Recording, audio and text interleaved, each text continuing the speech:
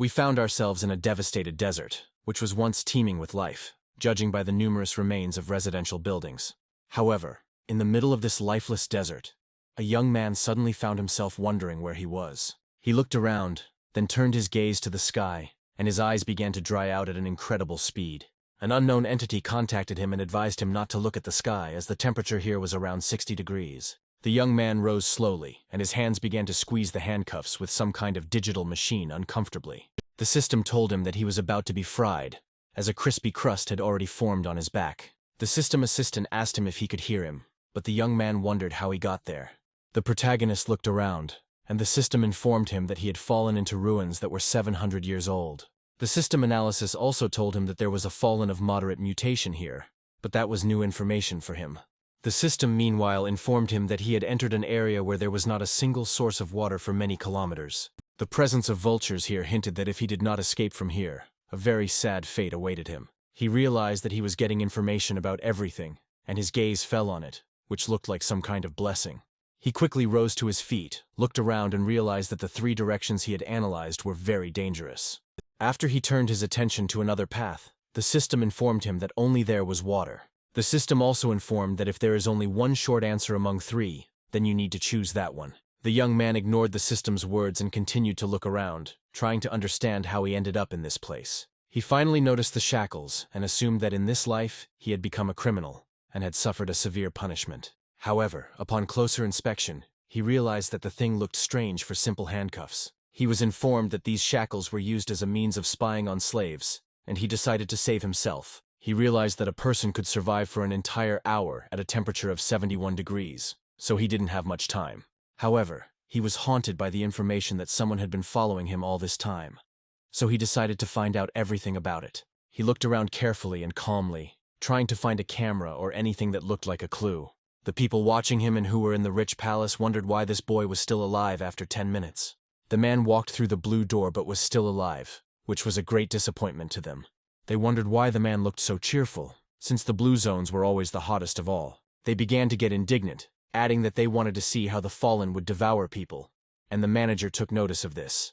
She looked closely at the traveling boy, while the others were surprised at how calm he was. As he paced his steps, he reflected on the fact that people lived in the tower, and that outside it was dangerous and almost impossible to survive. The system had given him all this information, but now he had a much more serious problem, because he needed to somehow survive. He briefly immersed himself in the depths of thought in order to come to a more rational and confident decision. He realized that if his survival was constantly being recorded, it was a gamble that aristocrats were playing. Counting his steps and seconds, he realized that the temperature had risen to 70 degrees, and he had even less time left. After a while, he turned around and finally found what he had been looking for so long, and the system was also happy about it. The system assistant reported that half the credit for finding the water should have gone to the voiceover. He also decided to check the temperature of the water in the hydrant, and was surprised at how cold it was. This gave him a hint that he could go down into the sewers, as the temperature there should be lower. He realized that if there was a water supply somewhere, then the entrance had to be somewhere nearby. He decided to test the theory, and took only a few steps before turning into the nearest alley. In front of him was a twisted heat-insulating hatch, which could have been easily pushed aside and saved. The protagonist realized that this was a great stroke of luck, but he couldn't hold out like that for long with his hands tied. The system was pleased that the hero was fully aware of his situation, and recommended that he move forward without regret. After thinking for a moment, he realized that if they were betting on him, he needed to find a way to contact them. However, he did not know how to speak the same language with them, since he was only taking his first steps in this world. That is why he decided to address them in sign language, which they could certainly understand absolutely everyone. The aristocrats in the palace looked on angrily and said that this slave was too arrogant and should be destroyed. Some began to get emotional and said that this man should have died, suggesting that it was all a setup. The event manager closely monitored the mood of the guests and realized that action needed to be taken. She took action, quickly contacted the right person, and he promised her that this person would die. She listened to his excuses and then said that she didn't need to remind him of what he should have done. Meanwhile, we were transported to the suburbs, where a call was made regarding the decision on the fate of this unfortunate man. The butler hung up the phone after a very difficult conversation and realized that he would have to resort to difficult methods. He turned to his interlocutor, informing him that their target was in the blue zone and needed to be eliminated. He also added that the guests were not supposed to suspect anything, and everything had to be presented as if the target had been eliminated by the fallen. After this, he turned to the knight and asked him what level his talent was, and he replied that he was a steel general. He informed him that it was quite good. But the fallen of the blue zone were very strong, and he had to control his emotions well. He added that if they sensed any negative emotions, they would immediately attack, so it was necessary to control oneself. He also informed him that he had to remember that even in the event of his death, he was obliged to take the target with him to the grave. The steel general left, giving only short answers that the essence of the task was clear to him, and went to carry it out. At this point, we were transported for a while into our main character's past life to understand who he was. He was attacked by hooligans who were surprised that he did not react at all to their attempts to beat him. Noticing that he showed absolutely no emotion, they began calling him an emotionless demon. The main character was indeed a bit strange, and even when his father died, he did not shed a single tear. The main character's name was Brandon, and he worked in the administrative department of the police special forces. He was different from ordinary people, and he was able to solve difficult murder cases quite easily. However, all his colleagues looked at him with caution, as they were frightened by his absolute coldness and indifference. However, everything changed one terrible day when they finally went to arrest a dangerous bandit. The man was armed and, in an attempt to escape, was desperately pointing his gun at everything in sight, ordering people to get away. At a certain point, his nerves gave in and he fired, and a stray bullet hit our hero straight in the heart. While the bandits tied up the police officers, Brandon fell to the ground and quickly bled out, unable to change anything. However, he was now in the sewers, and due to his transformation, his hair color had changed. He watched with interest the reflection in the sewer water, which turned out to be quite clean, as if it were an ordinary river. In the reflection he saw himself from a past life, despite the fact that now his appearance looked a little different. After some time, the reflection changed, and he saw his current image, while the system started playing tricks. She reported that his face looked incredibly attractive to the slave who was on the first floor. Brandon told the system assistant that he was not interested in interacting with him, and this offended the unknown entity. Brandon assumed that if this stranger was running these gambling games, then he must have controlled everything that happened here. He also stated that a guest was approaching who needed to be received properly. After this, he asked his interlocutor what would happen if he pretended that he was very scared. The assistant stated that he was just someone who was a little worried about him, and that he should not have been put in that position. Brandon began to smile as he heard the metallic footsteps of the man who was supposed to kill him approaching. The system assistant informed me that it was time to analyze this person. He noted with admiration that in front of him stood a steel general, and that the strength of this man was simply incredible. The system assistant reported that such a warrior could have twisted his head off with incredible ease if he had managed to get close. Brandon, in turn, stated that he had serious doubts about allowing himself to die at the hands of some thug. Listening closely, he realized that he was apparently about 10 meters from his target, but he didn't have much time. The whole point was that the sewers here were winding, and the knight could not get close, so it was not easy to kill him. He suddenly decided to talk to his opponent and greeted him, informing him that he had finally decided to come here. After that, he began to mock him, saying that he moved too slowly for a man with such indicators. Hearing this, the knight immediately began to move, trying to catch Brandon and following the sound of his voice. Brandon continued to play the arrogant man, and stated that he shouldn't have been so surprised that he knew everything about him. He asked him if he thought that some low-level slave could last here for so long.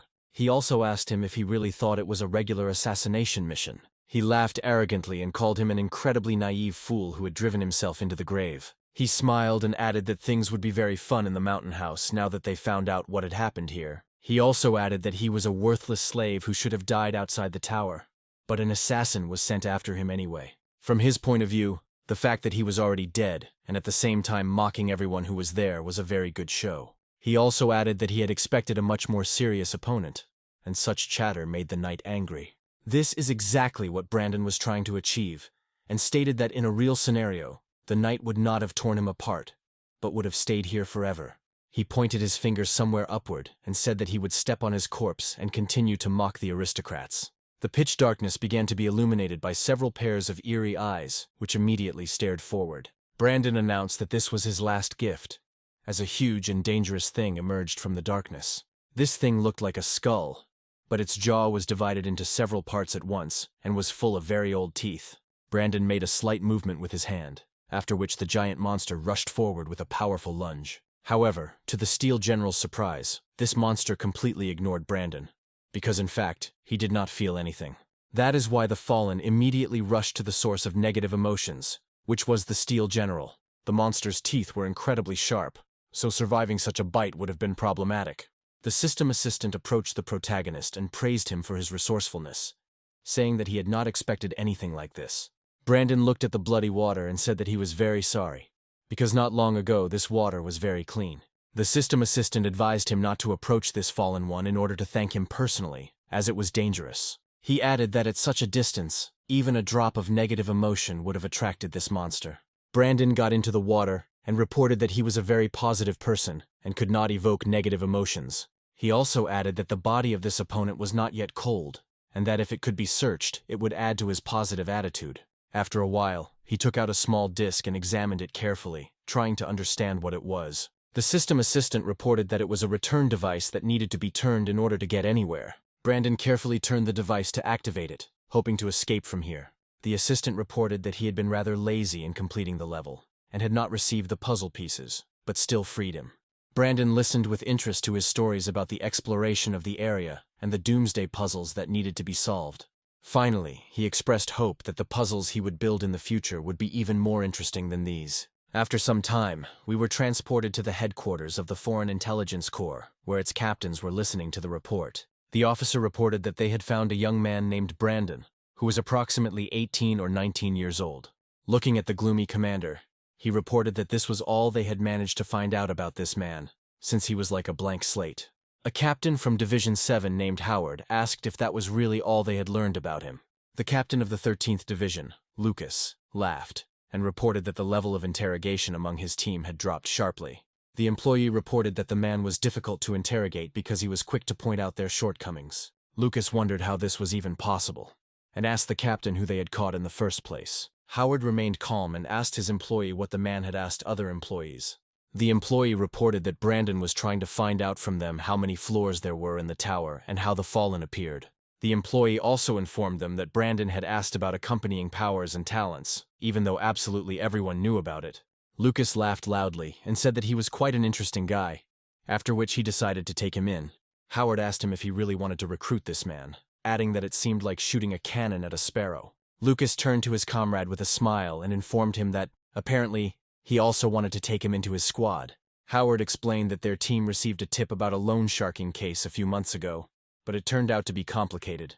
Lucas was surprised that they had taken on the case at all, since internal affairs was the job of the Correctional Corps. Howard asked him why these noble soldiers suddenly decided to care about the fate of the lower-class people. Looking at the reflection in the weapons, he reported that these people recognized as masters only those who were on the 3rd floor and above. After that, he added that he followed the clues and found a gambling house, and Lucas already guessed where all this was leading. Howard added that the owner of the gambling house was a resident of the 4th floor, and they decided to put people in the blue zone.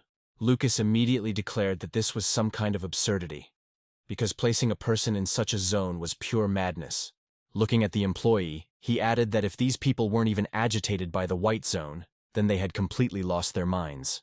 Howard reported that their calculations were disrupted by one guy who lasted almost 2 hours without attracting a single Fallen.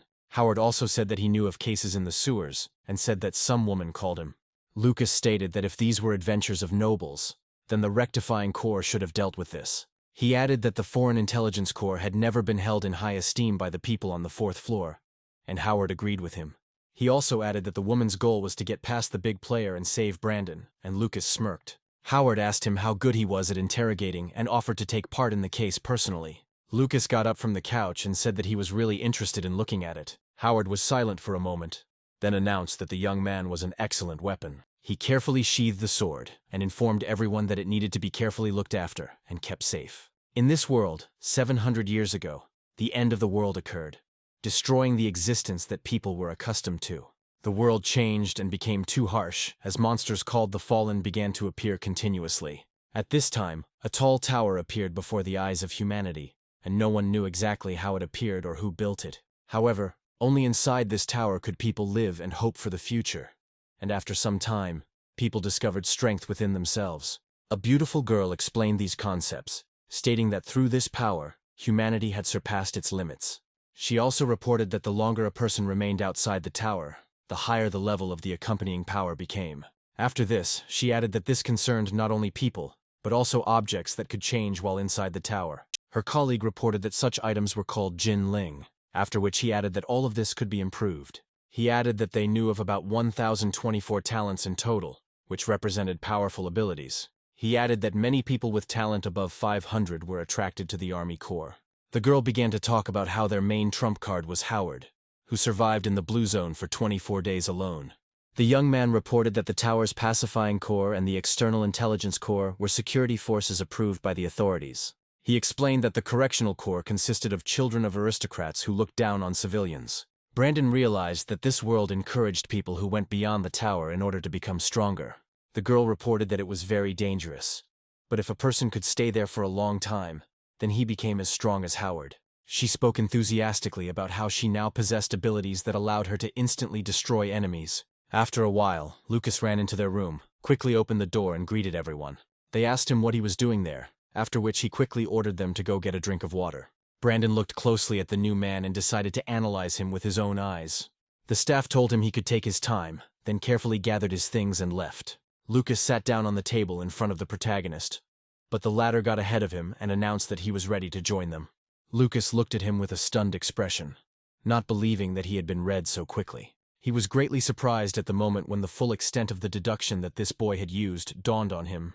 Brandon immediately announced that he would not be joining his team, and emphasized that he wanted to stay here. Lucas asked him how he figured all this out, and Brandon said it was pretty easy. He said that if they interrogated him, it meant they knew nothing about him, and they didn't kill him, which meant they needed him. He also emphasized that if this were connected with the tower, then after all his antics, the Foreign Intelligence Corps would want to recruit him. He also pointed out that, judging by the girl's reaction, she was very surprised by his appearance, which meant that he was not her captain. He also added that his shield was probably broken, which meant he had fought against very strong opponents. Lucas asked him how he knew he had a shield, to which Brandon replied that he had a scar 3 centimeters below his wrist. From his point of view, if he was the captain of the unit, then the level of accompanying strength and regeneration could not be low. He noted that ordinary people had a raised wrist, while his was sunken, as this was required by the specific use of the shield. Lucas listened to him in surprise, after which he mentally wondered why he had come here at all. Brandon also said that he had been in similar situations where he had to defend himself with his own hands. He said that when he raised his hand to protect his face, he was struck with claws 3 centimeters below the wrist. Lucas punched him in the chest and realized that in front of him was a real talent that needed to be acquired. Brandon reported that the talent chart he was given only had talents below level 700. He added that he needed the full table, and that if he could get it, he could then think about the offer. However, as soon as he looked up, he found that Lucas had rushed out of the office at a speed comparable to a bullet. He ran quickly down the corridor and announced that he had to bring him this very table at any cost. After a while, he ran back into the office and quickly placed the document right in front of him, trying to catch his breath. Afterwards, he asked him why he didn't know anything about the tower, and Brandon stated that he had lost his memory. Brandon revealed that in order to avoid bad consequences, he was kidnapped and had his memory deliberately erased. Lucas decided to tell him about the Foreign Intelligence Corps, and reported that the highest talent was possessed by the commander of the 7th Detachment, Howard. He added that this talent was called Ultimate Shadow, and that it had been a long time since there had been a person with a higher level of this talent. Brandon asked him carefully if he knew any people whose talents were in the top 100. Lucas remembered talent number 76, which allowed him to dissolve absolutely everything he touched. Brandon realized that the person who discovered this talent in himself was experiencing serious difficulties. Lucas stated that the man had disappeared, and they assumed that he had been taken by a higher-level organization for their own dark purposes. He also said that it could have been the government or higher levels, but this case was not investigated. Brandon discovered a talent that allowed him to obtain information that corresponded to the hidden side of his personality. He realized that he possessed precisely this talent, which could perfectly help him in solving mysteries. After that, he asked a question about the closed side of his personality and how highly it could be valued. Brandon tried to understand why this body had such high skills if its accompanying power was weak. He realized that his body held many secrets, and then asked if it was possible to forcibly measure talent. Lucas reported that all talents were individual, and that most of them were hidden and might never manifest. Brandon said he had one more question, and then asked if it was possible for a person to have multiple talents. Lucas reported that it was said that only one talent could be awakened, but he had heard that it was possible to obtain additional ones. However, he immediately warned him that such talents were unlocked after killing creatures that were better not to encounter. Brandon realized he needed to find a way to get out of the tower and find another talent, when suddenly Lucas stood up and approached. He came closer to him and informed him that he had gotten the table for him, as he had asked, and had done it in the shortest possible time. Smiling broadly, he asked if he would like to sign a contract and join his unit. Brandon confidently handed him the chart, holding it close to his body so he could quickly intercept it. Smiling, he said that Brother Lucas seemed like a good man to him, but he chose the 7th Division. Brandon justified his decision by saying that during this time, he had learned that it was this unit that most often went outside the tower. Lucas said he could give him connections and the opportunity to join the interrogation squad, so he wouldn't have to leave the tower. Brandon cleared his throat and looked at Lucas carefully, then asked if he was still single. He gave him friendly advice, telling him that he should only choose the one he liked initially. He added that the 7th Division had impressed him even earlier, which is why he chose them. He also stated that, unfortunately, the number 13 was unlucky and he did not want to be associated with it. Lucas looked at him in surprise, since a man with such incredible logic, in his opinion, should have laughed at such a thing. It was because of this that he loudly asked if he really believed this nonsense, but Brandon was already leaving. After some time, he found himself in a gravity elevator, which was rapidly descending down to the first floors. Howard addressed him by name, then paused for a moment to clear the air. He reported that Brandon had no identification, but after joining the unit he became a citizen. He also stated that they found him a place to live in the southwest part of the ground floor, although he would have to pay the rent himself. Brandon took a closer look at his commander and began to carefully analyze him with his talent. The system assistant informed him that this situation was reminiscent of a game where he encountered a powerful NPC at the very beginning. Howard also reported that he forgot to introduce himself, after which he gave his name, and the system noted his secrecy. Brandon came closer to him and said that it was very nice to meet him. He called him by a special nickname that was known only to his comrades, and this brought an angry look from Howard. Brandon decided not to lose the initiative in this conversation, and said that he had one small request. Howard said that he had a lot of things to do lately, and that if he didn't want to go outside the tower, he could stay. Brandon suddenly announced that, on the contrary, he would like to leave the tower with his squad tomorrow. Howard turned around and reported that they had checked his accompanying strength, and it was quite low. He added that in the blue zone it took him less than 2 hours for it to rise from level 1 to level 3, and that this could be dangerous. Brandon stated that if they wanted to remind him that there were monsters outside the tower, then there was no need. He stated that he acted consciously and did not seek death, so it was a mutually beneficial cooperation. He looked at him and added that he himself probably didn't want him to stay in the tower and waste his time. Howard paused briefly, then announced that they were supposed to meet the following morning at 10 o'clock. Howard stated that they would be heading to the white zone, and Brandon immediately inquired about what might be in the blue zone. Howard didn't answer, and after the elevator stopped and the doors opened, he announced that they had finally arrived. They all went outside, and the captain announced that this was the place where he would spend his time after his missions. After a while, the story moved deeper into the port area, which was located beneath the first floor of the tower. His comrades apologized for keeping him waiting so long, as the captain was busy with formalities. One of his colleagues said that they would first take him to the place where he would now live and help him unpack his things. They also handed him some good clothes they bought from a local store and gave him some money from the captain. One of them reported that the street ahead was called Port, and that absolutely everything could be bought there at market price. He was immediately advised not to listen to trade stories about what Jinling might have been sold to him. He also saw an advertisement that said there was a shovel that could grant divine powers. This man was running a publicity campaign for the Foreign Intelligence Corps, advertising that they were giving away good artifacts. The girl looked closely at this man and said that there were no such people in the building and that she saw him for the first time. She immediately reported that it was necessary to report everything to the captain so that he would not allow the Corps' reputation to fall. Her colleague tried to stop her, but Brandon suddenly announced that he had to go with her and help. He added that this girl was too free and should not be allowed to do whatever she wanted. His colleague listened to the voice of reason and left him the bag, saying that he was counting on his intelligence. Brandon smiled, then looked up and the system asked him if he had found anything interesting. In front of him was a small room with a bright neon sign on top. That is, he had half an hour, and he approached the door that was supposed to lead to his apartment, after which he lingered for a while. Realizing that he had nothing else to do, he decided to push the door and go into his apartment to look around. Almost immediately he discovered a box containing a note informing him that it was basic equipment. Brandon discovered a negative emotion detection watch that was used when they went outside the tower so that wearers would understand how to act. According to the instructions, when negative emotions reached 75, an alarm was triggered to inform the wearers. All members of the Corps were required to abide by the rules, which required them to return to the tower as soon as the alarm was sounded.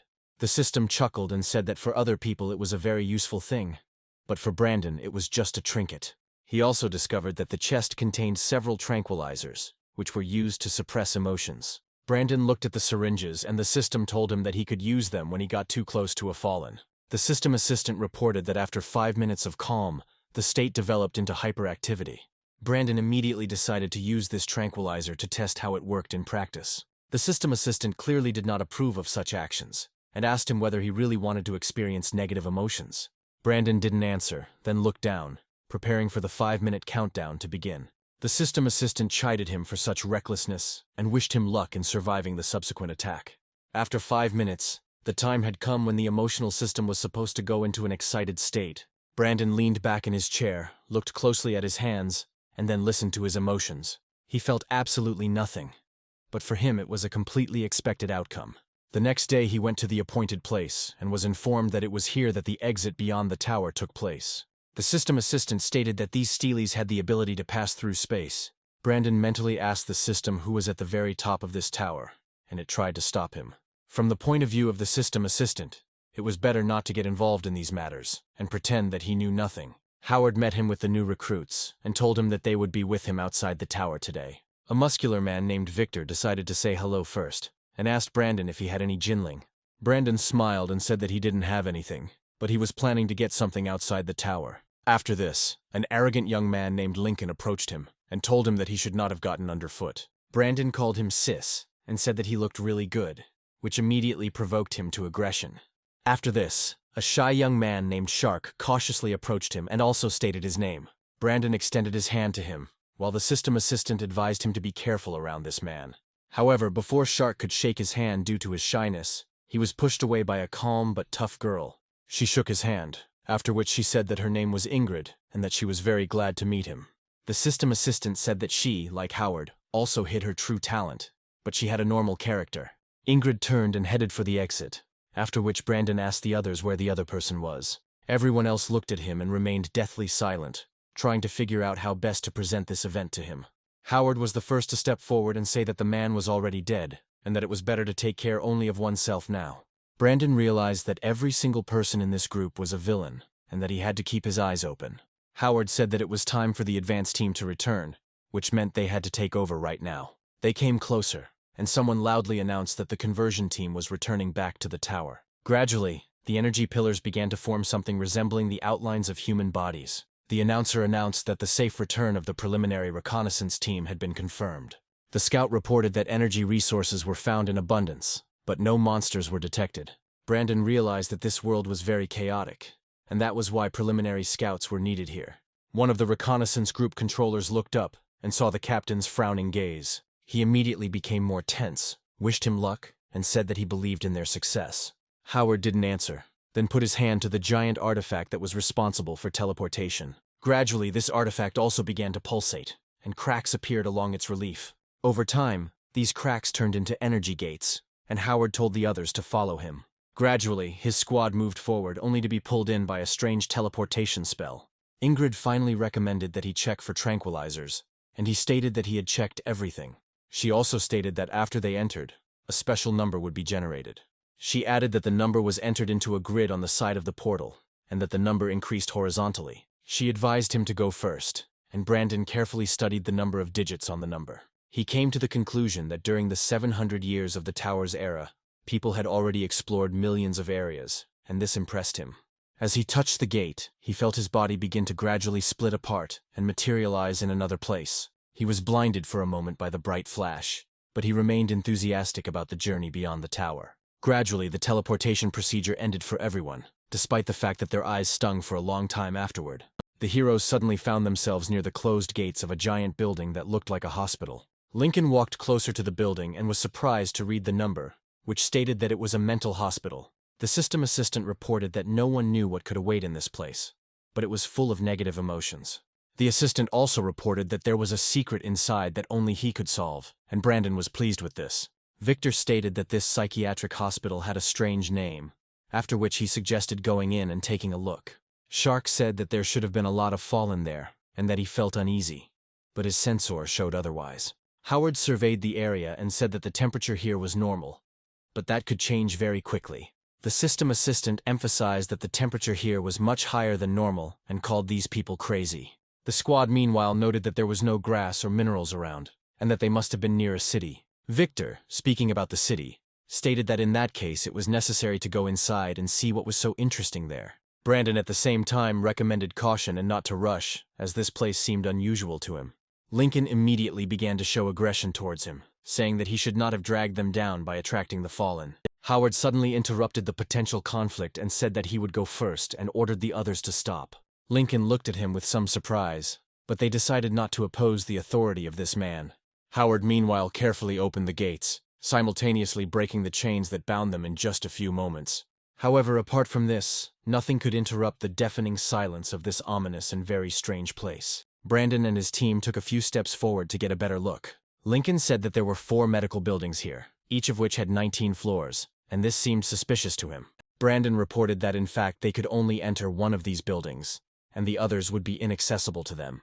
He added that the first building was an exception, since the lower floors of the other buildings had no entrance at all. He stated that if they wanted to get into the second building, they had to get to the 19th floor and go through the air corridor. Victor said that Brandon was indeed telling the truth, and Lincoln noted his usefulness. They were surprised that this was an odd layout for a hospital, as it was inconvenient, and Brandon tried to find an explanation for it.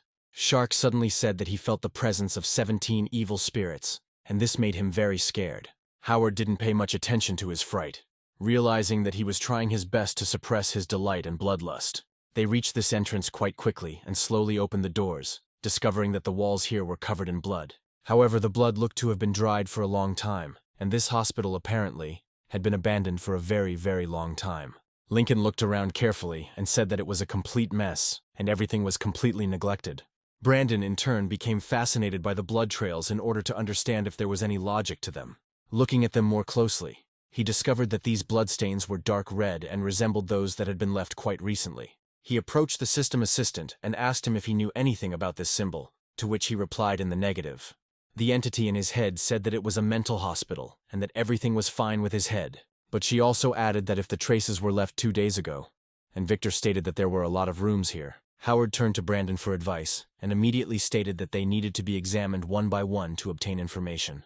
After this, he said that the most secret and intimate things were located in the 4th building, and Lincoln began to get angry. He asked him where he got this information from, and Brandon stated that he would only explain it to him once. Howard ordered Lincoln to be silent, after which he asked the protagonist what he was going to tell.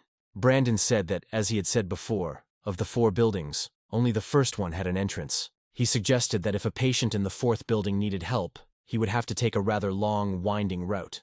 Howard pointed out that the layout of this hospital was unusual, and Brandon stated that it looked more like a prison than a hospital. He added that there was only one way out, and that the prisoner had only one escape route. Victor caught his train of thought, snapped his fingers and said that in that case the 4th building was the most secret. Shark interrupted the detective conversation, saying that he felt the presence of a strange creature here. He also pointed specifically to the elevator, saying that it started moving on its own without any help. Howard realized that this was a very serious anomaly and ordered everyone to prepare for battle and be on guard. Shark smiled and said that they apparently wouldn't have to climb the stairs, and that made him happy. Brandon asked the captain why these objects, 700 years after the apocalypse, had still not collapsed and continued to stand in place.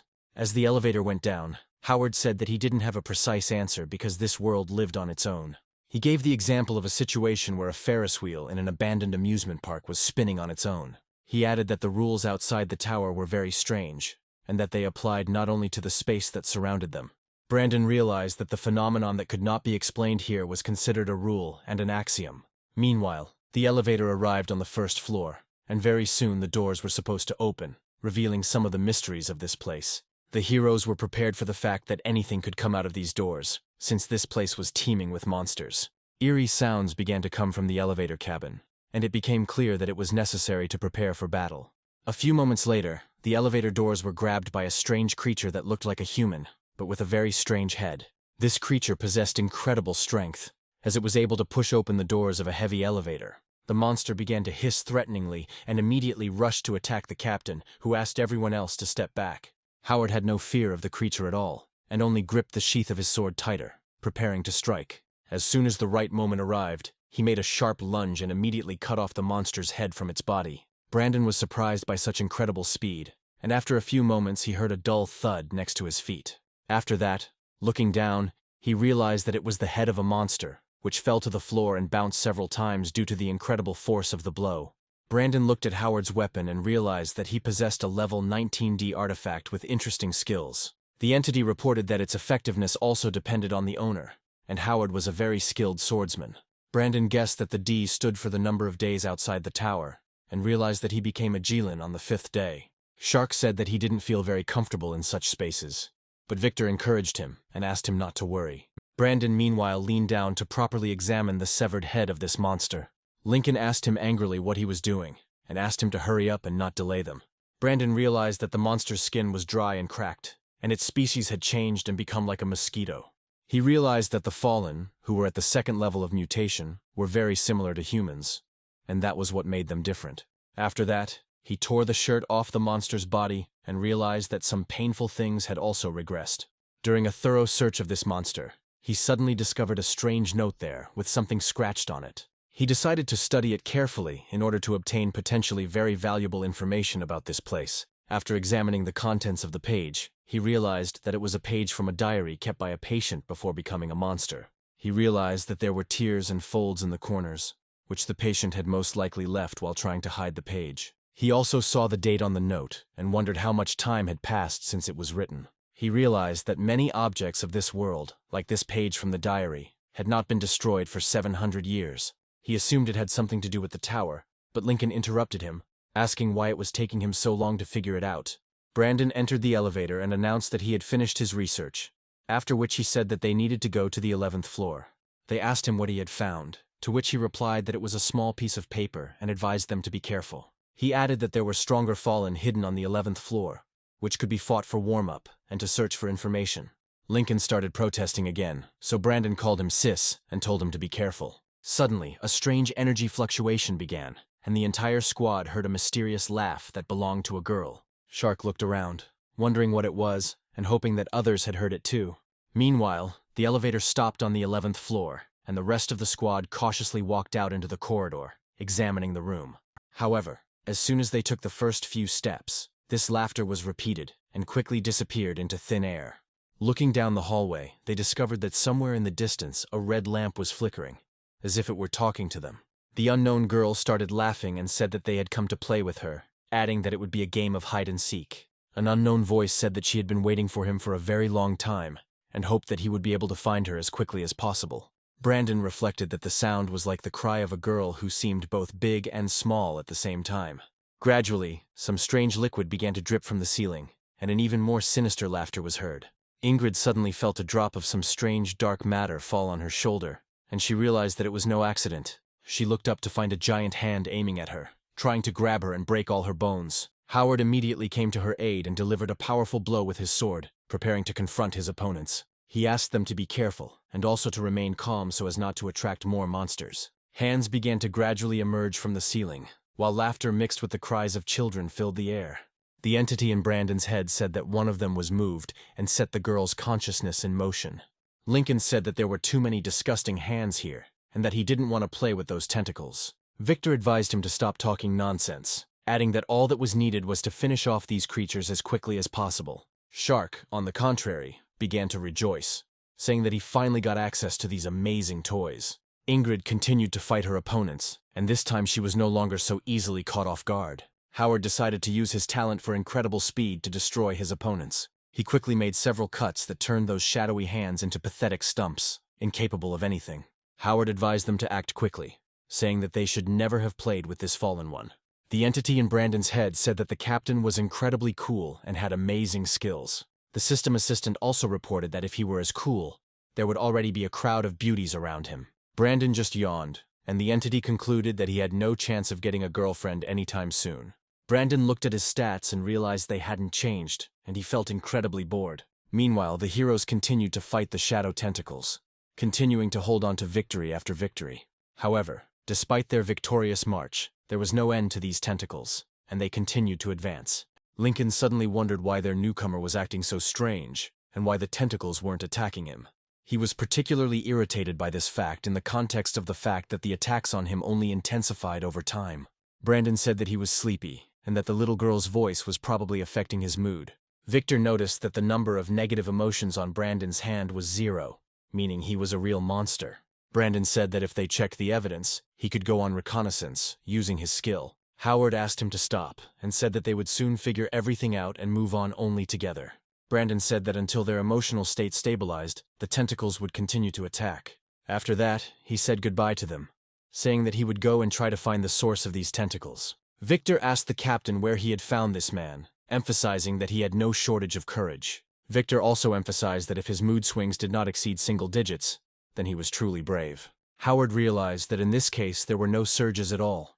So either there was a problem with the device, or it was something else. Howard continued to destroy the shadow monsters, and realized that a malfunction in the device was extremely unlikely. All this led him to the idea that this man was somehow unusual, and that there was clearly something wrong with him. Brandon, meanwhile, continued his reconnaissance, hoping that he would be able to find the source of these troubles. He walked into the room, and the system assistant immediately informed him that there was something interesting there. He pointed to the dog pen, which had since become a Jeline and could help catch someone. The entity assumed that, whatever happened here, the poor thing was never able to get out of here and remained here forever. However, when they got closer to the enclosure, they discovered that the door was open, meaning the inhabitant was free. Brandon looked closely at the chains and realized that they had also turned into Jeline, meaning they were suitable for the task. He added that it was certainly too heavy for rope games, but it could be used to make amazing knots. The entity also asked him to act carefully, saying that there were boxes there containing sedatives. Brandon suddenly looked around, realizing he had noticed something strange, but at first he didn't pay much attention to it. He looked carefully at the table, which was a few meters away from him, and at the objects on it. He realized that these objects looked too organized, as if someone had deliberately arranged them in that order. When he came closer, he discovered a small composition consisting of a comb, a hairpin, and a key. The system assistant reported that each of these items could give him either talent or friendship, or the hatred of the poor thing. The entity also said that according to preliminary data, the diary did not contain any dates or anything useful. Looking at the key, Brandon received information that this key could either be the key to the solution or the path to the abyss. Brandon speculated that whoever was keeping the things that might be of interest to him and Howard was connected to this story. Looking at the comb, he also realized that he had no clues, and that was also very remarkable. After some thought, he realized that the key fit some door, and that perhaps there was an important clue behind that door. The system entity praised him for his resourcefulness, and the protagonist said that it was an incredible feeling of nostalgia for a past life. The entity reported that he had a lottery in which the first ticket meant receiving a new powerful talent. The second ticket here was to win the favor of the fallen one, and the last one was to win his hatred until death. The entity also said that perhaps it was natural to hate people, but it did not understand anything about it. Meanwhile, the remaining heroes successfully destroyed the other shadow tentacles and stabilized the situation. Looking at their negative emotion scores, they happily noted that their levels had dropped significantly. Howard calmly said that now they had to move on in order to find Brandon. Brandon, meanwhile, came to the conclusion that he needed to figure out what was going on here. He realized that, based on what they had seen, it was safe to say that the rooms at the end of the corridor were laboratories. He added that there should have been a lot of equipment in the laboratories, but everything was destroyed, and the test subjects were kept in cages. He suggested that they were injected with reagents during the experiments, but during one of the experiments, someone visited the subject. His thoughts were interrupted by a loud knock on the door and a question about the progress of his investigation. Howard came closer, discovered that the door was still locked, and asked the protagonist how things were going for him. Brandon, meanwhile, said that the idea came to him from a note he had recently read. He remembered that this man for converting the fallen probably had not met her due to the structure of the hospital. He also recalled the man's worries that the girl would be transferred to the second building, and that is exactly what ultimately happened. All this led him to the idea that the hospital staff had discovered the girl's strange abilities. Lincoln continued to knock on the door behind which the main character was located, asking how long he could sit there. Grabbing the door handle, he said that it had not yet given way, and that the door still had not opened. Howard suddenly became even more serious, and advised him to take care of his legs to avoid injury. Lincoln looked at the floor beneath his feet in surprise, and realized that he was about to be attacked by tentacles. Howard immediately stood up to his comrade's defense and dealt a quick blow, advising him not to let his guard down. Lincoln thanked him for saving him as darkness began to creep into the world through the concrete and walls again. The heroes irritably came to the conclusion that this would never end until they found the source of this magic. The entity in Brandon's head said that he had dealt with this wild key, and that only the comb remained. The entity recalled that the note indicated that the subject was a woman, but it was still unclear where the comb had come from. Brandon asked the system assistant if he was sure there was no information about the comb, and this offended the entity. She demanded that her professionalism never be questioned, and stated that no information about this comb existed. Meanwhile, Ingrid was experiencing some difficulties, constantly fighting with monsters that were furiously attacking her. At certain moments, she almost became a victim of one of these monsters, but Victor came to her aid. They speculated that the level of emotion had spiked dramatically, indicating that the Fallen One might be approaching.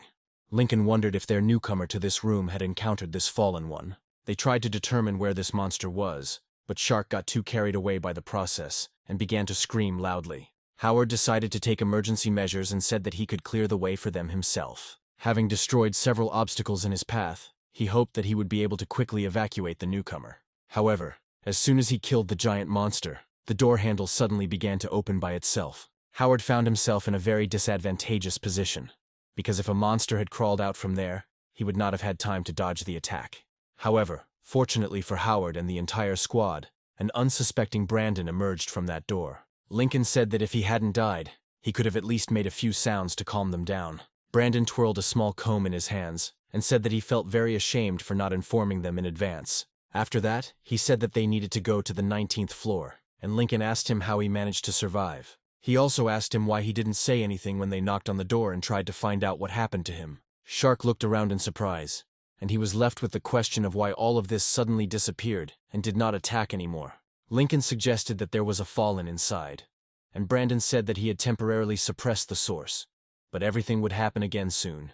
Howard listened closely to his every word in order to gain at least an intermediate understanding of the situation. Brandon stated that there was nothing more for him to do here, that they had found all the clues, and that the next stop was the 19th floor. Lincoln looked at him with a slightly irritated expression, and said that this rascal was getting too carried away. Victor smiled and said that it was absolutely unimportant, because the most important thing was that she remained unharmed. Ingrid said nothing and made a great effort to stabilize her emotional state. As soon as they entered the elevator, Brandon asked if all the Fallen were really human ones. He suggested that if they were outside the tower for a long time, under certain circumstances, they would also turn into these monsters. There was a deathly silence in the elevator, as none of the squad members dared to answer this terrible question. Howard was the first to break the silence and asked him if he had studied how the watch on his wrist worked. He also said that at 75 the watch would start to sound an alarm, and the upper limit was 300. He advised him to pay attention to the color of the dial, since up to the value 75 the color of the dial was green. After that, he told him that after the value 75 the dial turned yellow, and after 175, red. He added that as soon as the mark turned red, that's when the most difficult and interesting part began.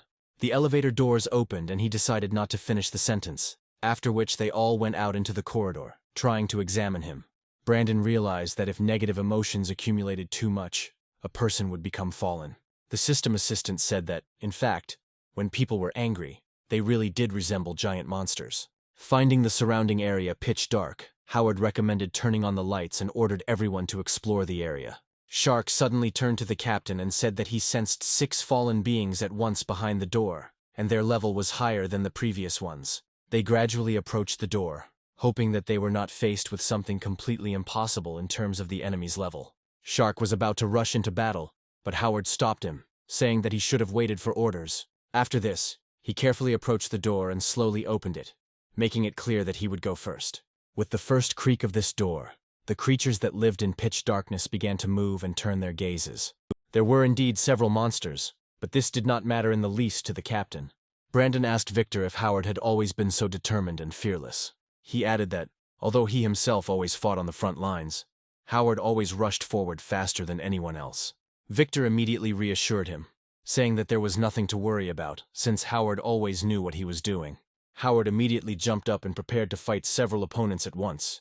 Victor, meanwhile, said that even if he really did meet a strong fallen one, nothing would change. From his point of view, his captain would still remain intact, no matter what, because he was incredibly talented. Brandon was amazed at his speed and wondered if the accompanying power developed different sides in everyone. Victor said that everything developed the same way, but with each increase, a person received additional abilities. Smiling, he added that Brandon would understand everything himself when he stepped onto the second step, but for now, he could only watch. After a quick analysis of his comrades, he realized that Howard had most likely upgraded his speed, while Victor had upgraded his attack and health. Looking at Lincoln, it was clear that he had invested his stats into attack and speed, sacrificing health. At the same time, Shark, judging by his combat skills, had a high perception and attack rate. The system entity also tried to find out something about Ingrid, but was unable to find any of her parameters. Brandon assumed that everyone on this team except Victor was a psychopath who didn't care about their own lives. Howard, meanwhile, fell silent and listened carefully for the slightest signs of the monsters nearby. Realizing that he had eliminated all enemies within his direct range, he declared the room clear. He also addressed his comrades and informed them that they could move forward without any fear. Brandon examined the remains of the fallen and realized that they were already at the 3rd level of mutation and could cut metal. The system entity said that these monsters were obeying the orders of a girl who was somewhere nearby. Brandon speculated that these 6 opponents were the Second Corps turncoats and were guarding it. Brandon stopped Howard and said that the fallen of the First Corps were no match for them, but now they needed to control their emotions. He also suggested that I just sit here to pump up my accompanying power. He was informed that the world outside the tower was rejecting them, and that every 4 hours the interference in his body was increasing, which surprised Brandon. Lincoln said that this manifested itself in the form of impaired reflexes, mood swings, and hallucinations. Lincoln added that he could not list all the interferences he knew of, since each time they were accidental. Brandon realized that it was precisely because of these random nerfs that he wouldn't be able to just stand there and level up. The system entity reminded him that Shorty Howard had survived alone in the blue zone for 24 days. According to the entity's calculations, he was able to receive over 100 weakenings and still continue to fight the fallen, which spoke of his incredible strength. The system entity advised against trying to get through the second building, as they needed to go down and get the key. The system entity also reminded in a friendly manner that the key had been swallowed by some unknown creature. The entity added that although they could win with brute force, there was still the option of using the comb. The unknown creature, which still partially retained its human form, smiled and greeted the new visitors. The creature was a hybrid of man and spider, and hoped that they would really like it in the new arena. Howard looked around and immediately turned on the flashlight to at least light his way a little. Shark wondered why it was so dark in here, and Howard took out a special flashlight that was much more effective than a wristwatch. The system entity was surprised by the incredible treasures that Howard had in store, and noted that he was not so simple. Brandon followed him slowly, looking around, hoping that they would be able to find some clues. Ingrid said that if the corridor was on the top floor, then they didn't need to explore the lower ones, and could just move on. Brandon regretfully reported that the key to the 3rd building was here, and that they needed to be prepared for the fact that further on was not the white zone. Victor turned to his partner with interest and asked him how he knew that the key to the 3rd building was located here. They assumed that you always had to look ahead, but Howard said that didn't apply here. He told them that in order to enter the 3rd building, they had to follow the rule of non-destructive locations. Howard explained this rule to the protagonist, stating that normal locations could always be destroyed. After this, he added that as soon as it came to the place with the key, such locations became indestructible. Shark turned anxiously to his captain and reported that the elevator button had stopped responding to his presses. Taking a closer look at the elevator, they wondered whether the device was real or a fake. The system entity advised the protagonist to look up to confirm his theory. The entity said that at the top was depicted not the number 19, but 0, and below it was the -1st floor, according to feng shui. The system informed him that his target was at the very bottom of hell, and that it was impossible to get there directly, but only through cunning. Brandon told his comrades that they would have to go down the stairs and even 1 floor to the desired destination. Since they had no other good options, they all decided to go down the steps, hoping that there was no trap waiting for them. Suddenly they stopped, giving the impression that there was no further staircase, and the steps simply ended. Howard said that everything was a little different, and that the steps were still there, but they were on the opposite side. He explained that the building was designed in such a way that each floor had to have a named corridor to navigate the stairs. Lincoln looked at the floor markings and said that something didn't add up, because they had gone down past the 19th floor. They also discovered that there was no light here, and if it were not for the captain's lamp, they would be wandering in pitch darkness. Lincoln noted that the lower they went, the more fallen soldiers they encountered, which they did not touch. Taking a closer look at them, they realized that they were also torn to shreds, and there was almost not a single whole body left. After carefully examining the area, they assumed that some crazy experiments were being carried out here. Shark began to look even more anxious, and said that he was beginning to sense the approach of the fallen. He added that this was the first time he had encountered such an atmosphere since they had started to descend. Victor stated that their target was probably located a little lower, and she also sensed their approach and went out to hunt. Suddenly, he discovered that Brandon had snatched the lantern from the captain, and had decided to take a closer look at one of the cameras. Brandon received the notification in a vague text, and was trying to figure out why it appeared so suddenly. The system entity asked him if he really wanted to return the lost property. A sudden clue revealed that he would need a camera to find the truth. Ingrid looked at him in surprise as he rummaged through his bag, and asked him what he was doing.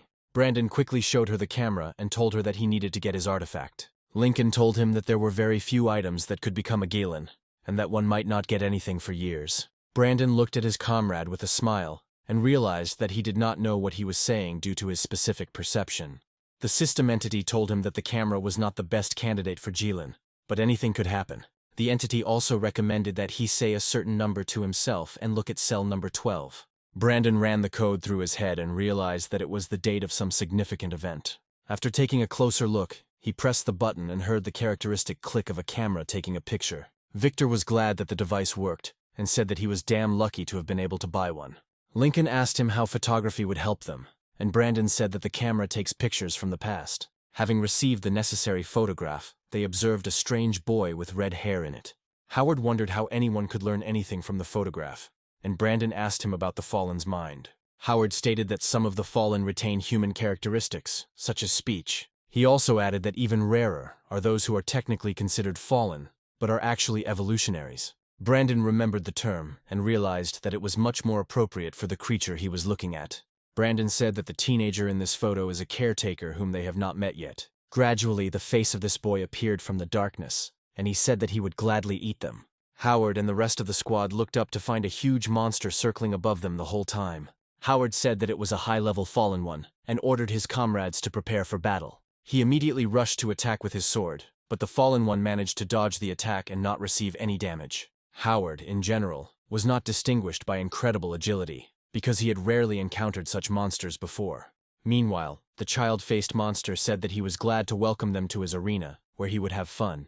Jumping aside, he said that there was no way back, and they were locked in with him forever. With these words, he declared that he too was going to entertain them, and rained blows on the floor so that it began to crack. Victor noticed a serious collapse, and said that they needed to take a few steps back to avoid falling into the abyss. Brandon didn't have time to take these saving steps and fell down, and the entity in his head said that they were finished. Howard immediately rushed forward to extend his hand and ordered him to grab it while there was still time. Victor and the rest of the squad members who remained above looked at the captain in surprise and marveled at his courage. Howard rushed forward after Brandon to cover him in case the monster followed them. Brandon lost consciousness and came to after a while, already hearing a familiar voice in his head.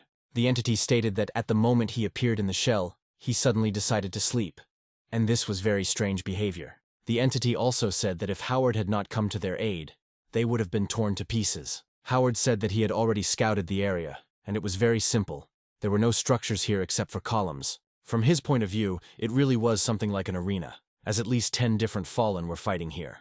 Looking at one of the walls, they found the number 12 on it, and Howard suggested that there was some connection with that number. Brandon received information from a voice in his head that the monster that attacked them was the 12th student. Brandon realized that there was also a teacher here, when suddenly a voice in his head advised him to take care of his head, because the ceiling was fragile. Brandon turned around to see a giant boulder fall to the ground a few meters from where they were standing. Howard said that if something falls from the top floor, it means the building is not as strong as it seems. Brandon looked at the door carefully, and the thoughts of the fallen one who had been there some time ago came to his mind. Brandon learned that number 12 had absorbed the Spider-Woman from the 16th floor and could now control the puppets. He came to the conclusion that this was not just some information contained in the thought chamber of those who lived at that time. Thinking about number 12, he remembered the very photograph his camera had taken. After that, he decided to summarize everything he had just learned in order to build some kind of unified picture. From his point of view, according to the previously found diary, the incidents in the psychiatric hospital took place in 2026. He also remembered that at that time people had not yet entered the tower, and his captain did not know the history before the beginning of the tower era. He suggests that most of the floors here are both prisons and arenas. As he progresses, he receives fragments of memories of a boy who ate his opponents and absorbed their abilities. As he progresses, he receives more and more information that this student became stronger with each victory. At a certain point, he even finds out that this student's name was Ilia, and he made it to at least the 6th floor. At a certain point, he became so strong that he began to be proud of himself. But at the same time, he tried to fulfill the teacher's wish.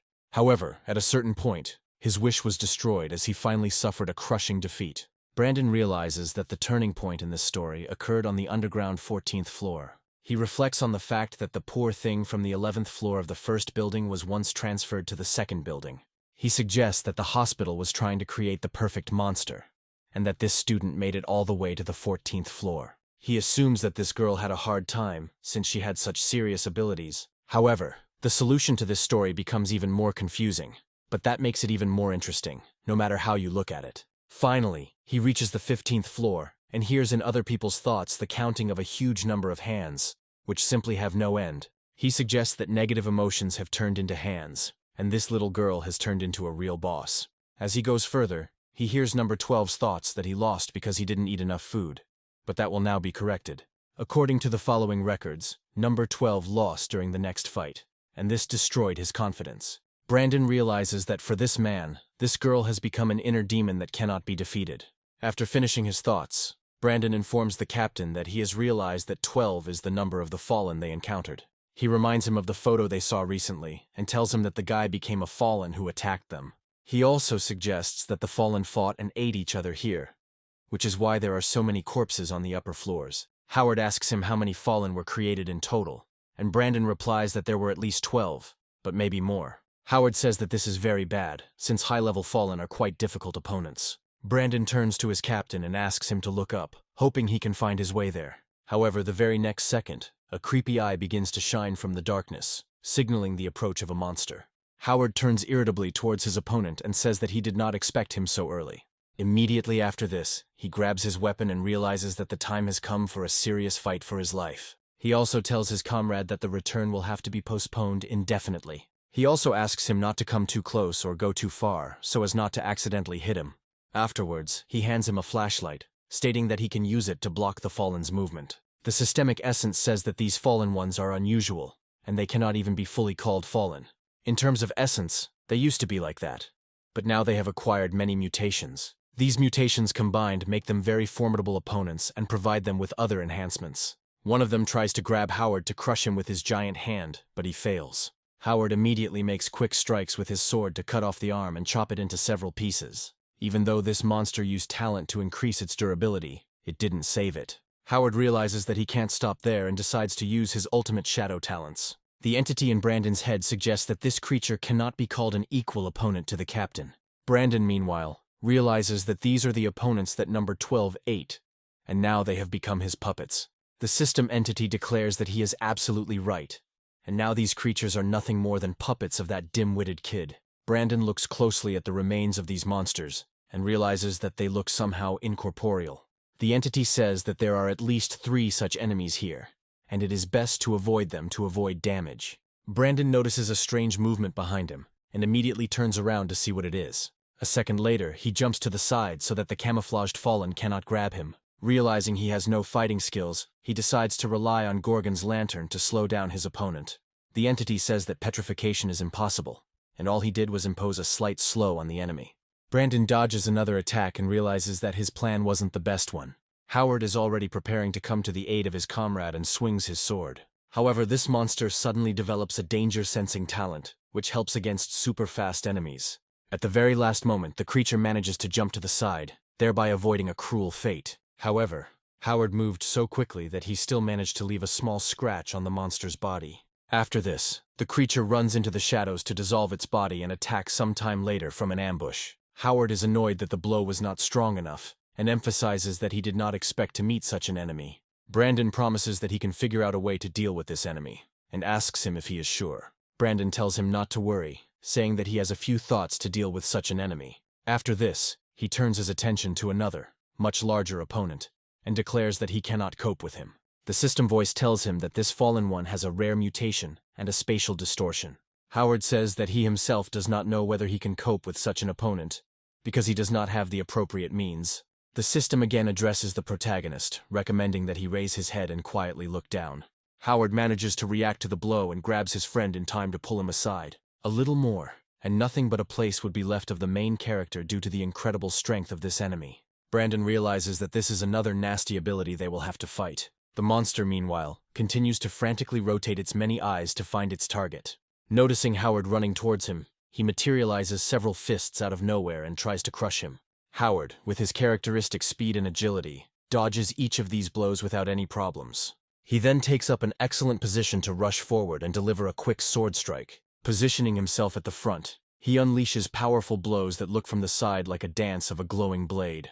After this, he finally manages to reach the head of this fallen one and get the opportunity to deal a critical hit. Howard angrily says that he will cut up this enemy just like the corpses he cut up above. Immediately after this, he makes a powerful blow with incredible speed to cut off the enemy's head. However, this attack does not leave any visible damage on the attacker, as it uses a special mutation. This mutation is called Liquid Body, and allows you to avoid almost any damage if used at the right time. Brandon quickly analyzes this enemy and receives information that his weakness is his central eye. After this, he quickly switches to the enemy that is hunting exclusively for him, and receives a warning about an attack from behind. Brandon quickly turns around and realizes that an attack is being prepared for him, which he must react to immediately. He jumps aside and is surprised that this enemy ignores the captain and attacks only him. He suggests that there is something in him that is troubling this monster, and the system voice praises him for his intelligence. Brandon realizes that there is simply no other option for what the monsters could be afraid of, and it lies in his flashlight. The system assistant says he's right, but it's still unclear how he's going to win this fight without fighting skills. Brandon smiles before turning to the captain to help him with the perfect advice. Howard turns to look at him in surprise, trying to understand what he is trying to achieve. Brandon tosses him a flashlight, telling him that the monster's weak point is its eyes, which must be destroyed. Howard watches the flashlight rapidly approach him and prepares to act. Brandon also keeps a close eye on his captain, hoping that he will perfectly understand the hint that was given to him. Howard delivers a powerful blow to the lantern, releasing a flash of light that now shines even brighter. Their plan works, and almost the entire room is illuminated by a bright flash that tries to incinerate all evil in its path. Brandon says with satisfaction that such monsters are afraid of light, and there is only one place to hide. From his point of view, they could only hide behind the shadow under the lantern. But if that shadow wasn't there, they would have nowhere to run. Meanwhile, we are transported back 10 minutes to understand how our comrades at the top survived all this time.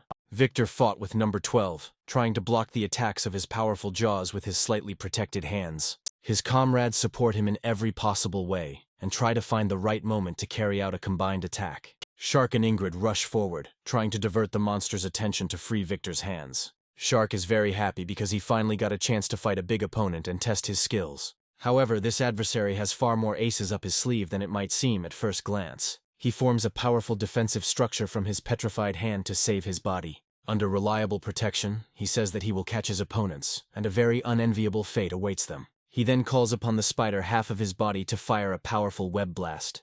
Ingrid understands that she will not be able to escape from this trap, and will have to just accept her fate. However, at the last second, a rope wraps around her, pulling her back before the fateful moment. Lincoln pulls both of his comrades away, and tells them to be careful and not get caught in this web. Shark thanks him for his help, but Lincoln rudely reminds them that nothing will happen to him even if he falls into the trap. Meanwhile, the monster continues to move, and after a few moments finds itself behind our comrades. They don't realize that danger is behind them, and Victor immediately rushes to help his comrades. He tries to charge up his powerful attack and concentrates an incredible amount of energy into his gloves. After this, he hits one of the spider's legs and almost instantly leaves an incredible crack there, applying more and more force. Number 12 only gets more angry from the injuries he received and says that he will definitely take revenge. This forces his body to continue its mutations and acquire new properties, gradually strengthening itself. He throws Victor away with an extended limb and says that they will not be able to do anything against him. Lincoln tries to come to the aid of his comrade, and together they use a special trick. By grabbing arm number 12, he forces it to bend and puts it in a position from which it is very difficult to do anything. Shark and Ingrid immediately help him with their cold weapons and cut off part of his arm. Lincoln says that this is just great, and that there is very little time left if strict discipline is observed. However, after just a few seconds, he witnesses a terrible sight that makes him fall silent. The thing is that this creature has amazing regeneration and is able to regrow destroyed limbs. They understand that if they give this monster even a little time to rest, it will continue to recover. They add that this will go on forever, which makes number 12 smile and say they are wrong. After this, his spider abdomen begins to crack, and webs continue to come out from there. Over time, something like an explosion occurs, signaling a new round of mutation in this monster. He menacingly says that he will finish them off right now and free them from the need to exist on this earth. Lincoln realizes that this ability to unleash power and summon enemies was used at the wrong time. Looking at the disgusting cocoon, which contains a considerable number of larvae, he understands that the time for slaughter has come. Very soon, a huge number of different fallen begin to appear from there, ready to stand up to defend their creator. The squad wonders where Brandon and Howard went when they were needed most. Meanwhile, Howard and Brandon continue to consolidate their successes in the battle against the shadow monsters. A fallen who is oriented towards stealth begins to feel much worse due to a bright flash. Howard turns around after hearing a strange rustling sound and discovers that he was being lured into a trap. However now, thanks to the flash, he was able to see them and was able to deliver a powerful blow. Before the monster can reach him, he decides to use his ultimate shadow skill. But then he grabs his weapon and begins to give it a deadly impulse that can pierce the armor of high-level fallen. Moments later, he passes very close to his opponent, but manages to deliver a powerful blow. Having dealt with one enemy, he carefully looks at his opponent and his vulnerable spot. He menacingly says that this time he is going to strike at that very eye, which is the weakness of this monster. Without thinking twice, he makes a quick dash, and before the monster has time to react, plunges his sword into the monster's eye. Both monsters are defeated, and the entity in Brandon's head praises him for his intelligence. Howard tells the protagonist that if he had not been there, the other person would not have been able to react in time. Brandon states that he knows this very well, and that is why he decided to act the way he did now. Howard says that there is clearly something wrong with these fallen ones, since they leave no trace after death.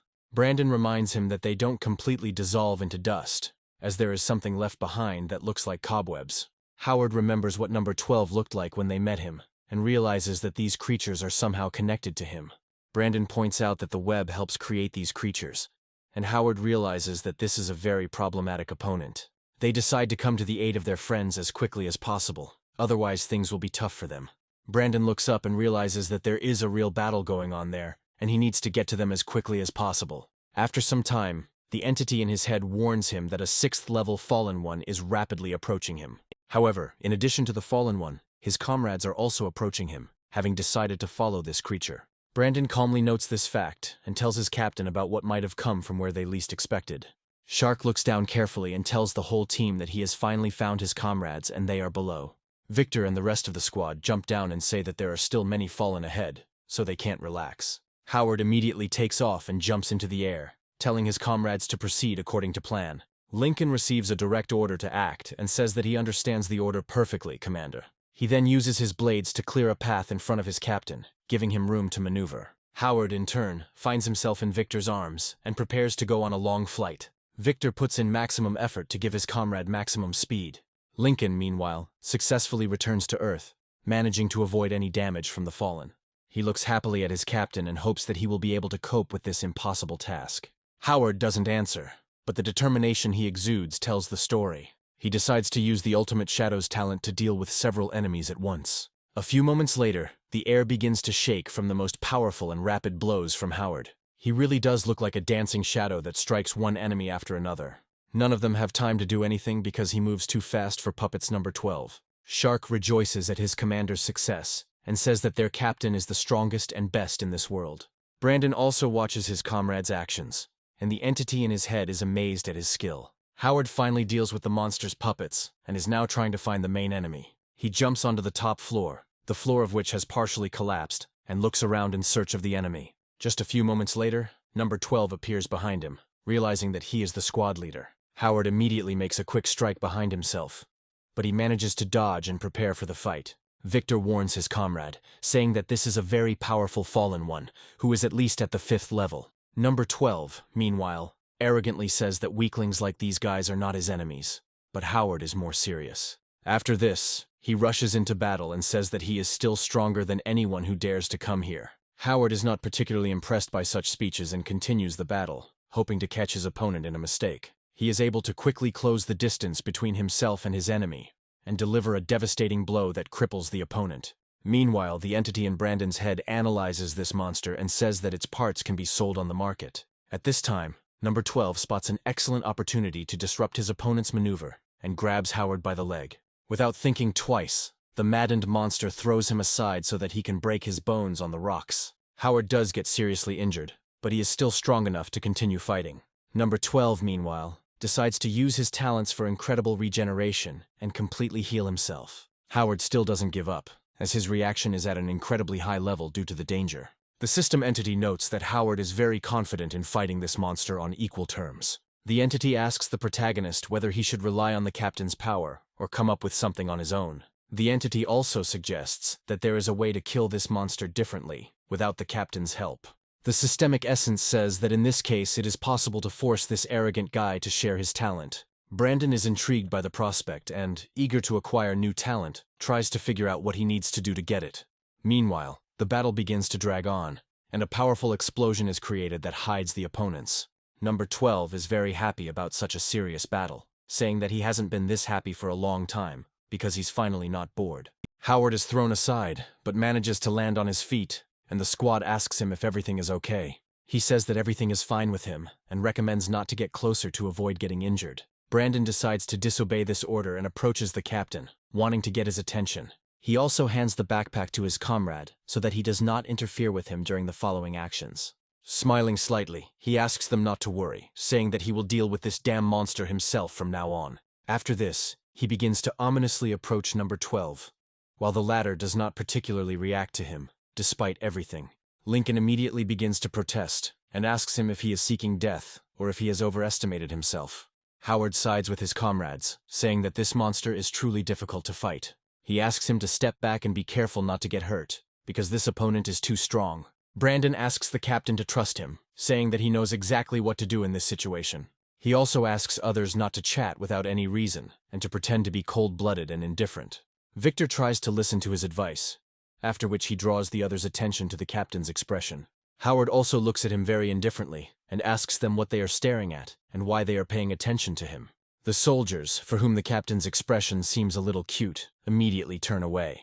Brandon sums it up and says that he wishes they wouldn't attack this fallen one until he made the first move. After this, he begins to approach the fallen one, who laughs loudly in the form of another enemy. He arrogantly asks him if his next opponent will really be such a pathetic little man. He immediately adds that it doesn't really matter, since he will be able to tear apart everyone who comes here. He adds that everyone from the tower is his food, and therefore he will be able to eat them all without leaving anything behind.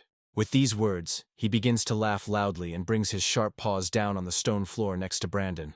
It also uses its elongated limb to grab its unfortunate victims and drag them closer. Brandon doesn't put up any resistance and quickly finds himself trapped, but that's all part of his plan. He smiles and calls number 12 his dear child, after which he says that he did not come here from the tower at all. Number 12 looks at him in surprise, and Brandon tries to remind him that he is the most precious piece of art. He also emphasizes that he was the most obedient of all the children, and calls him by his real name. Number 12 quickly lowers him to the ground, and cannot believe that he sees in front of him the very man he was looking for. A shudder runs through his body, and his teeth begin to chatter from the intense stress he hasn't experienced in a long time. Brandon laughs and says it was a joke, and that number 12 is actually just a loser he's disappointed in.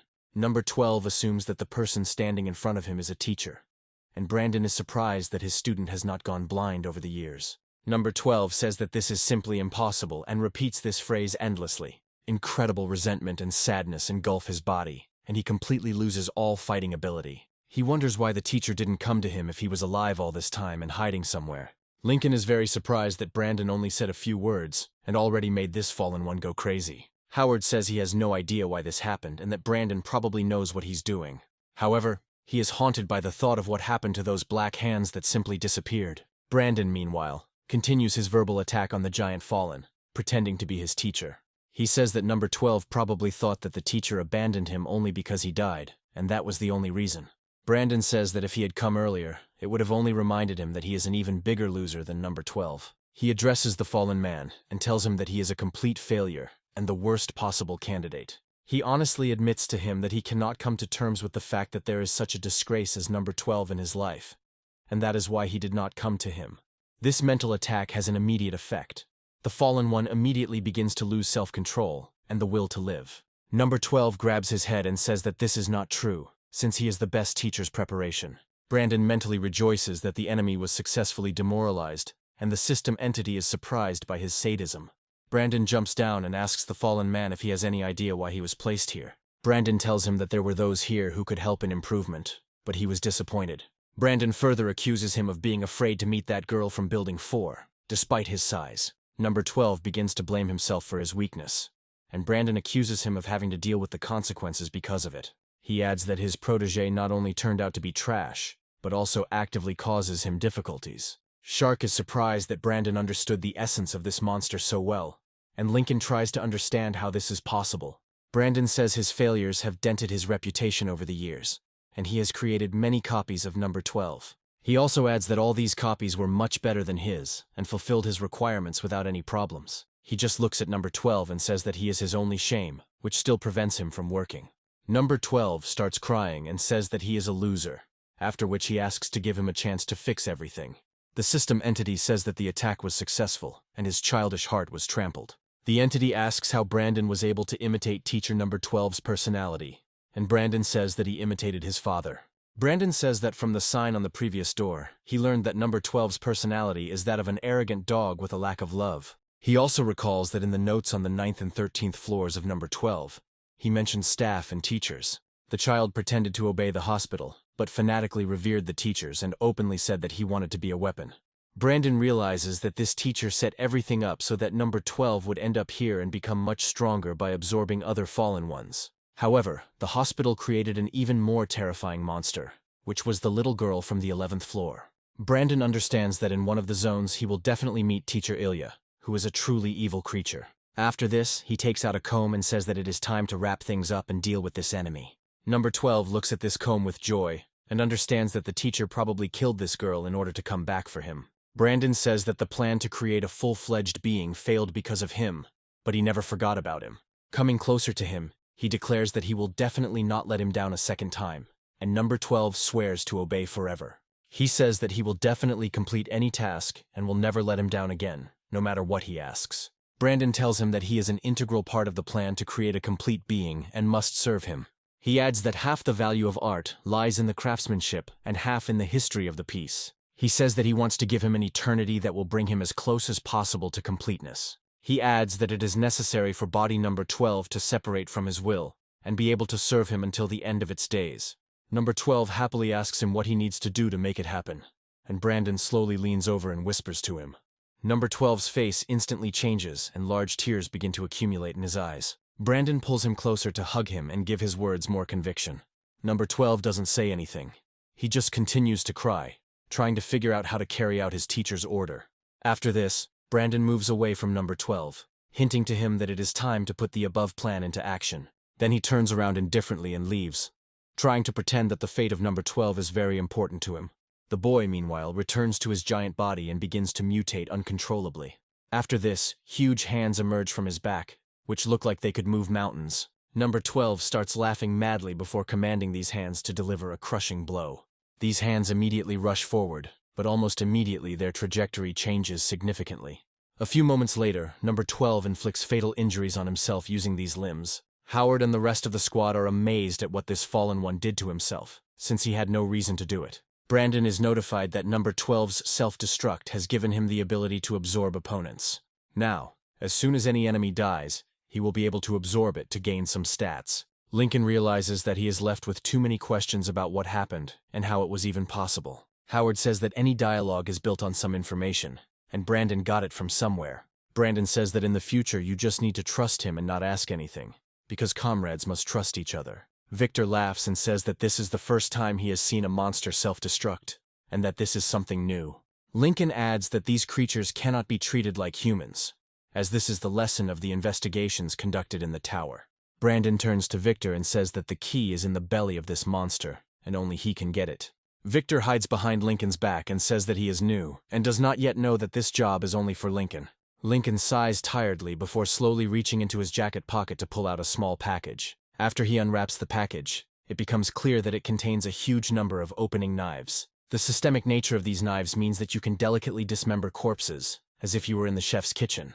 The entity also recommends returning to thoughts about the key that can allow you to move to the next level. The entity also says that what happened to this hospital happened before the Tower era. Brandon remembers that before the Tower era, the outside world was different, and this hospital was still an ordinary hospital. He also understands that the world outside the tower was limited by some serious rules. As Brandon continues his thoughts, Lincoln says that he is finally finished and shows the monster's insides. After this, he shows the key that was in the body of this monster and states that they are finished with all the business here. We are transported to the air corridor of building number 2, through which we can move to the next room. Brandon reflects on the fact that, according to the stories, nothing has been heard from the owner of the 75 talent since he arrived on the 6th floor. He also understands that, given that his talent is ranked number 24, it is better not to tell anyone about it. Howard suddenly turns towards him and asks him what happened, assuming he is thinking about something. Brandon says that he's just curious why the Fallen don't leave this building if normal people can. Howard says no one knows the answer to this question, and no one has ever observed such monsters migrating. Brandon realizes that perhaps the Fallen become attached to certain places, which would explain why number 12 hasn't left. Howard argues that this link is not supported by evidence and therefore cannot be considered a strict law. Shark suddenly says that he feels that there is something strange in the 3rd building. After this, he emphasizes that this is clearly not a fallen one, so we can safely move on, and Howard turns to Brandon. Brandon reflects that of all the buildings in the hospital, this was the only one where people were located, but they were all killed. The system entity tells him that the girl has noticed him and left clues in the 3rd building. Brandon smiles and says that we need to open the door because there is a lot of useful information in this building. Lincoln immediately goes to the door and tries to pull the handle, hoping that another trap isn't waiting for him there. Not meeting any resistance, he calmly opens the doors, looking inside and finding absolutely no one there. The system entity tries to stop him, saying that it is written here that entry is prohibited. Brandon and his companions continue to follow, and the protagonist completely ignores his assistant. Brandon receives information that this building is imbued with the grievances of that girl, and getting through it will be very difficult. They find that this time the elevator is fully functional and they can use it. Brandon muses that their captain is powerful enough, but in order to return, they will need a teleportation disc. Assuming he already understood what techniques this girl would use, he presses on the 3rd floor of the building. The doors close and his surprised teammates ask him why he chose this particular floor and not any other. Brandon says that the clues are there, and Howard states that this is not a conclusion one can logically come to.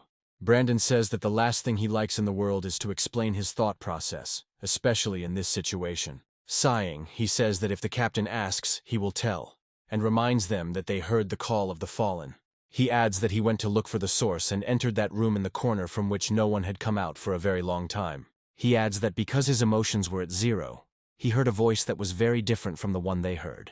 The team looks at Brandon's still emotional state and is amazed at how cool he is. Howard asks him what he found there, and Brandon states that he found a key, a diary, and a comb. He explains that he chose the journal and the comb, and Lincoln asks why he didn't take the key. Brandon states that once you make a choice, everything else disappears, and he chose the key for a very specific reason. Howard assumes that all the knowledge he gained was in the diary he found in this room. Brandon states that there was a lot of stuff written there, such as the layout of the 2nd building and some notes about the 3rd building. Brandon also says that after he finished reading the diary, it instantly disappeared. He adds that only the comb remains, but it too will disappear after they complete the mission. Lincoln asks him if he remembered everything while he was in the room, and Brandon says that he did. Brandon reminds them that their team is considered elite, so photographic memories are commonplace among them. Howard, after leaving the elevator, asks him what else was in that diary, and Brandon avoids answering. He only tells them that the clue is on the 3rd floor, and Howard asks him if that's all. Brandon says there was other information, but he will talk about it when there is time to use it. Brandon also talks about how everyone on their team should have their own positions, and how everyone should fulfill their responsibilities. Brandon emphasizes that his position is that of the eyes, that is, he is an observer, and his words should not be doubted. He adds that the habit of explaining everything is great, but it doesn't apply to a team in which everyone trusts each other with their lives. Ingrid listens attentively to the main character, when suddenly a strange voice enters her head, which is glad that she came to her. Ingrid turns around and an unknown voice calls her sister, then says that she misses her very much. Ingrid sees only the closed doors of the elevator, which looks completely unremarkable and does not pose a threat. She turns back, assuming it was just an illusion, and decides to return to her team.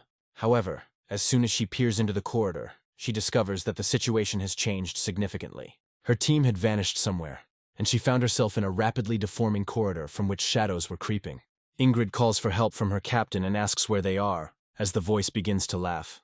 Ingrid takes a few more steps forward, when suddenly an unknown entity invites Ingrid to play. Ingrid first feels like she can't move, and then she can't breathe.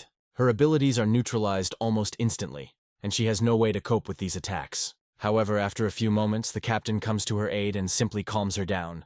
Ingrid turns around in fear and says that she heard something, and Howard simply reassures her. He tells the others that if they hear any voice, they must immediately report it at that very second. Brandon says that this place is close to the lair of the Fallen, and the arsenal of this entity includes many techniques. He discovers an archive room and advises no one to read anything, so that their memories are not tampered with. He adds that if you start reading something, your head will be filled with memories of patients and their emotions. The entity in Brandon's head shares his concerns, adding that caution must be exercised when looking through these archives. Brandon says it's part of history, and this hospital was studying the behavior of the Fallen before everything went to hell. Brandon adds that even if it doesn't say where they came from, you can learn some of the characteristics of these creatures. Victor asks what they should do if the clue is here, but nothing can be read. Brandon realizes that he is the one who should read, since he has zero emotions, and he asks everyone not to go anywhere. He says that he will read the archives, and if they hear any noise, they should remain calm. After this, he opens the book and says that on July 7, 2019, a small problem arose in the experiment. He learns that a doctor and the person who wrote the note decided to seek help, but to do it secretly. The note also said that the director had forbidden them from asking this person for help, but they decided to violate the ban. In terms of advancement in the study of the Fallen, this man was far ahead, so he had to be reckoned with. The man who wrote the note slightly strengthened one of the students, so that he looked at him with admiration. Brandon finds himself inside the test subject's memory and realizes that he is about to be injected with a serum. He feels it so vividly, as if he himself were in this chair, and it disconcerts him a little. However, Brandon is very saddened by the fact that he will not be able to feel the emotions of that fallen one. From his point of view, the information he could have received would have been much richer if it were not for his illness. After some time, he realizes that he found himself in a prison cell, and it is April 9th, 2025. The note states that before meeting this man, he decided to use his formula to transfer the abilities. Unfortunately, this serum promoted the growth of scales, which means that all the doctor's conclusions were wrong. The doctor came to the conclusion that the mutations of the Fallen have no rules and are uncontrollable. The unfortunate subject tried to rip out the scales, but Brandon immediately yelled at him, ordering him not to do so. He told him that in their country they were proud of having scales, and without them, he would not be able to find a mate. However, he quickly realized that he was not listening to him at all, and that trying to dissuade this man would be useless. Apparently, his voice cannot be heard in this space, and now he will have to take it into account. Meanwhile, in the real world, Victor tries to bring the protagonist to his senses and snaps his fingers in front of his face. Brandon shows absolutely no reaction, and Victor declares that these books are really very strange. Lincoln decides to talk to the captain, saying that this new guy is acting quite interesting. He asks him where they dug it up, and Howard reminds them of the survival game from the recent reports. He adds that it was a game that the aristocrats had organized without permission, and that the interrogation team had investigated. Howard says that this new guy is the slave who was able to survive several hours in the blue zone and escape.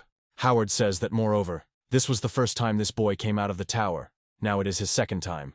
Howard says the man survived in an area of extreme temperatures that increased every few minutes. Victor is surprised that a person could live there for 2 whole hours, because it is practically impossible. Howard says that in order to make him die quickly and make the game interesting, they sent a killer there to kill him. However, it turned out that Brandon had used a trick and made the killer angry so that the Fallen would attack him. After this young man found the reporting discs, returned to the tower, and it was there that the Foreign Intelligence Corps found him.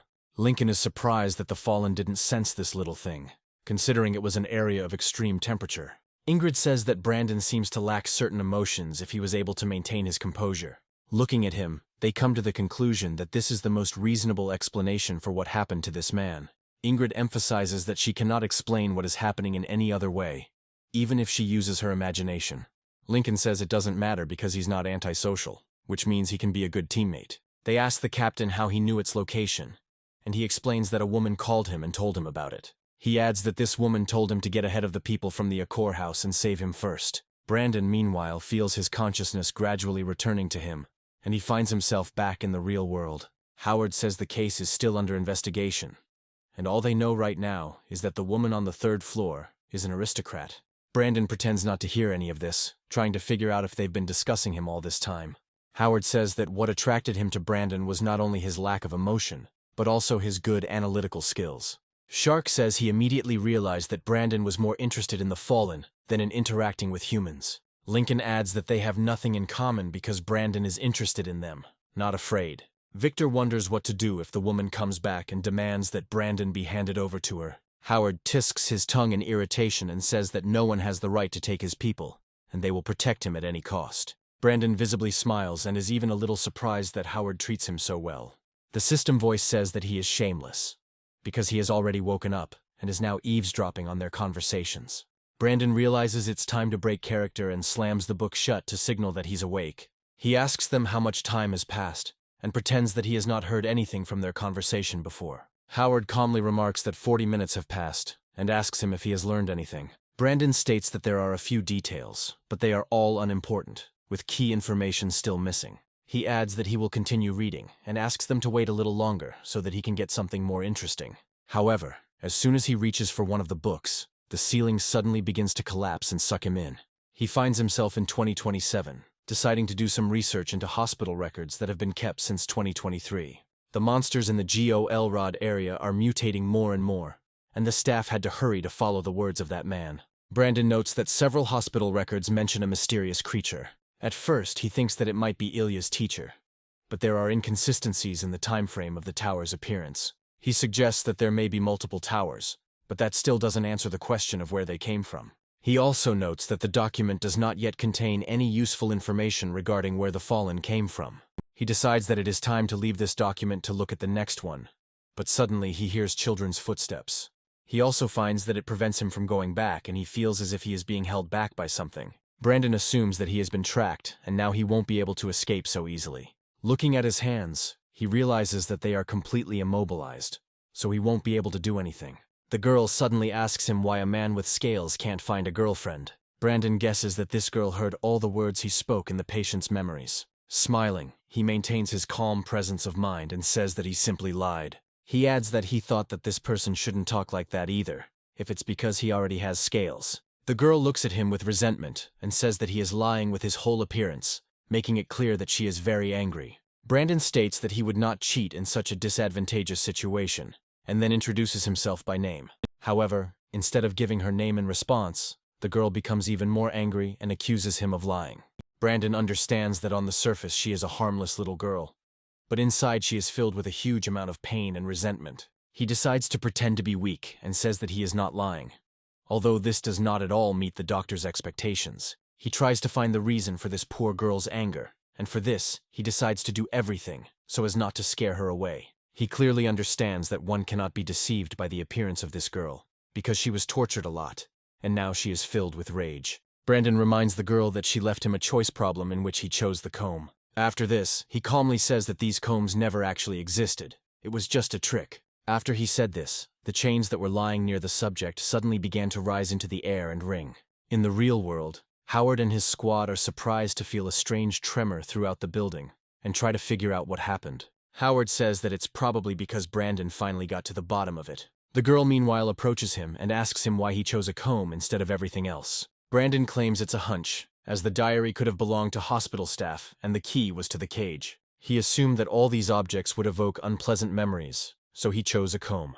Brandon adds that a comb is not an instrument of torture, and it is simply impossible to cause pain to an ordinary person with it. Brandon also recalls the huge number of syringes he saw during his visit. In addition to the syringes, he found a camera that indicated that the patient was being monitored continuously. The final detail was a strong cage and equally strong shackles that prevented the prisoner from escaping. Of all the furnishings in this room, the comb clearly didn't fit in here, because it was too copper. Brandon added that the comb had a rather tender feel to it. Perhaps it didn't exist in this particular room. He suggests that perhaps there was once a person in her childhood who loved her very much and used this comb. Brandon adds that we are probably talking about either the girl's mother or her grandmother, who loved her and did not torture her. From his point of view, it is these memories that are the fundamental driver of her hatred and anger.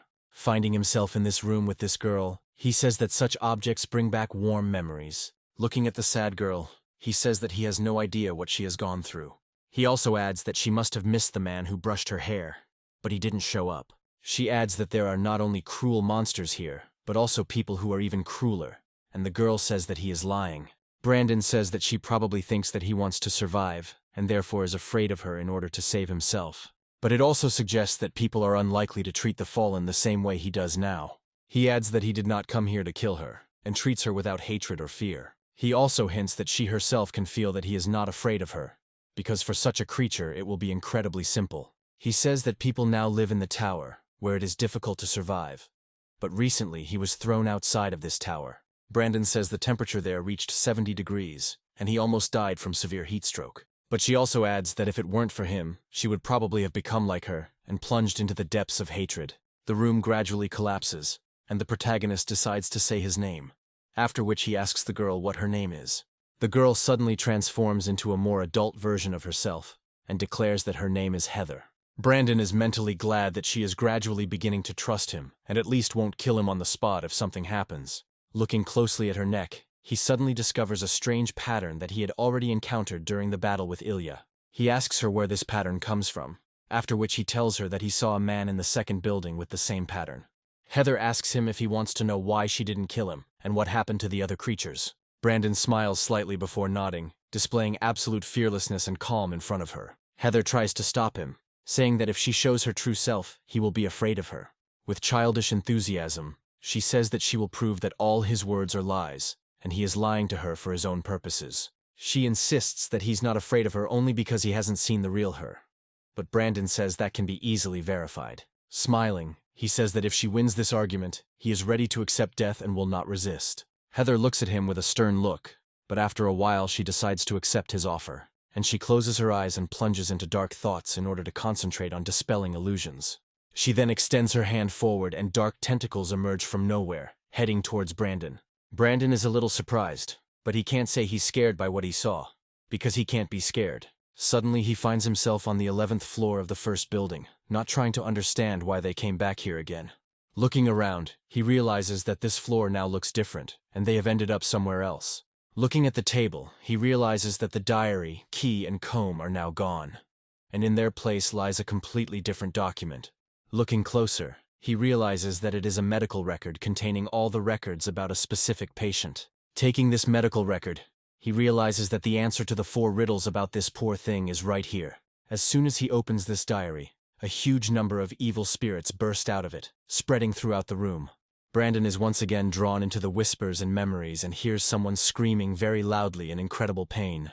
In this memoir, Heather remembers her uncle screaming again, and she begged the doctors to stop torturing him.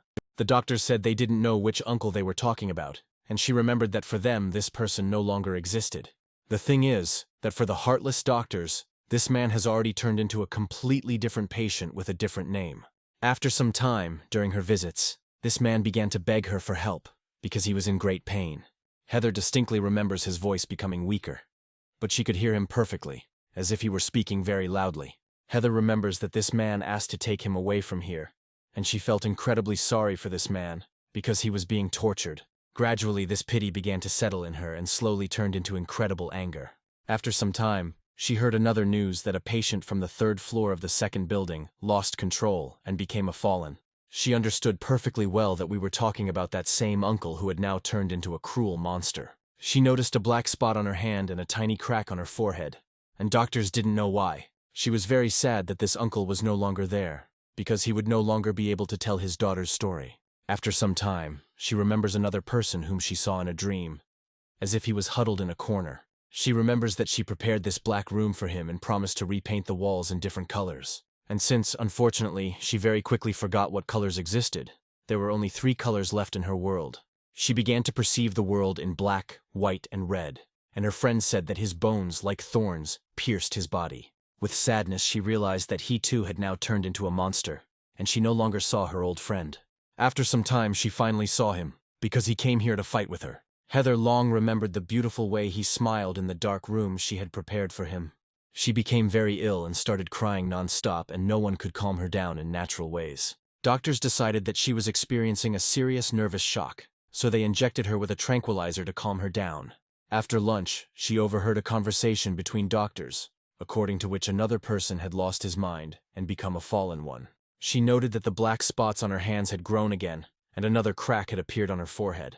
After some time, she remembers another friend who also admitted that he no longer wants to stay here. Unfortunately, this boy could no longer speak, because every day he had to fight the fallen above. Heather remembered that every time they met, she saw new scars on him, and wanted to take him to a better world. She thought sadly that if they never saw each other again, she would miss him very much. After some time, the doctors began to become disorganized, and began to fussily walk around the hospital from one building to another.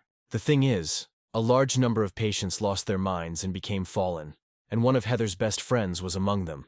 Heather felt that she missed him very much, and hoped that she would dream of him, and at least there they could talk. Therefore, the black spots on her hands continued to grow, and her hands were already half black, and her forehead hurt with incredible intensity.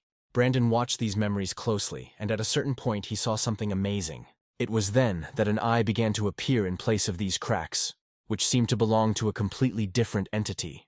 Brandon muses that it seems that all the test subjects who became half human, half fallen, have lost their minds en masse. He understands that they turned into fallen, driven only by their own desires. But there was one reason for all of this. Looking at Heather, who was crying in the hospital corner, he assumes that all of this was ultimately connected to her. Every test subject, before turning into a fallen, ended up meeting her in a dream, and it was quite unusual. Brandon realizes that all these test subjects already knew her. She used her abilities to create a shelter for them. However, this unfortunate girl's abilities were limited, and she could offer only temporary consolation. Life without hope is like an endless existence, so these people began to give up and lose the will to live. During this time, Heather began to take on their grievances and their suffering, but this came at a rather severe price. Having lost even this, all the test subjects lost their will and fell completely into the abyss, turning into fallen. Brandon realizes that she has recorded here all the suffering of the subjects before they stopped fighting for their lives. In this way, this girl captured their last days and weeks, if that's how one can describe the horror that happened here. However, as the weeks and months passed, the transformations in Heather's body continued in full swing. She could no longer look in the mirror because she had turned into a black monster with eyes all over her body. Despite everything, she didn't particularly regret her transformations, because she wanted to protect these people. But she didn't know who would protect her. She noticed that the fallen were going crazy, and her hair was starting to fall out too, which meant that she would soon become one of them. She recalls asking many times to brush her hair like her grandmother did, but doctors ignored her. She understood that they perceived her as a monster, and eventually she accepted that she was a monster. She realized that she was a monster that no one would ever love because she was so ugly. However, after some time, a childish rage began to boil inside her, which simply had to come out. Heather realized that she would not let anyone leave here, as countless voices in her head were screaming furiously about it. She destroyed the cage and asked the question that if she is a monster, then who is her creator? The doctors, having brought her to her senses, constantly tried to call for help and contact someone outside, but help did not come to them. Heather knew she couldn't be held back any longer, so she went to have some fun with these doctors after a long period of torture. She thought about wanting to play a game with these doctors, just like she once played games with her grandmother. This time she is the one who will be looking for other people who are trying to hide from her, and it will be fun. However, after a few days, she wondered what she had become and why everyone was running away from her. She also noted that when these people cried, a very unusual aroma emanated from their bodies, which constantly attracted her. The aroma was so tempting that she felt a strong urge to eat these people.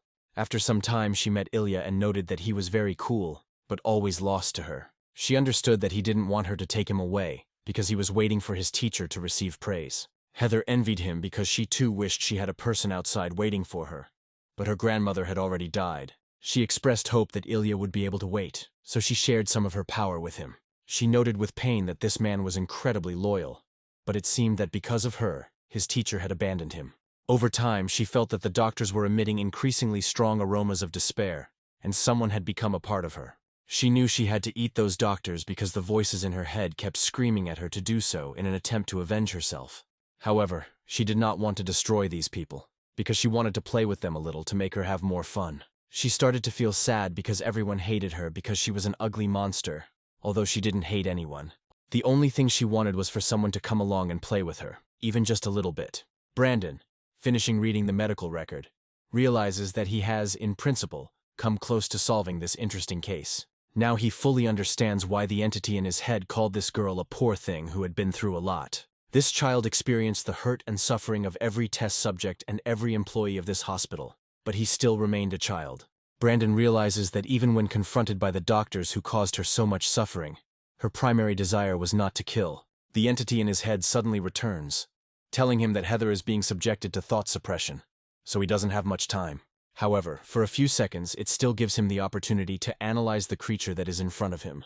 Brandon learns that Heather is a level 9 fallen with a mental power mutation and other rare mutations. The entity in his head tells him that he has no choice but to bow down to this creature.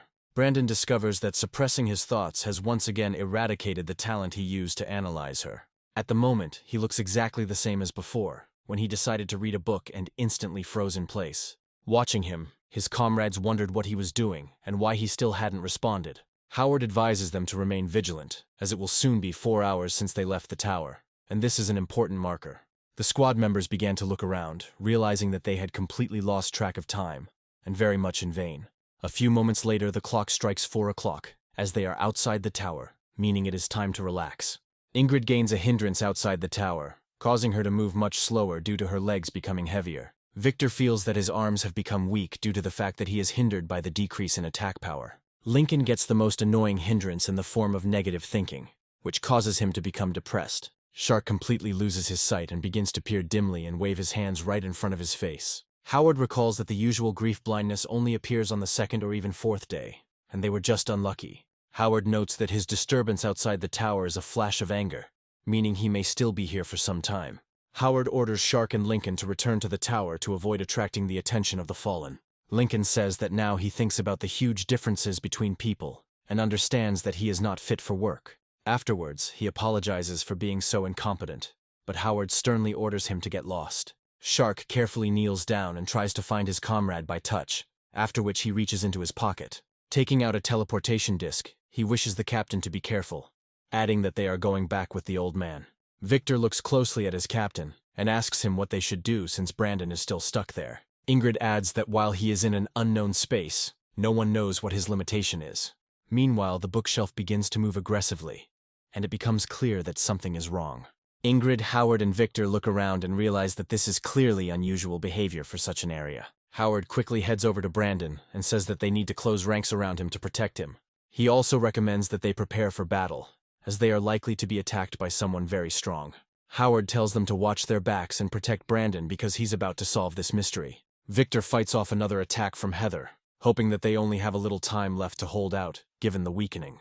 Suddenly he realizes that from this matter the very fallen that his captain fought at the beginning of the raid was formed.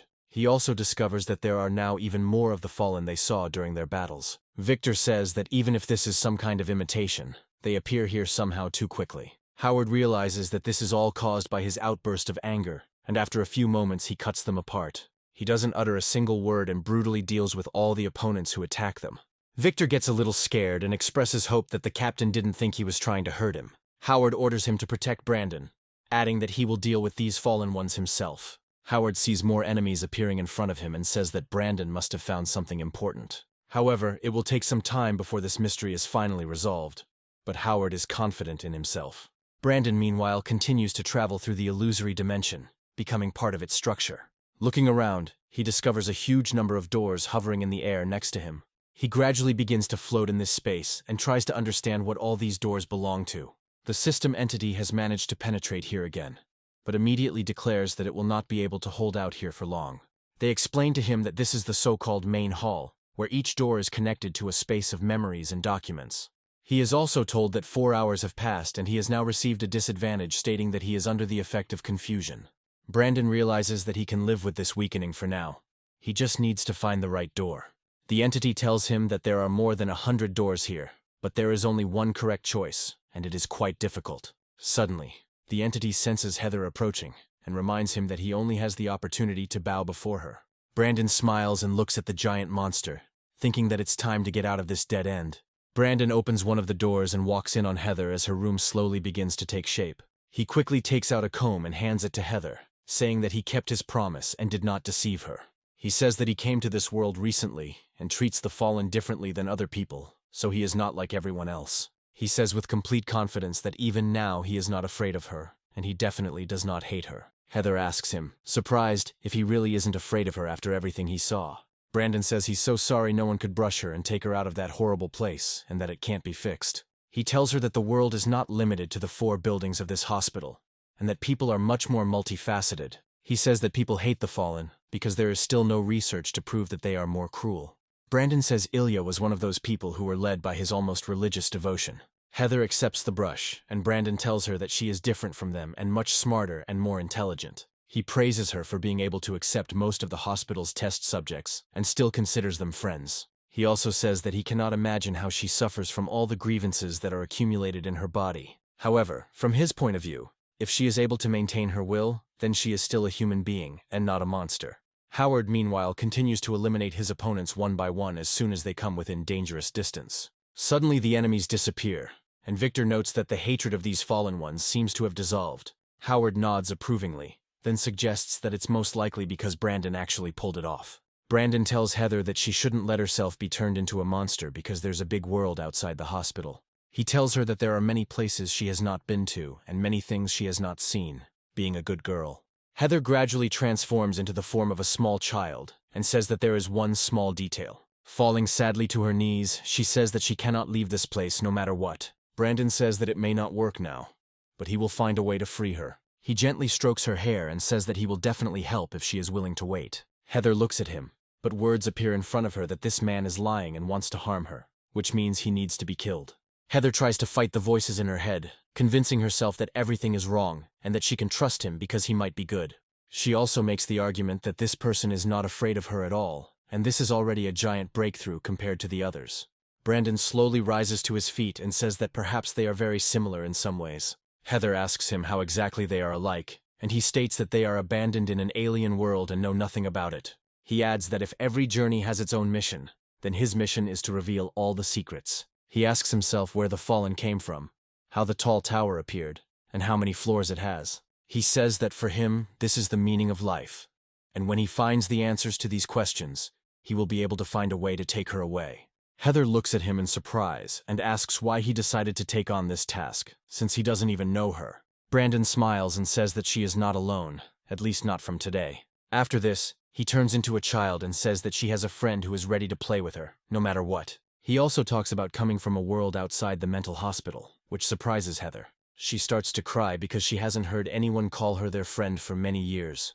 Heather thanks him for his help, but does not recommend going to the 4th building, as it is too dangerous. She also suggests that the next time he sees her, she may not be in such a clear state. She adds that he needs to become even stronger, like that man her height, and then he will be able to visit her. Brandon looks at her with a sincere smile and says that he agrees to such conditions. He will just wait for this moment, because he will definitely wake her up, and then they will play together again. He also says that he will do it regardless of what she will be like at that moment, because he is not afraid of it. Heather gradually dissolves, after which she says that she almost forgot to tell him one important piece of information. She recommends that he take a look at the 1st building before he and his squad leave this place, before it is too late. She says that 2 days ago, a man came here and left the same thing in the 1st building. Brandon recalls that when they were in the 1st building, they actually saw bloody footprints and scattered documents. He suggests that it could have been the same teacher that subject number 12 mentioned, and that would explain a lot. Brandon asks her what kind of man he was and what impression he made on her during his visit. Heather says she's not sure, but it looked a lot like the device they had back at the tower. Brandon tries to figure out why someone would leave a teleportation disc in this hospital, but it could be a trick. He suggests that the thing might just be a disc-like object and asks her if she can take him there. Heather agrees, then breaks her spell so he can return to the real world. Howard notes that he spent quite a while going through the document, as if he was having some difficulty. Suddenly they discover that not only the black fog, but also the fallen one along with the documents have disappeared from here. Howard asks him what's going on, and if he's found any hard evidence. Brandon says he found the test subject map from Building 4, and the process has become a little more complicated. He says that it's better not to go to the 4th building, because it's too dangerous there, and they might not be able to handle it. Victor immediately begins to praise Howard, saying that there is no fallen man that his captain cannot handle. Brandon says that he wants to clarify that the 4th building is much more dangerous than the previous 3. He also states that the 4th core fallen are stronger than the rest, and Howard asks him about what happened in the document. Brandon says he found memories there and promises to tell him everything on the way home, which will take a long time. After this, he asks where Lincoln and Shark went, since they were still here when he left. Victor states that they were unlucky with the weakening and the interference would have greatly affected the squad, so they were sent home. Brandon says he seems to be lucky because confusion isn't such a big deal. Howard notes the fact that he has already adapted and asks him how long it took him. Brandon says that he only changed his habits slightly and everything became normal, after which he is asked where he is going. Brandon replies that they are going to the first building because he needs to pick up something that a recent visitor left behind. He adds that the medical record mentioned a person who came here a couple of days ago, and this needs to be checked. Howard listens to this report and says that after these words, they really will not go to the fourth building. Brandon explains that even before the Tower era, fallen ones were already appearing all over the world. He also says that in order to find the reasons for their occurrence, many government agencies have begun to study them. Brandon adds that the hospital was where the fallen were kept and experimented on, which impresses Victor. Brandon says that they may have been trying to study the weaknesses of the fallen, but they couldn't find out anything about it. Howard suggests that the fallen they encountered on the second floor was likely one of the successful experiments. Brandon says that this is indeed the case, and another was Heather from the fourth building, which is considered a partial success. Ingrid guesses that the black fog and the imitation of the fallen are that same girl, but she is clearly stronger than Ilia. Brandon says that this is an unexpected occurrence, since she absorbed the suffering of other people and became a fallen one herself. He also adds that despite the fact that she herself became a monster, her kindness did not disappear. Howard interrupts his thoughts, saying that he is starting to become a little confused about the nature of these creatures. He tells them that the fallen will always be the enemies of humanity, because that is their nature, and this cannot be changed. Brandon says that the captain is right, and he will remember these words, realizing that perhaps there is truth behind his anger. Suddenly he stops as a very unusual sight appears before him. He discovers that Heather has decided to briefly materialize in this world, and appears before him. Howard asks him why he stopped, and Brandon immediately realizes that only he can see her. He guesses she's a little angry about the conversation he and Howard just had.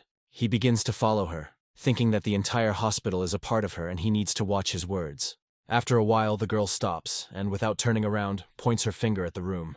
Brandon goes inside and tries to figure out what's so interesting here, and immediately his gaze falls on the artifact. The artifact looks like a disc, and Brandon realizes that it was left so carelessly, as if they wanted it to be found. Ingrid says it looks like a teleportation disc, but Howard says he's never seen anything like it. The system assistant says that the technology for its production is theoretically lost, and there are very few such devices. Brandon realizes that with the help of this disc, he can return to one of the locations visited in the last 3 days.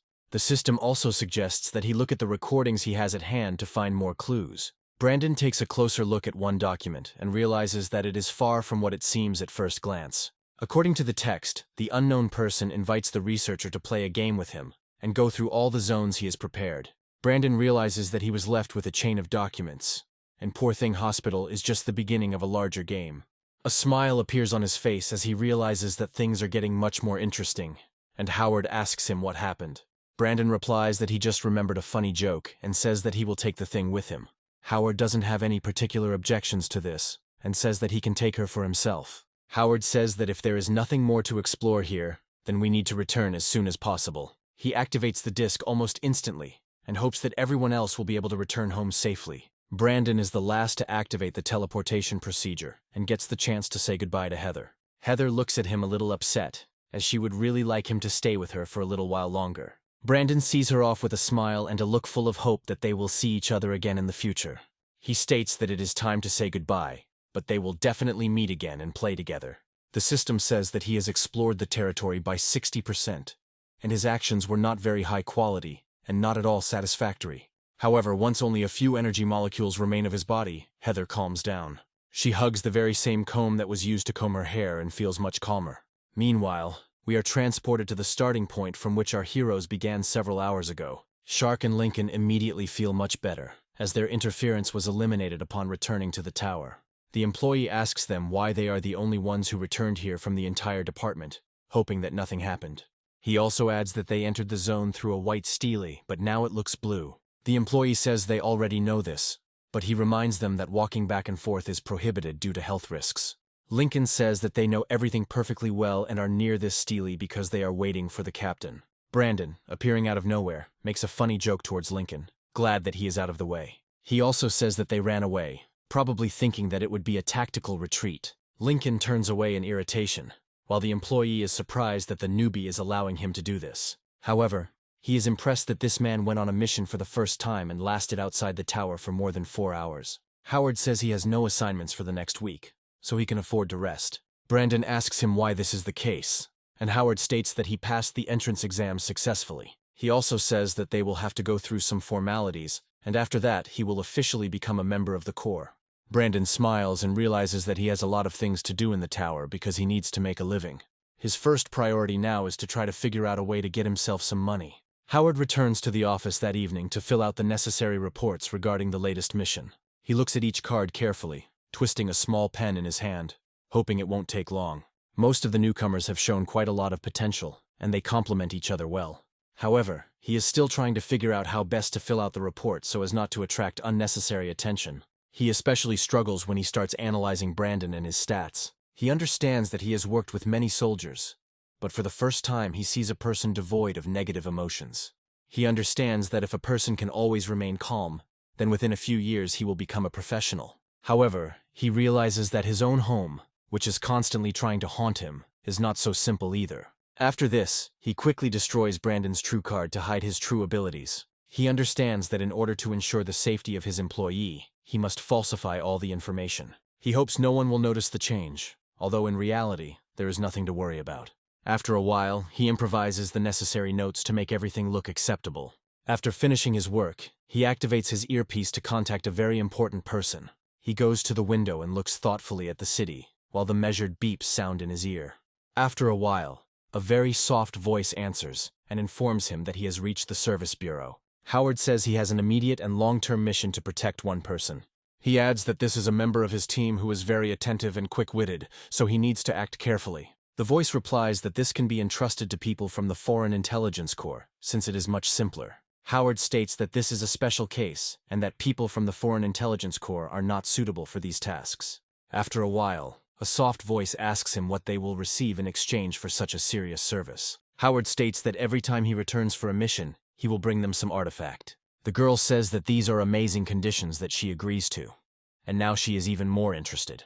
She asks him who this person is that he so desperately wants to protect, since he even turned to them. Brandon, meanwhile, continues his wanderings around port, and stumbles upon a small shop he has already been to. He hears strange voices that belong to some men inside. A girl named Cherry tries to prevent a fight between two customers who are in love with her. One of them says that she confessed her love to him, but now another suitor has appeared. They start crying, saying that they save every month to provide for her. Cherry says that her feelings were always sincere and they got it all wrong, but that doesn't help.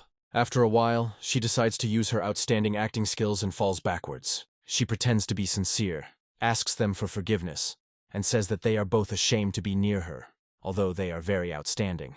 She confesses to them that she loves them very much and simply did not want to hurt them, so she hid it all the time. She states that they are an incredible support for her, as if they help her breathe more freely in this world. Brandon watches this performance without much enthusiasm, since it is clear to him that the girl is being disingenuous. The system assistant asks him if he is surprised by the skill of the Casanova women, and is amazed by such talent. Brandon waits until these two naive fools leave the room, and then decides to go inside. He looks at the hostess with a slight smile, and asks if he really arrived at the wrong time and found an awkward scene. Cherry looks at him happily, and says that he came much earlier than she expected. Brandon asks her what happened here, and she states that the two crossed the line and made up their own relationship. Cherry smiles and says that she didn't agree with this, because if you are a suitor, you should court, and nothing more. After this, she says that there was another very important reason for this scene. She claims that she has been liking guys like that lately, so she called them to get rid of both of them at once. The system assistant says that this girl made it clear in 1 second that this whole scene was a performance. Cherry asks him why he came here and says that lately she has been liking guys like him. Brandon ignores this attempt to flirt with him and tells her that he brought her good news. After that, he shows her the camera and tells her that after going on a mission, he turned into Jilin. To understand the nature of their relationship, we will go back exactly 1 day. Brandon went into this store to see what useful goods he could buy for the quest. Cherry immediately greeted him and watched him closely, because every client is very important to her. She invited him to look around, while the system assistant rejoiced at how beautiful she was. He also checked all her data and was surprised that she had been in 19 relationships and had about 100 suitors. The system advised him to quickly buy something and leave here so as not to provoke her. He also offered to buy him an amazing multi-cooker, which, if it mutated outside the tower, would pay for itself. Cherry continued to watch him with a gentle smile and asked him if he hadn't picked anything up for himself. Brandon calmly talks about needing to buy a rice cooker and a mug, which he found acceptable. Cherry says that the mug is indeed a great thing, but the rice cooker is pretty useless. She tells him that only fools buy it, but he seems to be a pretty smart and clever guy. Brandon responds indifferently that he has already said his word, takes both goods, and she guesses that he is leaving the tower. Brandon comments on her intelligence and then asks how much money she wants for the goods. Cherry says that she wanted to give him a 50% discount, but now she has changed her mind and is giving him another choice. She offers him 1,000 tasso or free, and Brandon asks if they can't still negotiate. Cherry says the average person wouldn't buy this boiler or even ask for a discount on the waste. After this, she concludes that this multi-cooker is only valuable if you turn into Jilin. Brandon says in a tired tone that in this case, he will choose the free option so as not to waste time. Cherry is excited and says she will pack the goods, and Brandon muses that free things are the most expensive. Cherry starts putting the goods in the bag and quickly slips him another camera. Brandon asks her what it is, and she grins and says that she put it there by accident.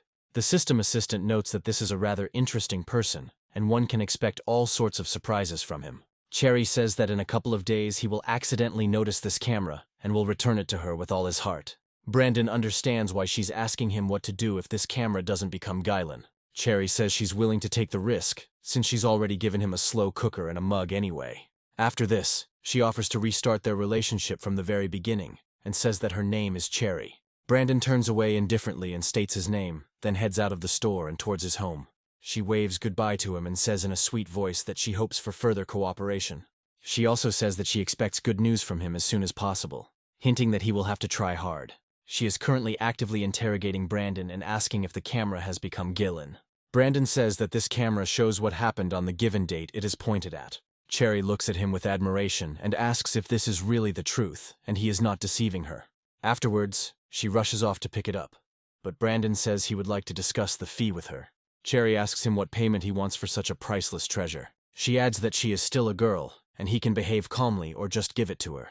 Brandon asks her if he has a conscience, and where has it ever happened that such things were given away just like that. Cherry decides to try her favorite method of communicating with men, and presses herself as tightly as possible against him. She says that she really doesn't have money, and if there are no other options, then she is ready to become his girlfriend.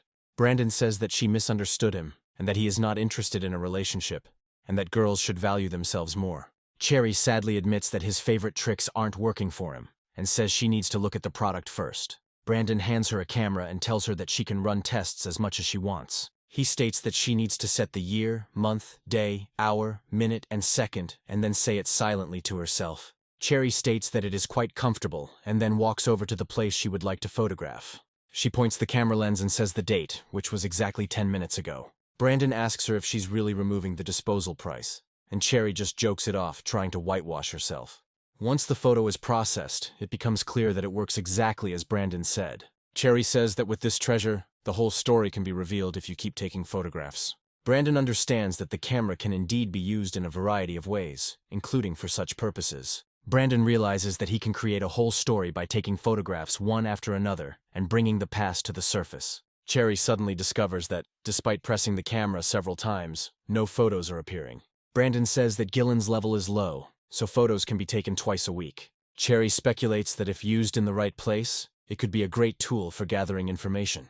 She tries to figure out how to approach this cold man, but Brandon says he's willing to barter. He also advises her not to try to bargain and lower the price, because this will make her fall in his eyes. He adds that she can choose an equivalent item, information, service, or all three. Cherry realizes that this is a rather vague formulation and asks him to say what he wants to get from her. Brandon asks her about the live streams that are happening at the port, and Cherry states that they are sales through streams. She says the popularity effect is deep and ancient, but people are smart enough to realize that it's nonsense. Brandon asks if that was the very beginning and a trick, or if there were real ethers outside the tower. Cherry thinks for a moment, then asks him if he wants to host one of these broadcasts. Brandon says that if he's not wrong, these broadcasts won't be fake every time and people aren't that stupid. He says he wants to sort it out, and Cherry asks him if that would count as partial payment for the camera. Brandon nods, then asks for more details about the actual broadcasts, and she declares that he has come to the right place. She takes him to a special corner and tells him to come into the room so they can chat quietly. Cherry tells him that most of the people living on the lower floors go outside the tower under the protection of the Intelligence Corps. Because reconnaissance teams are preemptively protecting the fallen, there are actually few people in these areas who have seen the fallen. Cherry emphasizes that everyone is afraid of the fallen, but at the same time, there are many who are eager to see them and observe them from the sidelines. Brandon says Devin Fincher said that there is a monster inside every person's soul that is a source of inspiration. Cherry is unfamiliar with such a creator and decides not to ask questions, saying that people really enjoy watching the fallen. Cherry emphasizes that the high tower is huge, but compared to the world and era of the tower, it is good. For those who don't dare leave the tower, the international zones are already a mythical place, but everyone is curious about what happens there. Brandon understands that the huge number of interested people has created a huge demand in this market. He asks why not contact the Intelligence Corps, and Cherry says that few can leave the tower even there. Brandon understands that the Intelligence Corps is an arm of the government and should not be used for such purposes. He reflects that if he wants to leave the tower without permission, he will have to reveal his identities. Cherry says that in any case, there are a lot of people interested in the outside world, but the external technology in the tower does not work. After this, she says that there is, of course, only one way to try to make the technique Jilin, although it is risky. Adds that only Jilin's items can work outside, but it takes a long time to charge them. She also tells how one rich man spent a fortune to remove various items from the tower. He talks about how he got Jillian handcuffed for it, and Brandon says he's heard of such a device before. He reflects to himself that he seems to have ruined a real treasure with his actions at that moment. He asks how a person can be sure that an item will become a Gilin, and Cherry says that there are no guarantees. She adds that one person took 13 handcuffs at once, and they all turned into Jilin with the same properties. She remembers that this phenomenon was called Jillian diffusion, and Brandon tries to remember the term and its description. She tries to explain that some people wield dual swords, and when the weapon transforms into Jilin, it affects both swords. Brandon asks why the Intelligence Corps doesn't use handcuffs to track people. Cherry states that they cannot buy such shackles for themselves, since the rich people have no intention of selling them. Brandon realizes that this rich man is not quite an ordinary person, and Cherry states that they are trying to maintain peaceful relations with him. Brandon understands that if you're a man from the 5th floor, then dealing with a gambling house is not as simple as it might seem. However, he is still wondering who actually turned them in and ordered the Intelligence Corps to take him away to prevent something terrible from happening.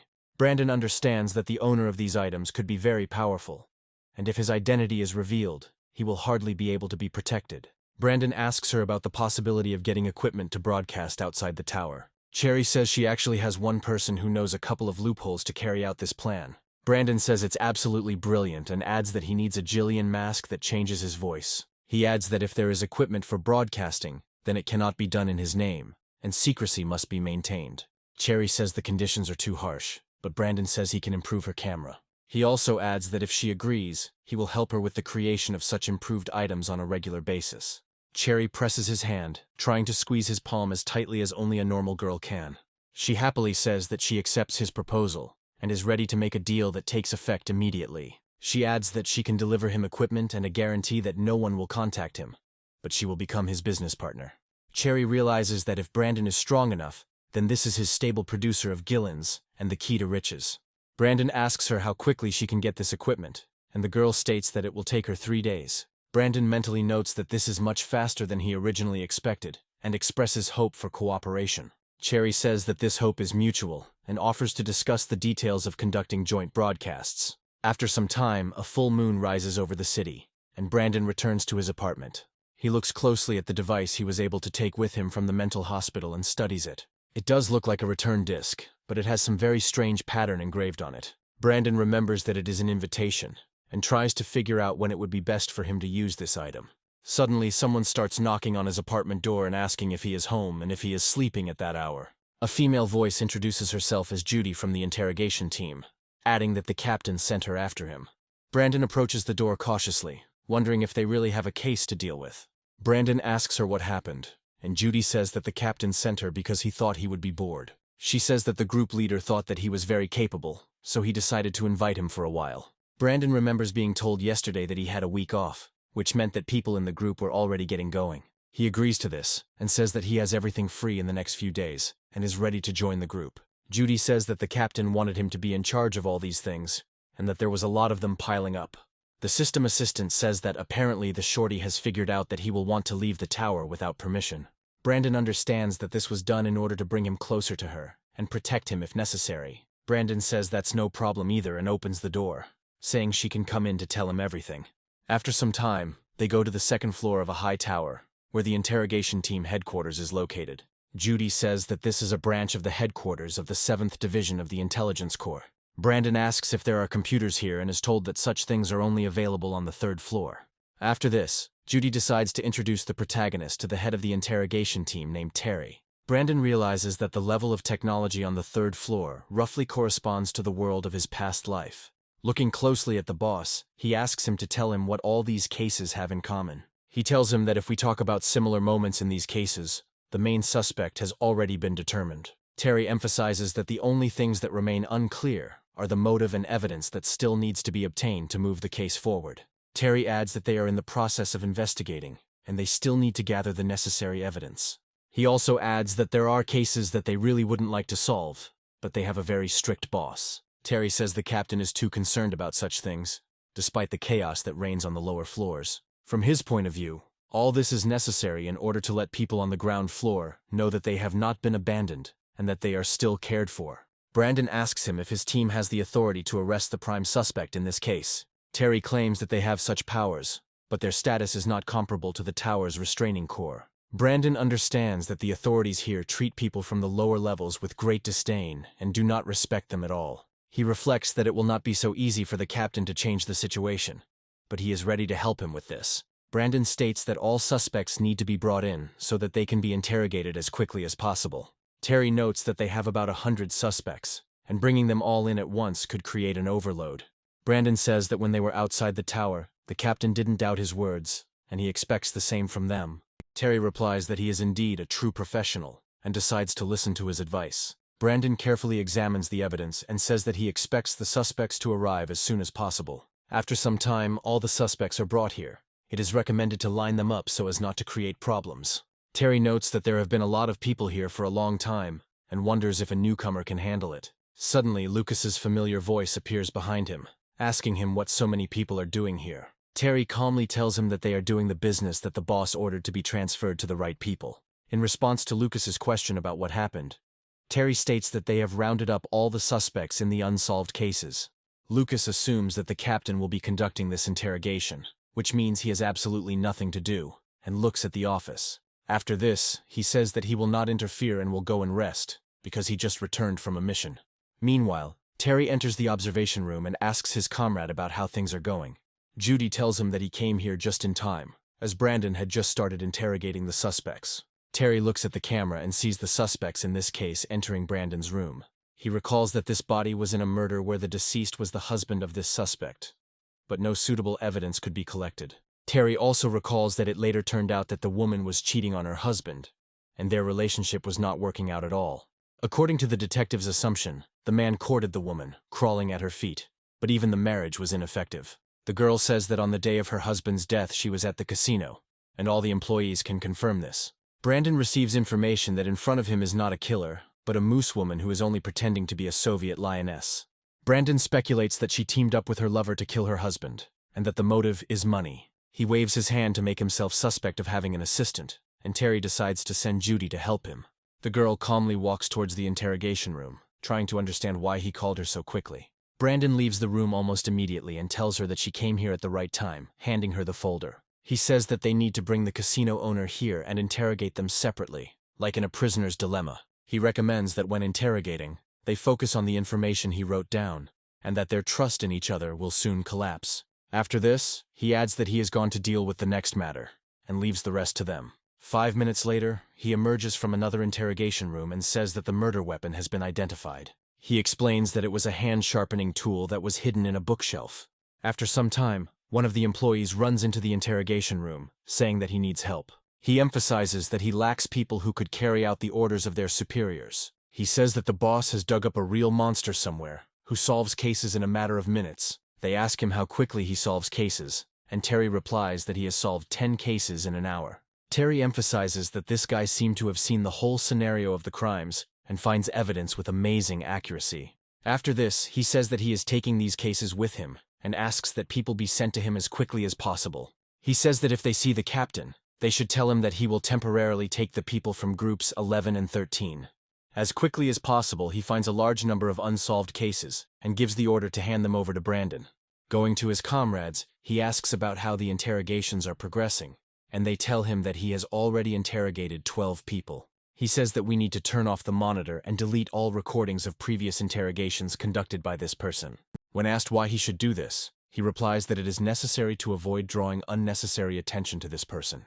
Meanwhile, a statement of temporary coordination arrives at the headquarters of the 13th year of birth. Lucas wonders what's going on, and is told that it involves Division 7, which has solved a lot of cases. Lucas says that this is some kind of joke, knowing full well how the 7th interrogation group works, and they are not known for their speed.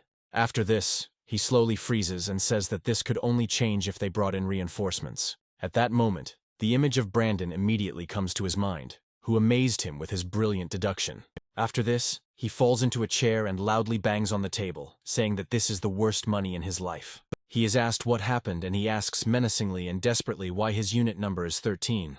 Time flies, and we find ourselves at the Intelligence Corps branch late in the evening. Terry and his comrades exhale tensely, glad that they have finally finished their job. He says that after the report on solved cases, the authorities will be able to receive financial support this month. Terry realizes that this boy's abilities are now obvious, because he was able to cope with this in just one day. He hopes that this will not cause any unnecessary problems, when suddenly there is a knock on their office door. Judy and Brandon go inside. The girl says that Brandon wants to discuss something with him. Brandon asks about financial support, and Terry explains that they have a stick system. He also says that this is Captain Howard's butt. His predecessors often falsified reports. He complains that given the captain's character, they could not solve the case without knowing the whole truth. He also adds that these cases have been lying around for a very long time, like an old debt that has been hanging around for more than a day or two. He hands him a crumb of coffee and says that they can talk about anything he wants. Brandon says he'd like to clarify something about today's situation in advance. She adds that he has no talent for investigation. He is just lucky enough to ask the right questions thanks to his intuition. Terry says that it is now too late to say that he has no talent. No one will believe it. Brandon says that once the interrogation of the suspects is completed, he will provide all the details about the cases. He also says that all these cases were solved because Captain Mystery helped them with the investigation. He adds that perhaps everyone will start to suspect, but they will have enough details in the documents. Terry understands where the protagonist is heading, and says that he wants to minimize his contribution to solving cases. Brandon says he got it right, and Terry asks why they have to wait to close everything at once. Brandon says that this is necessary to attract the attention of the upper floors, who will definitely notice it. Terry asks him why he did this. He was going to protect himself so as not to create problems for himself. Brandon drinks his coffee in one gulp, and says that what he says now will only be his personal opinion. He says that 3 floors up he doesn't feel anything good, and the bottom floor is one big crime scene. He believes that everything needs to be looked at both from a close-up and a global perspective, emphasizing that crimes are influenced by the social environment. Brandon says the social environment is beyond the capabilities of the interrogation team, and they need tactical support from the upper floors. Terry realizes that even if the captain heard this, a smile would appear on his indifferent face. He says that Brandon is right. If they hand over so many cases at once, it will attract special attention. After this, he reminds him that the criminals were arrested one after another, and asks if he remembers their testimony. Brandon chuckles and says that it's normal for a member of the interrogation team to have instant memory. His confidence in such high skills for an average employee immediately shocks the self-esteem of his comrades. After a while, we are transported to Howard's office, who says that he was given information about the events of the last few days. Howard learns that Brandon opened all the cases in the interrogation building, but he says that this should be a big secret. Howard is silent for a moment, then continues filling out the necessary paperwork with a fountain pen. Howard notes that Brandon is in a hurry to get out of the tower, and therefore got through the paperwork very quickly. Howard says that he can't leave the tower without permission, and he must understand what he is doing and what the punishment is for it. Brandon realizes that this was a hint to leave no trace behind, and notes that the captain is a very interesting man. Howard says that he has already passed on the report on the solved cases to his superiors, and now he can forget about it for a while. He adds that bringing order to the ground floor is a long process, and they may face pressure. He also states that the pressure on people who will hinder them will be even greater, and praises him for his work. He hands him special tokens, telling him that if he needs to leave the tower, he can take the equipment. Brandon receives information that he will now be able to gain access to very interesting artifacts. After this, he thanks the captain for such a gift and asks if there are any other orders for him. Howard says that the Correctional Corps is interested in what happened at the hospital and will send their man to them. Brandon understands that he will probably be asked about high-level fallen sanity and promises to remain silent. Howard says that absolutely every member of their squad will be called in for questioning, so they need to act carefully. Brandon asks him to make sure no one tells the Corps about the discs they found in the mental hospital. Howard asks him what's wrong with the disc, and Brandon states that he's still figuring out the artifact. Howard agrees with him, saying that he told the others not to mention the disc. He hands him the approved report on the research, telling him that he should look at it. Brandon carefully examines the data in this document and realizes that the captain has deliberately distorted the information. Brandon spends a few minutes reading, after which he closes the report and says that he has remembered everything. Howard states that in that case he can go and take the artifact from the gun room, and Brandon says goodbye to him. As soon as he closes the door, Howard is left alone with his thoughts in the large room. He admits that he didn't expect this guy to handle all the work in one day and present other surprises. Smiling, he says that, apparently, another assessment of this man's abilities should be made. Brandon, meanwhile, reaches the required location and stops for a moment to inspect it. The Intelligence Corps' weapons depot looks rather mundane and doesn't give itself away with any signs. He is met by a warehouse employee who says that there are many things inside that do not look like weapons. He asks him to ignore the mess, saying that they recently received a large shipment of very valuable artifacts. He also says that everything the unit brings back from the expedition is here, and asks him not to rush. The system assistant says that there is someone's large coffee mug here that can affect coffee. He also discovers a special pendant that can transform his voice into a female one and hide his Adam's apple. However, Brandon suddenly discovers a truly suitable artifact that will help him in the future. The system assistant points out that the mask he is looking at hides his identity and cannot be damaged. Brandon recalls that when he was reading the archives in one of the hospital buildings, there were records about this object. He reflects that if this is indeed the mask of the man mentioned in the reports, then he has already been in this city before. Brandon says that everything here is household items, so the mask will be his choice. The employee asks him if he won't take anything else, and he replies that this is enough for him. After some time, Cherry comes to the shop and shows her the mask that he managed to get. She looks at these goods with joy and says that she usually doesn't see such a curiosity very often. Cherry asks him if she can use it and gets the obvious answer. Brandon asks her if the equipment is ready, and she says that she completed the task very quickly. She says that by midday on the second day she had already obtained the equipment and was able to keep his identity a secret. She shows him the earliest streaming equipment on the ground floor, adding that there are only 3 of them in total. Brandon asks when the surgery should begin, and she states that they will do everything when he is ready. Cherry says that there will be a huge number of spectators for such a spectacle, because it is very interesting. Brandon muses that this is indeed the case, remembering that the survival rate outside the tower is very low. He understands that there is no normal way to make money on the ground floor, and such risks are very real. Cherry advises him to think carefully about his decisions, adding that she is confident that he will still choose the right one. She also shows him Jillian's clothes, adding that he might need them outside during streams. Cherry adds a mask from the Intelligence Corps here, and the suit issue will be finally resolved. After this, she says that he is a member of the Intelligence Corps, and cannot leave the tower without permission. However, she immediately finds a way out of this situation, stating that he can register as a mercenary. After some time, they come to an unknown person who organizes the passage of mercenaries. He says that the minimum group size is 6 people, but it is possible to forge an ID and let him go alone. He mentions that this service won't be free, and Cherry reaches into her pocket, saying that she will pay for it. Having received the money, the manager of this enterprise says that this way things will go much more smoothly. He also adds that according to the rules, he must come up with code names for his comrades. Brandon has no trouble making up the necessary names off the top of his head to make it look believable. Brandon starts adding humor to these names, and is asked if they have to be given exactly like that. Brandon decides not to stop and continues to clearly joke, feeling that this only makes him happier. After this, he says that one of the participants will be called Chili, and Cherry is surprised by such a similarity. Brandon laughs. Cherry asks him to be more serious, because she helps him pay bribes and risks a lot. After some time, she finds herself in a very strange place, which she could not have even imagined a couple of days ago. Brandon shows her his house, saying that it will be easier to contact each other in the future if she knows where he lives. Cherry is surprised that he does everything his own way, adding that they are now business partners. She also asks him to be careful with the camera, and he asks her why she needs this relic. Cherry asks him why he thought she was going to use that camera so often. Brandon says that this lack of trust upsets him a little, since he already understood everything. He adds that her face gave her away almost immediately, and if they are business partners, it is better to share information. He says that if it's personal, she doesn't have to talk about it, but she says it won't be a big deal. She says that 2 years ago, 2 of her very close friends suddenly disappeared, and she is trying to find traces of them.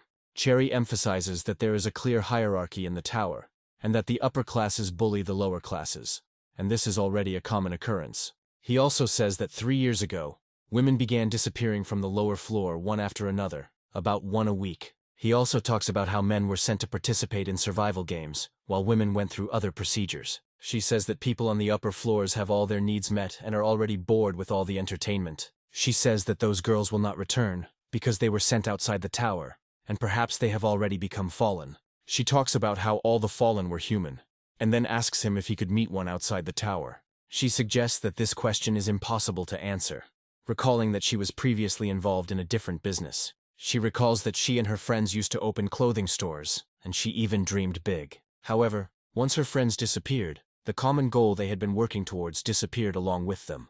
She says that in order to go to the correctional corps and inform on aristocrats, evidence is needed.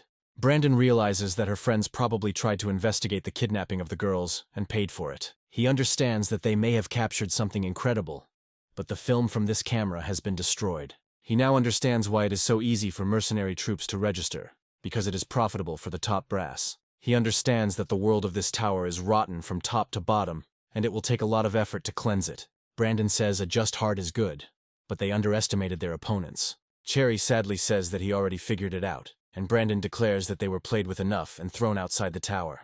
Cherry asks her what will happen if she meets her friends who have already turned into fallen. Brandon states that there is no definitive answer to this question, but if he meets them there, he will tell them that she misses them. Cherry feels very sad and looks at the protagonist, trying to understand if he is really serious about taking this on. Brandon throws her out of the apartment, telling her that he needs to get ready to leave the tower. After some time, he puts on interesting clothes and a special mask on his face. He also takes out a special cloak to make it much harder to identify him during his forays. After some time, he finds himself outside the tower, where it has been pouring rain for a long time. Outside the tower, there is one of the mercenaries who is feeling very ill. One of his comrades orders him to calm down, telling him not to think about what just happened. His comrade says that this is impossible, because his 2 comrades have just disappeared into the ground. The captain orders him to shut up, saying that if he doesn't calm down right now, he will be thrown out of the hollow. He adds that such people have died, but this is not a reason to commit suicidal acts. Another of his comrades says that unfortunately, the monster broke the teleportation discs that they had. This leads to the comforting prognosis that all they can now do is await their own deaths. 4 hours ago, a whole group of mercenaries went here to find some interesting artifacts. They didn't expect that there would be only one fallen one with a weak aura in this jungle, and they were already hoping for an easy expedition. The team captain said that we need to hunt this fallen one thoroughly and destroy it fairly quickly. However, within a few hours it became clear that this expedition was doomed to failure. The fallen they encountered proved to be a far more formidable opponent, and took almost no damage. Despite the fact that they had inflicted seemingly fatal damage on him, he still did not stop functioning. They turned to another comrade to urgently activate the teleportation disc, but it was immediately destroyed. The monsters do this on purpose to intercept the disc that the mercenary was about to use. Immediately after this, he pulled the hand with the disc towards himself, and the fallen one painted the disc with his sharpest teeth. Only now did the captain realize that all this time the fallen one had been pretending to be weak in order to lure them into a trap. He suggests that this fallen one has an unusually high intelligence, and even knows what the teleportation disc is for. 4 hours have passed, and they are all receiving different types of interference depending on their personality and randomness. The captain says that, apparently, 4 hours have already passed, and they have nothing to counter him with. One of his comrades suggests that if they calm down, they might be able to avoid death and not attract his attention. His colleague says there's no point in getting your hopes up, as it's highly unlikely you'll run into other people here. He recommends thinking about something beautiful, but the remaining time they still have while the fallen one eats up their brothers.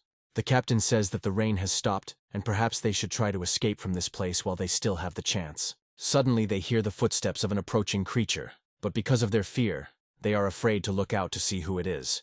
The captain tries to understand how this fallen one was able to return so quickly, without creating any illusions about who it could be. Brandon turns to the three unfortunate mercenaries and tells them that they must come out and let them see the fallen one.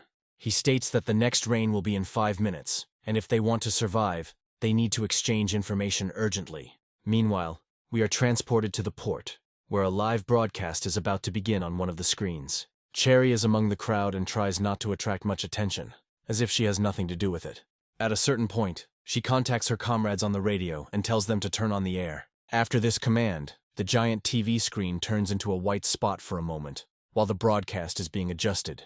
People initially wonder what is going on, and as soon as a picture appears, they immediately rush there. They realize it's a real stream outside the tower, while Brandon tries to figure out what happened. The system assistant says that there are too many secrets here, since this fallen one is clearly not so simple. The system assistant also welcomes him to the world of the 7th student, and Brandon guesses that they are talking about that teacher again.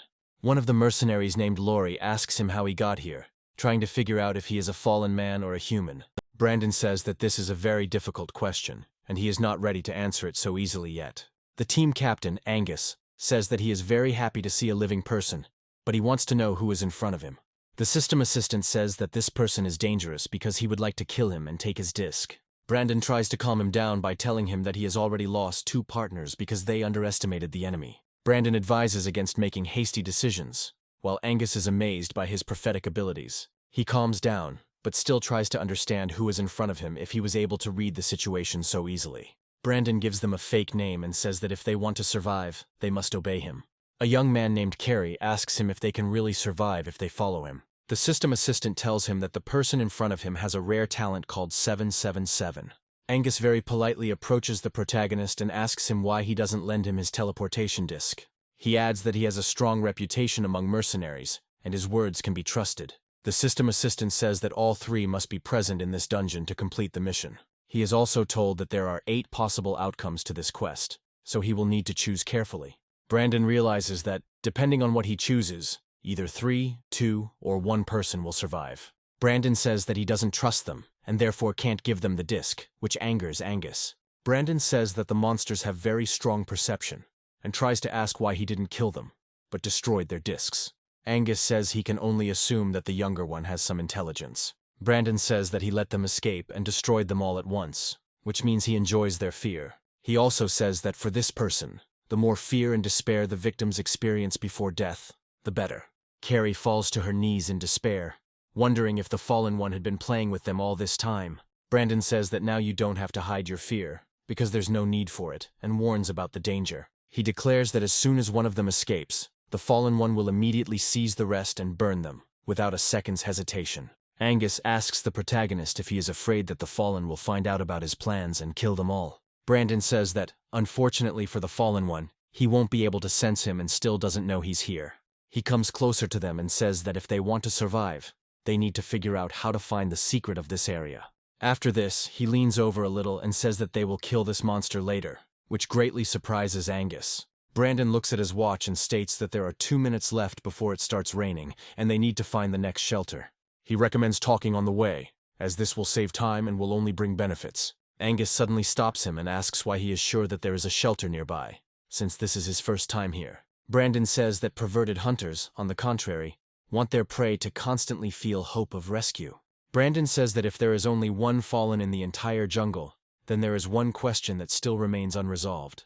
He asks why, after hundreds of years of living here, he still hasn't survived all these shelters. Brandon believes he placed these shelters himself, adding that the distance between the trees is uniform. Angus swears loudly and says that they are faced with a predator that likes to torture its prey. Brandon asks what kind of rain it was that they had been hiding from all this time, assuming it was acidic. Angus says it is, and at first glance it looks like normal rainwater, but it is some kind of corrosive liquid. He recalls that one of the scouts thought that this was a common occurrence and was about to continue on his way, but died on the spot. After this, they had an emotional outburst and started running away when they caught the attention of this fallen one. Angus says that everything happened exactly like this, after which he emphasizes that the speed and strength of the fallen were not great. Brandon asks if they thought they could beat him based on that alone, and they start making excuses. After some time, he discovers another fallen one and says that it was quite easy. The system assistant says that there are no monsters inside, and there is only one skeleton. The system assistant also says that this fallen one is called Dandler, and he has already started looking for a new table with food. He turns to Laurie and orders him to remain alert in order to give a signal if the enemy approaches. Angus reassures him that someone will have to stay behind, and he has a greater talent for perception. Brandon says that he will go first and they should follow him, but he offers him a better option. He adds that Carrie should go first because it will be safer due to his talent. Brandon recalls that this talent brings incredible luck in 6 out of 7 cases. The systemic essence suggests that in case of failure, this person will have much more bad luck. Brandon understands that this is a good option, but his assistant warns him that today things may not go according to plan. Carrie moves forward cautiously, hoping that he will not trip any traps or attract the monster's attention. In order to somehow start a conversation, he introduces himself to the protagonist, but the latter advises him to walk faster. Brandon keeps looking around and discovers that there are a huge number of unusual mushrooms growing here. He also realizes that this is a winding cave, and the acid rain reminds him very much of something. For a moment he wonders where he has seen a similar environment, and it causes him to go into a small trance. However, a few moments later, Carrie accidentally steps on a bone and screams loudly in fear, taking a few steps back. He informs his comrades that there is a skeleton here that has been here for quite a long time. Brandon asks him to step aside a little, then takes a few steps forward. The system assistant says that this skeleton belonged to a woman who died more than 200 years ago. Upon analysis, it becomes clear that this fallen one can regenerate infinitely, but is damaged by the rain. Brandon also realizes that there is a note next to the skeleton that contains words that make it impossible to distinguish between lies and truth. He assumes that this is the advice of the pioneers, but they may be wrong, and decides to consult a little. He asks his comrades what they noticed during the fight, and Angus explains that the fallen one regenerates well. Brandon asks him if he could survive any wounds, to which he noted that even during he could not regenerate. Brandon suggests that perhaps the only way to kill this fallen one is to summit the tower. He understands that they need to keep this monster out in the rain for a long time, but it is unclear how they will be able to do this. Now he has a clear idea of the terrain, since all areas of the forest are the same size, like cells. He reflects on how time is running out for him, as Dandler will soon be out hunting. He also realizes that something doesn't add up here. These reports could be false. He suggests that this could be either decisive evidence or something very bad. After the group gets outside, Laurie looks for something useful, but Angus shakes his head. Brandon looks around, trying to figure out how this happened and what he should do now. The system assistant says that there are a lot of fluids in the human body, and they may be dealing with something unusual. Brandon realizes that this must be stomach acid as well, and asks his friend what's next. Brandon says that the monster has already arrived and points to a creepy silhouette that is behind the trees and watching. The system assistant says that this fallen one has a 4th level of mutation, and his name is indeed Dandler. According to the brief report, he has a telekinesis mutation, as well as absolute regeneration, but reduced speed and strength. Brandon notes that monster debuffs are labeled as pathologies, and notes that he hasn't encountered anything like it before. The monster watching them suddenly makes sounds very similar to a child's laughter. Brandon reflects that if you put all the information together, all the data is related to food. He understands that Dandler, like all fallen ones, eats people, but does it in some special way. When asked what they should do, Brandon says that the fallen is moving because of the rain and they should watch it. Angus says that once the rain stops, the fallen will come to them and they will have to fight. Suddenly he realizes that the man in front of him is a professional and he will easily defeat him. Brandon reflects on the fact that he, on the contrary, is not yet going to fight the fallen one, because the time has not yet come. Brandon says that this fallen one's fighting abilities are mediocre and he won't be able to keep up with them. They talk about playing with him okay, but while they move towards the shelter, someone needs to hold him back. Brandon puts his hand on the captain's shoulder and says that he will be the one doing this, since he is the most combat ready. Angus says that he has received a Tangle debuff, so it will be hard for him to resist it. Brandon makes it clear that he doesn't care, and says that he gave his orders. He says that the teleportation disc in his hands is a hope for salvation, and Dandler pays no attention to him.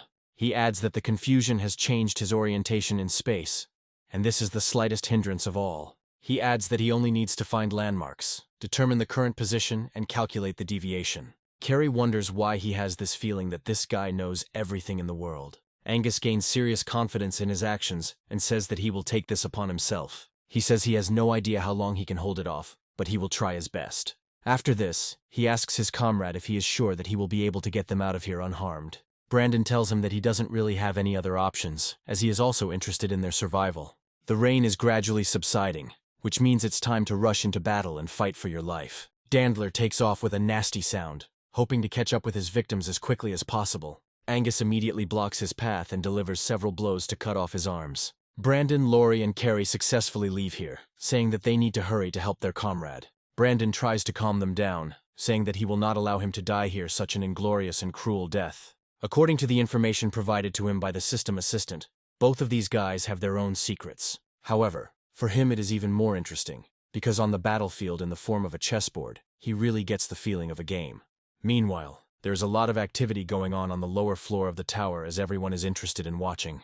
They wonder what this nonsense is, because they can't even hear a voice, which means it's probably a setup. They try to change channels because no one is interested in watching a mime show. The people's outrage begins to grow with each passing second, and they try to change the channel. Cherry watches what is happening closely, and understands that she urgently needs to do something about it. She would have to be a genius to realize that this was not at all the effect she expected. Cherry tries to understand what is already going on with her comrades, because if there is no fallen one in the frame, the public will not be happy. One of the people approaches her and asks if she is responsible for this broadcast. People continue to rebel and say that the channel needs to be changed as quickly as possible. An observer from the crowd realizes that the spectators have instantly turned into an impatient herd awaiting the spectacle. Looking at the sponsor, he understands that he shows with his whole appearance that he is very unhappy with this. However, the most concerned about the situation is the member of the streamer's team who is still watching what is happening. Cherry apologizes to her boss, saying that she is very much to blame for what happened. He says that they would like this broadcast to receive good ratings, but it is too early to talk about that yet. Cherry asks him to give her just 5 minutes, saying that after that time everything will change dramatically. Suddenly she hears a loud cry from a security guard who is trying to stop a man rushing towards them. This man turns out to be the same boy who decided to come here to talk to Cherry. He calls her his little sister and says that he can help with the sound on air to improve the stream's performance. He adds that the organizers will be coming very soon to talk about the program, so she has little time. Cherry orders the guard to let the man go, saying that she will talk to the boy herself. The boy says that his name is Ray, and he is ready to help her for free just to make it more interesting. Cherry also feels her eyes light up, as she will be able to solve the problem for free. She immediately grabs him by the shoulders and says that she will give him one chance and informs him that he has one condition. She points to Brandon and uses his fake name, saying that he needs to be singled out from the rest. After a while, the speakers start to whistle loudly, but they quickly transform into high-quality sound. The watching spectators quickly calm down and say that they thought it was all staged, but it was not. The speakers also say that, according to the informant, a priceless treasure is hidden in this place. However, in reality, the person behind the sound restoration is none other than Ray, who manages to imitate several voices at once. Cherry watches him in amazement and cannot believe that one person is capable of such a thing. Cherry notes that he has amazing skills, and she has finally found the treasure to get rich. Meanwhile, Brandon realizes that this area is the stomach, but the rest of the terrain plays a role too. Laurie managed to get hold of a diary somewhere, and says that this expedition is heading towards a dead end. The system assistant says that the symbols in the notebook are actually the Dandler Bible, which is currently encrypted.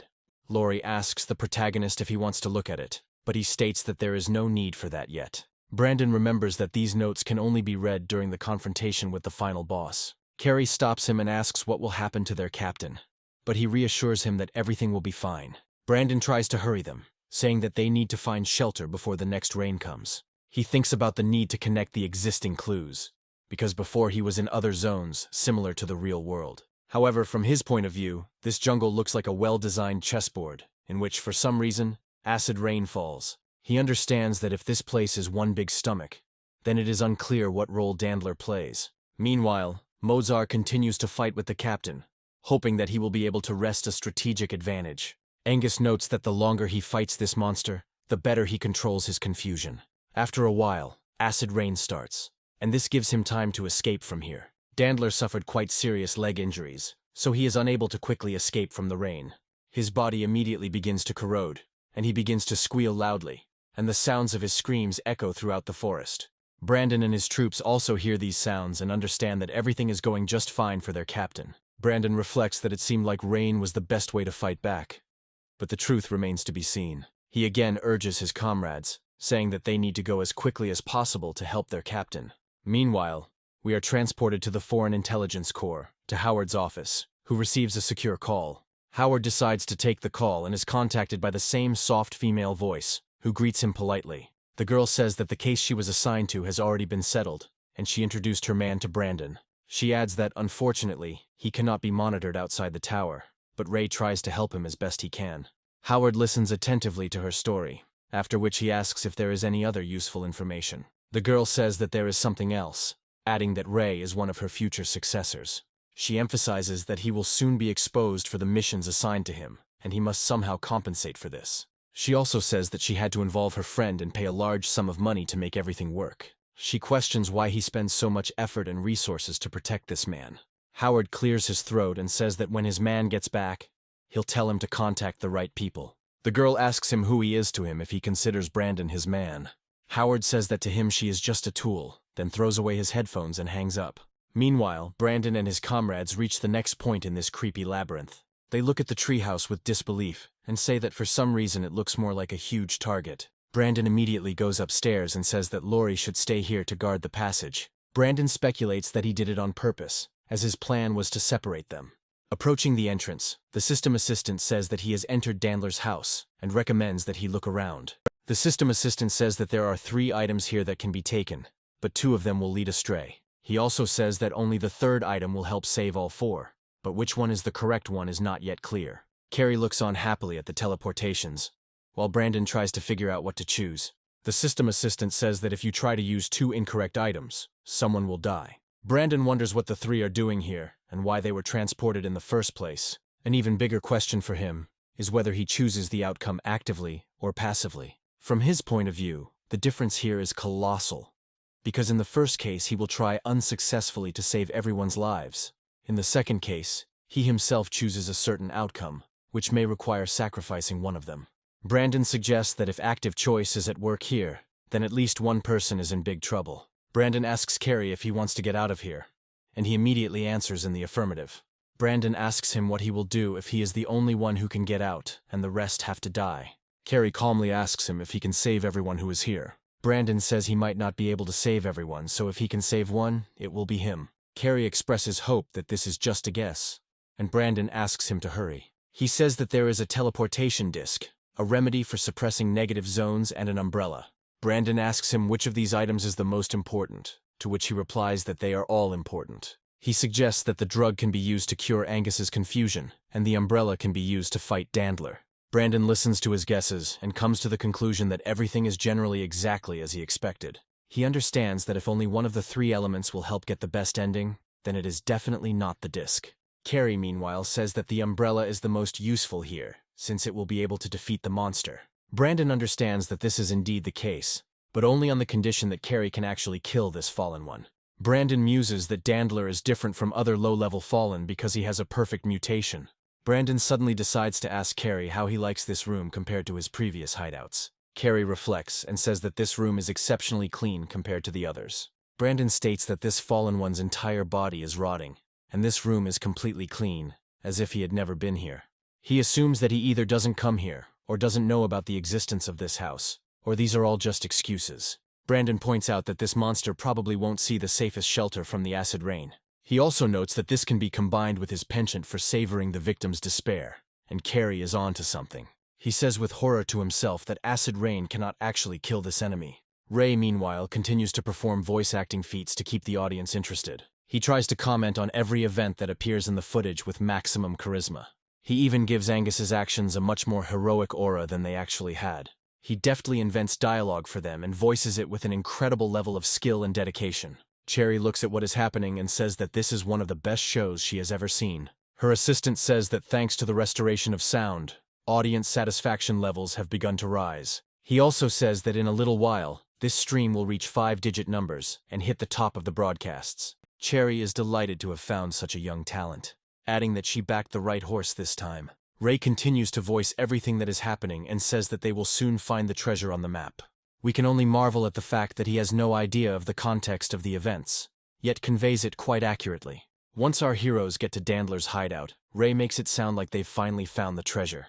Brandon recalls that the folder Angus received reflected confusion, while Laurie's reflected constant mood swings. Carrie confirms this, and Brandon is surprised that Laurie lied, since his debuff is actually corruption. Brandon suggests that he doesn't know what this debuff is, but it can be assumed that it is the will of the fallen one being subjugated. He reflects that if something is not done about this, a traitor will emerge, so the drug will be necessary. Without thinking twice, he hands the disc and umbrella to Carrie, telling him that he should hold them in his hands, but not use them. The system assistant realizes that his comrade has made his choice, and Brandon decides to confuse Dandler with his actions. The last question left before him is to try to find a way to destroy this fallen one. Carrie asks him if he's not going to use the drug that's on the table. Brandon quickly grabs the syringes that are there and says that they will use them right now. He also states that they need to move on as it is starting to rain, and they need to find other shelters. Laurie, meanwhile, continues to remain at his post, trying to peer into the forest, but he is getting worse. Gradually, his condition begins to deteriorate due to the very strong demoralization and indestructibility of the fallen. He begins to ask questions about who the mysterious man they met will give the return disc to. He slams his fists on the ground in frustration, assuming that he will most likely be left overboard and will definitely die. He begins to curse his comrades, saying that he trusted them, and it was all absolutely in vain. Negative thoughts begin to fill his head at a rapid rate, potentially attracting Dandler here. Meanwhile, Laurie reflects on how the closer you get to know people, the more you begin to hate them. He is already preparing to swear to kill people, but suddenly Brandon decides to quickly inject him with the appropriate serum. He also advises him not to make up any nonsense when it rains, because it is fraught with great danger. After this, he says that his weakness has been cured, and now they can return to their work. Laurie feels much better, and is amazed that Brandon knew perfectly who needed to be injected with the drugs. He wonders in his mind how many secrets this mysterious traveler is hiding, and what knowledge he possesses. He gradually rises to his feet and says that he was one step away from making a huge mistake, and asks where the drug was. Carrie states that Mr. Brandon knew exactly how to use him the moment he saw him in the house. Laurie is very impressed that it took so little time, which means they are dealing with a very experienced person. He muses that perhaps Brandon even knows about the joy and sorrow disc's effect, even though it is a rare talent. Brandon reflects on how the speed of the clues is starting to come together, but one piece is still missing. He managed to put the entire terrain on the map, and it is a symmetrical chessboard. He notes that there is a strong monster on one side and weak survivors on the other side. He also notes that these strange symbols in the notebook were very similar to those he saw in the 9th mental hospital. He also notes that the distance between the reference points is calculated, suggesting that Dandler has OCD. However, to unlock Dandler's secret, he lacks just one key. The system says that in the south, there is a crypt, which is a cave with the corpse of a mercenary. Brandon realizes that Dandler has a huge supply of false information sources to manipulate his victims. The system indicates that Dandler has felt less feared and will soon move into the second phase. Brandon realizes that if his weak spot is not found within 10 minutes, something very bad will happen. He frantically looks around to find the right direction to go. The entity in his head suggests that there is a cave there, which contains Dandler's secret, which will change his attitude towards him. Brandon realizes that even before the rain stops, they need to move as quickly as possible. They ask him where they are going, and he says that they should just follow him. Brandon reflects on how Dandler had a very difficult past that needs to be unraveled in 10 minutes. Meanwhile, Angus continues to fight his opponent, but he was unable to achieve success. He wonders why the creature hasn't died under the acid rain yet, despite its power. Suddenly, Dandler decides to talk to his victim, saying that this rain will kill Angus, but not him. Dandler says that the taste of his prey has changed, and he must please his master. Angus is surprised by such a mutation, and says that the fallen one was actually playing with its prey all this time. Dandler declares that this place is one big chessboard, and he is ready to be his master's pawn. He also states that the master will lead them to destroy this damned tower, and Angus will be condemned to oblivion. Angus decides not to go into these details and simply runs away in order to take advantageous positions. Dandler follows him with his gaze and is in no hurry to catch up, after which he begins to laugh maliciously. He advises all his victims to run as fast as possible, saying that it will not change anything. Brandon and his squad stop to try to figure out what the strange voice is, but decide not to waste their time. Meanwhile, Dandler licks his lips and says that the one who will kill them will not be him, but someone else. Brandon, after some time, finds himself in the north of an unknown jungle and sees a large building. Carrie asks her comrades what they can tell about the building, and Laurie states that there is someone there. They assume that if the door is open and there are studios inside, then they must come out, or it is a trap.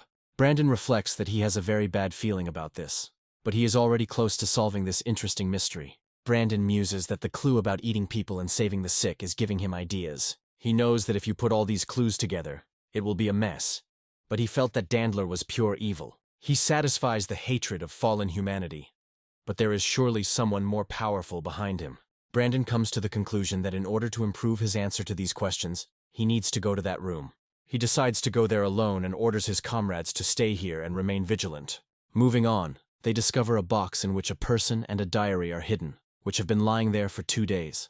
A question comes from the box asking if Dandler has arrived, but Brandon is hesitant to answer. The system tells him that it is better to put this off for now and start studying the diary. Brandon allows the diary to be opened, as this room should indeed contain Dandler's weak spot. In the diary, the unknown person greets him again, saying that he probably arrived here after the incident with the rain. The book also mentions Ilia, but the man says that Heather is the greater masterpiece. Brandon realizes that this is undoubtedly the handwriting of the teacher, who is most likely a high-level fallen one. He reads the information that the contents of the notebook are about Dandler's salvation, which is part of something bigger. The notebook also asks the question of what kind of person is capable of living 2 lives at the same time. Brandon tries to figure out what it all means, turns the page, and then looks at a strange drawing. The system notifies him that there are only 3 seconds left to enter the memories, and he understands that he is caught. In the moments of life, his body dissolves, and the box again asks the question of where Dandler went. Brandon finds himself in the memories of a boy who says that today a man dressed as a doctor spoke to him. In these memories, the boy says that he was told that people would be very grateful to him for his help. A few days later, this boy met a nurse who was a very good person, just like the doctor. He looked at her happily and remembered that she told him that he could ask the doctor for anything if he wanted. However, even then the boy noted that for some reason this girl was very upset. A few days later, he decided to see a doctor and was very surprised when he heard his request. However, the boy understood that such questions should not be shown, and did as the nurse taught him. He also found that his sister was still sad because the doctor had refused his requests time and time again. After a long period of time, the boy wrote that he had been lying on the operating table for many days. He noted that the doctor's face was quite angry because he was growing too slowly, but he could not do anything about it. The boy thought sadly that if only he could recover faster, it would be great. After a while, he became a little weak and told the doctor that he was hungry and did not want to go into surgery. The doctor's expression became very stern. He said that many more people needed to be saved before he could rest. The boy knew what death was, and didn't want anyone to be left without the chance to ever wake up. At one point in his adventure, he had a day off, but he wanted to leave because he really missed the nurse. Unfortunately, his teeth, eyes, and tongue were removed, and it will take time before he can get them back. After some time, a man dressed as a doctor spoke to him again and told him about the fragility of life. The doctor also promised him that he would be in a lot of pain, but everyone would be grateful and would not hate him like a monster. A few years later, the boy met a nurse, and these notes begin to suggest that he had lost his memory. He began to remember that the nurse had told him that he could ask the doctor anything he wanted. The boy again found that the nurse looked a little sad and told him that he had to remember everything. The boy began to suspect that it was true, that he had forgotten something, and told the doctor that he was beginning to lose his memory. The doctor's face changed dramatically, and the boy realized that he had definitely said something wrong, which had made this man angry. The boy hoped that he would give him toys and books, but the doctor left irritably and said words. The boy felt very sorry that he had made a mistake again and said the wrong words, and he tried to ask for forgiveness, but no one answered him. After some time, he discovered that the doctor was in a good mood and was talking to him from time to time. He was told that the hospital's research project had been a huge success and had saved countless lives. Sometime later, the recording repeats the words about the boy lying on the operating table for many days. This entry also mentions that the doctor is very strict because he is growing slowly, even though he is trying. The boy wants the doctor not to be angry, but now he notices that the doctor speaks as if the boy has been here before. After some time, he is placed in a cell, and his sister tells him that she would like to celebrate the new year. The nurse says that he saved a huge number of people and he should not have been locked in this icy flask.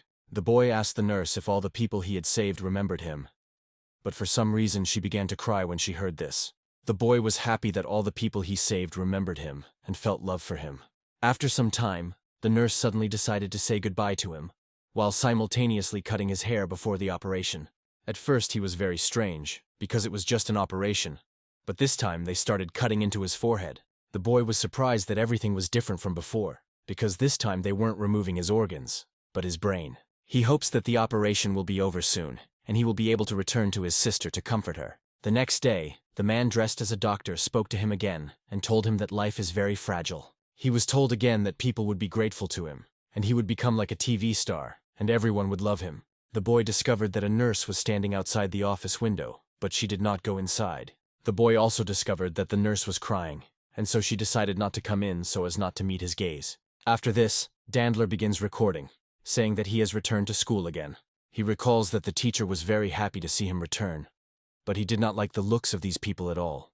Dandler thought that he had already recovered, but they still looked at him with sympathy and incomprehension.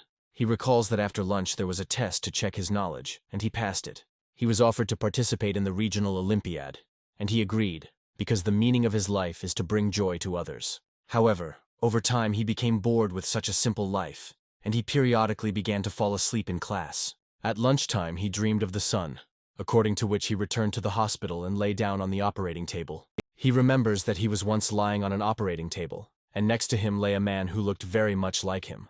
Dandler assumed the boy was calling him, but he couldn't understand why he knew his name.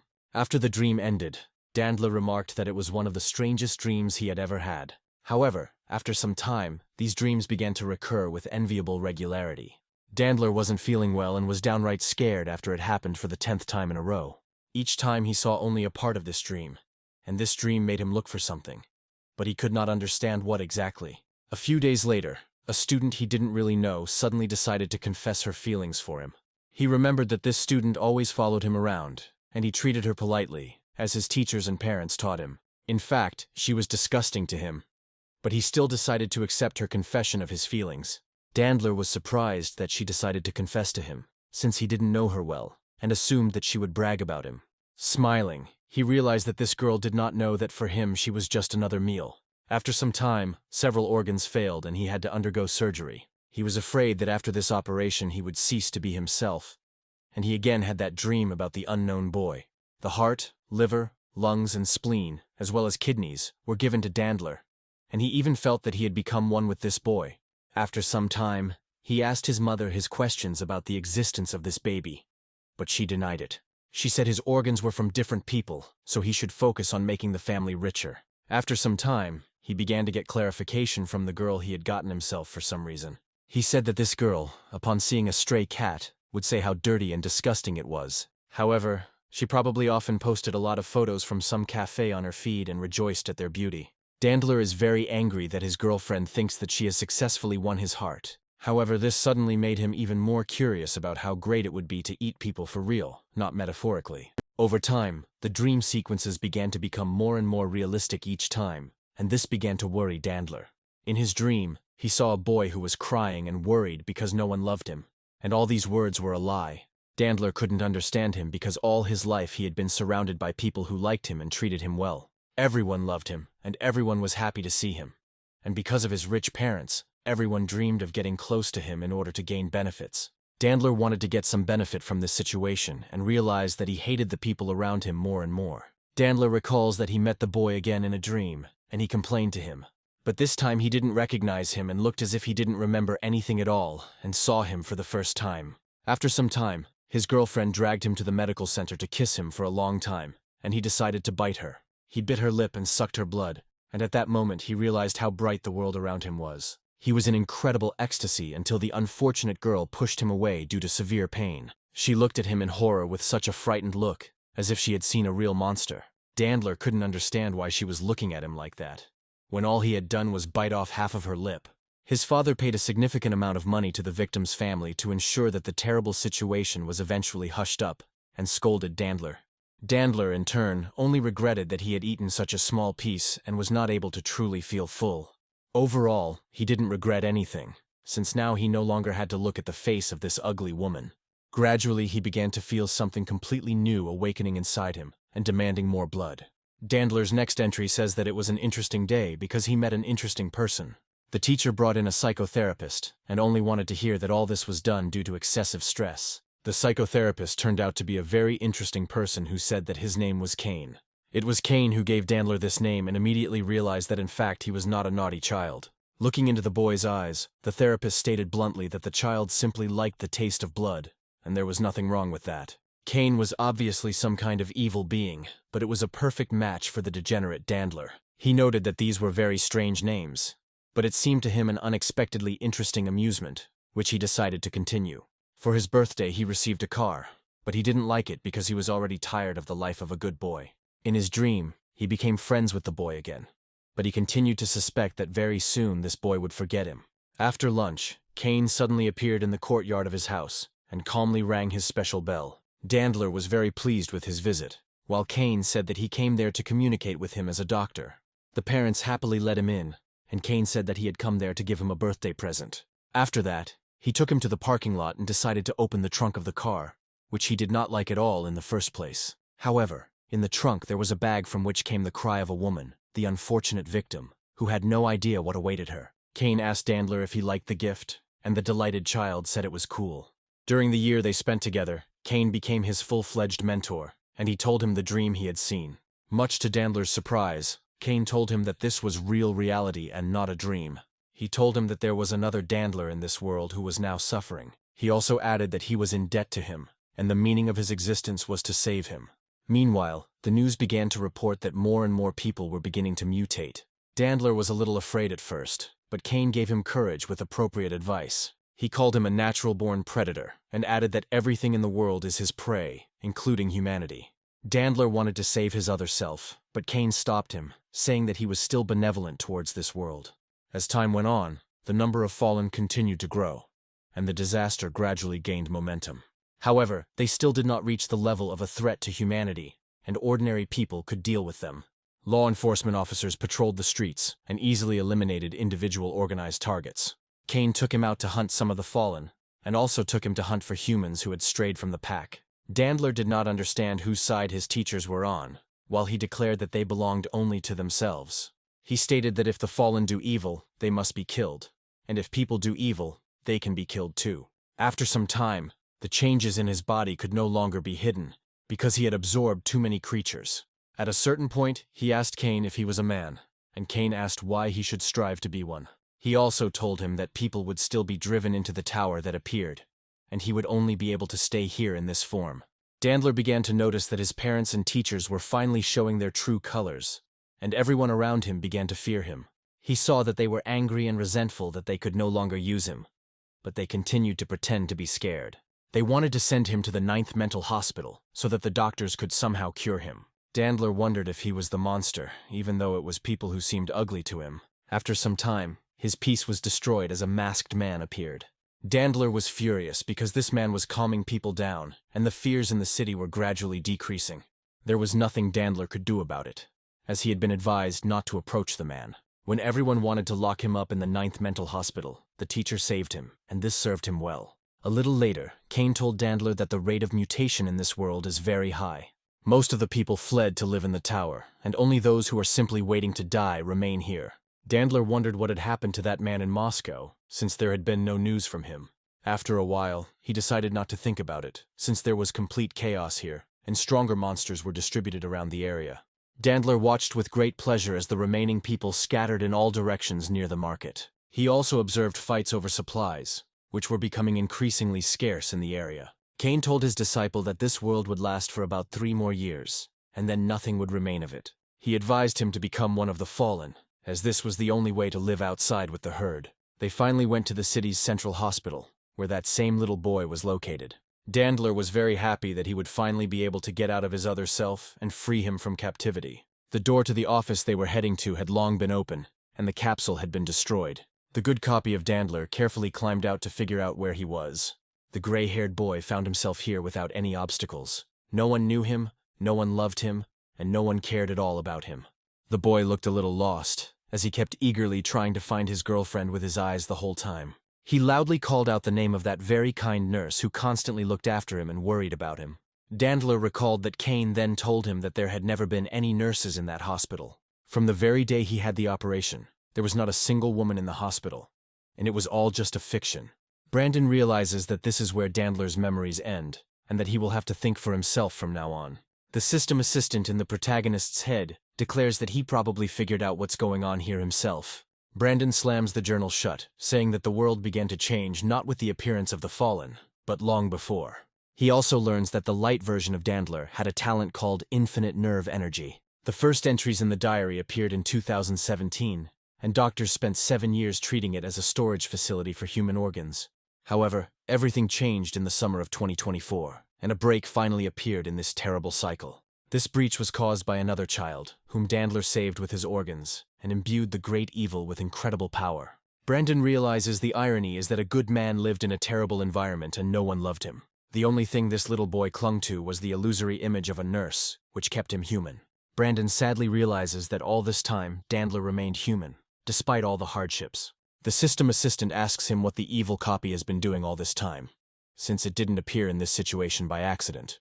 Brandon says she was raised in an environment that many could only count, and he had it all handed to him on a platter. Of course, this was due to the teacher who appeared here under the name Kane, and made things even worse. Brandon understands that if a real therapist had come to him, Dandler would not have decomposed to such an extent. Brandon realizes that this notebook is Kane's power that connects these two kids in life. Turning around, he sees a black cloud that declares that it has just introduced him to the nature of human cruelty. Cloud also says that he is probably curious about how Laurie, Angus, and Carrie got here. The voice adds that everything is extremely simple, and he himself directed them to end up in these places. Brandon realizes that Kane is a much more mysterious enemy, and assumes that he wants to force him to make a choice. Brandon realizes that he, not Dandler, is the true weapon, and Kane asks if he is ready to accept the task. Brandon smiles and says that he doesn't mind, realizing that morality has never bothered him. Kane decides to tell him about the difference between two concepts, talents and mutations, which are very important in this situation. He adds that talents are similar abilities, and a talent is much stronger than a mutation and can be awakened much less frequently. Kane also says that talents can combine if the owners of certain numbers come together.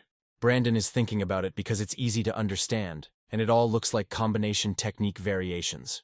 Kane, meanwhile, talks about how Talent 777 and Talent 666 can combine to become something bigger. Kane states that this talent is capable of bringing an evil lesson upon any person other than the owner of two talents. Brandon muses that Angus must know this secret, which is why they are here. Kane says that the only person who knows this secret from this trinity is Angus. Kane also says that he deliberately lured him here with the help of several informants. Smiling, he also asks him if he could find out where the owner of Talent 666 is now. Brandon realizes that the man was obviously eaten by the fallen Dandler, and most likely it was one of the other two mercenaries. Kane decides to tell them about what the people from Angus's team did before they got here. He says that this man deliberately used his talents for manipulating fate in order to be a good miner. With a great deal of luck, he also built a good career as a mercenary. Brandon understands that this is why he seemed so confident in his reputation when they first met. Kane states that luck isn't omnipotent either, and they are in Dandler's stomach, from which there is almost no escape. Kane also states that, according to his preliminary estimates, Angus and his team killed more than 200 people. From his point of view, the irony is that the team of miners considers itself experienced in order to avoid danger. Mercenaries think they are masters of their craft, and their life is getting better and better, despite all the hardships. He also adds that, unfortunately, there are no ghosts in this world, and there are only fallen ones that appear from killed people. All the people who died outside the tower at the hands of Angus turned into exactly these monsters, thirsting for retribution. Kane also adds that the resentment of these creatures cannot harm anyone, and certainly cannot change anything. He also emphasizes that this does not affect Angus's life in any way, and he continues to enjoy the fruits of his crimes. Kane condemns his comrades, saying that they did not know about these secrets, but still participated in his missions. From this person's point of view, if you didn't kill a person, but the person died because of you, it only means that you are guilty. He happily says that this is why the final task is also given to Brandon to choose from. He talks about how Dandler is about to enter its second phase, and most of the gastric juice will rise underground. Kane says that many years have passed, and he still likes to watch when there will be nothing. It corrodes a little. Kane also says that in the west of this area, there is a boat that is not decomposed by gastric juice. However, in order to get to it, you will have to jump on huge logs and not fall down. Otherwise, it will be certain death. Kane points out that this boat can only fit a maximum of a quarter of people, but there are currently 5 people in this area. Kane states that he can simply leave on his own and not make this choice, and it will count as choosing their death. He also adds that he can show that he is, after all, a sensitive machine and plans to save more people. Gradually, he puts his hand on the protagonist's shoulder and says that he is looking forward to his choice. After a few moments, his presence fades away, leaving Brandon alone with his thoughts. He reflects on the fact that the man's manner of speech is very similar to the teacher he imagined him to be in the hospital. Brandon also suggests that he has been kept in this state because he has the talent 42. This talent, called Infinite Nirvana, allows you to live forever once you reach a certain age. Brandon suddenly realizes that all the preparations were made exactly 2 days ago, just like in the hospital. Brandon realizes that the travel disc can return him to a location he has visited before. However, the first location he was in didn't have a movement disc, and the clues from his talent couldn't be tracked. Brandon realizes that all this time Kane has been deliberately assigning tasks to a specific person who is not Brandon. He recalls that judging by the content of the previous documents, Kane does not know at all who is in front of him, and a lot is said there. After this, he recalls that the first person to enter the hospital grounds was Howard. Brandon realizes that everything now makes sense, because over the past few years, he has been the most outstanding fighter. Brandon comes to the conclusion that Kane was deliberately tracking him and decided to create these very survival games for him. The situation is unfolding in a very interesting way, and Brandon assumes that there is no hostility towards him at the moment. Brandon also notes that the problem left by this person turned out to be quite troublesome and not so easy to solve. Brandon reflects on the fact that he has a choice: either not save anyone, or save 1, 2, or 3. Brandon understands perfectly well that in any of these options he can leave here, but he cannot avoid the reckoning. For a moment he imagines how, at the next location of the movement and disc, Kane will greet him with glee. The systemic essence tells him that this outcome would be better avoided, and Brandon tries to figure out what to choose. He reflects that morally speaking Angus should die, but if he dies here, he will die a hero. Thus, people will remember him as an experienced miner and mercenary, and the lives of miners will not be able to rest in peace. Brandon understands that only the justice of the court, in which the shorty believes so much, can impose a fitting punishment. He also understands that according to Locard's principle of exchange, every contact leaves a trace, so all mercenaries must survive. However, if he tries to save all 3 of them, he won't be able to get the worm in the box that has been hanging around here for God knows how long. Brandon muses that he must follow up on the last lead regarding the human dandler. Brandon wonders how a simple boy, albeit one with a rare talent, could live so long. Dandler looks at the stranger in front of him in surprise, and tries to rub his eyes after being in the dark for so long. Brandon reflects on how he's not used to being passive all the time, and now is one of those times. The unfortunate boy asks the stranger where Dandler is and what happened to him. Brandon understands that sometimes you have to take the initiative and go on the offensive, because that will make things more interesting. Brandon continues to carefully analyze his rights and opportunities, including his talents, and understands what he has. The system entity says that during these 700 years, he has not seen living people, but could watch as Dandler kills them. The essence also says that they are the most alien to each other, but at the same time the closest people. The human Dandler is naive and kind and used his organs to save the fallen Dandler, who had finally turned into a monster. Brandon realizes that the Dandler monster killed people to make the first one happy, but this, on the contrary, only upset him. Brandon realizes that this misunderstanding is, of course, connected specifically with Kane, and this is the key to the solution. Brandon addresses the boy and begins calling him Prometheus, noting that he has not actually lost his memory. Prometheus looks at his interlocutor in surprise and asks him how he learned about something like this. He also remembers how another entity once upon a time sat down in front of him, but called him Dandler. Brandon tells the boy that the doctors despised him and picked his brain, thinking he would forget everything, and he decided to play along. Brandon calls him a poor kid who hoped a similar scenario could lead to something different. He also recalls that in the child's memories there was a nurse who could talk to him. The nurse was kind and very different from the others, but in reality she never existed and was a figment of the imagination. Brandon muses that he has come to the conclusion that if Prometheus really did lose his memory, then everything would be different. He emphasizes that the nurse told him that he should remember, since she remembered everything, just like the child. Even despite what happened, Prometheus still did not get angry at people, and Brandon solves the main mystery. He says that Prometheus suffered not from endless operations, but from the fact that no one had looked at him before. Brandon adds that he has seen many people with split personalities, each of whom told their own story. He adds that he has never seen anyone like him, because both personalities radiate kindness. Brandon states that he can't forgive people for him, but he is confident that if he still holds on to hope, Prometheus tells him that they tried to connect him with Dandler and make him think that he is his other side. Brandon says that perhaps fallen people shouldn't be pitted against each other, but they certainly shouldn't be confused. Brandon states that Dandler has killed a lot of people, and right now, there are 3 more people waiting outside who are about to die. Meanwhile, Dandler is happy that the transition to the new phase is complete, and all that remains is to wait for the choice. He expresses hope that this person will choose to save two or that person to leave several victims here. He adds that the taste of resentment and despair after the betrayal of his comrades is the most wonderful he has ever tasted. Brandon reminds Prometheus that it was Cain who made sure that he spent all those years sleeping in the tower without anyone knowing. Brandon also says that he deceived Prometheus just as much as he deceived Dandler. He emphasizes that this boy survived thanks to his organs and could have become better. But now he can no longer be saved. Brandon extends his hand to him and says that they will stop Dandler and get out of this place together. Prometheus looks at his savior in surprise and asks him who he is. Brandon seems to be an effective name and suggests that he can be completely trusted and followed. He also talks about how he will return him to the tower, and he will no longer be locked in a cramped space. Prometheus extends his hand to him, and Brandon states that he knows little about the child's past. But it doesn't matter.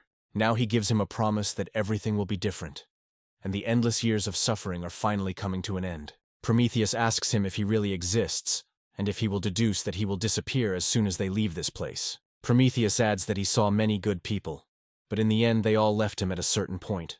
Brandon asks him to talk Dandler into stopping, and in that case he will take him home. Prometheus sadly says that it is useless, because he tried to persuade that man, but it was all in vain. Brandon realizes that this biblical villain also deceived his children, deliberately making it so that Dandler went crazy. Brandon realizes that because of the broken phone, Prometheus gave up trying to persuade Dandler, and he thought he was doing good. Brandon says that there is something he needs to tell him personally, and maybe the man wasn't being honest. After this, he helps him up, saying that they still have a lot of work to do, so there is no point in delaying. As they head out, they talk about how it's time to see Dandler after so many years. Prometheus almost immediately feels a bright light hitting his eyes, and he closes his eyes briefly to get used to it. Only after some time he opens his eyes and sees around him a rather strange forest that looks ominous. Brandon's comrades greet him joyfully and ask if he managed to find out anything. Brandon receives information that Dandler has become significantly stronger, but still retains the pathology of weakness. Brandon realizes that everything in this area is the body of this very monster, waiting for the right moment. Brandon wonders who he fought before if he has the same pathology in both phases 1 and 2. Brandon speculates that his pathology was left by another fallen who was significantly stronger than him at the time. His friend asks where the child came from, and Brandon throws him over his shoulder, saying there is no time to explain. Immediately after this, he shoots a special rope to climb as high as possible into the trees. A few moments later, he is already soaring into the air together with this child, who could not have gotten there on his own. Jumping onto a branch, he says that they should follow his example, because it will not be safe on the ground. Laurie initially tries to understand why this is necessary at all, but Angus declares that they need to follow him without talking. As soon as they jump onto these branches, they ask him where they should go now. Brandon tells them that they are heading west because there is a boat there that they can all sail on together. They ask him if this is true, and continue to follow him in the hope that they will be saved. At one point, Carrie steps back and falls down, but Laurie manages to reach out to him in time to save him. Carrie wonders what awaits him below, discovering that the landscape has changed dramatically. He doesn't understand what this acidic liquid is that suddenly began to ooze out of the ground, rising higher and higher. They understand that the earth is sinking into acid, and if they fall into it, they will hardly be able to survive. Brandon recommends extra caution, saying not to fall down. He also recommends being more careful, as otherwise their work will be wasted. Meanwhile, the liquid continues to rise with incredible force, but there are still enough trees to provide safety. Angus notices that the liquid is gradually rising, and this guy definitely knew about this secret in advance. He understands that he cannot go down into the acid, since perhaps a clue or treasure is located right in that room. He recalls that 2 days ago, the rich man ordered a dynamic board to be brought to close the room. Unfortunately, that same evening the rich man suddenly died in his own home, and then there was no way to complete the task. But that is not important. He just needs to get in there to collect everything while it's actually possible. As for the cause of the rich man's death, Angus, who killed him, was not at all worried about it. He asks his friend what is going on in this area and why rainwater is pouring out from underground. Brandon doesn't answer him and continues to follow the intended path, which slightly surprises the mercenary. They watch him go and try to understand why he suddenly started treating them so dismissively. Carrie remains hopeful that he is always like this, and notices the bag on his shoulder, which they have not seen before. A few moments later, the bag disappears, and they wonder if this is his talent's ability. They suggest that perhaps it is some kind of space or talent that can clean and get things. The systemic essence says that such talents actually exist, but something else happened. The entity realizes that his bag has simply become Jilin and now allows him to carry certain things more efficiently. Brandon realizes that he missed again, and his precious rice cooker didn't get the chance to transform into Jilin. He also suggests that the effect of the sadness and joy disc exceeded his expectations, and Carrie influenced reality. One of them suddenly looks down and says that there is more and more liquid below, and it is dangerous to hope that they will not drown. Brandon says that they are in the monster's stomach, and they don't need to ask many questions because there is little time left. Angus asks him what he meant when he said they were inside the monster's stomach. Carrie talks about how if this area really is the monster's stomach, how huge is the monster itself. They nevertheless decide not to stop and immediately set off forward to catch up with their comrade and not be left behind. Brandon continues to move at incredible speed and reflects that this is just part of his plan. He hopes that the connection between Prometheus and Dandler can be seen in practice. Prometheus understands what is expected of him and carefully pronounces the name of his infamous comrade. Just a few moments later, a powerful explosion of stomach acid occurs near the mercenaries. Angus almost falls down, but manages to use his spear in time to stay in place. He jumped onto a branch and asked his friend if he was okay and if he had any burns. Angus says he is fine, but it was a very dangerous incident that almost took his life. He wonders why this liquid behaves so unpredictably and is so volatile. Brandon suddenly hears a small drop of water fall on a branch and knows he needs to act immediately. He orders a group of mercenaries to group together on one branch before it is too late. Brandon quickly turns to Carrie and tells him that he should prepare an umbrella to protect himself from the acid rain. A few moments later, a massive downpour begins, which only avoids them by surprise thanks to Brandon. He tells them that this downpour is too strong and all the previous rains cannot compare to it. Brandon states that they can only wait for it to end, and until then, they can't go anywhere. Looking down, he realizes that this acid is rising too quickly, while Prometheus feels very ill. He puts his hand on his shoulder and asks him not to worry, and also to tell Dandler about his desire, because they are comrades. Dandler suddenly begins to feel incredibly ill and temporarily reverts to his human form. Dandler finds himself in an unknown place and tries to contact his dear teacher, and memories pop up in his head. 2 days ago, his teacher told him that a researcher would take his bait and come here. Dandler asks him what to do if this researcher still wants to call the other part of him from captivity. Kane says that if they leave the area according to his route, then that would be the ideal outcome. He emphasizes that in this case they will very soon be reunited with each other as fallen. After this, he stated that if the researcher asks him and decides to save the worldly people, then he will have to wait a little longer. Kane makes a final promise that they will always end up together no matter what, and both will be fallen. Dandler suddenly realizes the scale of the disaster he has caused, and has been blaming himself for a week now for deceiving him. He blames himself for doing something that never brought joy to Prometheus, but on the contrary, only hurt him. Prometheus looks at his comrade and with incredible sympathy approaches him closer and closer. Carrie, meanwhile, looks down and says that the water is rising very quickly, and they will most likely die.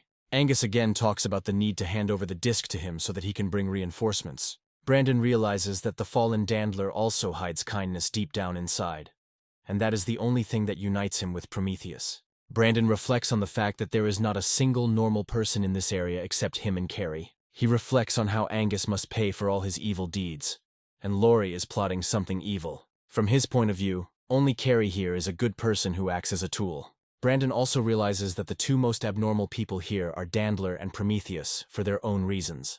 Dandler, in his view, was a natural-born burglar who received love and distrusted people, constantly suspecting them. Dandler apologizes to his friend and says that he did not mean to upset him with his behavior, and that he was simply deceived. Prometheus understands that there is nothing wrong with this, and he understands perfectly well that everything is fine. Brandon notes that he is an absolute good person who was able to maintain his goodness even after everything he went through. Brandon realizes that this child is even more abnormal than Dandler, and there is absolutely no malice in him. Prometheus says that he has found a man who loves him, and now he wants to go with him. Dandler tries to keep him in place, saying that he doesn't want him to leave because he has no one else. Brandon recalls that Cain wanted to turn Prometheus into a fallen one, and constantly fed these hopes to Dandler. Eternal life with his best friend was just a false hope that he lived with all this time.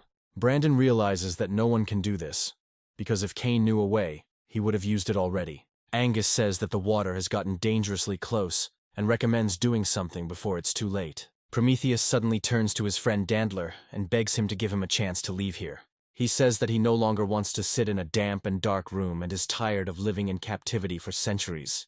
He admits that he wants to live like a human being, to enjoy life, since he was deprived of this a long time ago.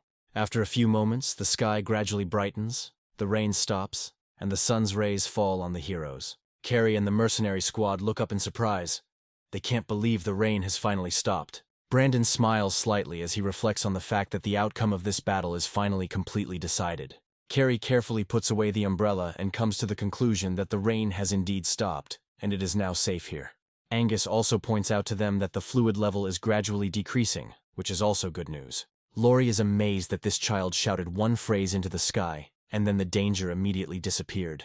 He tries to understand to whom the child shouted these words, and quite quickly guesses that he was talking to the Fallen One. He also discovers that the area was not so simple, but the mysterious comrade knew everything in advance. Carrie carefully asks Brandon about this, and he immediately tells them that it is too early to rejoice. The very next moment, a tree of enormous size begins to rise before them at incredible speed. The mercenaries are frightened and wonder why this tree suddenly started growing so quickly. Carrie looks closely at the creature that now stands before them, and the blood begins to beat in his veins. The whole point is that this tree has a human face, and it belongs specifically to the fallen Dandler. Brandon remains completely calm and healthy, and talks to this fallen one about how he really wanted to talk to him.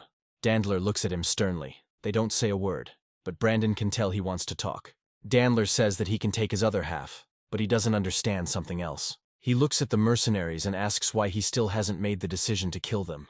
Brandon tries to correct him that the child's name is already completely different, but right now it's not that important. He talks about how the remaining 3 lives represent evil, hypocrisy, and endless ignorance. Dandler asks him there if they don't deserve to die, but Brandon states that it's not up to them to decide.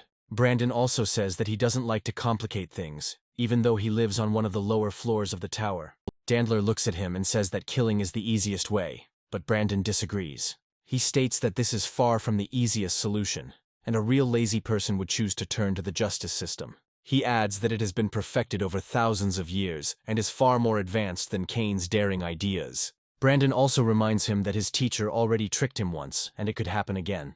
Dandler feels doubts in his soul, after which he closes his eyes to think. After this, he says that if Brandon breaks his promise, he will eat him. Brandon tries to calm the giant monster down, telling him that there's nothing to worry about because he knows what to do. He also states that he will show him that not all vision people are evil, and that they are much more multifaceted than one might think. Dandler says that they will definitely see each other again, since he is more special than the teacher assumed. Brandon says that he hoped that he could give him some information about his teacher. Dandler asks him why he should cooperate with this since he is bringing in his best friend, but Brandon objects. He talks about taking away a loved one and sharing friends, but Dandler orders him to get lost before he changes his mind. Brandon watches as Dandler disappears and realizes that he won't be able to learn anything valuable from him. He reflects that he has not yet succeeded in breaking up their collaboration, but disagreements have arisen between them. Meanwhile, the mercenaries are wondering, and then, is it really possible that all the hardships are over, and now they can get out? Brandon at this point hands over the teleportation disc to Prometheus and tells him how to use this artifact. Angus asks him why he gave him this disc, because in this case they will not be able to leave this place. Brandon states that he will call someone here to save them, and he will return with this boy first. Suddenly, roots begin to entangle them so that they remain here as prisoners. Brandon tells them not to worry as he is not like them, and will keep his word. Angus asks himself in surprise if this man really knows everything and understands that he was deceived. It now becomes clear to him that there was no treasure in this place, and that it was all a planned move. He also suggests that the rich man he robbed was not dead at all, and that it was all just a trap. Prometheus teleports and immediately begins to activate the area with his bright glow. Brandon comes closer, and the system assistant says that he finished this zone with a good result. The entity also advises him to train this little brat well so that he becomes even stronger. He realizes that on this expedition he has gained a very rare companion, as well as several Jillins of dubious value. From his body, he understands that he has been trying here for too little time, and the accompanying power has not yet increased. He reflects on how his talent has repeatedly mentioned pieces of the Doomsday puzzle that are likely very important. He muses that outside the tower, Kane just happens to have a plan for a few zones, and that this should be taken advantage of. He also states that he must not follow this Kane's plan under any circumstances, which means he cannot use this disc. Prometheus, meanwhile, turns to Dandler and says that he is leaving and thanks him for taking care of him. He also admits that he will miss him, and Dandler's ghost continues to watch over him. Dandler says that he must take care of himself and, if necessary, return here under his protection. Prometheus reassures him that he will definitely be fine, and then asks for one more favor. Looking at the village, he asks that no one harm these people so that they can be taken away by law enforcement. Dandler initially says that he planned to eat them, but if his friend asks him to, he won't touch them. Prometheus happily waves his hand to his friend and says that in this case he will go about his business. Dandler sees his best friend off and smiles, although in reality his heart is breaking into pieces with sadness. The entity congratulates the protagonist on achieving the denouement in which all four were saved. Brandon wonders what to do with this child now, where to put him, and what new name to come up with for him. However, he decides to postpone it until later, since he has much more important things to do now. Meanwhile, the first part of the broadcast ends with Ray's expressive words that this is only the first episode. He also talks about how they should stay interested to find out what adventures will happen next. People begin to enthusiastically talk about how they will definitely wait for new adventures of this man. After some time, they climb up to the second floor of a high tower to the intelligence core unit. Howard takes a close look at the image Brandon has decided to choose for himself, and says that it is ugly. He also adds that this image is easy to remember, and now he will probably call himself a knight in a cloak and mask. Brandon takes off his mask and reveals Prometheus, saying that he would like the boy to join the Corps. Howard looks at the kid very sternly and asks what reasons there are for him to do this. Prometheus feels a little scared and clings to the protagonist as tightly as possible, but he calms him down.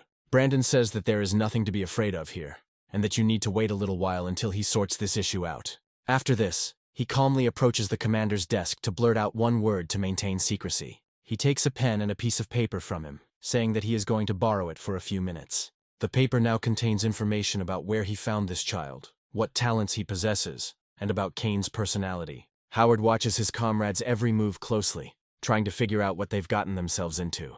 The full text also contains Brandon's suggestion that, with training, Prometheus could become a good weapon. Howard decides to take a closer look at this document to make sure he doesn't miss anything. Immediately after this, he lights a match with light movements that have become too familiar to him. He sets fire to the papers in order to destroy any evidence and conversations that took place between them. Looking at the main character, he advises him to keep everything that happened here a secret and not tell anyone. The systemic essence says that Brandon did the right thing because he showed loyalty to Howard. After this, the entity asks him why he decided to tell the shorty about this guy's abilities. Brandon asks the entity if he remembers any of the information about Prometheus that he showed him. A few hours ago, when he returned to the tower, the entity congratulated him for showing Prometheus a new life. The entity also said that this boy has a secret that interests the people from the 6th floor, although it is obvious. Brandon recalls that when he met Howard and Ingrid, it turned out that they were also keeping some secrets. He understands that all three of these people possess talents of the order of 100, and Howard's talent is one of the strongest. He also remembers that Ingrid was marked as an Avenger, and this is only a hint of her hidden talent. Brandon speculates that the 6th floor is seeking people with rare talents to join its ranks. He also suggests that a much more likely scenario is that they simply get rid of these people. He also understands that, as the trump card of the Foreign Intelligence Corps, Howard will be able to protect himself and his comrades. Brandon also tells the captain that Kane claims to be from the tower and is the head of some kind of sect. Howard says that he has never heard of such a person, much less of any sects that worship the fallen. Brandon sadly recalls that he didn't receive any practical information from his new friend either. Brandon wonders how many similar tragedies happened 700 years ago and what happened between 2023 and 2027. Brandon remembers a hero from a past world named Magneto, who championed mutant rights but quickly fell into heresy. It can be assumed that Kane is the leader of the fallen, as well as a fighter for their rights, who are trying to achieve the best for them. He also realizes that he often gains absolute loyalty, given that Dandler serves him even after being deceived. The whole point is that he promised them to destroy a certain tower, and most likely he is talking about the tower in which he lives. Brandon admits that he doesn't know any of this yet, and needs to avoid Kane for a while longer. Howard, meanwhile, asks Prometheus what his name is, and he calmly tells him his new name. Howard says that the name is too long and will be awkward to write in reports, so they need to come up with a new one. Prometheus sadly lowers his eyes and says that he really likes this name and would like to keep it for himself. Howard states that in this masquerade that Brandon has put on, he can still use that name if he so chooses. He also adds that he will now have the call sign Barry during core missions, as it will be more convenient. Brandon is surprised by such an uncreative name, but Howard assures him that the naming process is complete. But he also tells them that he will inform him about a new task and warns him not to receive a task from anyone but him. He also advises him not to reveal his identity, as well as the identity of the knight in the cloak and mask, for greater security.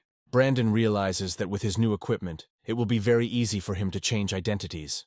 But this cannot continue for long. Brandon also says that Kane will probably find out about this soon, and Howard needs to be more careful. Barry is very strong, but different from Mr. Kane's pressure, and he feels safe. Howard says nothing, and Brandon realizes that this way he will be able to put Kane on the wrong track. Howard asks him to remember to develop his strength so that the team can trust him. Brandon says that he will introduce him to his most trusted friends who will never reveal the secret. Howard says he has trained a special student who is waiting for him next to his girlfriend. Howard also says that the cases he solved have attracted the attention of the upper floors, but the Correctional Corps is not happy about this. Brandon says this is very strange because both of these corps have very different missions and areas of responsibility. Howard says there was a big incident on the 3rd floor, and word was sent from the 5th floor about the efficiency of their unit. He adds that they will have to conduct a joint operation with the Correctional Corps to solve the case. Brandon says that their corps has always been considered low-grade troops, and now they will have to work together.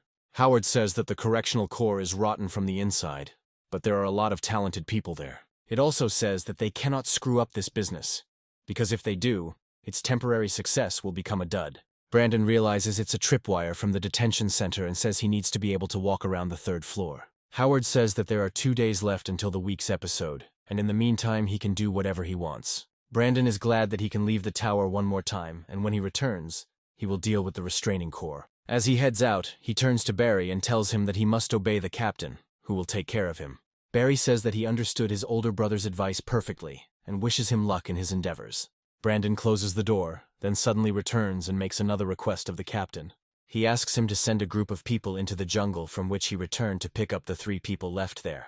Howard realizes that this is another headache and sternly asks him to dictate the number of the location he was at. Meanwhile, we move to Cherry's shop, where she tries to use her old tricks again.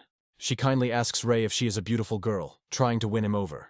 Ray says that she is the most beautiful of all the people he has seen, after which he asks to calculate the salary for his work. Cherry says that instead of a salary, she can become his girlfriend, and this will be an even greater reward for the work. Ray says that he doesn't mind, after which he calls her his girlfriend and asks her to pay her boyfriend's salary. Cherry can't believe that behind this man's innocence hides an incredible thirst for profit. She decides to go at least theatrically, prompting herself to fall on the unfortunate boy.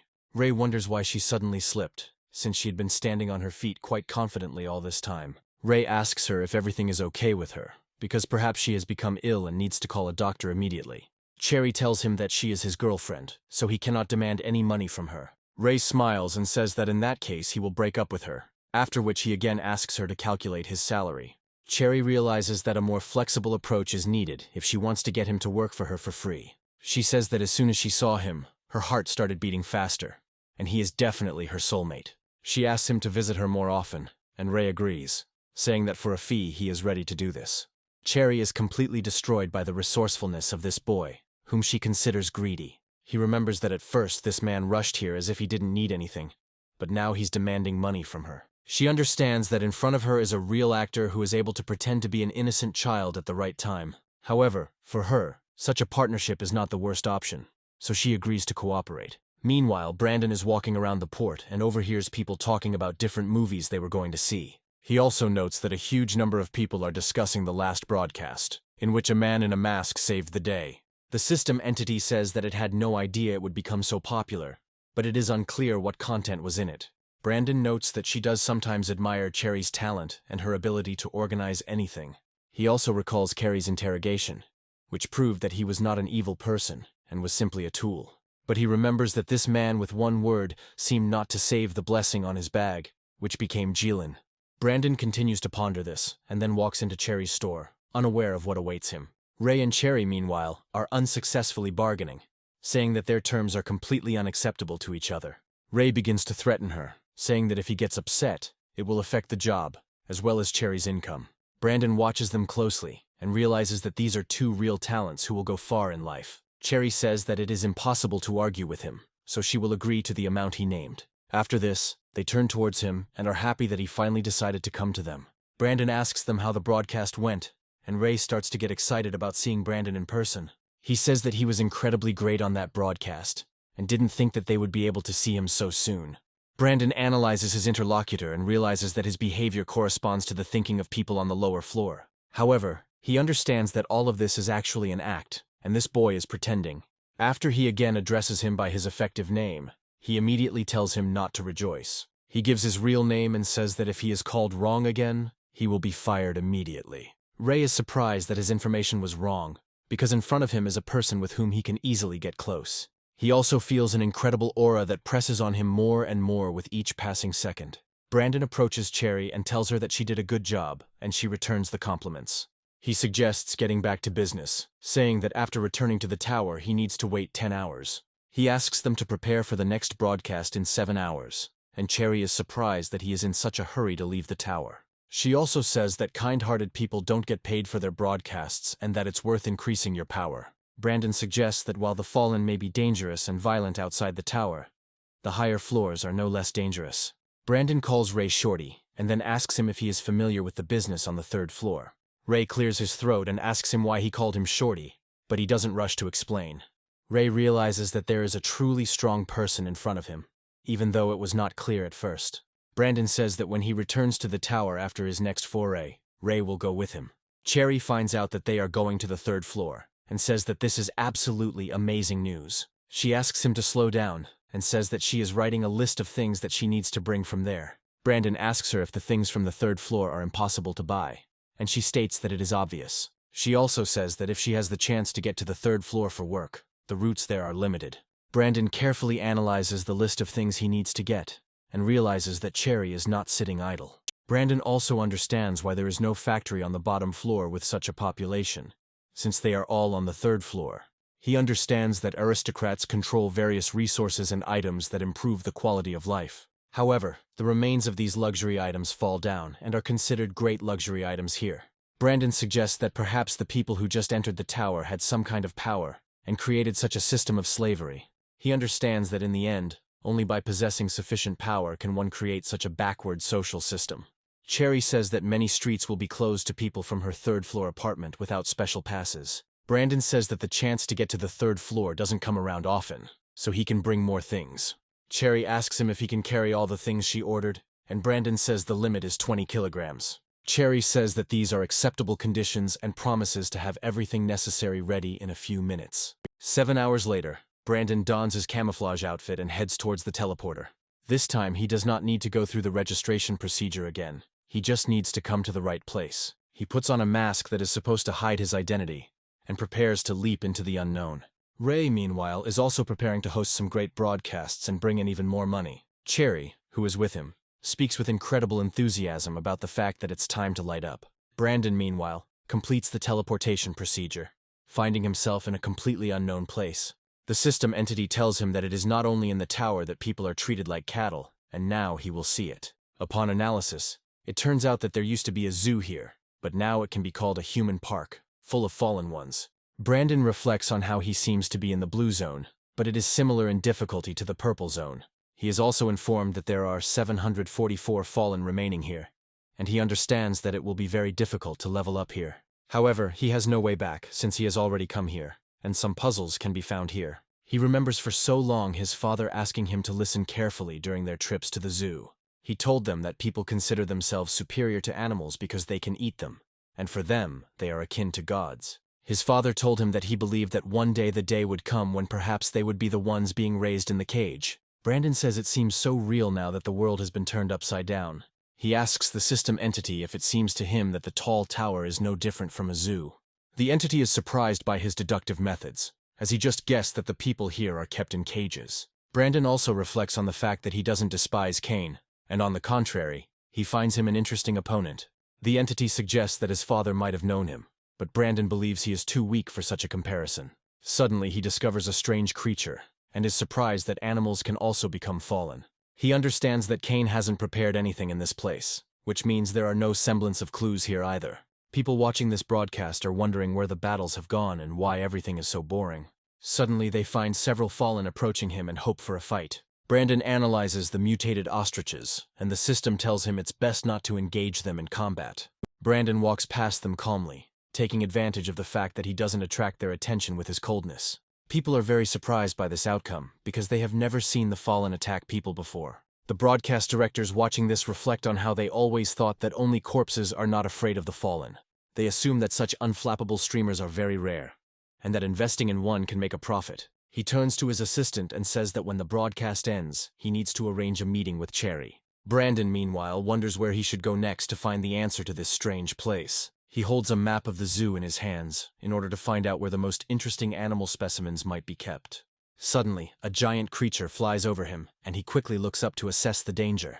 Thanks to his talent, he quickly realizes that in front of him is a fallen creature of the 3rd level of mutation. Surprisingly, all these animals have turned into metal versions of themselves, and now they feed on machine oil. Brandon smells a strange odor coming from these creatures, and realizes that it is similar to machine oil. Looking back, he sees a giant herd of some kind of creatures approaching him, breaking through the dust. It becomes clear that all these animals have turned into metal imitators for unknown reasons. His talent suggests that these are definitely not machines created by someone, but creatures that were alive. Brandon understands that mechanization is not a very strange mutation for fallen humans, but all animals are subjected to it here. He reflects that there is a mysterious force outside the tower that turns people into fallen ones, and this process is very complex. Previously, he thought that all this was happening because of some kind of radiation, but as it turned out, the process was more complicated than he thought. Now he understands that the doctors at the hospital were on the wrong track, and this transformation is not limited to gene mutations. Now he understands that if he explores the information inside, he can learn more about the essence of these creatures. He understands that he came here to have a walk and improve his stats, and this certainly won't stop him from achieving his goal. The system essence says that theoretically there are no emotional debuffs for him, so you can relax. However, he understands that it wouldn't hurt him to find a safe shelter somewhere in these parts. 30 minutes later, he reaches the cable car cabin and decides to take a rest there and look around. He understands that the less he sees, the easier it will be to suppress the thirst for exploration, so he just needs to wait. He reflects on how he must break his survival record and advance to the 2nd level to become even stronger.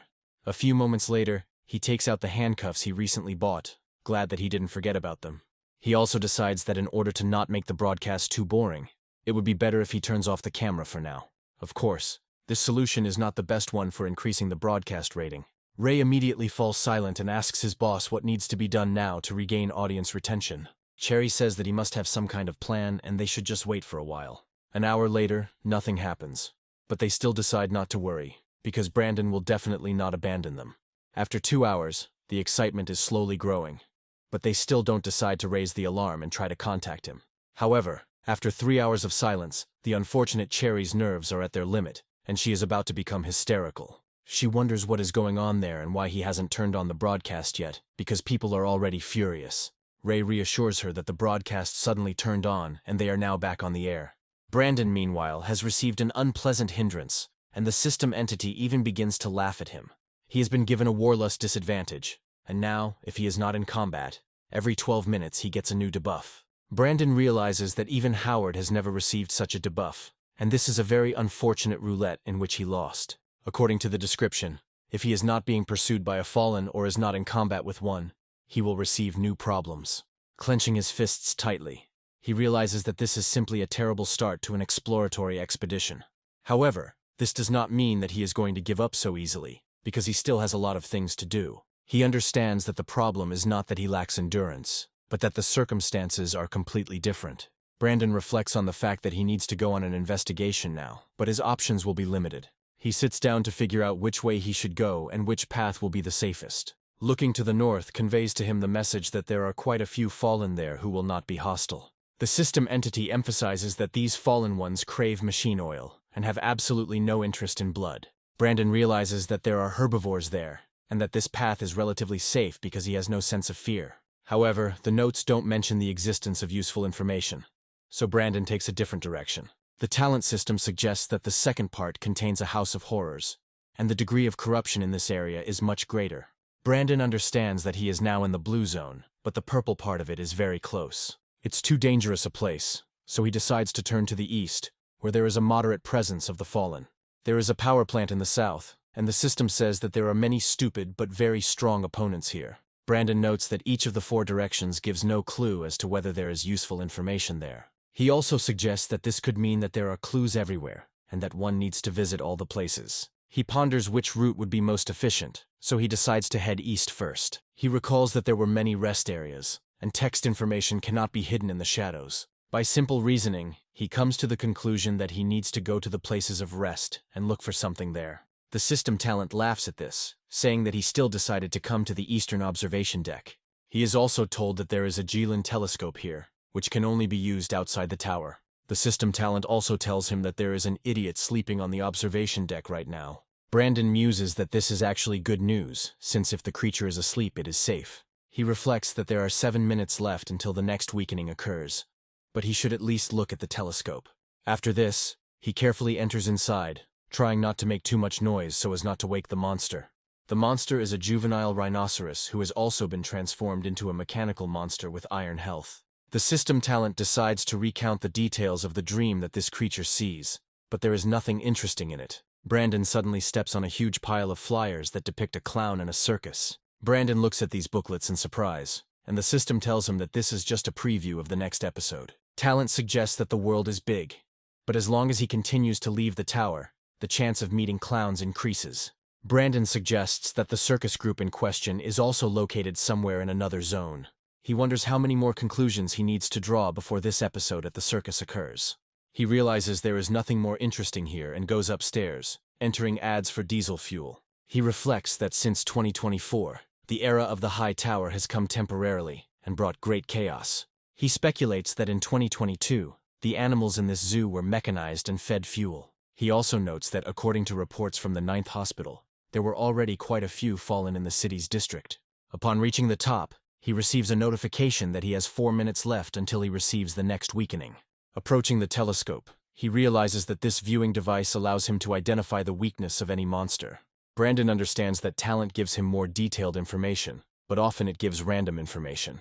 This telescope, unlike talent, reports only one parameter: the weak points of the creatures that fall into the lens. He decides that it is unlikely that there will be anything interesting to explore near the fallen toilet. The telescope's effects also stack with the talent's effects and hint at what he will receive for killing a monster. He is asked to destroy one of the monsters, and is told that he is afraid of fire, which seems intuitive to him. He suggests that these are most likely residual instincts from a past life, and carefully removes the telescope from its tripod.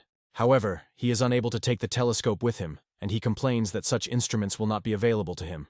He also understands that he needs to spend 3 minutes to reach the enemy and engage in combat. Immediately after this, he accelerates and jumps down, completely unconcerned about taking damage. Talent tries to stop him, saying that he will crash and starts screaming loudly. For a few moments, a powerful impact is heard, which usually occurs when a body falls onto hard ground. Brandon gets to his feet as if nothing happened, and the talent is pleased that he is stronger than he seemed. However, a moment later, the giant rhinoceros became angry and tried to run out of the enclosure to punish the intruder. Brandon looks at him and thinks that he still has time to run further away. This played into his hands, because he was momentarily thrown into combat, meaning the debuff counter was updated.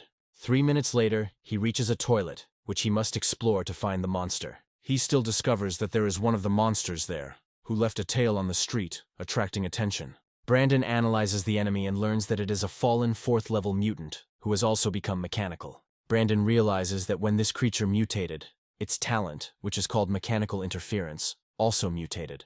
Brandon muses that this talent will now allow him to create non-destructive electronic interference. He understands that outside the tower this ability is practically useless, but inside it will help hide his identity. Even if he takes her up to the 3rd floor, it will help him avoid surveillance, and one cannot help but be glad about that. Brandon understands that he is now going to face difficulties, as he needs to somehow destroy this monster.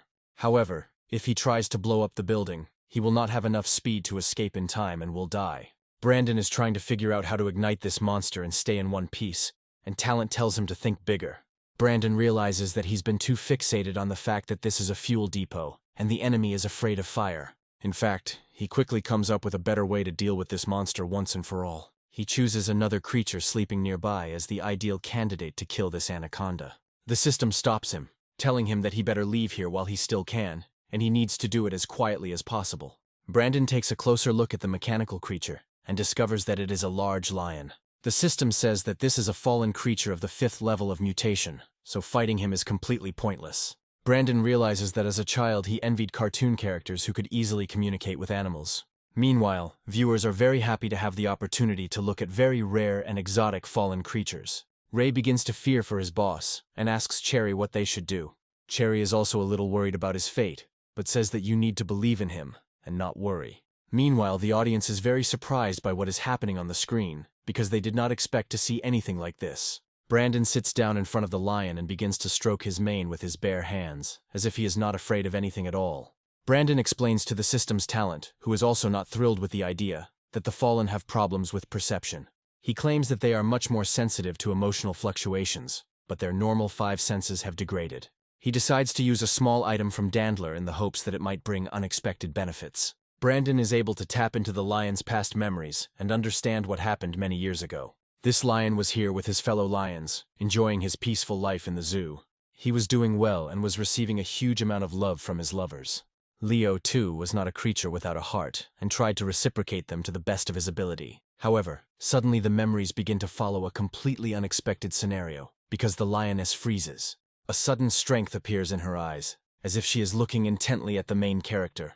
Brandon tries to understand why she is suddenly betting on him, but it is too late to react. Suddenly, the lion opens his eyes and quickly rises, trying to figure out who dared to sneak up on him. He immediately uses the paralyzing roar skill to prevent his victim from moving anywhere. Brandon receives a notification that he has successfully enraged a level 5 fallen, and the system entity wishes him luck. However, the next second the lion comes closer to him and begins to lick him as if he were his best friend. Brandon says nothing, and the system entity is surprised that he managed to foresee this. The lion jumps on the protagonist, and the system says that this creature is trying to win his favor. Brandon gently strokes the lion to calm him down and allow him to get to his feet. He orders him to sit down, and the animal immediately obeys the command, despite the fact that cats are difficult to train. After this, he sits on the lion's back and realizes that he still has to deal with the giant anaconda nearby. He grabs the lion's back tightly and tells him that they will get up and move forward as quickly as possible. The lion immediately carries out the command and takes off, leaving only dust behind. Naturally, the audience is left in complete shock after seeing Brandon riding the fallen one. They wonder if some special device is being used or if this is all a staged video. Ray says his new boss is actually pretty cool, even if he's a little short on money. He understands that he won't be able to voice it now, so he'll have to come up with a new way to monetize it. Brandon moves forward at a speed that makes supercars from his past life no match. Brandon realizes that level 5 fallen are at the top of the zoo's food chain. He remembers that the 6th level of mutation is already someone similar to Ilia, but there are no such creatures here. He reflects that the lion is extremely excited, and if the ring falls off him in this state, he will go crazy. The systemic essence says that this is indeed a serious issue, but there is no need to worry about it now. The entity adds that Brandon is about to gain another talent, and all he needs to do is win the fight. A few moments later, a giant creature appears in the air, loudly moving its metal body. The anaconda decides to attack the giant lion, hoping that she will be able to win this unequal fight. However, the lion proves to be too fast and torturous for such a creature, and easily dodges the attack. After this, he decides to use his clawed paws to knock the enemy to the ground. The snake does not give up and tries to coil around the lion in order to break his bones with its muscles. However, the lion emits a loud roar to paralyze its prey and prevent it from attacking. The giant creature once again confirms its title as the King of Beasts, confidently winning any fight. Brandon is temporarily unable to move and can only watch his comrade's actions. The lion bites into the anaconda's body with all his might, hoping to break it with his sharp jaws. Moments later, he severs the head with a powerful jerk, and a giant energy core becomes lodged in his teeth. Brandon takes a closer look at the core and realizes that it is actually the snake's gallbladder. Within a few seconds, thanks to the strength of its jaws, the lion destroys the security organ. For a mechanical beast, such injuries are fatal, so the outcome of the battle is predetermined. Brandon reflects on how the situation is very similar to what happened to Ilia in the mental hospital. He understands that this is almost equivalent to death at the hands of the fallen, and the same thing happened to this snake. Brandon goes downstairs, thinking that technically he wasn't involved, but he was the one who made the decision every time. He suggests that the rules outside the tower encourage more than just the destruction of the fallen through brute force. Brandon walks into the communal restroom, thinking about how there's no longer any stench in there now that it's become a fuel depot. He understands that this is now a large oil storage facility, and that means a change in the rules of the game. He takes a closer look around the room and comes to the conclusion that the rules outside the tower are not as simple as he thought. Suddenly, he discovers one very strange detail, which he decides to investigate as thoroughly as possible. Coming closer to one of the booths, he discovers angry messages about some dog that ruined everything. Brandon is trying to figure out what kind of dog it is when he suddenly hears an approaching rumble. After this, he hears a loud roar of a lion and assumes that the cat is reacting to the approach of hostile fallen ones. As soon as he goes outside to look at it, it becomes clear that the lion is worried. The thing is that something truly terrible is approaching, and even the king of beasts feels uneasy from this aura. Animals begin to flee at the sound of these terrible sounds, but not all of them are destined to escape the impending danger. Suddenly, a giant turret loaded with large-caliber rounds starts firing at the animals. Brandon looks and notices how the pieces of the unfortunate fallen man, who happened to be under his hand, fly apart in all directions. From the outside, it might look like a real company of soldiers has landed here, using artillery and heavy equipment. However, in reality, a dog is approaching, hung with various laser installations. These turrets shoot at everything within the creature's immediate line of sight, without regard for friend or foe. The producer observes this creature and wonders what kind of monster it is and where it came from. Outside the area, they froze when they saw this strange creature, as they had never seen such monsters before. The system essence says that these are fallen 7th-level mutations, with a large number of side enhancements. The system assistant also says that it is obviously someone's dog, despite its indifferent look. The entity also says that in this area this dog is the undisputed ruler, as well as the bearer of the Doomsday Puzzle. Brandon realizes that this fallen one is apparently much stronger than the previous 2 students, and is only surpassed by Heather. Meanwhile, the lion realizes that fighting this creature makes no sense and tries to hide. Brandon understands that he will hardly be able to do anything against such a perfect creature. He turns around and provides cover, asking him not to rush into trouble and just wait out the time of serious danger. Brandon recalls that every area he had visited before had its own keeper of the Doomsday Puzzle. He remembers Heather, but then the system notified him that the puzzle piece had been moved, just like in the jungle. Brandon suggests that all these movements and disappearances of puzzle pieces are connected to Kane. Brandon realizes that in order to collect the puzzle pieces from those areas, he will have to find Kane. However, to do this, he would have to use the disc, and right now this is not in Brandon's area of interest, because he has other concerns. He watches the dog carefully and discovers that it is not just wandering around the area, but is exploring it. Brandon recalls the signs on the booth, which indicate that zoo staff wanted to get rid of the dog, but it was too late. He becomes curious about why this dog came back for revenge, and this means that the zoo has its own history. He also understands that something doesn't add up here, and that there is probably some very serious secret hidden. The thing is, all the fallen he's met here have been animals, and he still hasn't seen a single human. Brandon also recalls that Kane had previously left stories of his students in areas connected to the displacement disc. Brandon understands that each puzzle keeper has their own story. But here, you need to get the keeper's approval, not kill him. Meanwhile, Leo begins to feel much more serious after the giant dog goes away. The system entity goes even further, and reminds him that just a couple of minutes ago he was cowering in a corner like a little kitten. Brandon jumps on the lion and orders him to follow the big dog and not give himself away. The lion stands still. His paws begin to tremble a little with fear, and he makes it clear that he is not ready to risk his life. Brandon understands that this dog has become a full-fledged owner of the zoo over the past 700 years, and no one is going to mess with it. Brandon receives a notification that there is still a pile of scrap metal where the huge dog walked. He is advised to hurry, because in this case he might find something unexpectedly valuable there for solving the mystery. Brandon approaches the debris calmly, as the dog's approach will be visible within minutes. The lion suddenly begins to behave restlessly, growling very loudly, as if he is afraid of something. Brandon tries to calm him down and tells him that he needs to hide and not come closer yet. Brandon slowly walks forward, examining the fallen man, assuming that he might still be alive. However, it suddenly turns out that next to the crippled creature, there is another fallen one that looks like a monkey. This monkey has a special mechanical backpack from which mechanical devices emerge. These devices look like they are a parody of the tools you would find in a car repair shop. Brandon realizes that this mechanical orangutan repairs damaged fallen and looks after them. Brandon meanwhile takes out a special mechanical sensor that looks very much like a heart or a power core. As soon as he inserts it inside the machine, it suddenly begins to move and show signs of life. The mechanical orangutan good-naturedly reports that the repairs are complete, and the subordinate machines begin to move again. Brandon tries to figure out why the orangutan did this, and suddenly his eyes start to glow blue. It becomes obvious that the giant primate is trying to satisfy its reproductive instinct. Brandon decides to hide so as not to show it to viewers who may be underage. The system tells him that there are only 30 seconds left to receive the next bonus. Brandon realizes that in order to cope with this, he needs to keep the monkey busy, so he turns to the lion. He gives him the command to move as quickly as possible, or to break away from the spot, heading towards the enemy. The lion immediately lets out a loud roar to paralyze the enemy and destroy it. Within moments, there is absolutely nothing left of the mechanical fallen.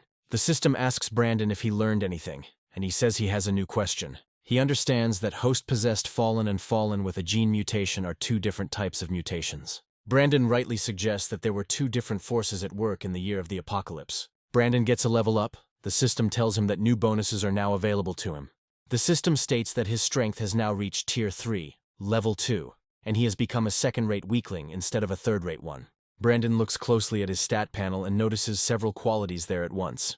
Brandon realizes that the color of the zone seems to determine the experience multiplier he receives. He also recalls that when they moved from the white zone to the blue zone in the 9th mental hospital, nothing changed. This leads him to the idea that the speed of pumping is initially influenced by the zone you end up in. Brandon is glad that he leveled up faster than he planned, but he understands that it's better not to go into such areas.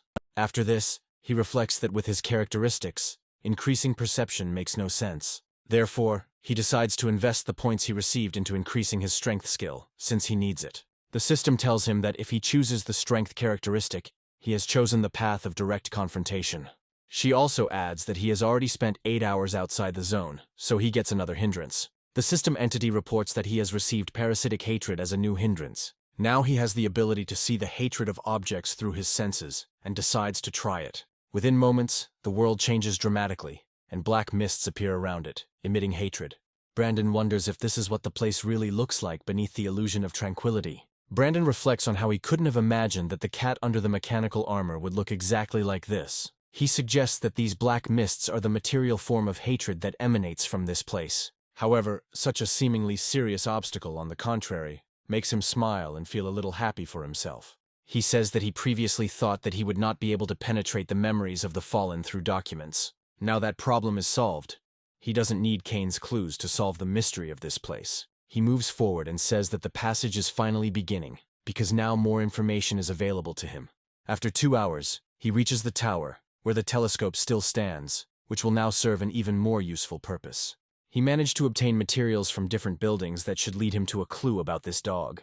The system warns him that it will be difficult to reconstruct the complete picture, as it is fragmentary. Brandon reflects that now he has the parasitic hatred as an obstacle, and he will be able to feel everything he needs to. Brandon turns to the lion and tells him that he needs to read the documents, and that he should wait for him here. The first thing he decides to do is to penetrate his personal equipment in order to understand what happened here. As soon as he opens this book, he is drawn into the illusory world of the man to whom this diary once belonged. He ends up at a zoo where a stern girl approaches her boyfriend named Luffy and asks why he is late. The man comes closer to her and calls her by her name, Selena, after which he apologizes for being late. He says that today it turned out that one of his zebras got pregnant, and they had to change her food. Selena jumps on him and tells him that he was late for the date because of the zebra, so she will choke him. She asks him if it's time for him to quit this job, because he doesn't have enough strength to provide for everything. Brandon listens closely to this dialogue, trying to figure out if these are the images that the diary keeper experienced. After an indefinite amount of time, Selena turns to Luffy again, saying that she needs very serious help. She complained that she and her brother couldn't find work together and asked him if there were any vacancies at the zoo. Luffy looked at her carefully and realized that he had an obligation to help someone who found themselves in a difficult life situation. He stroked her head and told her that she didn't need to worry because he could handle everything himself. After some time, he got her and her brother jobs as workers at this zoo and decided to celebrate. Selena was a little shy, and Luffy said that it was her first day at work, so they should celebrate with a photo. Another employee picked up the phone and asked everyone to smile so they could get good photos. Luffy and Selena were very happy, while her brother was too gloomy and did not say a single word. After some time, Luffy began to deliver the zebra he had been caring for so long. The birth was successful, and Luffy looked with delight at the zebra that was born. He tried to calm her down by telling her that she had become the coolest mom in the zoo. He even tried to choose a name for the foal to immediately show that he was treated well here. Brandon returns to the real world again and finds that all the recordings have ended, but there is no clue about the dog. Brandon wonders why, if the dog is the puzzle's guardian, there's nothing written about it here. He understands that there is still a lot that is unclear in the previous zoo, and takes out another book. This book is a working journal, and he hopes that there will be something useful in it to work with. Brandon ends up in the finance department's office, where Luffy approaches his girlfriend and orders him to deal with her brother. Luffy angrily asks her if she knew that he tried to sell the zoo's cubs to the black market today. Her brother quickly breaks free, saying that there is nothing wrong with it, and that he just sold a couple of cattle. Luffy, who had spent most of his life caring for these animals, could not bear the insult. He hit him sharply and asked him how he dared to behave so disgustingly towards him. However, the brother said that the fallen atrocities are the whole world awaiting the apocalypse, and no one will notice anything. He also says that he contacted the elite from the tower, and they need about 5 cubs, who will not survive here anyway. The villain says that for a certain fee you can get into the tower, and the animals here are a valuable resource. Luffy wonders if he wants his sister to live peacefully in the tower and not experience any serious problems. Luffy says that he would like this for her too, but he is not ready to go to such lengths for it. Selena's brother says that his sister was actually aware of what he was doing and approved every sale. He adds that it was with the help of the tower that organized this deal that he was able to contact her. He recommends taking care of oneself instead of expecting to be scolded for what one has done. Sometime later, Selena's brother, along with other employees, talks about how there used to be another tower. He adds that at some point she disappeared, and another one appeared in her place. But now no one knows what happened. One of them said that the top brass had destroyed all information about the previous tower. An older employee says that this tower is called the Ark for Humanity. They also find that funding is becoming scarce and their salaries are being delayed. They annoyedly point out that it's all Luffy's fault, as he interferes with the sale of animals and constantly patrols the area. Luffy actually drives his car around the zoo grounds and calls the police if he sees any disturbance. One of them says that you just need to tie him up and throw him somewhere so that he doesn't get in the way. One of them says that this is inhumane, but the others are much less morally savvy. Selena's brother and the group put out their cigarette with their foot and prepare to tie him up and throw him in the dungeon. Meanwhile, Luffy approaches the zebras he has protected for so long in the hope that no one will sell them. He joyfully approaches them and says that he has come to see them after a long separation. However, he still doesn't suspect that their Katyas will try to get closer to him and knock him out while he can't hear. Brandon closes the document and realizes that there is no mention of the dog in it either. The systemic voice says that animals always remain animals, but people fall very low. Brandon understands that this young man tried his best to protect the animals, which cannot be said about the other employees.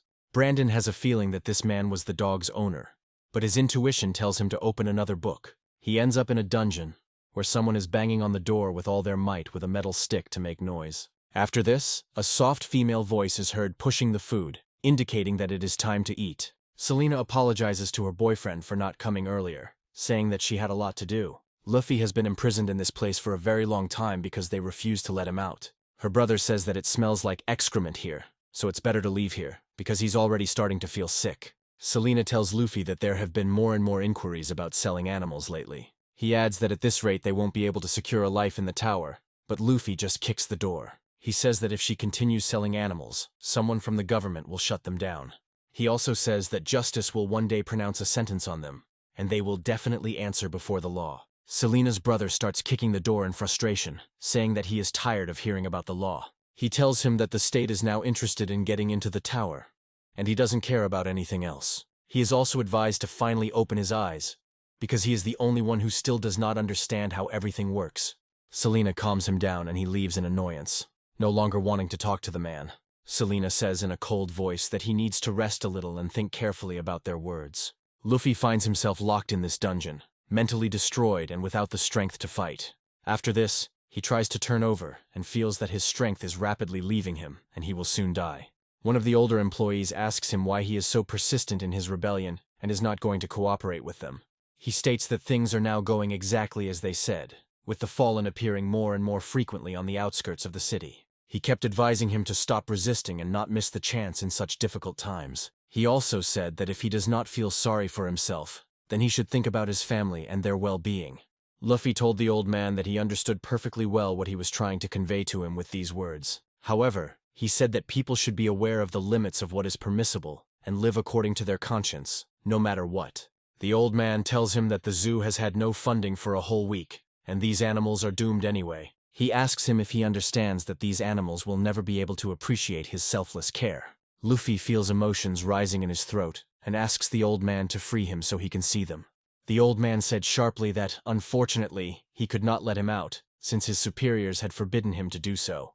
Brandon really did treat this man like a cat, even though he was the only one. The system says that people descend to incredible depths and decide to find out what happened next. Then they find themselves at the moment when those very strange things started happening at the zoo. The astonished staff watched as the animals began to mutate and transform into metallic creatures. The system indicates that the animals had been trying to cope for a long time without food and without a person caring for them, and had begun to worry. Logically, once the level of anxiety exceeds a certain threshold, they become fallen. Selena's brother was the least frightened by these metamorphoses, because he noticed something very strange. He tried to reassure the others by saying that the cage bars had also been changed. He suggests that everyone think about the potential benefits, because many people will want to look at mutated animals. He adds that they will now be rich if a large number of different visitors come to them again. The brother guaranteed them that they would earn a lot of money if they obeyed him and his sister. Suddenly he stopped and said that he had forgotten to ask them about one very important person.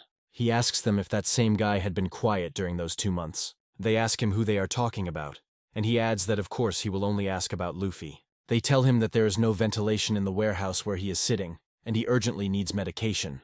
He adds that he only needs a couple of pills to strengthen his immunity, as this is his sister's order. However, in reality, things were going horribly wrong for him, and Luffy was already on the verge of death due to human conditions. His entire body was covered in sores. Flies were flying around him, and the food that was supplied to him had long since rotted.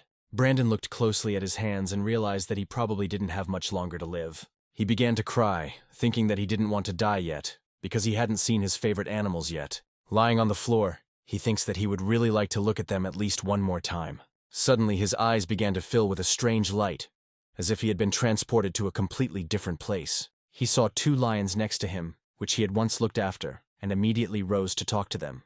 They started licking him, and he was very happy that they had finally come to see him after a long separation. Brandon suggests that if he ended up there can only be one reasonable explanation. This explanation is that he turned into a fallen one, after which he killed all these people and came to see the animals. Brandon suggests that people become fallen by accumulating negative emotions and injecting themselves with the blood of the fallen. However, he decides to replay other people's memories in his head again and realizes that something doesn't add up here. He ends up back in the financial reporting department, where Selena asks who uploaded the photos online. Her idiotic brother honestly admits that he did all this and asks what's wrong with that. They tell him that now the whole country knows that they have mutated animals, and a crowd will come running here. The brother looks at him in surprise and says that this was the original plan to attract visitors. He calls him an idiot and says that half of their zoo was sold out, and that this will definitely be noticed. He also adds that if the whole crowd approaches them on the edge, they can immediately close down, because the police will come with them. He also says that if any visitor were to suddenly stumble upon Luffy, they would be finished too. Selena's brother agrees with these thoughts, saying that they should simply kill him and dispose of the body. He asks his sister if she thinks the same, and the others demand that she give her opinion. The girl doesn't say anything. They tell her that she has to make a choice, because after all, this is her boyfriend.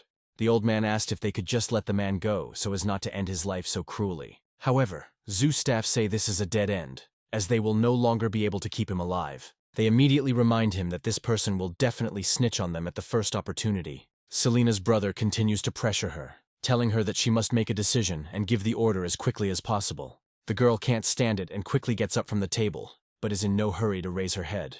After a while she, with her characteristic cold gaze, says that this problem needs to be dealt with. Her brother immediately takes out a cigarette and lights it, saying that he has been waiting for this order for a long time and is ready to carry it out.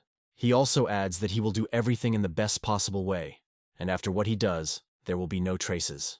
And after some time, he goes into the barn where Luffy had been all this time, and carefully pulls out his body. Luffy was already dead by this point, so there was no need to finish him off. Luffy was abandoned by the lion, where the animals, driven mad by hunger, began to devour his body, not caring who it was. This is how the life of this honest man ended, who decided to help real freaks in sheep's clothing. They took advantage of his kindness and repaid him with the most cruel and vile betrayal of all. However, after some time, the time for retribution came, and the giant creature attacked the zoo. Selena's brother wondered what they should do, since this creature had only its head left after the lion's enclosures. He tries to back down, saying that the rest of the staff should fire with all the weapons available to them. However, it is unlikely that they would have succeeded, since firearms are useless against the fallen. Brandon suggests that his initial conclusion was completely wrong. He realizes that Luffy did not mutate, but died at the hands of his loved one. Systemic talents indicate that in reality, his beloved and colleagues, blinded by the thirst for life, are to blame for everything. Brandon reflects on the fact that he has finally figured out where the dog they were looking for is. In response to the question, the system entities say that in these memories we only saw Luffy, but there was also a dog. The whole point is that they watched these memories from the perspective of that very dog who was watching his owner. This also means that the dog was locked in that warehouse with Luffy because it was making too much noise. Brandon says the loyal dog was by his owner's side from start to finish. The system's talent suggests that it now makes sense why they were so worried about the noise coming from the hangar. Brandon speculates that in the last moment of its life, the dog saw people with guns. That's why she looked like her entire body was covered in firearms of various calibers. Brandon adds that now everything has fallen into place, and apparently the last memories should become a clue. However, after he dives into the final memories, he sees Luffy there, who has hanged himself. Brandon wonders in surprise if he really decided to take such a desperate step, because it completely contradicts. He recalls that in previous memories he was torn apart by animals, so he could not commit suicide. After a few moments, the timer drops to 0 and he gets additional interference outside the tower. This handicap makes him monstrously vulnerable to any water obstacle, causing him to lose strength and quickly drown. Brandon realizes that in this situation, this debuff will be completely useless and decides not to waste time.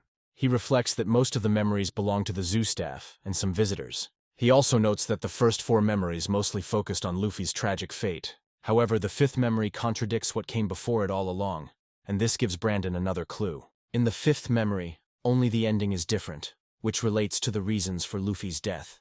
And this is the solution. Brandon reflects that the last memory was all told from the dog's perspective, and there's no doubt about it. Brandon realizes that even though there are 2 endings here, one of them will be difficult, the other will be true. After some time, he realizes that these endings can be distinguished by the colors that predominated in the memories. The first memory will be in color, while the 3rd and 4th were mostly black and white. Brandon realizes that he was on the wrong track. The light palette reflected not the emotional state, but the wearer. The first 2 memories reflected Luffy's resentment for helping people who left him to die in that hole. At the same time, the 3rd and 4th memories reflected the grievances of his dog, who could not get out anywhere. These memories take them back to a dark warehouse where even a human would have difficulty distinguishing colors. But now everything becomes clear. Brandon emerges from his memory chamber and reflects on the fact that he now understands what really happened. Immediately after this, the torn leaves begin to emit a black fog and gradually increase its intensity. This fog begins to thicken at an incredible speed and transforms into a very strange outline. This outline resembles a person who has absolutely identical general features to Luffy, who was killed in this place. Brandon notices that immediately after the shadow appeared, the lion suddenly became even more anxious. The dark fog immediately rushes towards Brandon, despite the fact that the fallen usually ignore it. Nothing terrible happens, and further events, on the contrary, will help to unravel this situation. Brandon feels Luffy's hatred trying to cling to his body in order to find at least some host. Brandon wonders why the cat doesn't attack him if the ring's effect is almost over. He reflects that the people Luffy hated were long dead, and his hatred should have faded away. Meanwhile, the stream is gaining popularity, and as many people as possible are trying to watch it. Cherry, in turn, understands that the situation is escalating and is trying to deal with it.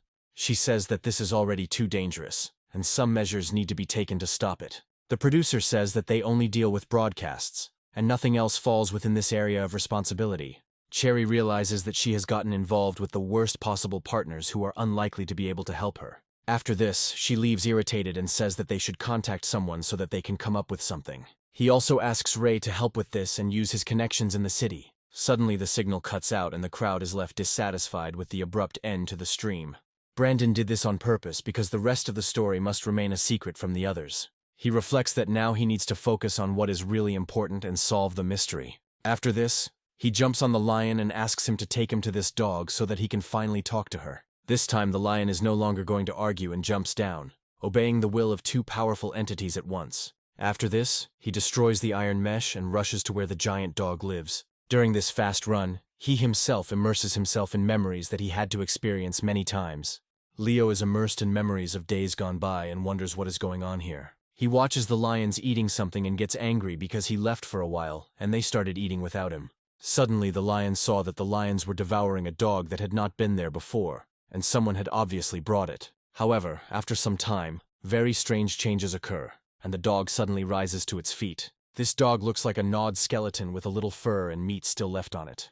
Leo immediately recognized that it was a dog that always hung around the man they loved very much. However, this dog now looks very strange, and a large lion would immediately notice serious mutations in the body. He realized that something was clearly wrong with this dog, and that he needed to call someone to stop it as quickly as possible. Leo wondered why this dog had suddenly appeared here, since it had been with the man all this time. His thoughts were interrupted by rapid shots fired towards the dog in order to kill it as quickly as possible. However, strangely enough, the dog stood calmly on its feet, despite the fact that large-caliber bullets were hitting it. Selena's brother, among the other guards, tried to finish off the dog, but he failed. The dog simply turned around and started walking away in the immediate direction, ignoring those who were trying to shoot it. At one point, she turned around to look at the lion, just as the guards ran out of ammunition. Her gaze was incredibly piercing and almost instantly reached the big cat. There was nothing in that look except incredible hatred and resentment towards the people who had committed such evil. Leo was surprised that the dog looked at him and tried to understand what message she wanted to convey with that look. Lev thought that this dog would never appear here again, and would most likely die somewhere outside its reserve. However, he was wrong, because when she appeared again, all the animals were trapped with no way out. This huge dog killed everyone who got in its way, and in the end, the male met a tragic fate. Leo is also surprised that the guy on his back has now turned into the same man who was next to the dog. The systemic essence suggests that Brandon is very lucky, because this hatred has absolutely no effect on him. Brandon reflects on the fact that he finally understands what needs to be done to get past this zone. He remembers that Luffy died with unbearable resentment, but his memories retained their color. The thing is that even after all the traitors, he did not cease to be this world. But with the dog, everything happened differently. Brandon notes that after the death of her beloved owner, the dog began to see everything in black and white, and this greatly distorted her. In all these points of view lies the key to traversing this zone, and he stops near it. Brandon looks closely at the dog, then says its name and calls it Astra. The dog freezes in place and carefully analyzes the creature in front of it, deciding not to attack. The lion is very surprised that this dog has stopped, because it has been wandering here non-stop for 700 years. He also assumes that they are definitely finished, since if she chose them as targets, then they will definitely die. Brandon asks the lion to stay there, assuring him that everything is okay, and then takes a few steps towards the dog. Immediately after this, he extends his hand to her and tells her that she should come to him, since everything bad is already over. When the dog looks at him, it sees its owner, whom it has not seen for several hundred years. Brandon, meanwhile, decides to turn to the true memory that remains with this creature. He asks to show him what really happened in that warehouse on that fateful day. Brandon realizes that the reason these memories were distorted is because of this very day. He keeps a close eye on the dog, which is next to its owner, who has already given up the ghost. The dog stayed next to its owner the whole time and hoped that at a certain moment he would get to his feet. Luffy was dead and lay completely still, not responding to the dog's attempts to encourage him. An incredible sorrow permeated the dog's entire body, as she loved her owner very much and was saddened by his fate. The next day she tried to escape from this trap, slamming her head into the metal door for a long time. She couldn't move it, but that didn't stop her desperate attempts to get out. At a certain point, she began to bark loudly in the hope that someone would hear and come to the rescue. 2 days later, the dog's strength began to leave her, as she had not eaten anything for a long time. Brandon moves to this place and carefully watches what happens next. A few days later, the dog approached its owner's body on trembling paws, realizing that he would not wake up. Her eyes filled with tears as she realized that he had no other choice to survive. After this, she opened her mouth, which was already wounded, and her teeth began to fester. Instinct forced the animals to bite off pieces of meat from their master's body, despite resistance. The system entity says that everything happened exactly as it expected, and this tragic episode turned out to be even more terrible. Brandon recalls that in the distant past, he came across a very interesting report that he still remembers. This report mentioned an experiment where researchers wanted to find out whether a pet would eat its dead owner. The results of the experiment showed that the question was not whether they would do it, but how soon they would start. The essence of the problem is that after the death of the owner, the pet loses food, and in this case, it will die of starvation.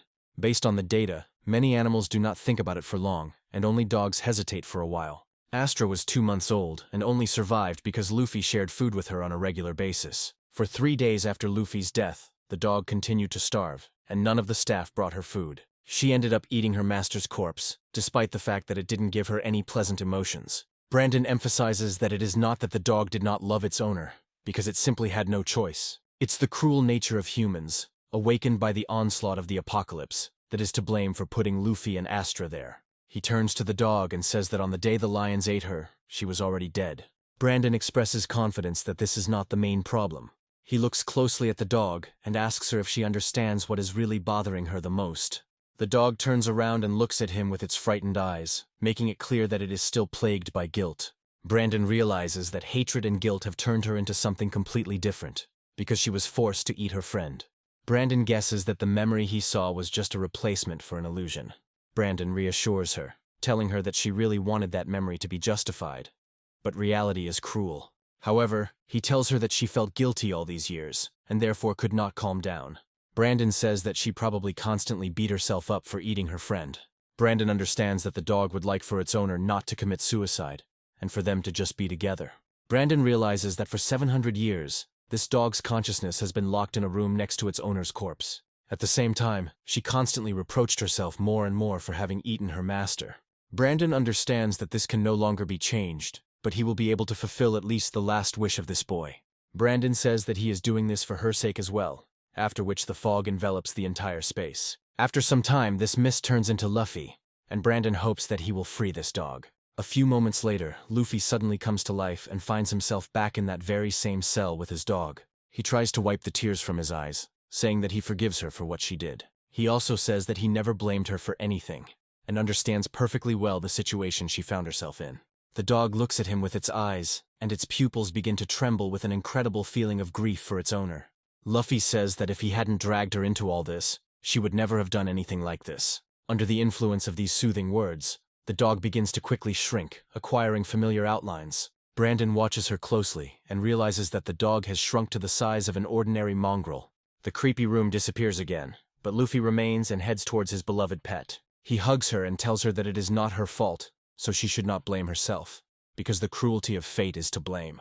He adds that only the people who pushed them into this trap from which there was no escape are to blame. Brandon recalls that after the report was published, people started saying that the beast will always remain the beast. He emphasizes that these people will never understand how pure the feelings of animals towards their owners are. Brandon realizes that such a loyal dog would not eat his owner's corpse unless he was in a desperate situation. Here, everything is exactly the same as with people, because in history there have been many cases of cannibalism during times of severe famine. From this point of view, there was never as much guilt in the hearts of these people as in this dog. Luffy reassures his pet that everything is fine, and she shouldn't be sad about what happened. He repeats again that he does not blame her for anything and thanks her for returning to avenge him. He also suggests that it must have been very difficult for her to be completely alone all these years. Feeling the warmth of his dog, he says that he should have come to her much earlier and calmed her down. After a while, the dog turns into an energy cloud and dissolves into thin air in Luffy's arms. The same thing happens with its outer frame, which was in the ordinary world. Brandon hears the dog's joyful bark and Luffy's voice, thanking him for being able to save them. Two spirits belonging to the dog and Luffy appear behind him and then rush upward. After this, they both quickly run away in an unknown direction to spend the rest of their days together. Brandon reflects on how Luffy died, leaving behind a legacy of hatred and resentment towards his comrades. However, this accumulation did not dissipate even after the death of those who hurt him, because he was waiting for someone who could free his dog. Brandon also notes that the poor dog, having found herself on the brink of death, sensed an evil that surpassed even Kane's disciples. Brandon realizes that she ended up being more miserable than even Luffy himself because of what she had to go through. Brandon reflects on the fact that this dog was trapped in a dark room full of suffering and mental anguish for 700 years. Brandon thinks that this dog, like these people, had nothing to do with Kane, and everything happened because of human nature. He expresses confidence that he will have to face similar atrocities more than once. After this, he looks at his hand and discovers that a strange talisman has appeared there, similar to someone's eye. The system entity tells him that he has finally found the first piece of the Doomsday puzzle. The entity also tells him that once he finds the 4 fragments, he will receive a boost to all 4 zones. Brandon realizes that once he can solve this puzzle, it will be a real victory. He reflects that if he were to gather all the information he has, he could make a bold guess. In this scenario, the zoo is the eye, while other areas can be found to contain further puzzle pieces. According to his assumption, the fragment is located in the circus, which is quite far from here. He suggests that the amusement park should have a mouth, as that is the most logical location for this feature. In turn, the House of Horrors contains a puzzle piece that will give him the nose from an unknown statue. He also suggests that if he assembles 4 pieces of the puzzle, these zones will become habitable. Systemic Talent says that all of this is fragments of one whole, which is also a part of something. Now he has the ability to not worry about the attacks of the fallen in this zone, but he himself cannot attack them either. Brandon is thinking about heading out to conquer new zones, but there are a few things he needs to check first. He turns to look at the giant lion and studies it carefully with his inquisitive gaze, trying to figure out what to do. He decides to try out his new skill on him, which is called Fallen Purification. He takes out the class and tries to point it at the lion, who is sleeping peacefully, unaware of what awaits him. Brandon quickly realizes that if he returns it to its previous state, it will die quite quickly. The system talent means that this cat can be taken with you and used as a mount. Brandon realizes that this creature will indeed be very fast, but it will also attract a lot of attention. Brandon asks the talent what will happen if he collects more pieces after completing the puzzle. The systemic talent says that he already understands everything, so there is no point in answering. Brandon sits on the lion and reflects that if he collects all the fragments, it will make the world a livable place. However, after he orders the kitten to take him to a certain place, for some reason he stops in place. The system talent laughs at him, saying that the kitten is so scared that he has his own view and will not obey. Brandon realizes that he has been plagued by the war lust from the start, and is now forbidden from fighting the fallen. He realizes that this is a trap, and now he won't be able to raise his level no matter how hard he tries. From this point of view, there is nothing to worry about, because this zone has already become his place for safety and pumping. The system entity tells him that he will not be able to be here without any obstacles, because there is one problem. The problem is that he will first have to go through the zones that Cain has entered there. Brandon remembers that last time he followed Cain's plan and walked the perfect path. He realizes that he definitely needs to get stronger before he can take on Cain's next disciples. Despite this, he decides to stay here for a while longer to improve his skills. He also recalls being told that Howard once received over 100 interferences. He has a shortcut in the form of his war lust, so he can test his capabilities very quickly. To test this theory, he heads to the park, ignoring the system talent. He sits down on the bench and waits for the countdown, after which he activates the teleportation disc. According to his plan, if the talent knocks him out, he will simply move to the tower, and if not, he will cancel the teleportation.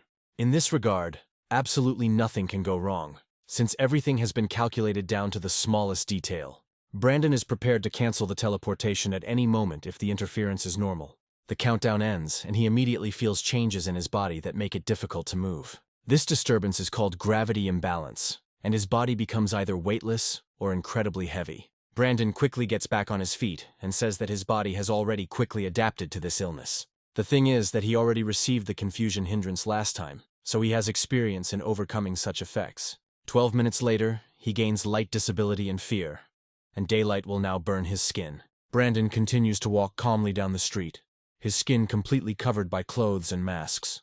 After some time, he gets a debuff that prevents him from disconnecting a friend from an enemy, but he is alone here, so it's not a big deal.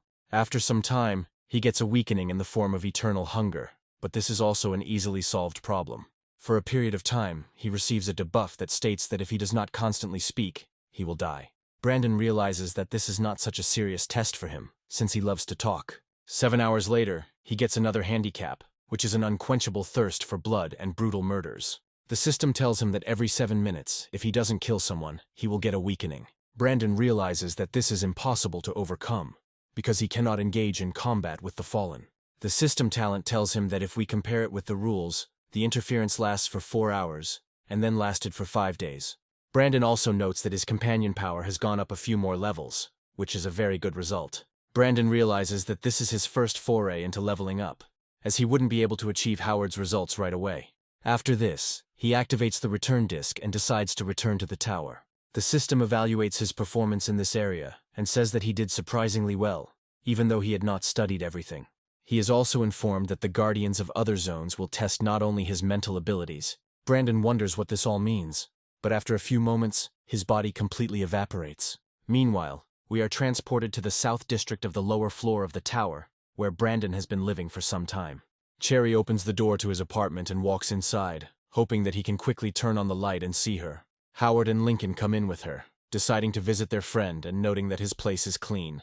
Lincoln claims he's been living here for a short time, so this isn't surprising at all. Cherry views Lincoln as just another target to be lured in with her incredible charm. She compliments him, saying that he must have a hard time taking care of himself, but he calls her ugly. After this, he asks her not to disturb him, as he is very busy, which leaves her in a very disadvantageous position. She is trying to figure out how many more insults she will have to endure in order to elevate herself to wealth. The inner demon tells her that she can't relax, since Brandon suddenly interrupted the broadcast. She claims that out of the kindness of her heart she decided to save him, and instead of a word of gratitude she received 4 hours of interrogation. She wonders, and then whether she was at fault at all, if she acted solely out of good intentions. Her inner demon tells us that she has gone through an incredible amount of suffering for him. She also discovers that the men she observes are very promising. However, to her great misfortune, they are all interested in completely different things. Cherry wonders why all the good guys act cheap and don't let themselves be manipulated. Her inner demon tells her that Brandon behaves exactly the same way and constantly pushes her away. Howard suddenly turns to her and asks what she thinks about what he proposed to her. Cherry asks him what he means, and he states that he doesn't trust strangers and tries to make them his own. He says that if she knows about Brandon's dealings, then she can join the 7th Detachment of the Foreign Intelligence Corps. Cherry understands that this is an offer she can't refuse, because there are a lot of good quality men there. She immediately begins to shake Howard's hand and says that of course she agrees to join him. Howard quickly removes his hand and says that from now on they will report their broadcasts directly to him. Cherry says that now he will be the first one to know about Brandon's every step because of her lips. The door to the apartment suddenly opens, and they immediately turn around to see who has come here. Howard, with his usual look, however, can detect a slight surprise at such a crowd. After a few seconds of intense silence, he asks them what they are doing there, assuming they are playing mahjong. Cherry happily runs to meet him and says that today's broadcast knocked everyone out. Brandon spots Howard and wonders what he's doing here at such a late hour. After this, he looks out from behind Cherry and asks him what happened and why he suddenly decided to find him. Cherry says that it is impossible to demonstratively ignore the girl like that, and Brandon just brushes her off. Howard says the paperwork has been approved, so all the formalities are finally over. He states that they have finally been granted the rights of second-order aristocrats, and can now ascend to higher floors. Lincoln states that they can use all the entertainment facilities on the 3rd floor. Cherry sees this as a great opportunity to get some rare items, but Lincoln warns that it's a very restrictive pass. He adds that you can buy various things, but they will cost 25% more, and this breaks Cherry's heart. She immediately approaches Brandon and says that she has changed her mind, and that he does not have to buy anything there at that price. Brandon is surprised that the poor who somehow made it to the 3rd floor will have to pay even more. He adds that in this situation the poor will get poorer, and the rich will get even richer, and this is surprising. Howard says he doesn't know what else to advise him, and asks him to stay away from serious problems. Brandon reflects on the fact that on the 3rd floor everything works the same way as in the Middle Ages, and there is no need to talk about fairness. Lincoln adds that on this mission they will be working alongside the professionals of the Correctional Corps. He also says that they will send people of at least level 2, such fighters are highly valued. Brandon also decides to share his progress, and says that he has reached the 9th step of the 2nd level. A silent silence falls over the room as no one can believe he was able to level up so quickly. Lincoln is the first to start screaming and asks him what he said, hoping he just misheard. Brandon repeats that he is now at the 9th step of the 2nd level, which surprises the others even more. Brandon also says that the next time he goes outside the tower, he will be able to go up to the 3rd level. Lincoln says that this is just a mockery, because it took him about half a year to raise the 3rd level. Brandon says the secret to his success is that he has developed a lust for war and a thirst for blood. Howard reflects on the fact that level 3 is considered a passing grade for the entire Foreign Intelligence Corps. Lincoln enviously says that this is not an easy obstacle to deal with, and asks how long he lasted. Brandon, as if nothing had happened, says that he spent about 7 hours there, and this caused an explosive increase in the level. Brandon also turns to Howard and offers to talk about the pressing matter, after which he asks what awaits them in this matter. Howard says in a tired tone that this case turned out to be much more complicated than he initially expected. He says that this case is actually a kidnapping case, which is not so easy to investigate. Brandon assumes that this is a case of the kidnapping of some aristocrat, whom they are trying to find at all costs. Howard says that this is not an ordinary aristocrat, and he belongs to the ruling class of the 4th floor, but his parents are from the 5th floor. Brandon asks in surprise if the aristocrat from the 4th floor and his parents from the 5th were really kidnapped by people from the 3rd floor. Brandon says the case is too complicated, and Howard states that he doesn't know much about the 5th floor. He adds that he was able to find out that many children of aristocrats from the 5th floor live on the 4th floor. Brandon says that in order to get to the 5th floor, certain conditions must be met. Cherry wonders why, in that case, this man was kidnapped on the 3rd floor, because it defies logic. Howard says the reason the child ended up on the 3rd floor is actually very simple and prosaic. He claims that only there is a psychiatric hospital, the services of which this child desperately needed. He adds that their target is the daughter of a man on the 5th government floor, and she is mentally ill. He also states that this girl recently disappeared under unclear circumstances, which remain a mystery. Brandon and the system exchange a few comments about the risks of another visit to the mental hospital. Brandon asks if they have any information on the victim, and Howard replies that she belongs to the Correctional Corps. Brandon realizes that this means that the information is not easy to obtain, and this gives him another idea. He says that on paper they help the Corps, but in reality they are in direct competition with it for this matter.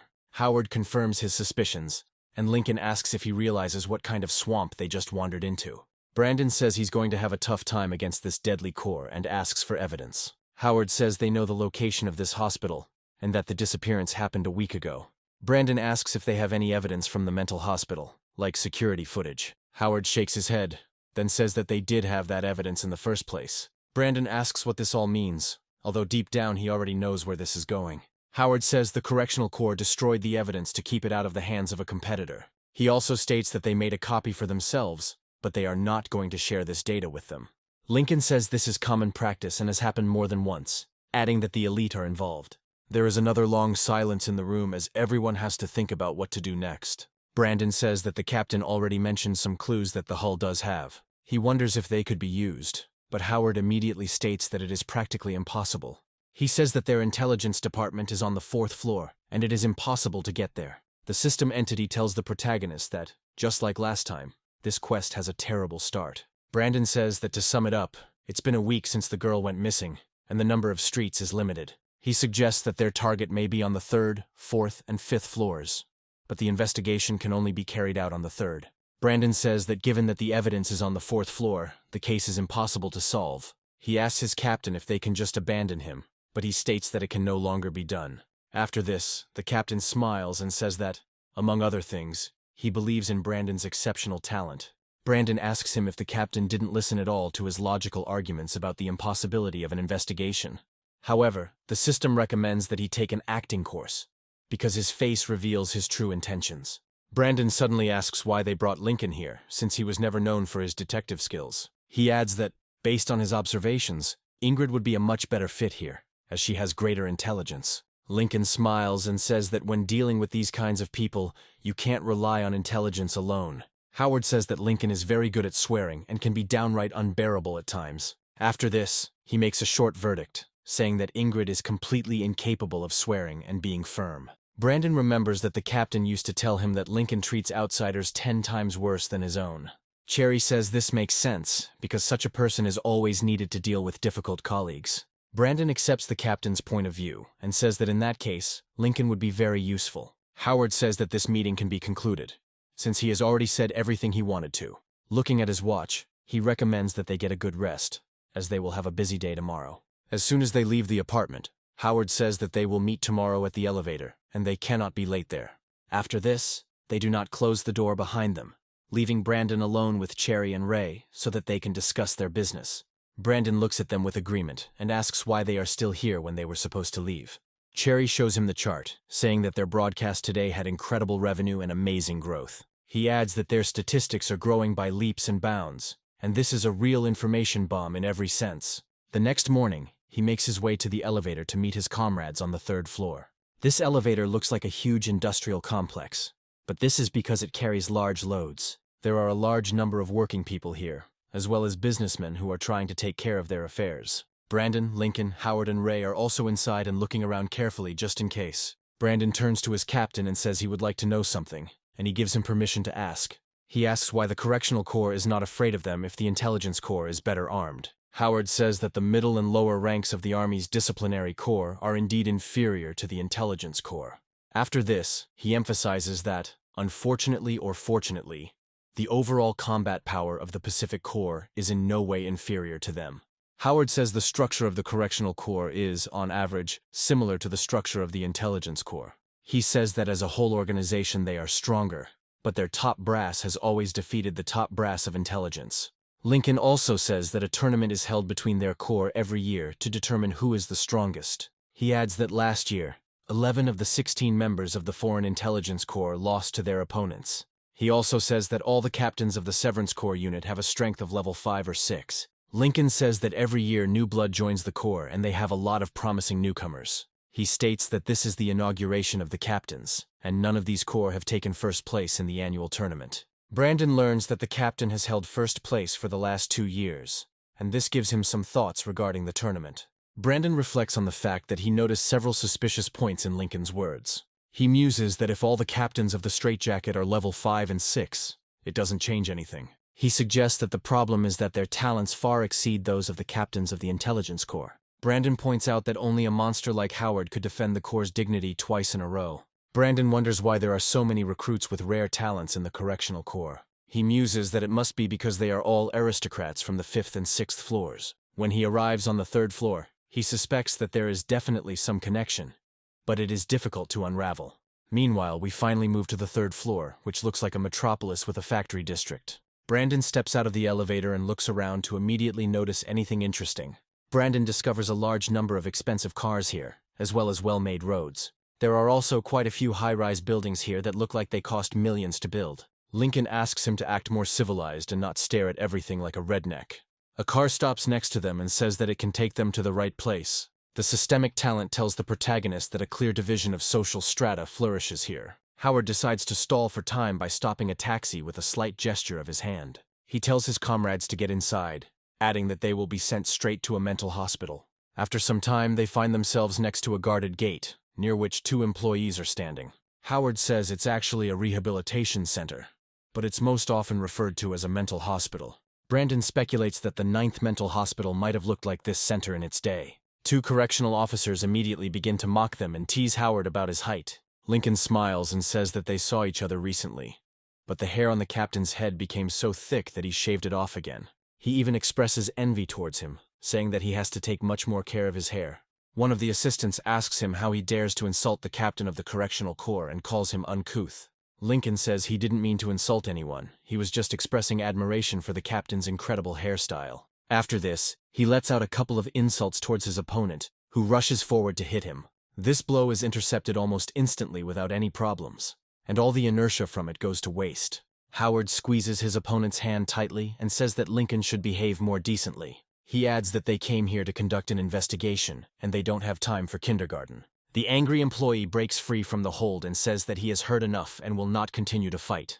He also tells them that they were sent here only to mock them, and they will find nothing. He also claims that the Foreign Intelligence Corps is a bunch of brainless fools who need to be dispersed. He asks them if they really want praise from the higher-ups so much that they have taken part in this matter. Brandon muses that these people picked the perfect time to come here, when the evidence had already been destroyed. He also realizes that the 2 have come here to suppress their captain, and there are more people working on this case. He smiles and suggests that they came here expecting 4 opponents, but they didn't take his presence into account. After this, he walks forward with a smile, showing with his whole appearance that he is ready to take the initiative in negotiations. One of the captains looks at him in surprise and asks who he is, assuming that he is another newcomer. Brandon immediately goes on the attack, but this captain, nicknamed Donald, says that he has been wearing this ring for a long time. He also points out that his tie is crooked, meaning his wife doesn't have time to tidy it up. He also asks him why he suddenly smells like 2 different perfumes, adding that it is not typical. He says he knew a bald guy who loved to have fun, but that's not a proper life for a captain. His squad simply silently watches what is happening, but decides not to interfere. Donald asks him in surprise what nonsense he is talking about, after which he calls him a pathetic brat. Brandon walks around behind him and says he thinks he's telling the truth, and discovers a kiss mark. He advises him to be more careful, as the kiss mark on the back of the neck is easily visible. Brandon advises to pay close attention to the tracks, since in this case any mistake could be fatal. He also notes that if this kiss is quite big, he apparently knows a lot about girls, but his wife is unlikely to know about this. Donald is shocked, looks at him and asks what this baseless accusation is, calling on him to stop talking nonsense. Brandon says it's just a joke and not to be taken seriously, but he's very talkative. He claims that if someone's important secret fell into his hands, then within 3 days everyone on the lower floors would know about it. After this, he puts his hand on his shoulder and says that there is one thing that can be done to avoid problems. He states that if the captain will now be polite and begin to cooperate, he will find the strength to forget his secret. He also tells him that he has no evidence, but his wife is probably a very stern woman. After the captain learns that he is putting his life at such risk, he immediately becomes ill and falls to his knees. His assistant asks if everything is okay, after which he recommends taking a short break in the fresh air. Brandon and his comrades decide to take advantage of the moment to continue on with their business. Lincoln doesn't miss the opportunity to show them an obscene gesture, knowing that there will be no consequences for it. After this, he does not go inside, but is given the opportunity to surrender himself to the beauty of this amazing rehabilitation center. Brandon takes a closer look at what's inside, and it gives him some disturbing thoughts. His thoughts are suddenly interrupted by a loud whine from Lincoln, but this time he doesn't intend to scold him. With a smile on his face, he says that it was quite good, and he really has a talent for scaring all sorts of scoundrels. Brandon says he didn't know Lincoln was physically capable of praising someone instead of insulting them. Lincoln chuckles and says he will overlook his insult, but only because he was too nice. After this, he turns to Ray and says that he shouldn't get too close to this fool. After some time, they stop near a giant gate, behind which is the entrance to the main building of the hospital. Brandon says the rehab center appears to have a very rich and long history. He adds that while the people outside might be considered patients at a stretch, things get stranger from there. He says the walls of the center look like they belong in a real prison, not an elite hospital. Howard says such mental hospitals could be used as a political tool. Brandon wonders if there are a lot of political prisoners in this hospital. But Howard doesn't answer. He only says that at one time the people who were here were indeed big political bigwigs. After a while, he approaches a giant door and shows his official ID. He successfully passes the test and is granted access to the tower's Psychiatric Rehabilitation Center. Howard tells his comrades not to be afraid of anything and to move on, and smiles appear on their faces. Brandon receives information that the walls are 6 meters thick and will be almost impossible to break through. Brandon muses that if the hospital is so well fortified, the girl wouldn't have been able to escape on her own. He realizes that things are getting more and more interesting, and the kidnapping version is taking on new nuances. Howard snaps his fingers, asking him why he's frozen in place, and he quickly catches up, saying he was lost in thought. Howard says that from now on, their every move will be watched, so they need to be careful. Brandon smiles and says that this is actually a very good thing and is unlikely to do them any harm. Howard has a rough idea of what he means, but decides not to answer. After they get out of the taxi, he says it's time to start his work, and Brandon agrees. After some time, they reach the patients, who are playing checkers with their relentless interlocutor. He is happy that he has once again defeated the teddy bear, who was unable to oppose him in any way. Other patients also look like they're not quite there, and are unlikely to be able to have a normal conversation. Brandon walks calmly past these people, trying not to listen too much to their old nonsense. Brandon understands that these people are not pretending to be crazy, but he still has not met a single doctor. Suddenly, someone shouts loudly and orders them to stop immediately. A man in a hospital gown asks them what building they are from, adding that he hasn't seen them before. Howard is glad that he has finally found at least someone adequate, and tries to introduce himself by name. Brandon puts his hand on his shoulder and tells him that there is no need to go on like that, because he is not even a doctor. A few moments later, a nurse appears behind the man, shouting loudly at him. She grabs him by the collar and says that she has warned him many times not to touch the manager's robes. Lincoln realizes that all this time they have been dealing with a madman who stole doctors' coats and pretended to be a doctor. Brandon suddenly smiles and says that the situation is taking an even more interesting turn. The girl suddenly apologizes for the patients and says that he often plays pranks like this, after which she asks who they are. Howard states that they are from the Foreign Intelligence Corps and are investigating the kidnapping of Mrs. Yin. The girl apologizes to them and says that this girl's room was on the 6th floor of the hospital. Brandon, to everyone's surprise, compliments the girl's breast size.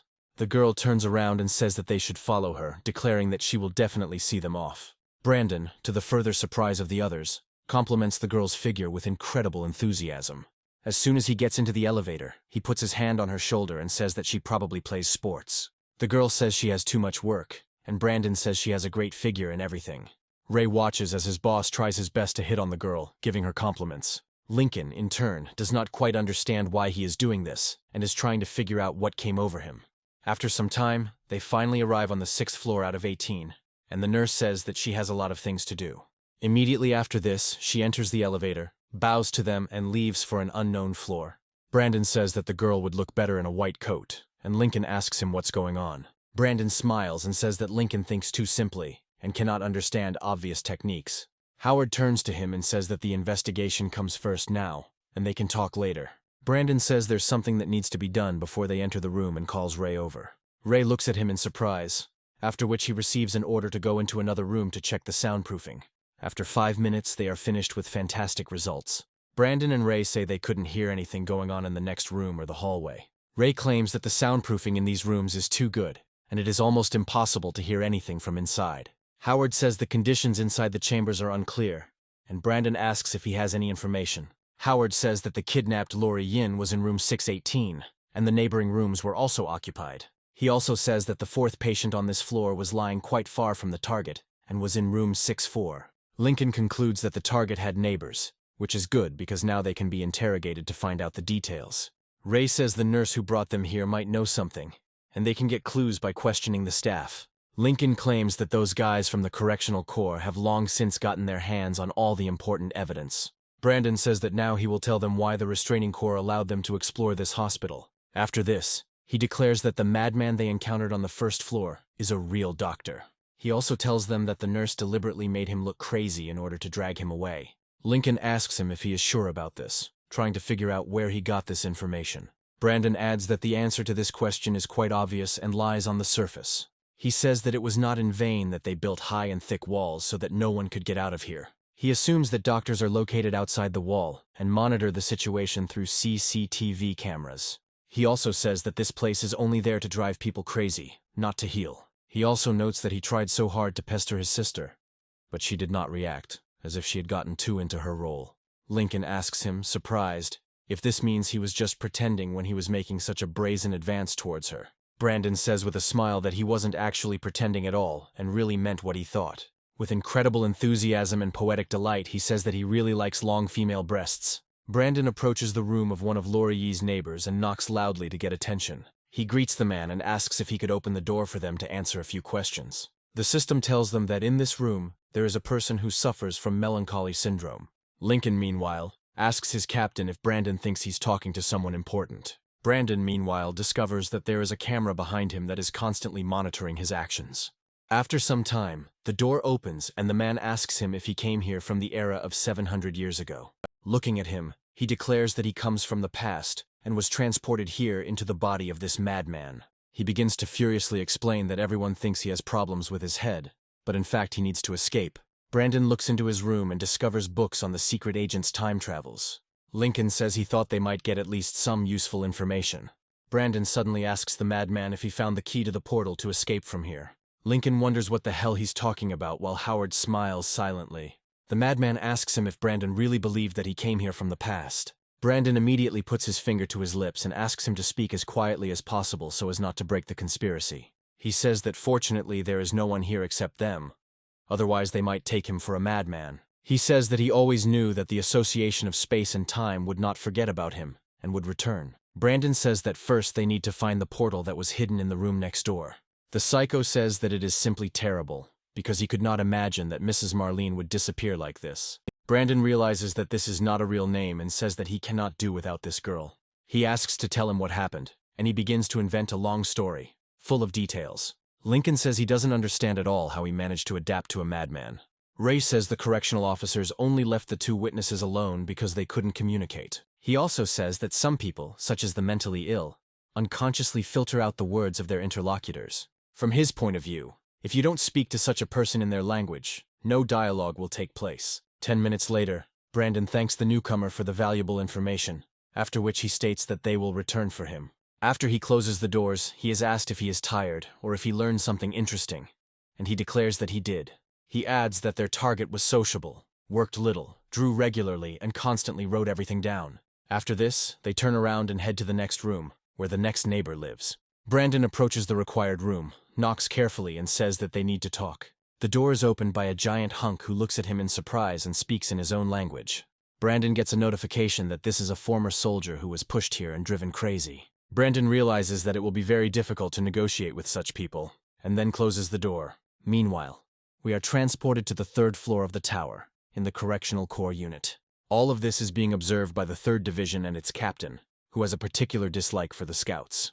Donald, who came running here, says that this young man will cause him much more trouble than Howard. He adds that this newcomer is very good at investigating crimes and has amazing deduction. The captain says that there are even better clues. The researchers can only observe what is happening from the sidelines. However, he comes to the conclusion that if this man is so good, he should be lured here. Donald says that if he becomes one of them, he won't have to worry about spilling the beans. After this, he wonders how to dig under him, because they don't know anything about him. The captain states that everyone has strengths and weaknesses, and they will simply let them work in peace. He also says that they fell into their trap as soon as they entered the hospital grounds, and they may be followed. The captain asks Donald what he thinks is the man's greatest strength. Donald says the guy is smart and insightful, and is essentially the brains of the team. He also states that this boy is incredibly lustful, while the camera begins to broadcast their conversation. Lincoln is surprised that Brandon already has a couple of clues on how to solve this case. Lincoln says that the correctional ward has long since cleared out all possible evidence, and there is nothing left here. Brandon reassures him, saying that according to his information, he has already found something, but the recording ends. Donald wonders why there is constant interference today, suggesting that the camera is broken. The captain reassures him, saying that the man just said he found some olive. Donald says that it is simply impossible, since they left only the most ordinary things in the room. The captain suggests that, apparently, this was not enough to confuse such a genius. He suggests that the Foreign Intelligence Corps has acquired a truly capable recruit into its ranks. Afterwards, he asks how things are going on the 4th floor, and Donald states that there is progress. He says that apparently the lady maintained contact with some person who had a high position in the center. The captain says this is useful information, but feels that something is clearly wrong. He turns to his comrade and says that first they need to check everything there is on this newcomer. Donald says with a smile that he has been doing this since the first meeting, so he has already dug up some information. Donald looks happily at his subordinate and says that he did not expect such serious efficiency from him. Meanwhile, we are transported back to this room 10 minutes ago to understand how everything happened here. Brandon discovers a cat figurine with no ears, and the system talents say that some monster did it. On the bed, he finds nothing interesting except a large plush shark, which is popular. Lincoln is surprised to see Brandon start sniffing the blanket for some reason, and asks what he's doing. After this, he starts hugging the shark, and Lincoln assumes that he is having a schizophrenic attack. Brandon says it's actually bait and a temporary measure to confuse opponents. He also says that he found something interesting, and Lincoln asks what exactly he was able to find in this room. Ray says there's something fishy going on here, because all these items can create a psychological profile of the target. Brandon heads to the desk and says he's almost right about those toys. He adds that the target had books in the closet, which means she reread something from time to time. After this, he runs his fingers between several books and selects the one that contains useful information. Brandon says that all of these books, oddly enough, are connected to going beyond the tower, which means their purpose was to get out. Ray discovers another clue and asks everyone to come to the mirror where something is drawn in red lipstick. Brandon asks him to sit in front of the mirror and look at himself. Then he will understand absolutely everything. Ray follows his boss's advice in surprise, trying to figure out what the hidden meaning of this drawing is. As soon as he sits down, he discovers that a fake smile has been drawn with lipstick where his mouth should be. Lincoln says that from the outside it looks creepy, and it is not a fact that this drawing depicts a smile. Brandon says it's all very simple, because there was another book on the shelf that taught him to just smile and find happiness. Brandon also says that the same time agent told him that their target absolutely never smiled. Brandon turns to the captain and asks him why a man who never smiles would do such a thing. Howard looks at him and suggests that this man was probably trying to learn to smile. Brandon wonders why she didn't practice on real people and spent all her time trying to perfect her smile. Brandon suggests that if she never smiled, it means she didn't experience joy or couldn't experience it. Ray says that if a person cannot experience positive emotions, then going outside the tower is mortally dangerous. After that, he asks why she keeps thinking about it, and how she could have gotten out at all if the walls here are so thick. Brandon says the walls are too high and the staff hardly ever let patients out. After this, he immediately puts the book on the table and turns off the wave interference that he received while at the zoo. Brandon did this on purpose to confuse observers and put them on a completely false trail. Brandon smiles, hoping that his brilliant plan will still go exactly as he expected. He says that the case really turned out to be not so complicated, and he already has some leads. The captain of the Correctional Corps watches what is happening with interest and tries to understand where this will lead him. Brandon and his squad go out into the hallway, and he says that now their competitors will try to find out about him. Howard says that he's already taken care of that, and Lincoln asks where they're going next. Brandon states that they need to meet with their target's third neighbor, who is located farthest away from everyone else. Suddenly they begin to hear loud screams that a fallen one has entered the room. Howard immediately says that this is impossible, since once the fallen one enters the tower's territory, he is instantly destroyed. Lincoln claims that some unknown force is destroying him, and Brandon asks him if he is sure about that. Howard, despite this, decides to act faster, since something may have changed significantly recently. Quite quickly, he comes across an unfortunate patient who says that a terrible fallen one has appeared before him. Howard is immediately at his side, ready to defend himself, and carefully analyzes the threat. However, As soon as his comrades reach the captain, it becomes clear that it was a false alarm. Brandon takes a closer look at the so-called threat that this patient was so afraid of, and realizes that there was too much noise. Although the person in front of him looks quite unpleasant, this still does not mean that he has fallen. Suddenly the elevator opens, and several orderlies come out and say that the patient needs to be taken to the lab. The patient tries to avoid them by saying that he is not fallen or crazy, but an internet celebrity. Lincoln realizes that these doctors are also crazy and are just pretending to be busy. Brandon turns around abruptly and says that they have learned everything they can, and now they must return home. Lincoln asks him what he was able to find out, and Brandon states that the most important thing is that the evidence was at the entrance. He assumes they've probably been cleared out by now, and Ray asks if they should still question the staff. Brandon says their target has either already left the tower, or is still on the 3rd floor. He also says that all this can be easily determined by asking whether a girl who is 165 centimeters tall has left the tower. When asked how he determined her height and weight, Brandon states that it can be determined by the height of that smile on the mirror. Brandon says he's tired of explaining the obvious, and Howard asks what to do if she's still here. Brandon says he's also more inclined to believe that if she left the tower, she would have left a trace. He also states that these records would have been in the reports of the inspection team leaving the tower.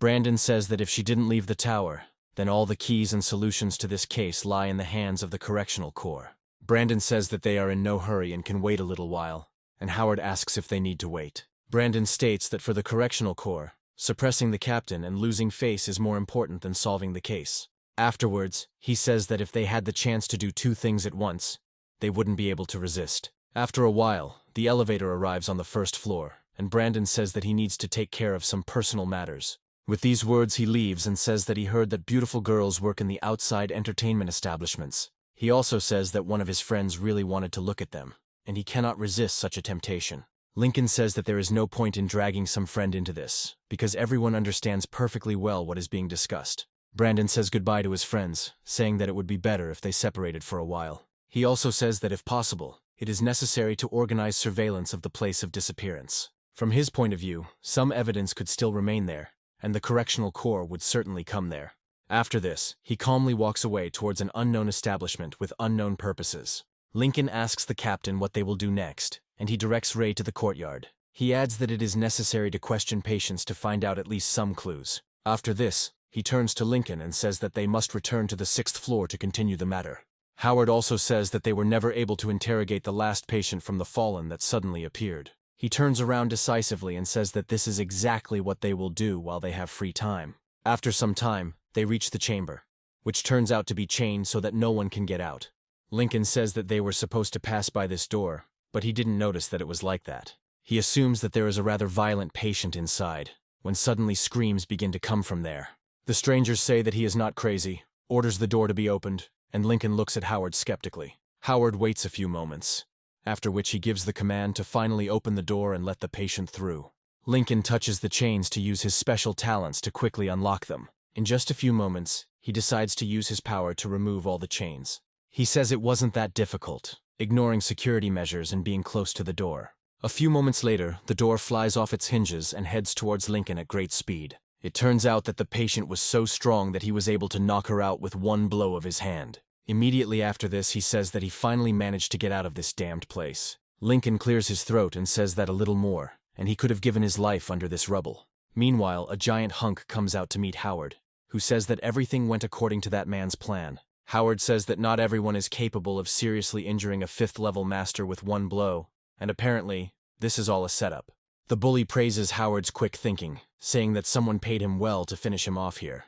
Howard wonders in his mind who it could be, then states that he is unlikely to get a straight answer. He also states that it won't be that easy to fight him, but the brute claims that he has the right talents. Howard turns to Lincoln and says that if he can move, he should destroy all the nearby cameras. Howard says he's in a bit of a hurry, so he suggests starting this battle faster. Meanwhile, we are transported to the office of the captain of the 3rd Division of the Correctional Corps. Donald turns to the captain and asks him whose idea it was, and he immediately replies that they didn't do it. He argues that no one would declare war so openly, and besides, he doesn't recognize this big guy. The captain suggests that it could be someone who is closely connected to the so-called organization that operates in the tower. The cameras are destroyed fairly quickly, but they still have the ability to monitor them through sound.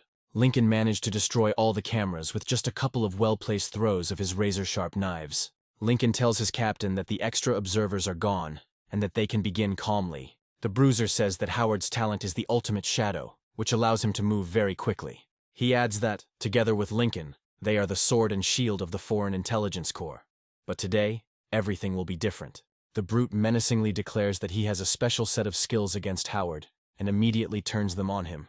Howard notes that his opponent's talent is most likely the ability to manipulate gravity and limit mobility. Howard notes that his enemy has other talents that could weaken him, but that it will have little effect. The brute says that these will be his last words, after which he turns his body into steel and rushes into the attack. Howard dodges with incredible ease, as if all the weakening aimed at him was in vain. He still hasn't even drawn his weapon to fight this enemy, and that says a lot. The steel bully wonders how he managed to miss in such an obvious situation. Howard notes that he did not expect to meet in front of him a person with 3 talents, 2 of which are rare. He also adds that he already has some guesses about who hired him, but it would be better if the thug himself confesses. The brute becomes enraged and throws a few more punches in the hopes of hitting Howard, but all to no avail. He menacingly calls him a damned shorty, while the restraining corps can only watch. Donald asks the captain what they should do, and apparently Howard is doing very well. The captain says that this is a completely logical outcome of the development of events, because this man is very strong. Donald asks him how this is even possible if they picked a practically perfect opponent against him. The captain recalls that even the second brother said that this enemy is completely unpredictable. He also states that none of the young geniuses who came down from the 5th floor were able to defeat Howard. He also states that they are almost certain that he has a second talent, which he carefully hides with all his might. He also says that it doesn't matter at the moment when the last fighter with a talent above 100 was dragged to the 6th floor. The captain also says that they agreed with the Foreign Intelligence Corps that they would not inform on each other. He adds that this applies to cases where one of the parties has a person with a very rare talent. Donald asks how to come to an agreement with the Corps, and he says that there are different ways to fight. After this, he adds that even they will not break this rule, since it is too mutually beneficial. He emphasizes that if the young genius stops disappearing without a trace, it will be in the interests of both departments. Donald asks him if Howard is one of those geniuses with incredible talents. The captain says it's highly unlikely, and they're leaning towards him hiding a more modest talent. However, he adds that this talent is not at all useless, as it can greatly improve Howard's performance. Meanwhile, the steel brute continues to rain blows on the captain, but is unable to achieve his goal. He realizes that he only has 3 minutes left to get rid of this shorty. Otherwise, the side effects of the serum he took would immediately drive him completely crazy. Howard advises him to stop, saying that if he continues, there will be bad consequences. He also calls him senior, and the captain overhears this information with great surprise. Lincoln looks closely at the enemy and says that apparently a backlash has begun. The bruiser says that this simply can't be true. No one can move while under the influence of his 2 weakenings. Howard recounts that 2 years before he took office, the best fighters of both corps disappeared without a trace. He asks the big guy if he knows anything about it, but the big guy charges, telling him to shut up. Howard flies into the air, miraculously not taking any serious damage from the attack. Landing on his feet, he says that they all possibly went up to the 4th floor and became members of the Tower God cult. The brute realizes he's been exposed and turns around to deliver the final decisive blow. Howard quickly intercepts his attack and instantly forces him back into human form. He also says that the big guy was once a member of the Foreign Intelligence Corps, so he won't kill him. The bruiser keeps wondering why he can still move even after all the weakening. Howard doesn't address his elder brother by saying that he can truly be called the perfect fighter. However, he adds that this will not be enough and reminds him of what the sequence of talents is. Immediately after this, he delivers a powerful blow directly to his head in order to inflict as much damage as possible. The blow is so severe that the elder is thrown into the air and flies several meters. Lincoln watches his captain and notes that he is indeed too fast for such an enemy. Howard approaches his opponent and says that he has quite powerful talents, but wasted them. The elder gets to his feet and asks Howard what he thinks will happen in this life, because he is a fool and an idiot. Once again, he imbues his skin with steel and says that their leader is the son of the true God. After this, he rushes forward and says that he has no right to insult him in any way and hope that he will not be killed. Howard makes an incredibly fast rebound to paralyze his opponent. With one powerful blow, he causes him to lose consciousness and return to his human form again. Lincoln looks at the big guy's body in surprise and wonders how he was able to neutralize him so quickly, but he also asks the captain what this organization called the Cult of the Tower God is that he spoke of. Howard turns and looks at him carefully, as if trying to decide whether to tell him about this now. He says that when the end of the world came, all strata of the population, including those on the upper floors, experienced and suffered. He adds that the Tower God cult was one of the religions that believed in the patronage of people from the 6th floor. Howard also says that very little is known about this cult, and he only knows that it is very dangerous. After this, he turns around and says that the numbers, economic strength, and other indicators are still a secret. Meanwhile, we are transported to the 3rd floor of the tower to Brandon, who decided to treat himself to a visit to the club. The system tells him that this establishment is definitely researching the highest mission of humanity. Brandon goes inside and then asks if his plan is working, and the system replies that everything is fine. He adds that ever since he left the hospital, this guy has been keeping an eye on him and watching him. Brandon smiles, thinking that he just has to wait for the bigger fish to come along. After that, he goes inside, finds one free seat near the bar, and sits down. The bartender looks at him in surprise and says that he must have come to the wrong place if he wandered in here. Brandon throws a few wads of bills in front of him and says that he just wants to spend some money. He also states that he is completely satisfied with this place, but he can leave if they insist. The bartender smells easy money and understands that this client should not be allowed out under any circumstances. He immediately apologizes to him and says that he has been seeing poorly lately, after which he invites him further. Half an hour later, our hero finds himself in a special room where only VIP clients are located. He hugs 2 girls and says that they must definitely show him how to have a good time. One of them says that he doesn't have to worry because they will take good care of him today. Another girl recommends that he take another sip, and he says that he will do it only for her. Smiling obscenely, he says that he would drink from the hands of such beauties without even blinking an eye. After a while, the handle of the cabin begins to twitch, and the main character realizes that a bigger fish has bitten. As soon as the door opens, the captain of the 3rd squad comes inside and decides to talk to him. Brandon understands that they decided to clean up all the evidence, but now they realize that it would be a good idea to bribe him. The system informs him that in front of him is a man named Martin, who is the best negotiator. He quickly gives the command for the girls to leave the room, and Brandon pretends to be upset. He also pretends to be a very emotional person and asks him how he is going to compensate him for this. Martin introduces himself by name and position and says that he would like to form him into his corps.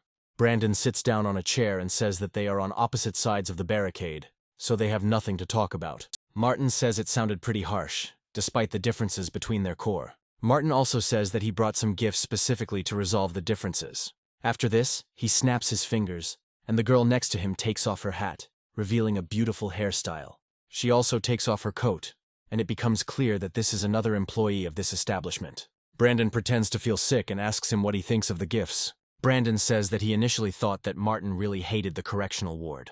Martin smiles and reflects that apparently he has managed to make some progress. Brandon, meanwhile, says his huge gifts have opened his eyes to the reality of the situation. He takes some time to enjoy the girl's curves and moves on to the next stage of the plan. After a while, Martin orders a bottle of good wine and prepares to continue the negotiations. Brandon talks about how he's surrounded by beautiful girls on one side, but they're too skinny. Immediately after this, he grabs his neighbor and says that he prefers slightly different girls. Playing the pervert perfectly, he says that he prefers curvy and experienced girls. He confidently states that mature women have a figure, beauty, and, most importantly, invaluable experience in communication. Smiling, he says that what he likes most is when he communicates or flirts with someone else's wife. Martin takes note and says that he never knew Brandon liked that kind of thing. He also adds that he must take him to several places that can satisfy his desire. He smiles and says that apparently Brandon turned out to be a pretty nice guy. After this, he decides to slowly get down to business, saying that they should help each other in the investigation. Brandon says he's found out something, but he can't break the gag order. The girl also begins to touch him and says that this problem can definitely be resolved somehow. She states that they have practically become one family, and therefore they should not have any secrets from each other. Brandon says they have determined that their target is approximately 180 centimeters tall and weighs 49 kilograms. He also talks about how she is free-spirited, capricious, and completely incapable of smiling, and Martin is very surprised. He asks him what it all means, and Brandon says that he noticed that she was looking in the mirror a lot. He also adds that she would paint her smile with lipstick, and if she didn't know how to smile, it would be constrained and reserved. He also says that this girl passionately wanted to get out of the tower, and one of the patients helped her with this. Brandon continues to act out the scene and says that she was very interested in methods of fighting the fallen. Brandon leans even lower to kiss the girl, and the system tries to stop him. Martin also clears his throat and says that they need to talk about business first, and Brandon is only glad about this. He understands that the time has come to extract information, and says that he understands the terms of the deal perfectly well. After that, he talks about Lori having problems controlling her emotions. But that's not the most interesting part. He suggests that the Correctional Corps checked all the records, but the girl seemed to have disappeared. After he receives confirmation of this, Brandon assumes that they read her diary and understood her motives. Smiling, he also says that the analysis of their target's diary probably also yielded nothing, and they were left with nothing. Brandon says the Correctional Corps is going in the wrong direction, and he has some leads that will help. Martin asks him what these leads are and what evidence they need to be supported by. Brandon says that if his team shows him the target's diary, he will share his leads. Immediately after this, he jumps into the girl's arms and says that together, they will solve this case in no time. Martin asks him if he told Howard everything he just learned, calling him Shorty. Brandon muses that even the Measurement Corps knows their captain's nickname, no matter how ridiculous it is. Brandon says he's not sharing the captain's main guesses yet in order to solve the case overnight. After this, he talks about how investigating a case is like a puzzle, and often you need to put all the pieces together to solve it. He says that there are puzzles that can be solved without this, but in their case, unfortunately, this is not the case. Brandon comes to the conclusion that if he understood everything correctly, then Lori definitely left clues in the diary. Martin clears his throat and says that he is a businessman, so the most important thing for him is honesty and straightforwardness. He also offers a deal where he can rid him of his second-class status once and for all. Brandon pretends to care, and Martin recommends forgetting about work and having a few drinks. Systematic talent indicates that this captain clearly knows how to behave in public and tries to find an approach to everyone. Brandon reflects that this captain has quite a handsome face and is friendly and generous towards his subordinates. He reflects that even if this is all a pretense, it would be worth establishing business relations with such a person. The system says that even the short guy looks much cuter than this turkey, and Brandon decides not to argue. A few hours later, Martin hands him a card for the room and tells him that it is in a good hotel. Brandon reaches for the card, pretending he had a great time and is going to continue. From the outside, it may seem that he has drunk to such a degree that he can no longer function normally. But this is just a mask. Martin looks into his assistant's eyes and tells her that she can take care of him as needed. After this, he says goodbye to him, and Brandon understands that he must move on to the next stage of the operation. The girl tells him that he shouldn't fall asleep, after which she suggests moving to a hotel, and Brandon agrees. However, suddenly he pretends to be nauseous, and if nothing is done, he is about to vomit. He immediately gets up and reports that his health is not the best, after which he runs out of the room. A few moments later, he finds himself in a gateway in order to throw off the tail of surveillance. Brandon reflects on the fact that now he will have to take care of important matters, although the outlook for the night was good. He is going to go to a mental hospital because he would like to have a certain place checked out. However, he suddenly hears footsteps behind him, turns around, and sees a very high-quality man with red hair. The system talent warns him not to look into his eyes, because it is very dangerous. But it is too late. Brandon makes a fatal mistake, and immediately feels his eyes begin to double and his body go numb. Brandon realizes that he can't even move, despite being at level 2 9th degree. Gradually his eyes begin to wander, and he only manages to notice that this man has extra hands. The criminal, meanwhile, throws it over his shoulder, and Brandon notes that he has strange tattoos. Brandon realizes that this is definitely not Kane's henchman, since his target is the shorty. Meanwhile, the thug says that the goods have been seized and addresses his boss as Madam. Brandon receives a notification that there is a high-ranking official from a religious organization on the other end of the line. The game system advises him to escape from here as quickly as possible, since it is useless to negotiate with these believers. Brandon takes this information into account and notes that it reminds him of something very surprising. Before closing his eyes, he reflects on the fact that that mountain house probably belonged to this very organization. After some time, he comes to his senses and discovers that he is in some kind of basement with a large number of fans. Brandon looks around carefully to avoid attracting unnecessary attention, as this could lead to death. Making sure there is no one near him, he rises carefully, and the system is glad that he has finally started to act. Brandon continues to look around and realizes that this place reminds him of something from his past life. After a few more seconds, he says that it looks very much like some kind of slaughterhouse for cutting up meat. The system says that in a world where even they grow rice, slaughterhouses cannot exist, and recommends taking a closer look. Brandon realizes that these are special conveyor belts for processing human corpses. The system says that some of the bodies were found outside the tower because the cultists believe they are sacred. The system also says that if they don't figure out how to get out of here, they will slowly decompose along with their friends. After a short dialogue with the system, he realizes that they might want to eat him since he survived the blue zone. The The system says that he is, after all, the only surviving slave of the mountain house, and everyone is watching him.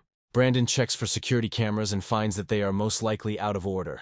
Brandon muses that if he's already been in someone's pot, it means those people follow some kind of ritual. He comes to the conclusion that this is a favorable situation, and he remembers that he was kidnapped right off the street. This means that their hounds have strong talents, so it is better not to come into direct contact with these scoundrels. Brandon feels that there is no one nearby, which means this big guy does not even allow the thought of escaping from here. Brandon guesses that the bastard thinks he's still unable to move because of his incredible strength. Brandon looks at himself carefully and realizes that his body is doing all this reluctantly after contact with the enemy. Brandon also discovers a torture device and realizes that he was most likely intended to be interrogated before being killed.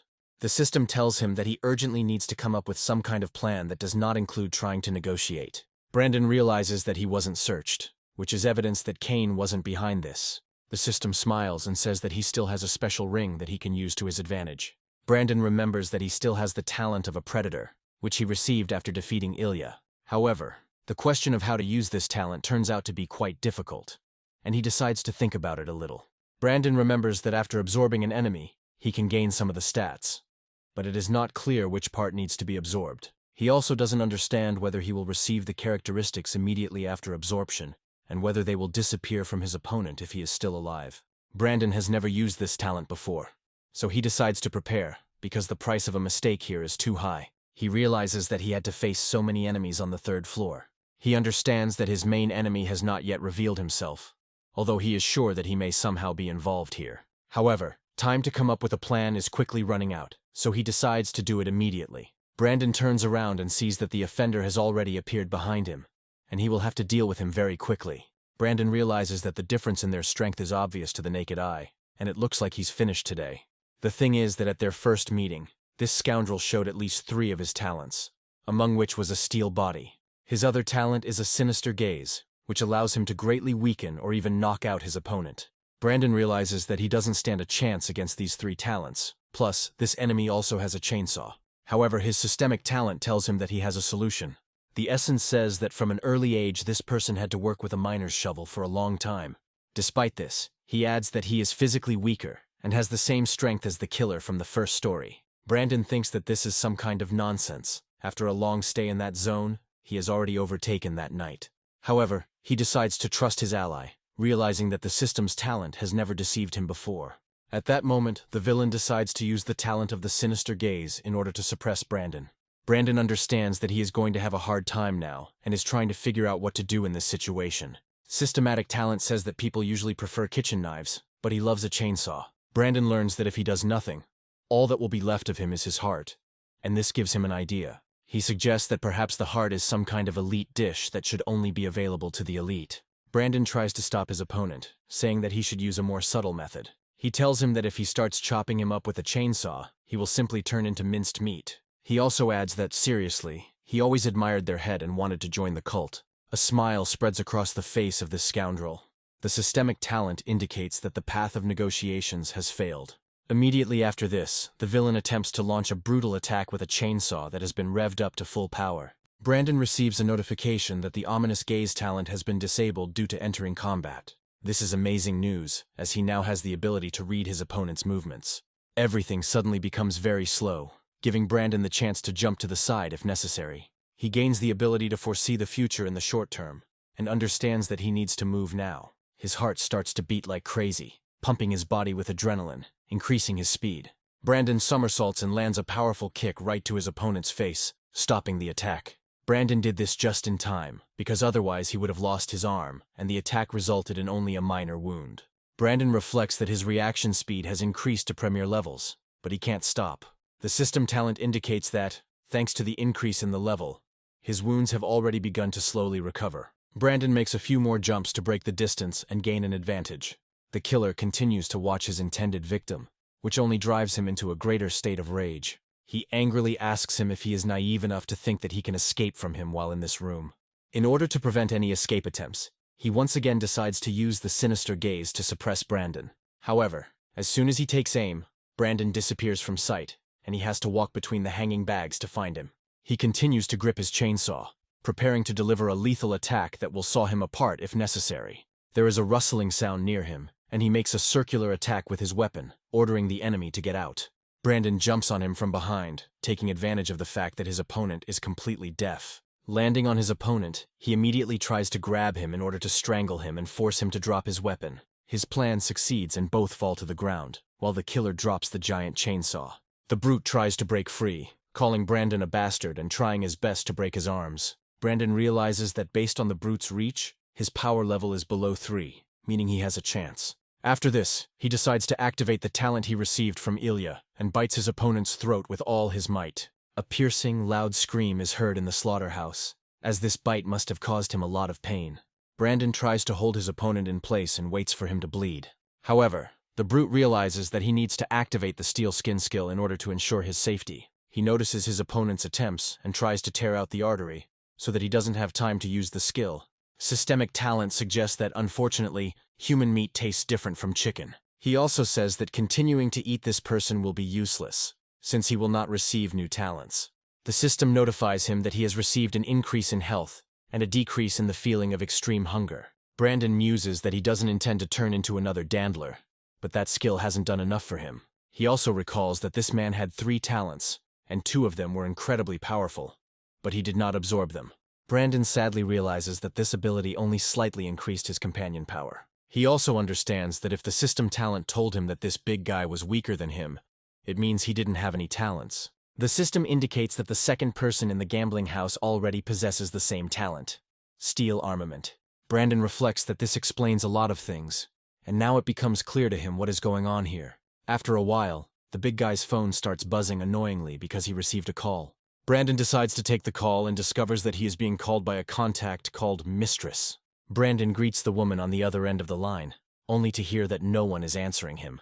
The system talent says that, apparently, the lady doesn't really want to talk to him after what happened. Brandon realizes that she didn't hang up, which means she still wants something. Brandon says that she was contacted by a man who, by the way, survived her survival game. He also adds that it would be much better if they at least started interrogating him instead of killing him.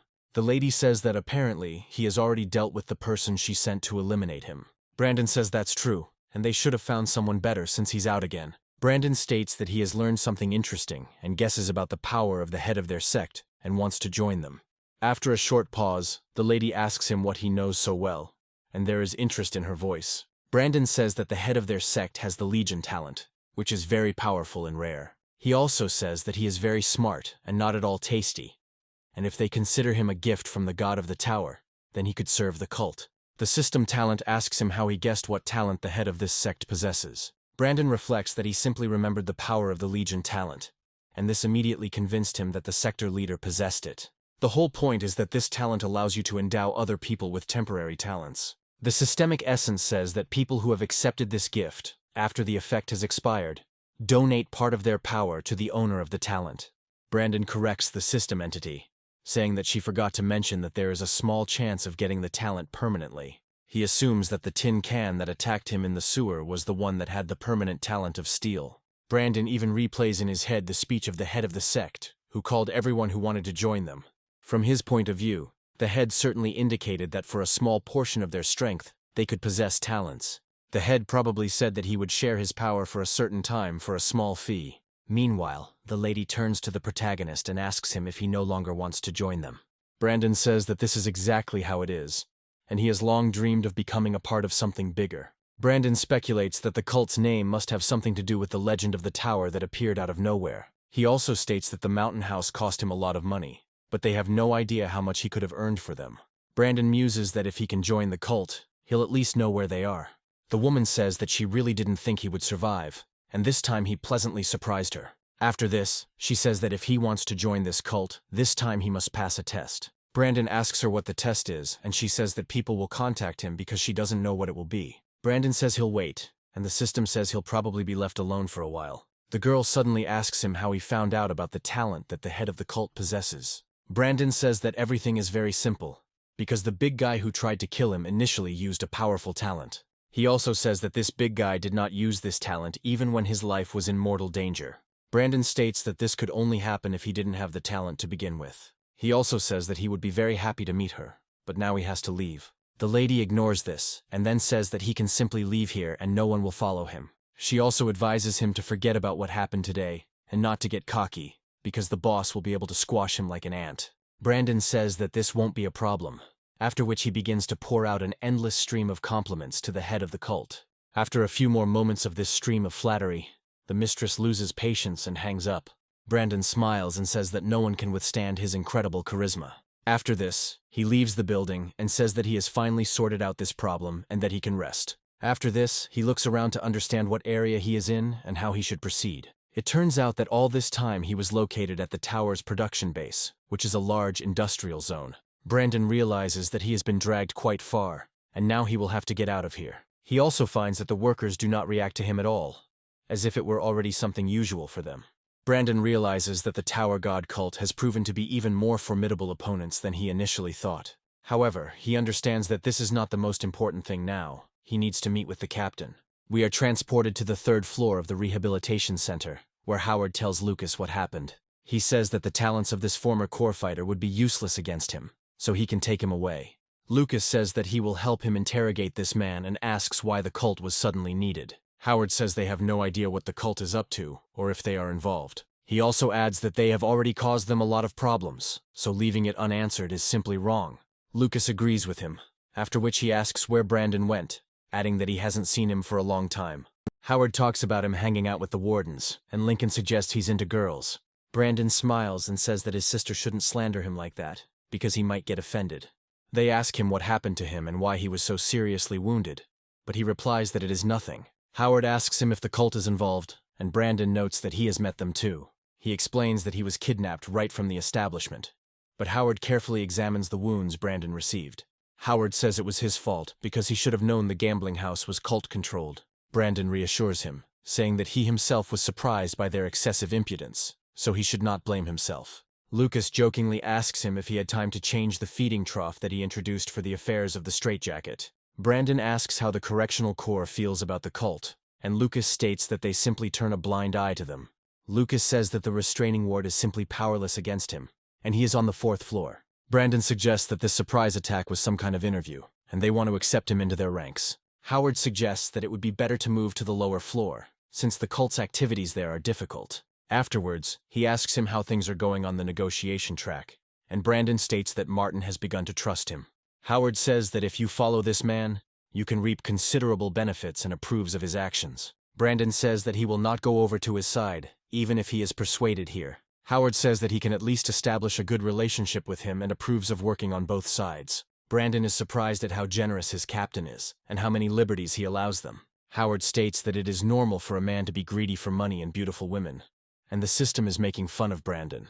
The entity adds that even if the shorty considers him a pervert, there is no way to wash it off now. Howard says it would be better if he blamed the incident on the correctional ward tomorrow. Brandon realizes that this is a very good move and says that this is exactly what he will do, after which he gets to his feet. The system tells him that he was attacked immediately after Martin left, and this could play into his hands in negotiations. The system also suggests that you can kill 2 birds with 1 stone, as Martin will try to persuade him with gifts. The next day, Brandon goes to Martin's personal winery to talk to him.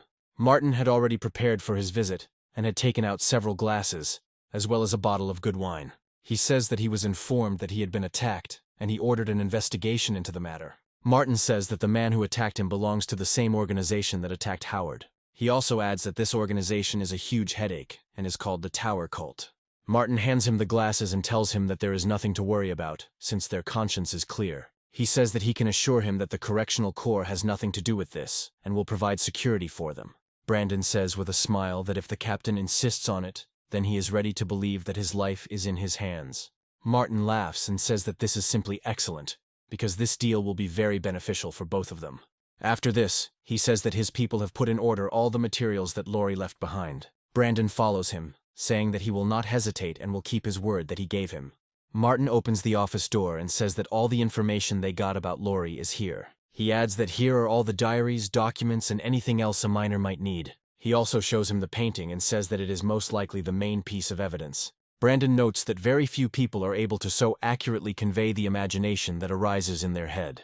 Brandon states that there are quite a few small parts here, and asks if he has a magnifying glass. Martin hands him a special device and tells him that he can use it as much as he needs. Brandon looks closely at the dark images and realizes that she was drawing Pasha based on images in books.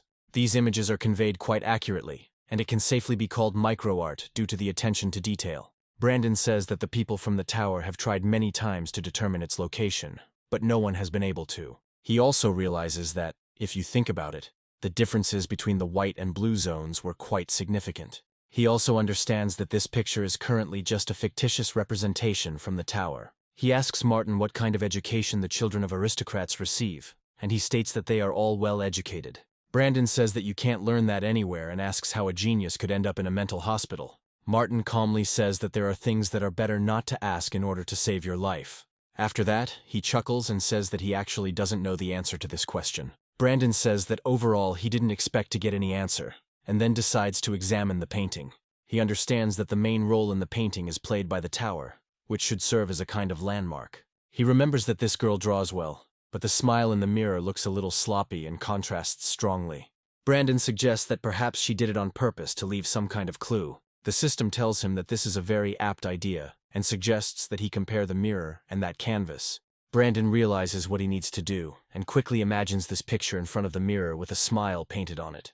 When applied, he quickly realizes that this is a special clue that will allow him to discover another detail. This detail consists of the presence of rings on the hands of specific fallen ones, which form this smile. Brandon suddenly turns around and asks Martin what else Mrs. Laurie left behind besides this painting. Martin points him to the table, saying that everything he needs is right there. He adds that they have not found any clues, so all hope lies solely with him. Brandon quickly analyzes them and realizes that they are only short sketches, when suddenly he discovers a personal diary. He realizes that the diary is a much more interesting piece of evidence that can be used to find out something. He quickly looks through it and discovers records of interactions with some of the patients at the hospital. He discovers a conversation with some strange patient who was in the ward where he was placed. He learns that this patient told her that one day the fallen will find a way to enter the tower and free the people. Brandon guesses that such rhetoric is unique to Kane, who was hiding in this hospital. He assumes that Laurie was kidnapped by him, which means she is already outside the tower. Brandon realizes that the rings of these fallen ones are worn on different fingers, and together they form some kind of code. Martin watches his colleague closely and realizes that he seems to have figured something out. Laurie muses that they might be able to find her if they go to a zone with that number. But that code will only be valid for 3 days. He understands that much more time has passed since the girl went missing, and this code probably no longer has any meaning. He also notes that even if he uses the travel disc, it won't help him. He can try to clear all the zones that Kane has prepared, but then he will not have time to save Laurie. Brandon suggests that we need to think in a different direction, as this hypothesis turns out to be incorrect. He decides to remember all the details in order to understand what other path can be chosen in this situation. He recalls that she had some problems with her emotions and could easily turn into a fallen one. He also notes that she listened to Kane's crazy ideas and could have succumbed to temptation and become Pasha herself. Judging by the notes, she was skeptical about this and left a clue so that it could be found. Brandon assumes it has something to do with a scandal involving some big shot. He understands that if this were truly a plea for help, she would have done it more openly. Brandon guesses that this is not a cry for help, but some kind of assignment hidden inside another case. He wonders how he can get into the zone with this number without using the disc. Martin approaches him cautiously and asks if Brandon has found any new evidence in this case. Brandon says there was one key point that he still didn't understand, but he did figure out where she might be. Martin says that it's just wonderful, and then asks where she went. Brandon mentions that it appears she is outside the tower, which leaves him speechless with horror. Martin says that means there's no way they can find her, but Brandon says that's not certain yet. Martin asks him what they need to confirm in order to begin the search. Brandon says there is a number on this painting, and he believes it is the number of the area outside the tower. He also says that this is probably some kind of dangerous area, so he will definitely need Howard's help. Martin listens to him carefully, and then thinks for a while to figure out what the best course of action is. He asks him if he really found the number on this painting, after which he reminds him that a lot of time has passed. Brandon says he understands perfectly well what the number in glass could do, but for now he can only hope. Martin honestly admits that he doesn't quite understand what hope there could be in such a case. Brandon says he has no evidence to prove his theory is true, but he needs to test it. He says that if this number turns out to be valid, then he will be able to solve this case, and if not, then it means he was wrong. Brandon states that he is not sure he is right, but the people of the Foreign Intelligence Corps deal with such things. Martin reflects on how he mistook him for an ordinary talented guy with similar interests. After this, he realizes that this person has enough confidence and courage to take such risks. Martin tells him that he is an ordinary businessman and cannot leave the tower now, but he will pray for him. Martin also says that he will pray that he finds evidence before the Foreign Intelligence Corps does. Brandon talks him down, saying that he'll only take Howard with him as insurance, since he's not particularly smart. Martin says that he doesn't really agree with this, but he thinks Brandon is smarter. After a while, we are transported to the eastern square on the first floor of the giant tower. Howard says that he trusts his comrade, so they are going to head to these coordinates. Lucas notes that he doesn't change at all and constantly shifts his responsibilities onto him. Howard tells him to be careful, as there may be tower god cult fighters stationed in the area. Brandon asks what will happen to them if they suddenly find out about some scandal involving a big shot on the 5th floor. Howard says that nothing will happen, because the 5th floor is not called the ruler's floor for nothing. He adds that if you offend one person there, you'll gain the favor of another, and Brandon understands that it's a balance. Howard adds that he and the Correctional Corps have their differences, but they have a common enemy. He adds that if this case is beneficial to both corps at once, then their top brass doesn't care how exactly this case is solved. Howard asks him not to worry, saying that if something goes wrong, he will take full responsibility. Brandon says he had no doubt that his captain could be relied upon, and then takes a few steps forward. He wonders in his mind what secrets await them in this unknown zone as the pillar begins to change. People nearby suddenly see that the white steely begins to rapidly change color, turning purple. Brandon and Howard realize that this is a very bad sign, and begin to prepare for a serious fight. Within moments, the transfer procedure is initiated,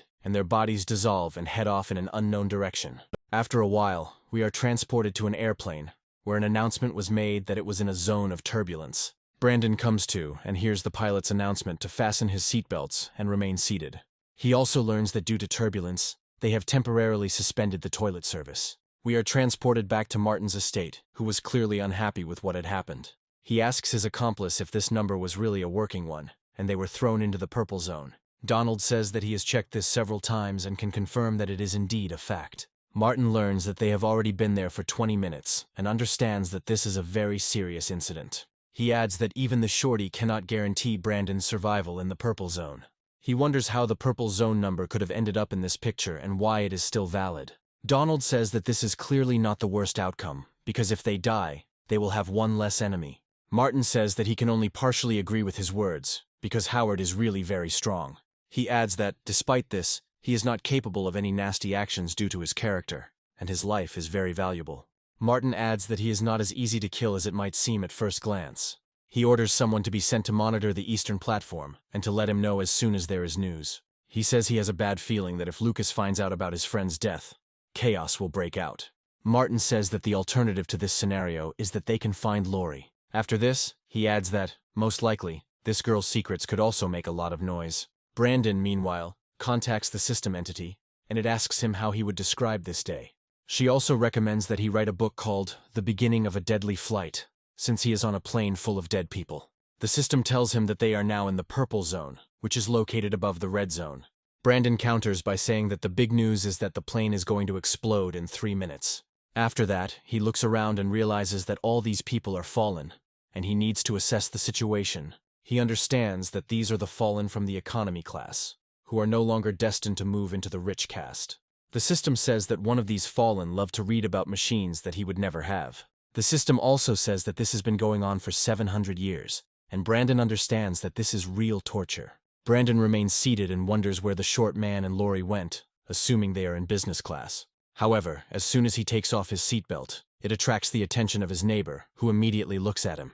Brandon realizes that the fallen here have noticed him, and now he will have to fight them. Brandon dodges a quick strike towards him and wonders if they've all activated yet. Brandon discovers that they don't attack each other, meaning they most likely serve someone more powerful. He notes that it doesn't look like they spent more than 70 years peacefully inside this space. They were clearly fighting. He also realizes that their behavior is very different from what he has seen before. He assumes that he missed some very important clue, and is now trying to escape from here using the disc. Suddenly, the door to economy class is destroyed, and the long-awaited Howard, looking healthy, enters the arena. Brandon is glad that his captain is alive and asks him to prepare to evacuate from here. He grabs the disc, but the system tells him that the laws of the zones are not limited to weather conditions. Brandon receives information that he now needs to break the windows and jump out of the plane in order to survive. The system also says that the fallen will envy him, because they can't even leave this plane. Brandon realizes that this plane has somehow been hovering in the air for 700 years, which means that space and time are different here. He wonders what he should do, considering the plane is filled with fallen from top to bottom.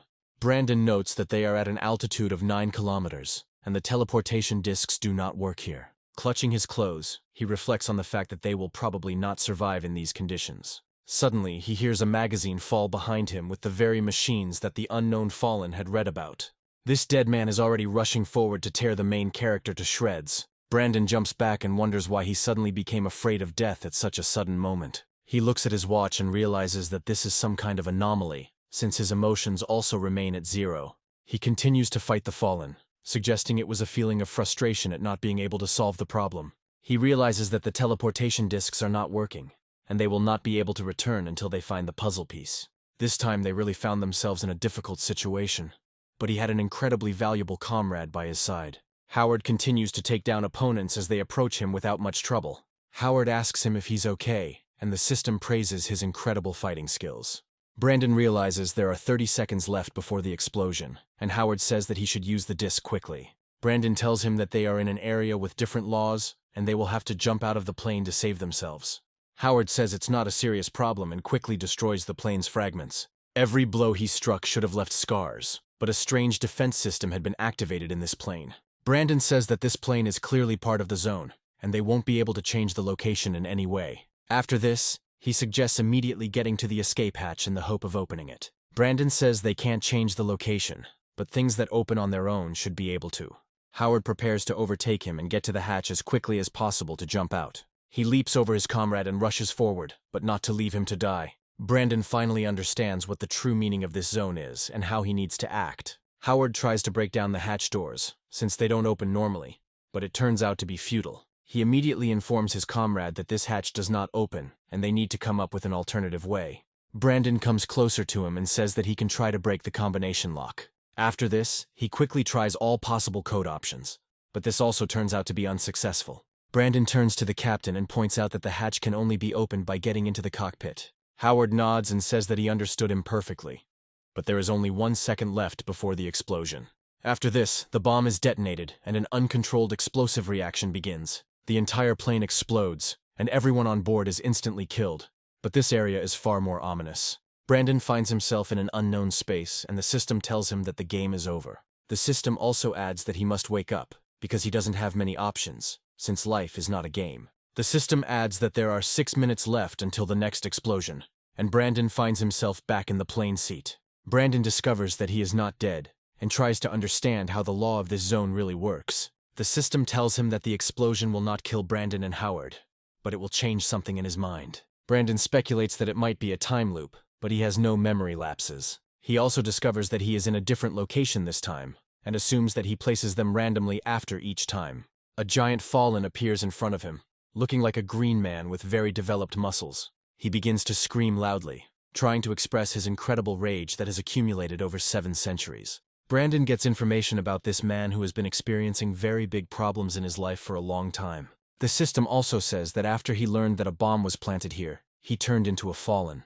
Brandon takes very serious damage from this blow and is thrown several meters to the side. He feels like his bones have somehow miraculously remained intact, and he understands that he needs to run away from here. Suddenly, the same fallen one appears before him again, preparing to finish what he started. Brandon realizes he has no way to escape and turns to his friend for help. It turns out to be too late, and this fallen manages to deal a powerful blow with his claws to Brandon's body. Brandon understands that things are not going well, and if this continues, they simply will not survive. The fallen are gradually running towards him, which means that if he doesn't get out of here, he will simply die before the next explosion. Howard, meanwhile, quickly comes to his senses and tries to understand what is happening here and why he is still alive. It turns out that there is another fallen sitting next to him, who is preparing to bite off his face. Howard quickly and clearly explains to him that this is a bad idea, and then gets up from his seat. He still wonders why he is alive and tries to understand what happened here. He suggests that they may have gone to hell, where they must suffer forever on this plane. Looking around quickly, he realizes that he was just imagining things, and that he was back on the same plane as before. He suggests that this explosion may be some kind of illusion, but this version doesn't sit well with him. Suddenly he hears Brandon's loud voice calling for help from his captain, as he is in trouble. Howard realizes that he couldn't confuse this voice with anyone else, and tries to rush to his aid as quickly as possible. Brandon, meanwhile, decided to use his talent to absorb the target, but it didn't work. He understands that he cannot cope with this enemy now. The captain is in no hurry to come to his aid, so there are no options. He hopes that even if he dies, the plane will explode and return him to his previous state. However, a few moments later, the doors are destroyed by powerful blows from Howard, who flies to his aid. Howard looks at his comrade with fear, hoping that he can somehow pull through. Brandon, realizing that he can no longer be saved, tries to convey one last message to his captain before he dies. He tells him that next time they will definitely meet each other and will not allow something like this to happen. Howard watches in shock as his friend is destroyed by a powerful blow from a clawed paw. He loses his composure for a few moments and rushes forward, grabbing his weapon. He decides to use his talent to cut through all his opponents at great speed. They don't stand a chance against such a terrible enemy, and they quickly die. The only one left in line is a giant Hulk who still doesn't understand who he's dealing with and whose wrath he's incurred. His animal instincts tell him to use his skills to slow down his opponent. Howard is affected by this skill, but his speed is still too high. He almost instantly runs up to his opponent in order to take a more advantageous position for attack. After this, he cuts off the hand that this damned monster tried to swing at him. Immediately after this, he takes a special stance, which should be followed by a series of powerful blows. Howard angrily tells his opponent to go to hell and turns him into a sieve with punches. The monster can only take the full damage and hope that this torment will soon end. Within moments, he is cut into a bloody pulp by the incredible speed and power of these blows. Howard freezes in place and tries to understand what actually happened and how he should proceed. He looks around and finds himself in a huge pool of blood left behind by this monster. He also realizes that this plane is about to blow up again, and it finally dawns on him what the point might be. Gradually, the fuselage begins to become covered in fire due to the explosion, and it indicates that everything is now back in place. The plane finally explodes, marking another restart and the beginning of another cycle. Brandon comes to his senses again, but this time he finds himself in a completely different place. The system tells him that this time he ended up in the toilet, and he was incredibly lucky that the Fallen do not know how to go there. Brandon feels like he's really sick and needs to use the bathroom urgently. He immediately runs to the sink and tries to empty his stomach, as the nausea is unbearable. The system says that the fallen meat he tried to bite into turned out to be incredibly disgusting. The system also says that unfortunately, despite all his efforts, he still has not been able to acquire new talent. Brandon got some minor muscle gains anyway, so he wasn't using that talent in vain. Brandon realizes that being thrown into the toilet means he has a little more time to think. He remembers that the system told him that this Fallen turned into a monster as soon as he learned that there was a bomb on the plane. The system chuckles and says that this is indeed a correct guess, but this bomb is definitely not in the toilet. He is also informed that there are 6 minutes left before the explosion, so it is better to start work as quickly as possible. Brandon realizes that his suspicions have been confirmed, and any death on this plane takes you back to the very beginning. He suggests that most likely, the Fallen, stuck in the plane, have been constantly killing each other for all these 700 years. However, since there was now more delicious prey available, they decided to team up to feast on the newcomer. Brandon realizes that there are only 6 minutes left, and this time he must at least have time to talk to the captain. Brandon realizes that he's probably going to have to explain what's going on here, and that might take another minute. Brandon also realizes that with his current strength, going into the purple battle zone is suicide. He decides to wait until Howard gets to him on his own, and then try to solve the riddle himself. Brandon receives a warning from the pilot that the plane is entering turbulence and cautiously reaches for the door handle. Brandon wonders if the commander feels even a shred of pity for the enemies he cuts down. Brandon watches Howard fight and notes that even the captain will have a hard time dealing with him. He immediately informs the captain that he is here so that he does not worry. Howard asks him to wait a little, saying that he will deal with his enemy very soon. Immediately after this, he makes a sharp escape from the enemy's powerful and vile attack. However, immediately after this, he decides to use a counterattack and delivers a powerful kick to the enemy's stomach. This blow turns out to be monstrous, and the opponent instantly loses his balance and is exposed to the finishing blow. Brandon decides not to delay this moment and cuts off his opponent's stupid head. Howard asks the protagonist if everything is okay, and he replies that he didn't have a scratch. Brandon talks about how they're in a cyclical area, and that if they die, they'll be transported back in time. Howard straightens his shirt and asks him if this means they can't die here. Brandon takes a closer look at the captain's emotion meter and finds that it has risen to 35. Brandon talks about how there are 2 laws of time here, the normal one and the one that works in the time loop. He says that the first law can be compared to the flow of a river, and the second to a ring along which they walk endlessly. He also says that while they walk around the ring, they continue to move along the river of the original time. Brandon points out that for other people, time will flow linearly, while for them, it will flow cyclically. Howard realizes that this is a real trap and asks if they have any way out of here. Brandon states that there is definitely a way out, and adds that so far he has only one guess. There is a bomb on the plane. He offers to defuse the bomb, and Howard asks him how long it will take to find it. Brandon says that it's hard to say, and that they will definitely have to die a few more times. He says that there is very little time left, but he will look in the plane's control cabin. He also says that next time Howard should immediately return to him in order to protect him. Howard reflects that there is one more detail that he, unfortunately, did not tell his friend. The thing is that he is trying his best to suppress his negative emotions, but he is not succeeding. In a normal situation, he would never give in to his emotions, but here for some reason, he can't cope with them. Howard hopes that his comrade will still cope, since he is the only hope of getting out of here. Otherwise, Howard will simply lose control of himself and become a fallen man due to an excess of negativity. Brandon quickly reaches the cockpit and immediately opens it to check it out. Brandon understands the reason for such stable flight despite the turbulence. The plane has been controlled by pilots all this time, despite the fact that they have long since become fallen. Brandon realizes that this does not give him useful information, and that perhaps his previous choice was wrong. He suggests that perhaps all the people who flew here 700 years ago were predisposed to transformation. Brandon receives operational information from his talent, which informs him that the passengers have become like this due to life situations. He suggests that they were all predisposed to transformation, meaning they were deliberately gathered in one place. Brandon tries to figure out why this was done, and finds that time is running out and he needs to hurry. The main questions are why they did it, and who the passengers were. The fourth attempt begins, and he quickly opens his eyes, looking around to see where he is. He calls out loudly to the captain in the hope that he will appear nearby and hear his voice. Howard reassures him, and tells him that this time they have been placed close to each other, and they will not have to waste time. Brandon looks at Howard's stats and finds that his emotions have already risen to 45, which is a bad sign.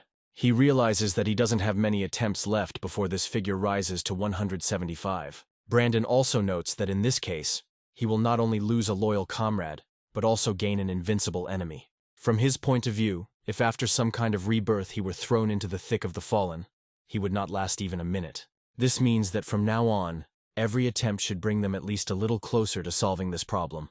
Brandon asks him if he has noticed anything strange in the behavior of these fallen ones. Howard says that he killed almost the entire cabin, but some of the fallen did not try to attack him at all. Brandon asks him where they are, and Howard replies that they are in economy class, after which they decide to move on from there. Brandon turns around and the system recommends that he pay attention to this fallen one next time. Brandon muses that if it's not the plane or the fallen, they need to look for the strangest of those who are here. Brandon approaches the captain, asking him not to kill such fallen ones unless they show aggression. Howard looks closely at the approaching opponents and says that he will try to fulfill his request. Giant crows rush to attack, and the system says that he used to win the lottery, but now luck has turned against him. While Howard deals with them, the system explains that several failures have pushed this enemy to the brink, and that is why he is transformed. Howard suddenly discovers that his fastest blow has caused this opponent to recover, as if nothing had happened. Immediately after this, he decides to counterattack in order to not give him any chance to strike again. Brandon, meanwhile, tries to keep up with his opponent, remaining alone. Brandon turns around in time after hearing a strange noise, and the system tells him that the fallen one was a writer. According to updated information, ironically, his books were stolen by other people, and they sold very well. Brandon dodges several blows, and the captain comes to his aid, recommending that he solve the puzzle faster. Brandon turns around and runs to economy class, saying that he understood this requirement perfectly. He immediately finds himself in the next room and discovers another fallen one in front of him. The system tells the story that this fallen man had a rich friend who could get him a ticket to the tower. However, he killed this friend to guarantee his ticket, and could not bear the irony of fate when he learned that the plane was mined. Brandon continues to dodge the monster's toxic attacks, trying to figure out where to go next. Brandon comes to the conclusion that absolutely every passenger here was broken and became fallen even before boarding the plane. Brandon also realizes that he initially mistakenly assumed that they became fallen here because of Howard's negative stats. He also notes that none of these fallen were residents of the tower, which has almost no people in the purple zone. He is also haunted by the fact that the number for this zone has not yet expired, which means that no one has entered here from the tower. Therefore, All those who fell on this plane are indigenous people who have lived here for 700 years. All the passengers on this flight have one thing in common. They were filled with resentment and hatred during their lifetimes, and someone was watching them closely. Brandon has a good idea of where the plane was headed, which means it explodes after the tower appears. In those days, getting into the tower was a matter of survival. But due to the limited population, not everyone could get there. This means that whoever organized this flight decided to give them a chance to survive, but at the same time, now and here is the safest place. Brandon understands that if they jump out of the plane, they will end up in the red zone. If they fly, they will end up in the black zone, or they will explode if they do nothing. It truly could be called a death flight, and Brandon suspects that the bomb was planted by the flight organizer. However, there are questions about this version, because if the organizer did not want them to hit the tower, then why blow them up? He suspects he's missing something, and remembers that all the passengers had a predisposition to becoming fallen. He suggests that these are most likely just people with negative emotions who were selected precisely for this characteristic. Brandon points out that his talent already indicated that some of them became fallen after they learned that the plane was booby-trapped. As an example, he recalls a writer whose work was stolen and suggests that his name was probably Chai. Brandon suggests that something was amplifying the passengers' negative emotions and turning them into monsters. He also realizes that the pieces of the Doomsday Puzzle are usually held by the Guardians, who must be found.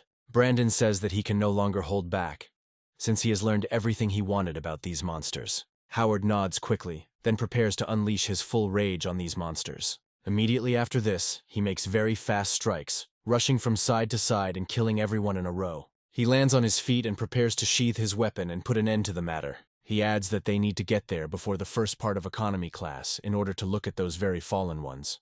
Brandon agrees with him, while the system compliments the dwarf captain's endurance. Suddenly, Brandon feels his watch start to behave very strangely, and the system tells him that this is not without reason. He is informed that no one knew that the owners would turn out to be monsters incapable of experiencing emotions. The system says that his watch is tired of putting up with this, and wants to prove to him that it is also worthy of attention. Brandon wonders what's going on, but it appears his watch has turned into Gillen. Their numbers skyrocket, causing another eye to appear on his body, which looks menacing. Howard, hearing strange sounds, turns around and asks his friend what is going on here. One can only imagine his surprise when he discovers that Brandon now has a giant eye on his hand. Brandon says he seems to be in trouble as his hours jump to 294. The system says that this eye is outside of its jurisdiction, but it has granted it a new ability, ghostly gaze. Brandon carefully monitors his behavior and finds that his mind has not changed at all. Looking at his watch, he realizes that the higher the reading, the greater the physical deviations will be. Brandon wonders again why it was his watch that mutated, and not the slow cooker he so desperately needed. Howard stops for a moment and asks him what this all means. Brandon says his watch has turned into Gillen and is behaving uncontrollably, constantly changing its value. He says that it won't affect anything, since they need to continue looking for clues and wait for time to roll back. Howard suddenly focuses his gaze on the protagonist's body, and he decides to find out what surprised him so much. Brandon looks at his hand and discovers that it has begun to mutate at an incredible rate. Now his left hand has turned into a demonic horn that can pierce even the strongest defense. Brandon realizes that this is quite a useful thing, and, given that he retains his sanity, it is a very useful mutation. The system says that now, if he returns to the tower in this state, he will turn to ashes. Brandon says that his hand has mutated, but he still has his sanity, and they must continue the mission. Howard doesn't comment on what's happening, then turns around and says that they need to hurry. After a while, they find themselves in the next room, which is full of fallen, ready to fight. Howard grabs his weapon and says that he will deal with all the opponents while Brandon should look for clues.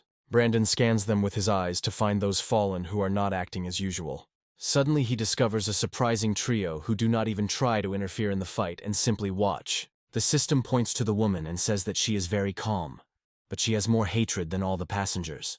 The system also tells that she once dated a scientist and became pregnant by him, but he did it on purpose. According to the information, he wanted to see what would happen if a pregnant woman turned into a fallen one, and this led to strange mutations. Howard addresses the protagonist and tells him that these three are different from the others, and that he needs to be careful. Brandon tells him not to worry, saying that he will keep an eye on them and that the captain should be careful. One of the inactive fallen, according to information, dreamed of becoming one of them himself due to his beliefs. This man possesses absolute regeneration, but the process of his mutation was incredibly painful. Brandon muses that his physical resemblance to Dandler is understandable, given their similar mutations. He notes that among these three fallen ones, the first is the source of despair, and the second is the observer. After this, he turns his attention to the third fallen one, who looks like an ordinary dog, and the system says that this is a stalker. Brandon realizes that this is another admirer of this girl, who remained faithful to her until the very end. He suggests that the stalker is protecting her, while the observer may have completely different motives. Brandon realizes that the central character here is a woman with the ability to spread despair. With only half a minute left before the explosion, he realizes she is a priority target that needs to be investigated. Brandon turns to his captain and says that there is no time left, and they will have to die one more time. Howard asks if he has any leads that could at least give him some good news. Brandon says he has a few ideas, but there isn't enough time to implement them now. There are 20 seconds left before the explosion, and several more fallen rush in to deal with them. Howard says that apparently all the guests from other compartments are running here in response to an incomprehensible call. Brandon says that if they can't get out of here, they themselves will turn into fallen ones, so they will have to hang around here. Brandon asks him if he has any regrets, but Howard advises him to stay positive. Immediately after this, he jumps forward to deal several devastating blows to the enemy. He muses that if word gets out before the first strike that he has left the tower forever, they will be uneasy. He also remembers the woman who called him, and understands that he absolutely cannot let her down. After this, he remembers his comrades and understands that they may be in great danger. He wonders if they will be okay, and if the correctional corps will abuse him. He also understands that people living on the lower floor may need him now, as lawlessness reigns there. There are only 3 seconds left before the explosion, and the woman spreading despair looks at them carefully. She smiles and says that they will see each other again, after which she calls the main character the new guy. Brandon turns around in her direction in surprise, trying to figure out if she can talk, which is not typical for the fallen. Immediately after this, an explosion is heard, and the entire plane is again engulfed in tongues of flame. Brandon assumes that the key to this area probably lies in this girl, so it's best to get to her as quickly as possible. The system says that the stupid detective died from an explosion once again, but he has one more chance. Brandon reappears in the plane seat, trying to figure out how far he is from his goal. Looking to the left, he suddenly discovers that the same stalker he found recently is sitting next to him. A woman appears next to him and asks him how he feels after the explosion. Brandon immediately happily takes her hand and tells her that they have finally met, and that he has been waiting for this for an eternity. The woman is very surprised when she looks at him, because she never expected such a violent reaction from a man who had survived death. Brandon immediately asks her if she has any relation to the girl he is looking for, named Lori. The girl immediately pulls her hand away and says that, as far as she knows, there is no person with that name on board. Brandon can tell from her facial expressions and body movements that she hasn't heard of the name, but she definitely reacted to it. Brandon tries to understand what happened to her, because she is a poor girl who became fallen because of betrayal. Brandon realizes that the value of Shorty's watch continues to grow, so he must find a clue. Looking at his watch, he realizes that it has not corrected itself, which means that the laws of this time loop do not apply to it. Brandon also discovers that his hand has returned to its normal form, meaning the condition of his body must be the same. Brandon thinks about the fact that this plane knows the fallen, which means there is something that only they know. He also understands that they are unlikely to tell him anything while he remains human, which means he will have to turn into a fallen one. Brandon says that he came here from the tower that this plane is trying to fly to, but will never get there. Seeing her irritated look, he understands that after 700 years, she has not been able to dissolve the resentment towards the man who did this to her. Brandon reveals that his friend Lori recently went missing, but left a clue in her painting. He adds that this clue contained a series of numbers that match the number of this zone, and now he came here for it. Brandon understands perfectly well that the girl herself is not here, but he is not putting on this performance for her. From his point of view, it is the woman in front of him who can give him some key clue about her location. Brandon says that the thing is that he really loves this girl, who is not like the others and has talent. He also says that she is not capable of feeling joy, and therefore trained her smile to become needed by someone. Brandon emphasizes that she had been unbearably lonely all her life, and that she was also locked up in the hospital. Brandon expresses his indignation at the situation, and says that he needs to find her at any cost. He tries to appeal to the girl's pity, and says that he no longer has any hope. Brandon understands that if you find the right person and the right time, lying works 50% of the time. Looking at this girl, he understands that it was her mutation that caused the passengers to turn into fallen ones. He suggests that, barring her minor injuries, she could have gotten on the plane simply by getting tangled in her coat. The mere presence of this girl would inevitably lead all these people to become fallen and cause a disaster on board. However, the reason for the time loop still remains a mystery, although it becomes clear that Lori was never here. However, Lori is somehow connected to this fallen one, whose heart is at the level of her stomach, and for an unknown reason is missing half of it. He used to think that the child in her womb died immediately after turning into a fallen one, but now he is no longer sure of this. He suggests that perhaps this scientist took the child to the tower, and this was the cause of such a tragedy. It is quite possible that Lori is the daughter of this girl, and that scientist settled on the 5th floor of the rulers. He recalls that most of the fallen are filled with resentment and pain, so their perception of the world is greatly distorted. After analyzing Heather's case, he realizes that the same thing could have happened to Lori because of her genes. From his point of view, she is a descendant of the fallen, so her perception of the world is especially distorted. In order to confirm this theory, he needs to understand how exactly Lori knew the number of this zone. The girl says that she doesn't know anyone with that name, and asks him if it was worth risking his life. Brandon confidently says that he will never regret coming here if he can save her. The girl looks at him with despair mixed with rot, and something in his gaze quickly changes. Brandon discovers that the sensors on his hands are instantly jumping to unprecedented levels, and his hand is mutating. The system tells him that right now, this large number of eyes does not have much significance, because there are more important things to do. The system states that if he sees a series of numbers in front of him, he will be tied to this zone and will not be able to leave it. Brandon guesses that in that case, this means that all the fallen are a product of this zone and know about the numbers. Brandon realizes that Lori is somehow connected to this fallen one, and learned the number of this zone exclusively from her. Brandon says that he must find her no matter what, and he needs any clue he can get. The girl says that she did not lie to him, that she really is not here, and that she is now in the tower. Brandon continues to pretend and asks her if she is safe and how she managed to contact her. The girl says that Lori is not injured, but she is not safe because she is in the hands of a very dangerous person. She emphasizes that now it doesn't matter in the least, because he won't be able to get out of here. Brandon realizes he needs to hurry and says he wants to save her and needs to get back to her. The girl says that she can tell him about a way to return, but he still won't be able to do it. Brandon asks her to tell him about this method, because he will not be able to calm down even after death if he does not save her. The girl smiles and says that he can't hope for death even in his wildest dreams. She talks about how death here is the greatest salvation, and that in 700 years Brandon and Howard are the only ones who have come here. She says with glee that now she will see with her own eyes how all his feelings will fade away, and he will turn into a fallen man. Brandon grabs her by the shoulders and tells her that even if this happens, he has to save her and get out of here. The girl says that the bomb is in the cargo hold, but it is guarded by a special fallen.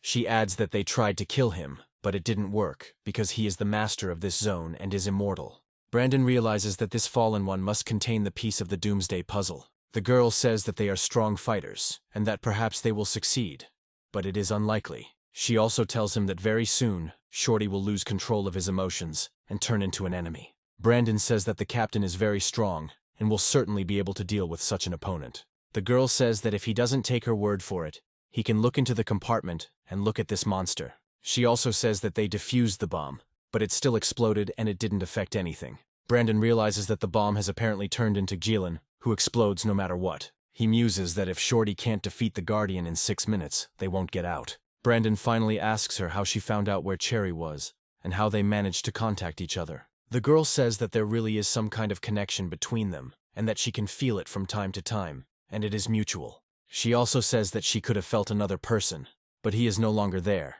after which she stops. She promises to tell this story another time, and emphasizes that she did not expect that someone would risk their life for Lori. Brandon listens to her attentively, after which the corpse of another monster flies past him at great speed.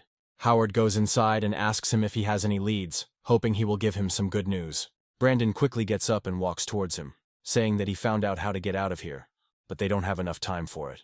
He adds that they need to go to the cargo bay, but now they will have to die to restart the cycle. He states that the owner must be killed within 6 minutes, as the bomb cannot be defused, but they may try to escape.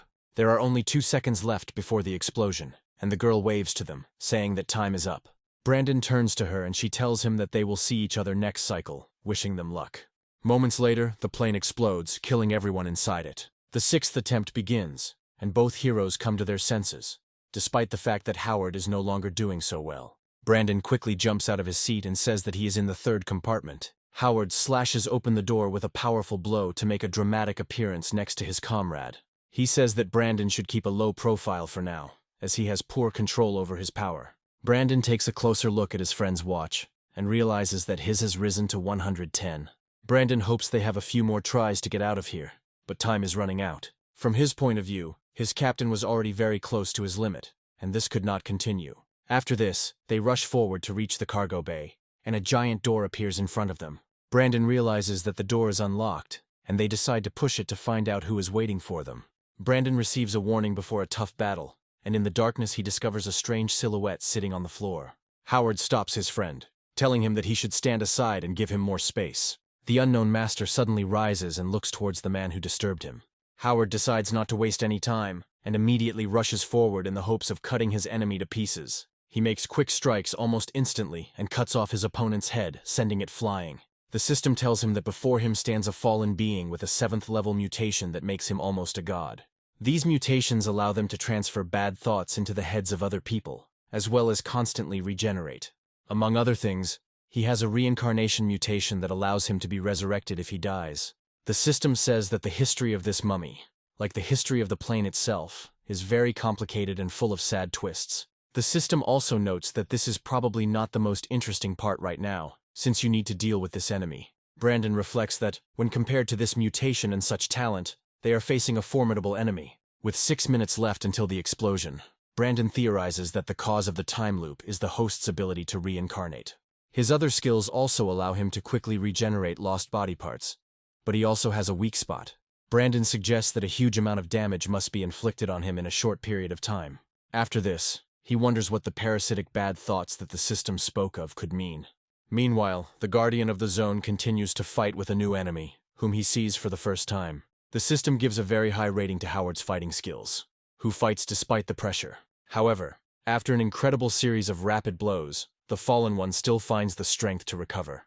The system is trying to figure out how this is even possible, since even the talent's analytical skills couldn't figure it out. Howard also understands that he needs to fight even faster in order to achieve any results. It deals even more damage to cut it into many pieces and slow down its recovery. He succeeds with varying success as the enemy continues to grow limbs. Howard, furious, says that he understands perfectly well that the enemy's recovery takes a lot of energy. He, angry, says that he will cut him until he collapses from fatigue and gives up. Howard suddenly begins to feel much worse and realizes that his numbers are rapidly declining. Brandon tries to figure out what happened, and Howard says that the creature shouldn't be touched. He tells him that this creature is capable of transmitting its negative emotions through touch. There are 200 seconds left before the explosion, and the protagonist discovers that the mummy's recovery rate has decreased. He understands that what they did was effective, but Howard will not be able to continue his onslaught. Brandon wonders whether to go through another reincarnation or try to do it all now. There is still less time left before the explosion, and the mummy decides to go on a decisive offensive. Howard tries to defend himself with his sword, but touching the mummy makes him angry again. At a certain point, she manages to perform a special deceptive maneuver in order to confuse Howard. Before he can even comprehend what has happened, he finds himself captured by the creature, and his life now hangs in the balance. The mummy tries to pull him closer to itself in order to deal with it with its blows. Having tied him up tighter, she decides to hit him against the wall several times beforehand in order to break his will. Howard escapes captivity, saying that he only has enough energy for one powerful blow. Brandon realizes that this won't work, and now they need to somehow outpace the mutation's speed of travel. As the explosion approaches, his watch begins to beep loudly, giving him ideas. Brandon realizes he needs to take advantage of his watch, which has already reached 300. He says that if they solve this riddle right now, the watch will be the team's most valuable asset. Meanwhile, the mummy gets closer and closer to the squad captain, hoping to destroy him very quickly. Brandon accepts the terms of this game and finds himself behind the keeper with incredible speed. The mummy tries to turn around to see who has appeared behind her, but it is too late for that. Brandon, who has undergone a severe mutation, deals her a powerful blow while maintaining his sanity. His body is changing rapidly, but his face still remains in place and his mind remains clear. Howard looks at his friend in surprise and asks him how he feels, not believing what happened. Brandon grows multiple mutated wings, in addition to enhanced arms that can punch through anything. With 3 minutes left before the explosion, Brandon realizes that if he wants to save his friend, he needs to act now. He understands that after the explosion, everything will return to the beginning. But fixing this will take at least a minute. He understands perfectly well that he will have to kill him in 2 minutes. break the time loop and do something else. He understands perfectly well that Shorty will not survive the next transfer and needs to be evacuated immediately. However, the question arises of how he can return himself, considering that with a new body, he will simply die as soon as he gets to the tower. The system says that his fears are valid, but if he does nothing, the cycle will repeat itself, and Shorty will die. A situation is created in which, if he does nothing, his friend will die, and if he kills the enemy, he will trap himself. Brandon ponders how to get out of this seemingly hopeless situation, and goes over his options. Brandon quickly realizes that there is no dilemma here, as he just needs to be reincarnated. Brandon heads towards the mummy, and the system asks him if he's afraid to show his skills to Howard. Brandon asks the system if it really thinks Howard didn't notice that he became winged. He decides not to waste time and jumps on his opponent in order to not give him the opportunity to avoid the attack. The mummy intercepts his blows, preparing to quickly launch a counterattack and seize the initiative. Brandon understands his enemy's intentions perfectly well, but he manages to prepare a few more maneuvers. He strikes several times with his wings to destroy his opponent's arms. It's almost impossible to defend against such fragments, and Brandon knows full well that this is his chance. He almost immediately rushes forward and delivers a powerful kick to stun the enemy. This blow is so powerful that it separates the opponent's head from the body and sends it flying for a long time. The monster still remains conscious and decides to talk to the protagonist, saying that he is very impressed. He adds that this is the first time he has seen a person who managed to mutate into a fallen creature of the 7th level of mutation. The monster also asks him how he was able to learn such an unusual fighting style. Brandon realizes that now is not the time to talk to this creature and rushes into attack to prevent it from recovering. The next blow again pierces the body of the guardian of this zone, but it is unlikely to cause him serious damage. Brandon nevertheless tries to inflict as much damage on him as possible in order to deprive him of the strength to recover. With his wings, he divides it into 2 parts in order to take more energy for restoration. Each such impact creates a powerful shockwave that passes through the entire aircraft. Brandon hopes this will be enough to get a clue about his weak spot. The monster praises Brandon's incredible strength, also emphasizing that he is quite resourceful and selfless. After this, he adds that, unfortunately for him, this will not in any way correct his fate and will not be able to prevent the inevitable. After this, he quickly puts himself back together and says that it is still impossible to kill him. Brandon carefully analyzes his opponent's body and discovers a strange clot of yellow energy in the center. Brandon is trying to figure out if there is a pattern to the movement of weakness, and the system says that everything is under control. There are 150 seconds left until the explosion, which means they still have time to fight. Brandon makes a daring maneuver towards the enemy and constantly dodges his counterattacks. At a certain point, he makes a mistake, and the mummy attacks him, telling him that he has many holes in his defense. After this, the monster decides to wrap him in his bandages, saying that he has finally been caught. Brandon realizes that this was indeed a serious miscalculation, and now he is no longer combat ready. Howard decides to save the situation and delivers another powerful blow, trying to free his friend. Brandon is indeed free, and all he can do is quickly throw off the tapes. Howard tells him that his attacks are too careless, and the enemy can always punish him for a mistake. Brandon decides to take a breather to regain his strength, and to do this he needs to gain better control over his breathing. Howard says that he doesn't look very well and that he can't continue like this, declaring that he will take care of it himself from now on. Brandon stops him, saying that when the time comes, they need to aim for the extra eyes he gives them. Howard looks at him in surprise, but understands that in such matters, it is better to trust his intuition. The monster looks at them haughtily and asks them if they still believe that they can get out of here. He even provokes the protagonist, telling him to show him everything he is capable of. Howard analyzes his comrade's fighting style and realizes that he fights completely differently. He wonders if this guy really believes he can win. A terrible thought creeps into his head that he was, after all, able to calculate his opponent's actions in advance. Brandon acts completely calmly, as if he had perfectly understood his opponent in just a few minutes. He aims at a weak spot, which is highlighted by a special bright yellow dot. He quickly strikes precisely at the center of this weak spot in order to knock it out and weaken the enemy. The monster arrogantly tells him that he missed the target and his whole plan went down the drain. Brandon actually did land a punch a few inches to the left of the target, and it was a complete miss.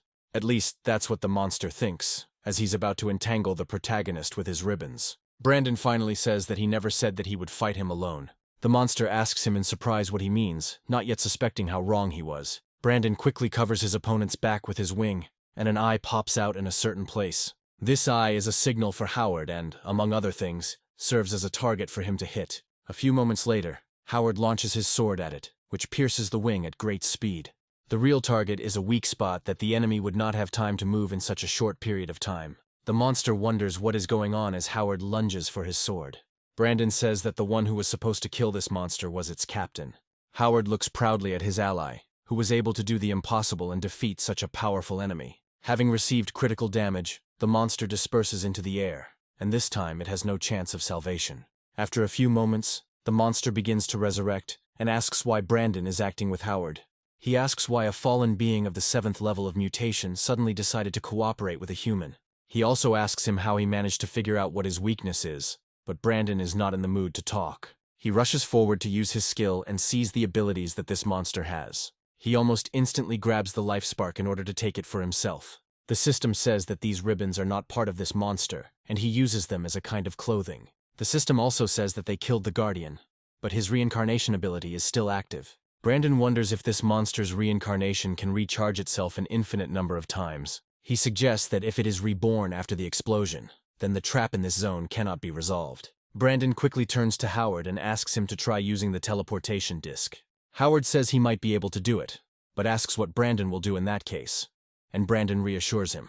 Howard quickly takes out the disc and tries to turn it on, but it shows no signs of life. Brandon reflects that the laws of time and space still prevent the disc from contacting the tower. If they really get stuck in this endless cycle, it would be just awful, because they wouldn't even be able to die.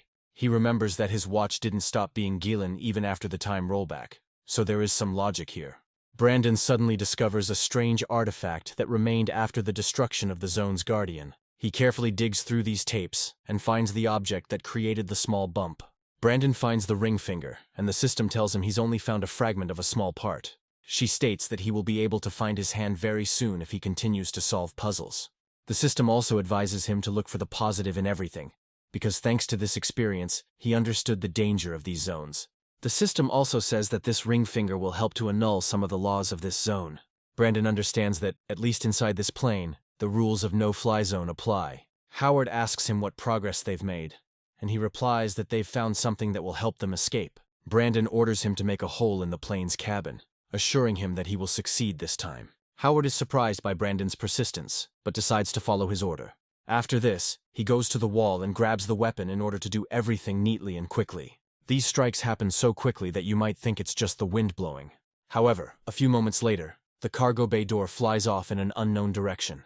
The air sucks in everyone inside, and our heroes have to hold on tight to avoid being blown out. Meanwhile, the pilots sense that something is wrong and receive a depressurization alert. The same thing happens in the passenger compartment, where the real shaking begins. Howard holds himself firmly in place with his sword and tries to figure out what to do next. He asks Brandon what this has to do with the strange thing he's holding in his hands. Brandon says they don't have time for this, and tries to explain to him how to get out of here. He recommends that he jump out of the plane and activate the teleportation disc, and Howard asks him what he will do himself. Brandon says that the reincarnation effect has stopped, so he will have to die again. Brandon adds that he already has a plan, but he still has one big problem to deal with. Howard figures out what the problem is and says he needs to die again to become human. He emphasizes that despite all the advantages of being in human form, he will be very weak. He asks him how he plans to punch holes in the plane as an ordinary person. Brandon says that there is no need to worry about this, and that he cannot waste time, which is already short. Howard says that if he is gone for a long time, he will use this zone number again in order to return. Brandon watches as his captain waits a few seconds before jumping down. Brandon muses that if it were anyone else, he wouldn't believe him. But Howard doesn't throw words to the wind. Brandon realizes that if he doesn't come back, this guy will really come for him, even though it's dangerous. He is surprised that even in shock from death, the captain continues to think about the mission. Howard, in turn, mentally admires the iron will of his comrade, who is also very smart. Brandon's hunch turns out to be correct, and Howard muses that he will pray for his comrade. A second before disappearing, he hopes that he will still return on his own and cope with this. Brandon, meanwhile, continues to wander around the salon in an attempt to find that very girl. He discovers that the Fallen have begun to behave strangely, and are trying with all their might to destroy the plane's cabin. He suggests that they have noticed the change in the zone's laws and are trying to make a hole to escape. With 60 seconds left before the explosion, he finds the same trio and wonders why they are not reacting. He suggests that over these 700 years they have become so full that they have already fallen into a state of nirvana. In response to the girl's surprised look, he says that he will find a way to get out of here. After this, He approaches the porthole and destroys it, saying that he was able to destroy the owner. He also adds that the cycle of explosions will not stop and he will return to his human form. But that's not all. He adds that he needs to get information about where to find Lori at all costs. Tears begin to flow down the girl's cheeks, and she says that this girl is truly lucky.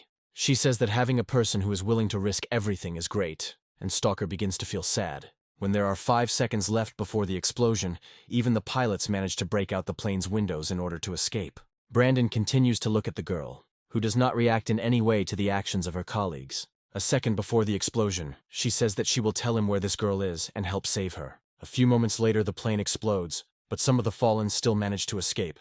Unfortunately for them, it makes no difference as they become frozen in midair and the cycle begins again.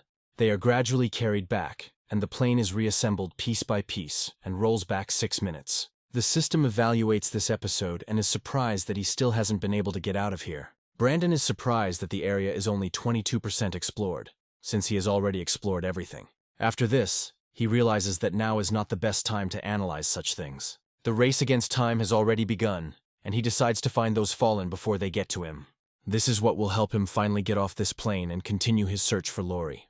Meanwhile, the owner of the zone continues to do his business and finds that this time Brandon is in no hurry to come to him.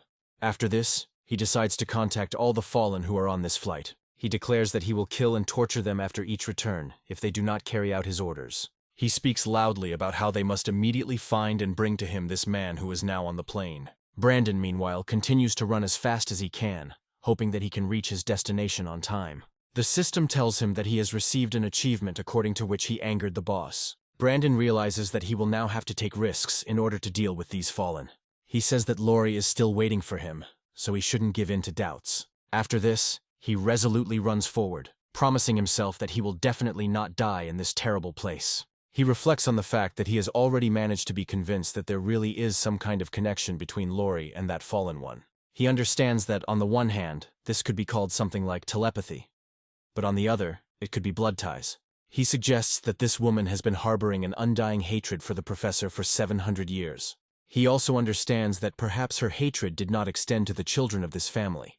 After all, this is due to the fact that her blood also flows in the veins of these children. At a certain point, he is attacked by a maddened writer who is preparing to kill him. However, his plans are disrupted by an unknown factor, and he tries to understand what happened. Brandon decides to use his absorption skill to bite his opponent and heal his wounds. Thanks to this snack, his life will be able to last a little longer than it was destined for. However, he turns out to be too careless, and for this he immediately receives a powerful blow right in the back. Brandon loses his footing and flies at high speed into the seat next to the windows. He looks at his opponent and reflects on the fact that he has already managed to forget about this over the long centuries. The fallen are gradually becoming more numerous, and he realizes that he will have to start over again to escape. He only holds on to the hope that he will be able to appear in a better place to escape. Suddenly, a fallen girl intervenes in the matter and orders her henchmen to save him. Having heard the command from his mistress, the stalker immediately begins to transform into some kind of terrible monster. He immediately rushes towards the big guy and closes the distance in a matter of seconds. He also starts shouting loudly in order to distract the enemy's attention and turn it to himself. The giant beast knocks him to his feet and begins to bite into his neck in an attempt to instantly destroy him. The fallen also tries to defend himself and starts hitting him on the back in the hope of breaking his back. At a certain point, he manages to gain a slight advantage and pierce his opponent's arm through and through. However, despite this, Stalker continues to fight the enemy as if he feels nothing. Having destroyed the enemy, he immediately rises to his feet and tears off his arm, looking around. After this, he uses his unique mutation to split the damage between others. Brandon watches as other fallen, mutated, suffer the same damage as the Stalker. Brandon notes that this dog turned out to be very useful and helped him out at a time of need. A large woman comes into the salon and tells everyone else to stop before it's too late. She also decides to use the 4th level spiritual power mutation in order to save the protagonist. Brandon reflects that he couldn't have asked for a better time to come to the rescue. However, out of nowhere, mummy ribbons appear, ready to drag him away and deal with him. Brandon is being damaged too severely for his mobility to allow him to defend himself. However, when he was about to be captured, the girl decides to jump out of the plane with him. The monster continues to try to grab them with his ribbons, saying that he will not let them go. These bandages are heading towards them at a rapid pace, and there is no chance for them to escape. However, Stalker comes to the rescue, biting into these bandages and preventing the monster from controlling them. The owner of the region calls Stalker a damn dog, which he will definitely punish in the next iteration. Brandon and the woman, meanwhile, continue to fall downwards in free fall. The monster is indignant and makes plans about how long he will torture this creature for interfering with him. Meanwhile, our heroes find themselves in an area where they can use the disc to go back.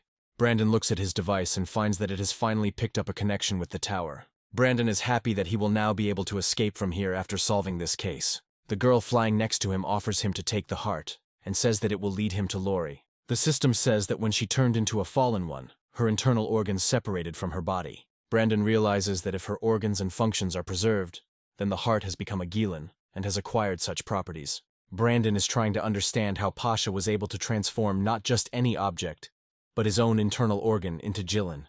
He suggests that perhaps this happened because there was a baby in the womb, and it somehow influenced this process. The woman says that in the past, she fell in love with the wrong man, and it was because of him that she became who she is. She also says that he wanted to test whether her children would become monsters like her. Brandon looks at her in surprise and asks if there were really two of these children. The woman says that perhaps this all happened because of her, but if a woman from her family got married, then twins were born. She also says that thanks to this heart, she was able to establish something like a spiritual connection between them.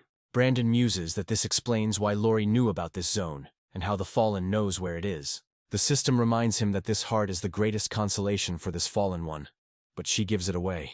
Brandon assumes she made this decision because she believed his act about loving Lori. He immediately suggests that perhaps Lori was experimented on and pretended to be insane to escape. Brandon asks why she only has half a heart left, since she had two children. The woman sadly says that several years ago, her first child suddenly decided to break off their relationship. Brandon immediately remembers the fact that the missing person turned out to be the older brother he knew nothing about. He suggests that perhaps her brother was recognized as the true heir, and they decided to get rid of Lori. Brandon reflects that if the heart was whole, then all the men in this family were in constant contact with this woman. He suggests that perhaps something happened to this man that could not be brought against even this woman. However, he assumes that this woman still knows something about it. But now he does not have time to ask. The girl says that their time is running out, and asks him to take care of Lori, whom he is looking for. Within moments he vanishes into thin air, leaving this girl alone with a cruel cycle. The system invites him to take stock, saying that he will still have to return here in the future. The system also gives him a hint, saying that the girl heard all his sweet words of love. Brandon asks the system if all his true confessions were transmitted through the heart. After a while, we are transported to the first floor, to the east square of the tower. Lucas paces tensely around large Stella, trying to figure out where his comrades have gone. He says that an hour has already passed, and he begins to worry about their long absence, which does not bode well. Lincoln advises him to calm down, since they know as well as he does what their captain is capable of. Lucas rudely says that he doesn't know because this time everything was completely different and a disaster could have happened. One of the girls suddenly says that their wait is finally coming to an end, because Howard has returned. Looking up, they discover the captain, who has indeed just been transported here. Lucas happily walks towards him, saying that he is a reckless idiot who luckily got out of there. Howard immediately starts looking around, completely ignoring the friendly words. They ask him what happened, but he turns around and tries to approach Stella. Lucas stops him, saying that he needs to go to the hospital and get checked out, because he might have injuries. Lincoln voices what's on everyone's mind and wonders where that brat went. Ingrid says that given their captain's character, if he had pulled him out of there, he would have done it. She also adds that if the choice was between him and Brandon, he would definitely send Brandon. The atmosphere becomes dark, and they wonder if this means Brandon didn't come back alive. Lucas cautiously approaches his friend and asks him where that same boy was going. After a few moments, energy fluctuations appear around him again. Howard immediately rushes forward and discovers that Brandon, fortunately for them, was able to return after all. Brandon, breathing heavily, looks at his comrades and tells the captain that he found Lori and was able to escape. However, his strength immediately begins to leave him, and he falls down, not having time to say where she is. Howard immediately intercepts him, hoping that he has not suffered any serious internal bleeding or injury. After this, he tells the others that Brandon is seriously injured and needs urgent medical attention. Lucas, in a loud voice, orders that people with healing talent be found as quickly as possible. Brandon hands the captain half of the heart, telling him that he must guard this artifact with all his might. He tells him that this heart will lead them to their goal, which is in the tower, but he doesn't know where yet. Howard suddenly discovers the heart, and for some reason looks at it for a long time, as if he is very surprised. Meanwhile, we are transported to an unknown place on one of the floors, which looks like a large school. Lori is in one of the empty classrooms and falls to the ground, trying to figure out how this could have happened. She asks how this woman could give something so valuable and dear to someone. Howard, meanwhile, quickly gets to his feet and says that he will take care of everything else. Brandon was evacuated, and healers say that all of his bones are broken and he needs urgent hospitalization. Brandon finally turns to the captain, saying that he has very important information. He asks him who is the second most powerful person in the investigation corps, and Howard states that he only cooperates with Lucas. Brandon says that we need to take him with us, and also bring in reinforcements from other strong fighters. Brandon, with the last of his strength, tells him that they must prevent Lori from escaping at any cost. Howard nods quickly before walking up to Lucas and telling him that he'll be going with him. Lucas immediately becomes indignant and says that he will not tolerate being treated like some kind of criminal. Howard says they have more important things to do now, as they and their reinforcements are heading up to the 3rd floor. Meanwhile, they are trying to hospitalize Brandon as quickly as possible and are heading to the nearest facility. Lincoln uses his talent for eloquence to throw off all passers-by with his voice. However, a few moments later, Donald appears in front of them, as well as the staff of the measuring building. Donald says that this man is under their full responsibility and they will ensure his recovery. He adjusts his glasses and says that if they don't want serious problems, they should leave him and get out of here. Lincoln recommends that he eat dog shit, as this type of employment would suit him perfectly. Victor also gives in because of his friend, saying that they won't warn them twice and will simply throw them out. Donald asks them if they really want to just fight them here, without worrying about the consequences. Ingrid acts as the voice of reason and asks everyone else to shut up, after which she takes the initiative. She tells Donald that they will hand Brandon over to him, but he must take the best care of him. She also adds that if something happens to him, even his wife, who promoted him, will not save him from punishment. Donald starts to get angry and says that he became captain solely due to his efforts and skill. Lincoln laughs and says that his wife probably loves him very much because he is a big joker. Donald gets annoyed, but understands that there are more important things to do now, and orders Brandon to be taken on a gurney. Lincoln looks with disdain at his colleagues in the Correctional Corps and hopes that they will keep their word. Donald orders his chained ones to walk on their own, and they are sent to the intensive care unit. Shark asks his colleague why she decided to give it to them, because it makes them look weak. Lincoln says that they still won't find anyone who can make him talk. He also adds that the brat was badly wounded, but still managed to pass on key information to Howard. He assumes that the Correctional Corps probably knows about this, so they will treat him quickly. Ingrid notes that Lincoln is very fond of Brandon, even though he bullied her for a long time. Victor says that Brandon is a real man, and now he recognizes him because he is very courageous and loyal. He smiles and says that all his bones were broken and his muscles didn't move, and he likes that. Lincoln says that given his attention to detail and ability to think, the case is already solved. He suggests that this means that the Pacification Corps will have to operate on 2 fronts. Ingrid says he has indeed become smarter, emphasizing that she was usually the brains of the team. Lincoln says that he has always been like this, and that is why the captain put him in charge of this matter. Meanwhile, Lucas and Howard exit the elevator to get to the 3rd floor and reach the desired building. However, they are immediately met by Martin and a whole crowd of Death Corps officers, who ask them where they are going. Howard says that they have very important business, so they are in a hurry, and they don't have time to talk. Martin says that he was able to survive being sent into the Purple Zone, and this feat speaks louder than other achievements. He also suggests that they have managed to locate the target and asks him if he is right. Howard calmly says that they still won't be able to stop him, even if they really wanted to.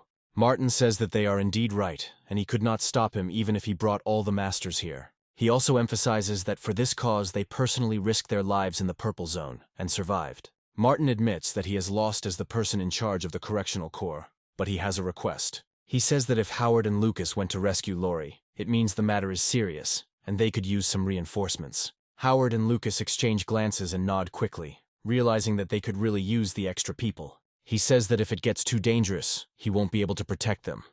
But Martin says that's okay. He says that these people are the elite of his troops, and some of them have reached the 5th level of power. He also says that this kidnapper doesn't have a single chance, because a Mosque intelligence shield is sent after him. After a while, we are transported to the 3rd floor of the tower in the old building of the 6th Aristocratic Academy. This building has been empty for a long time, and a very powerful, ominous aura has formed around it. However, one of the buildings on the grounds of this gigantic academy appears to be someone's hideout. Lori is in the locker room with an unknown person and is drawing amazing pictures. She says that apparently only 2 outcomes await her in the near future. She assumes that she will either stay with him and continue to listen to his stories about the massacre of people and leave this place. She also assumes that she will soon be killed, and that she will return to the mental hospital against her will. An unknown man looks at her closely and asks which of these endings she would prefer.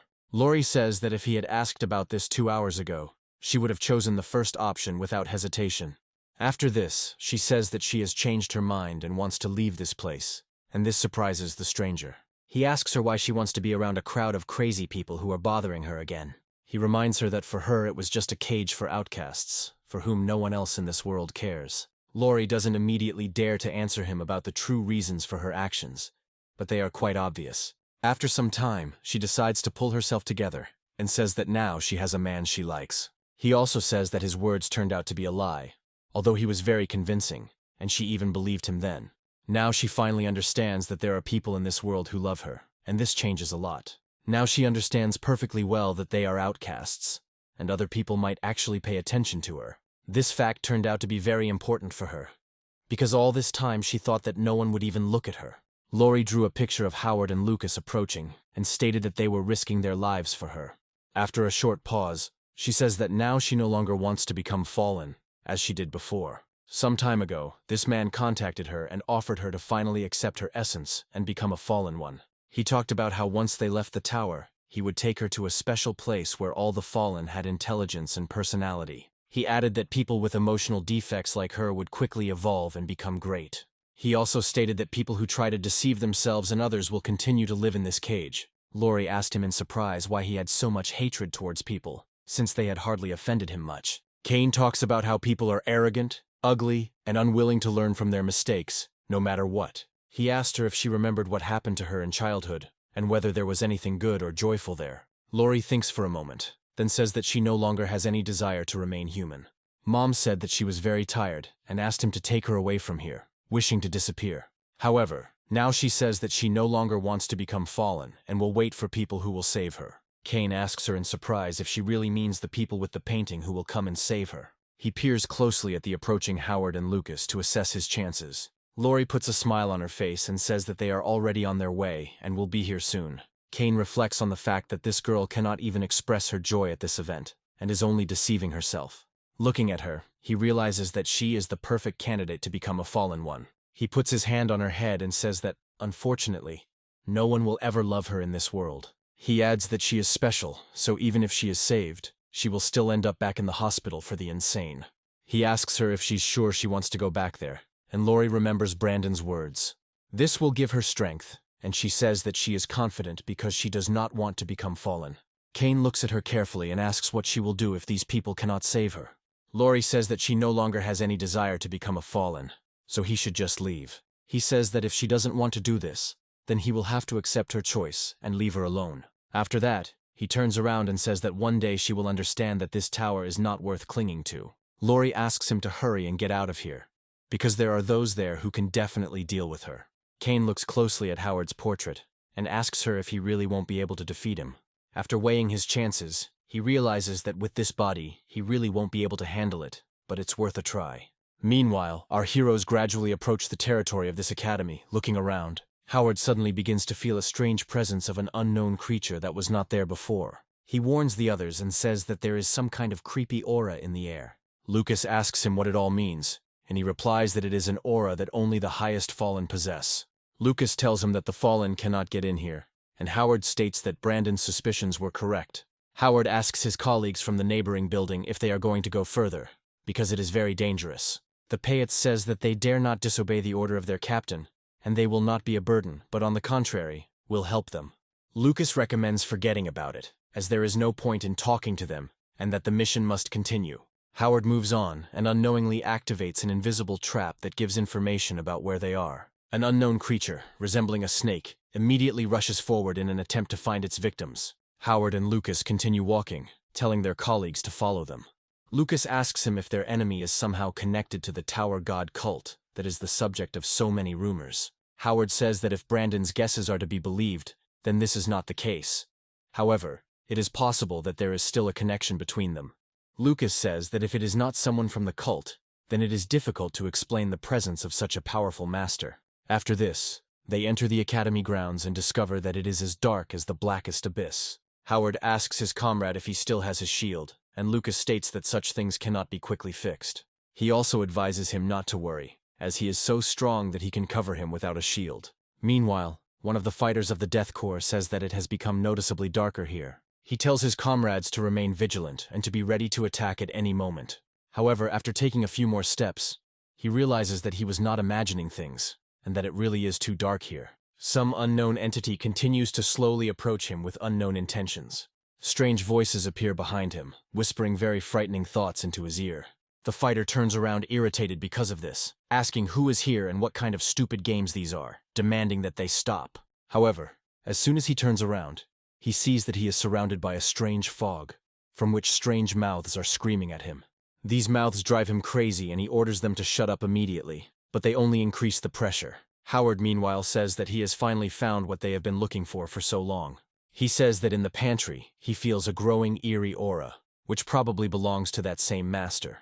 Lucas asks him if he can cut down this villain, to which Howard replies that he has no choice. Suddenly they hear strange screams behind them and realize that it is the staff of the Correctional Corps shouting. One of them says that they are all right and he really did kill them, but there is nothing wrong with that. He tries to justify himself, and hysterically says that all these people deserve to die and got what they deserved. Lucas wonders what's going on with this guy and why he's acting like a complete idiot. A Corps fighter suddenly points at Lucas and says that he is to blame for everything that happened to him. Lucas tries to calm him down by coming closer and trying to put his hand on his shoulder. However, the hypnotized fighter decides to take advantage of this moment to deliver a sneaky blow. He immediately grabs the dagger and rushes forward, saying that Lucas is to blame for everything. A few moments later, there is the sound of a powerful blow and an even more vile sound of blade and skin touching. Luckily for Lucas, his skin turns out to be too tough for a regular knife to penetrate. He looks at this rather depressing attempt with surprise and asks the younger one what happened to him. However, anyone would immediately say that this fighter is hysterical and out of his mind. Howard advises him not to waste time, but to just knock him out and deal with it later. Lucas says it's a great idea and swings his arm to knock the man out in style. He takes aim at the other Corps members who have been paralyzed and orders them to get out of here. However, it is becoming clear that only now are these people gradually beginning to come to their senses. Howard advises him to be careful, saying that this creepy aura can probably somehow interact with people. He assumes she is mind-controlling them, but Lucas notes that a few of them still retain their sanity. Kane addresses them, saying that if they had come alone, it would have been more difficult for him to deal with both of them. Howard immediately turns around to see who is standing in front of him from the sound of that nasty voice. Kane tells him that he is even surprised that they themselves brought henchmen to him that he can control. At this moment, the staff of the measuring body again begin to behave inappropriately and lose control. Howard and Lucas turn in different directions to distribute their forces on different fronts. Lucas says that he can rely on him because he can definitely handle a bunch of pathetic idiots. Howard nods silently, then prepares to fight his as yet unknown opponent. Kane calmly approaches his opponent, not at all intimidated by his incredible strength and speed. A few moments later, the sound of a powerful blow and the contact of a sword with an ordinary body resounds throughout the academy. Kane proves to be a very strong opponent and has enough power to stop this sword.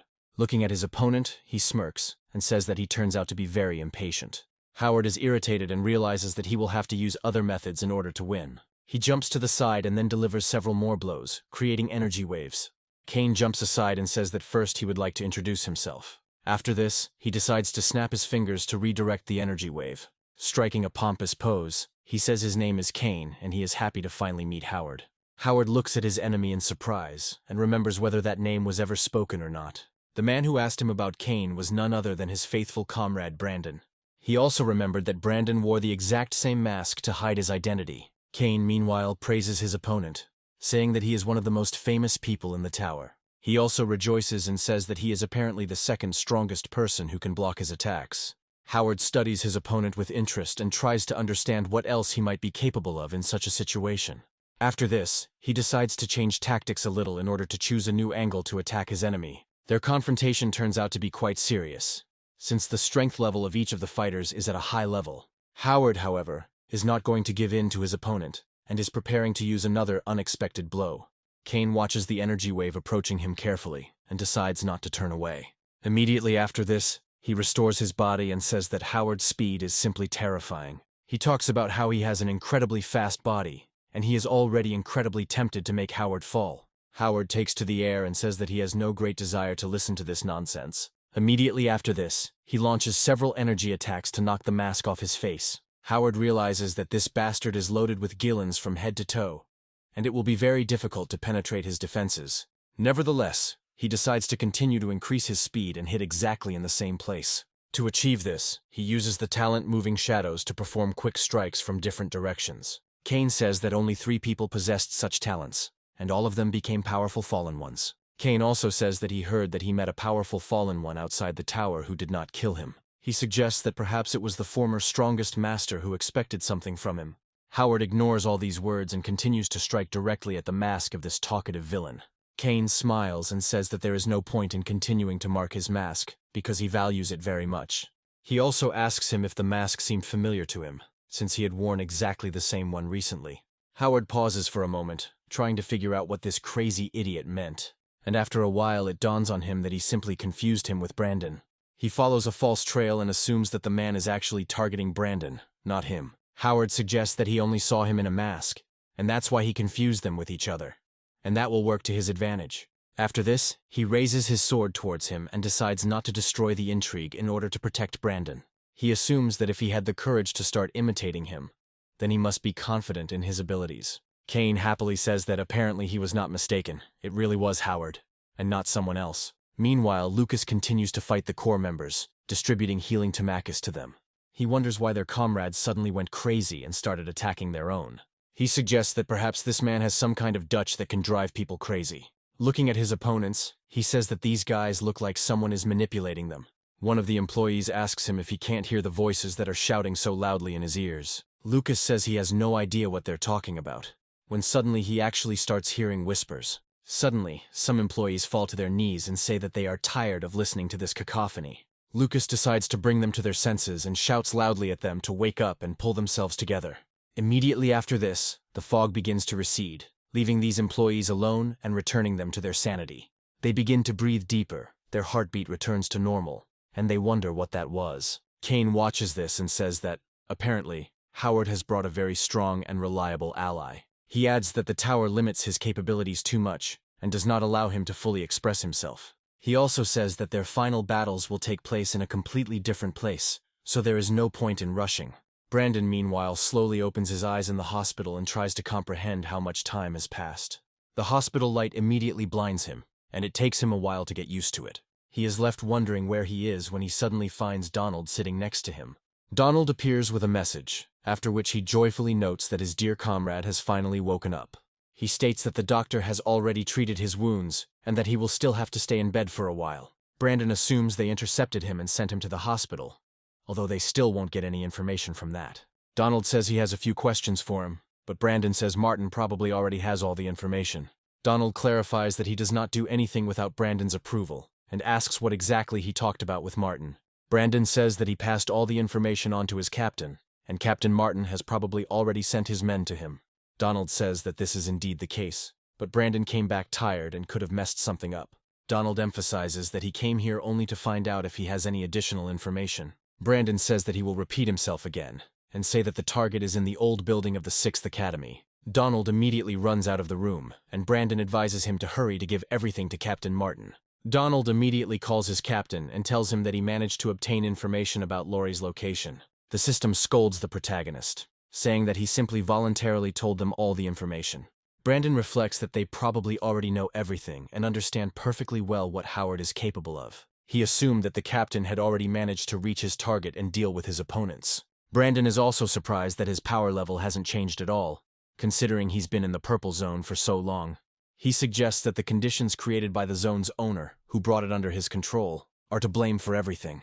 Brandon remembers that the first time after killing the mummy, most of the fallen jumped out of the plane, but they returned. Brandon points out that it wasn't just him and Howard, meaning it was all the tower's influence. He suggests that the tower erases both the fallen themselves and the influence of their ability with some kind of aura. The system tells him that he has only explored 20% of the area and has missed all the important plot lines. Brandon realizes that at first he thought that the main reason for the transformation of all the passengers was that girl. But this is not so. The thing is, there was a whole bunch of containers in the cargo hold that they never had time to study because of the mummies. He suggests that perhaps these boxes and wings contain the main secrets of the plane that need to be investigated. He suggests that it must have been some kind of experiment. Otherwise, how can one explain the appearance of the mummy? Brandon realizes that this was somehow rigged, as the place was boarded by a living person. And the question remains, what were the intentions of those who gathered all these unfortunate people on one plane? Brandon realizes that, unfortunately, due to the pressing deadline, he was unable to study everything in more detail. He realized that he was too weak to penetrate the purple zones, and he needed to improve his skills. He also notes that if it weren't for the watch that turned into Jilin and his captain, he would have been stuck there forever. After this, he remembers how his watch works, and assumes that they are simply told to put it on if needed. Donald runs into the room and says that he needs to leave it and urgently go to the 3rd floor. He promises to return soon, after which he demands that Brandon put the oxygen mask back on. Brandon asks him about what has already happened, and he says that it is quite a long story. However, he says that the lady was indeed found, but the kidnapper escaped, and their detachment was completely destroyed. Brandon can't believe that the elite squad of the Correctional Corps was destroyed so easily. Brandon asks him what happened to Howard, and Donald states that he is fine, but his squad is in trouble. After this, he says that he doesn't have time to chat, he needs to hurry to fix everything. After this he leaves, declaring that his captain has high hopes for him. Brandon wonders how the kidnapper was able to escape, and also escape from the captain. He suggests that only Kane could have done something like that in the tower, given his level of power. To understand how this happened, we are transported back to the academy 10 minutes before these events. Lucas continues to hand out healing blows to the Corps staff, apologizing for hitting too hard. However, one of them completely loses control of his body and rushes to attack. Lucas turns away in irritation, realizing that now he will have to fight this idiot again. He blocks his punches and counterattacks him right at his feet to calm him down a bit. He adds that with such a disposition, it wouldn't hurt him to rest a little on the cold floor. Lucas discovers that this was the last enemy left who could still stand and fight. After this, he realizes that all that remains is to destroy the main culprit of the celebration, with whom Howard is now fighting. Kane continues to be capricious, saying that this battle is becoming incredibly boring, and he expected more. He adds that Howard is moving too slowly, and at this rate he will never kill him. After this, he states that it looks like he'll have to give him a little push in the right direction. With these words, he rapidly increases in size and demands to show him his true power. Howard approaches his opponent cautiously, trying to understand how seriously the rules of the game have changed now. Kane transformed into a giant and continued to demand to be shown the true power of the captain of the 7th Division. His metamorphosis began to progress uncontrollably, and he was even able to break through the roof of the academy. A few moments later, he became so gigantic that he could step on a building and destroy it. Lucas approaches his friend and asks him what this all means. He has never seen anything like it. Howard looks closely at his opponent, but not a single note of fear appears on his face. Kane tries to provoke him with cheap jokes, calling him a pathetic little runt. Howard ignores him and turns to his ally, asking if he can trust him. Lucas says that they are friends, and he advises him to go to the dressing room. Lucas looks at his comrade with concern and asks what he will do at this moment. Howard declares that he will try to kill this monster, and slowly draws his katana from its sheath. Exuding an ominous aura, he says that he will have to use another talent for this. Lucas looks at him in surprise and asks if he really has multiple talents. Howard doesn't answer this question, advising him to find the target as quickly as possible before it's too late. Lucas realizes there's no point in sorting things out now and rushes forward to save the hostage. Kane asks him if he still cares about this girl and recommends that he forget about her, helping him with his choice. He asks him what he should destroy first on this small and fragile 3rd floor. He suggests that the hospital or the main building of the correctional ward could be destroyed. Smiling, he says that he cannot choose just one thing and will most likely destroy everything in his path at once. He also says that he now understands what the monsters from the Ultraman series felt when they fell to Earth. He happily talks about how great it would be if he could become even bigger, stronger, and taller. Howard realizes that this kind of pompous chatter is already pretty boring for him, and decides to use his additional talent. Kane kicks him with his massive foot in an attempt to crush him and leave him in the ground.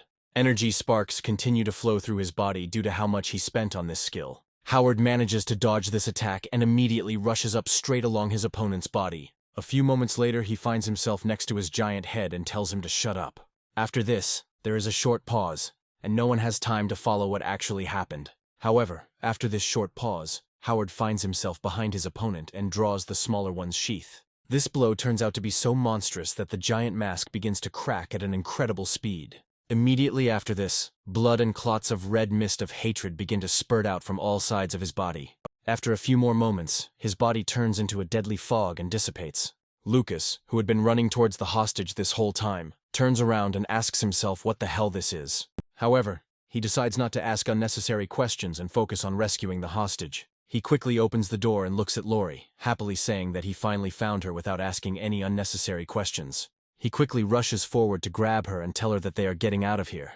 After this, he quickly jumps out of the dressing room, while something gigantic falls on her. Large-scale destruction occurs throughout the academy, and a thick column of dust begins to rise above it. Lucas finds his comrade among the rubble and asks if he really decided to kill everyone.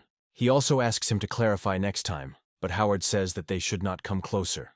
Lucas tries to understand what he means, since any opponent would most likely die after such a move. However, Kane survived and, with his characteristic maniacal laugh, says that he was completely delighted. He also says that he will wait for the day when he sees the darkness and filth inside the tower, and willingly joins the side of the fallen. Looking at his opponent, he says that he is looking forward to this day. Howard slowly approaches his opponent to finally finish him off, and put an end to this stream of senseless bravado. Kane, for his part, still believes he was dealing with Howard in Dandler's stomach. He assumes that he has the same madness lurking within him as Howard, based on the decisions Brandon has made. He admits that crazy ideas often popped into his mind too.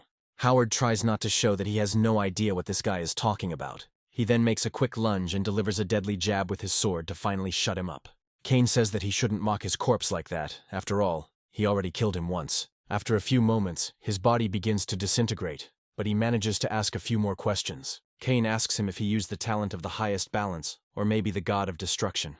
The vanishing entity says that he is simply curious, as he did not expect anyone to have such power. He advises him to be careful, because one day the people from the 6th floor will definitely come for him. Howard mentally marvels at how this creature has so quickly increased its strength and its additional talents. Kane says he's sorry he wasted the vessel's time so quickly and couldn't even scratch it. Finally, he says that Howard accepted his challenge, so he shouldn't die on the 6th floor. He expresses great hope that they will fight again, and this time he will definitely emerge victorious. Howard realizes that these words are actually addressed more to Brandon, with whom he has a long conversation ahead of him.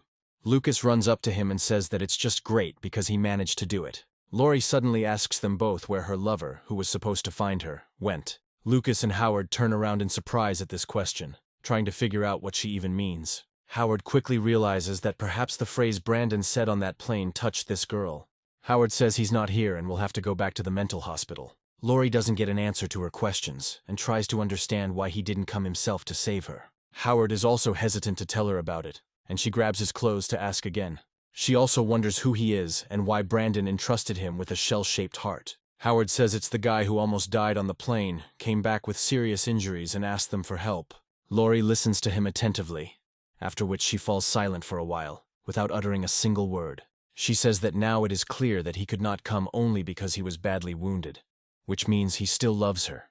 Lucas says that given that they've set up a detention center, the captain probably won't be happy. He intends to contact the captain directly and tell him what happened in this place. Howard decides to do just that and calls for reinforcements, who quickly secure the area. Martin arrives at the scene and says that this incident will definitely make it into the newspapers. Howard says he's already told his people in detail what happened here, and they can read the reports. Martin says with a slight smile that he actually read them and realized that he had a very serious opponent. He adds that they will have to unite in the future and extends his hand to at least thank him. He expresses gratitude because if it weren't for them, he would have lost 12 of his elite fighters. Lucas happily approaches his friend and says that he has received instructions from his boss and is now heading to the hospital. He also proudly says that they seem to have beaten the restraining ward, after which he notices Martin standing nearby. Howard, getting to his feet, says that if they received an order, they are obliged to carry it out. Immediately after this, he heads to Lori to talk to her and head to the hospital. Lori asks him if he will let her meet Brandon, as she really wants to see her lover. Howard says he's already explained to her several times that she misunderstood him. Lori quickly gets to her feet and looks closely at her rescuers, trying to figure out what she should do. After that, she passes by and says that they should wait for her just a little bit. She heads to the scene and ignores the warnings of the officers. She is told that this is very dangerous, as the structure could collapse at any moment and bury her. Howard stops the employee and says that everything will be fine. You just need to give her a little time. Meanwhile, Lori is digging through a pile of rubble to find something very dear to her. After some time, She finally finds what she has been looking for so long. She turns to Howard, holding several oil-painted maps in her hands. Afterwards, she fakes a smile, thanks them for saving her, and presents the paintings as a gift. Howard accepts this gift with surprise and looks closely at the paintings. He discovers that one painting captures their adventure on the plane, as if there was a camera there. Lori says there is another painting that was made especially for her savior. Howard discovers that the painting depicts Brandon during his transformation into a fallen one. Lori says no one has ever done anything like this for her, but he was still able to find her. Lori also says that her father and brother didn't really like her and didn't want her to talk to that woman. Howard reflects on how amazing this girl is because she grew up in a family where everyone hated her. Even with that in mind, she still carefully hid her clues to reassure herself. Howard suggests that she thought no one would come after her because her clues were too complicated. At this moment, full of despair, the very hero who became her last ray of hope appears. Howard reflects that it is no wonder now that she has developed such a strong liking for him. Howard suggests that even if Brandon turned into a fallen one, she would never give him up. Howard extends his hand to her and tells her that time is of the essence, and they need to get out of here as quickly as possible. Lori agrees and asks if they can ever meet again. Howard says that this will definitely happen, and asks to leave clearer clues next time. Lori suddenly stops and turns to the captain again to tell him something. Faking a smile, she asks him to tell Brandon to come see her after he recovers. Meanwhile, we are transferred to the Central Hospital, which is located on the first floor. Cherry came to visit her friend and brought him a whole bowl of amazing porridge to help him get better. She tells him that he shouldn't be shy and just open his mouth for her to feed him. Brandon lies there with a stone-like expression on his face, and Cherry tells him that he needs to recover quickly. Lincoln says that ugly people are always very funny, and Cherry asks him what he thinks he's doing. Brandon watches their argument, but doesn't dare interrupt it, because he doesn't care how it ends anymore. Meanwhile, the system says that the girl outside the ward really likes short guys. Ray asks her why she doesn't want to go inside, because all these people are very close friends of Howard. The girl refuses, saying she will wait outside, and the system notes that she is head over heels in love with Howard. Brandon realizes that this girl is the boss of the Vera Services organization, which is very influential. He suggests that they might not get along if he offers her any favors. Lincoln finally settles the matter with the annoying Cherry, and asks why the captain got out first. Brandon gestures to them that the method he has chosen to solve the problem is the correct one. Victor says that they also wanted to ask what happened in that very purple zone. Brandon begins to explain that this is a very dangerous area, and the captain's watch has reached a critical point. He says the coordinates of their target were hidden in one of the boxes in the cargo bay. He also says that there were about 300 opponents on their way, which greatly impresses Shark and Victor. Lincoln smiles and says that perhaps this time he can even be praised for his incredible success.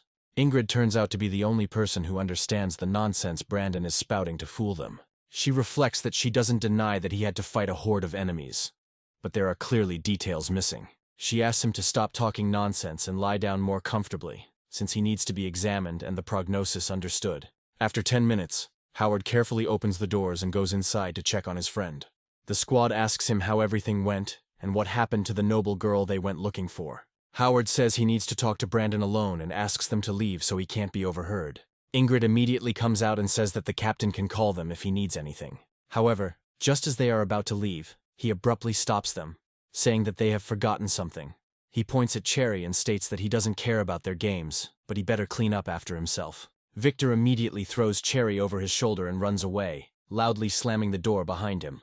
Brandon looks at his comrade and says that he has been given some information. Brandon expresses hope that the girl was rescued, despite the fact that the kidnapper escaped. Howard says that the mission was indeed accomplished, and they were also able to bypass the containment building. He adds that senior management promised a reward, but he himself does not know what the prize will be. Brandon asks what happened to the kidnapper, and Howard suggests that he simply disappeared. He also says that he has already heard the name of Brandon's kidnapper, and adds that his name is Kane. Brandon reflects that this is logical, since no other creature could escape from the captain. Brandon says he actually knows this creature, and it's a very long story. Howard tells him that he is in no hurry and needs all the details he can provide. He also says that he killed this man, but he feels that he will return again and more than once. Brandon tries to figure out what this all means, and suggests that he has some kind of body-swapping ability. Brandon says his first encounter happened back in that hospital, when they first went outside the tower. Brandon reminds them of the teleportation disc he found before they evacuated. After this, he goes into a long explanation and tries to tell what else he found then. He describes in great detail the second zone he was in and how the tests were presented to him. Howard had been peeling the apple all this time, and by the time he finished, Brandon's story had come to an end. The protagonist honestly said that this is absolutely all he knows about Kane and his powers. The system reproaches him for telling them everything, but Brandon understands that it asks him to be careful what he wishes for. Howard says that he is now convinced of one very important thing that previously seemed doubtful to him. Howard says that Kane now thinks Howard is Brandon, and will base his tactics on that. Brandon realizes that Kane's target was the shorty from the start, and that he prepared these zones specifically for him. Brandon notes that even in the Dandler jungle, he realized that Kane apparently wanted to test him. Brandon realizes that Howard is the Tower Master, a title only given to the strongest fighters. Dandler's second stage was truly dangerous, and in this state he could even rival Howard. Action notes that he found the mask the day before he went there, and the clues were placed in advance. Now this seems logical, since Kane was not surprised by his weakness, since he knew nothing about Howard's true strength. However, one mystery still eludes Brandon's understanding. The mystery is that he is 20 centimeters taller than Howard, so it was almost impossible to confuse them. Brandon asks him how their battle went, since they came face to face and something could have been noticed. Howard nods and says that he did indeed think this opponent was acting very strange. After a short pause, he believes that this person is most likely capable of using the power of the Fallen. He recounts that throughout their battle, the Academy's gymnasium was shrouded in an eerie fog. He also says that every time he tried to cut Kane, he would suck the energy out of his sword. Howard claims that he has already encountered opponents who possessed such abilities. Brandon looks at him in surprise and says that these are indeed mutations of the Fallen like block or gigantism. He wonders how this is possible, since the tower even blocked the effect of mutation and rebirth. Brandon says there's a theory that the talent mutation lists correspond to each other, but there's no proof of that. Howard says it might not be the talent itself, but the reputation of the person with the ability. Howard suggests that the man learned to harness the power of mutation, and the tower ignored him. Brandon says the idea is very viable, but it's still unclear how he managed to achieve it. Brandon looks at his comrade seriously and asks if Kane said anything during the fight. Howard says that he was even too talkative, so he chatted incessantly. Brandon realizes that something doesn't add up here, because if he was able to suppress Ilia, then Kane is a weak version of his father. He also understands that after reading these notes, he appeared to him as a completely balanced person. Brandon realizes something doesn't add up and asks to see how exactly he talked during the fight. Brandon says he needs to play his part, and Howard says he won't do it. Brandon says his thinking skills will allow him to reconstruct what happened, and everything will become easier. Howard just speaks human language, and Brandon says he has to play Kane realistically. In order to make it sound more believable, he will have to remember exactly what he said. Howard feels awkward, but Brandon says he believes in him and will support him. Howard realizes he has no choice but to play the role of a theatrical villain. His face suddenly breaks into a sinister smile that a man like Kane might wear. He starts laughing and says loudly that the shorty really didn't disappoint him. After this, he recounts the words about how he looks forward to the day when Howard turns into a fallen one. Brandon listens to him attentively, then suddenly covers his mouth with his hand to suppress his laughter. Howard asks him what happened, and Brandon, with a very serious expression on his face, states that everything is fine. Howard asks if he imagined it or if he just laughed at his improvisation. Brandon says his professionalism is beyond doubt, and he would never laugh.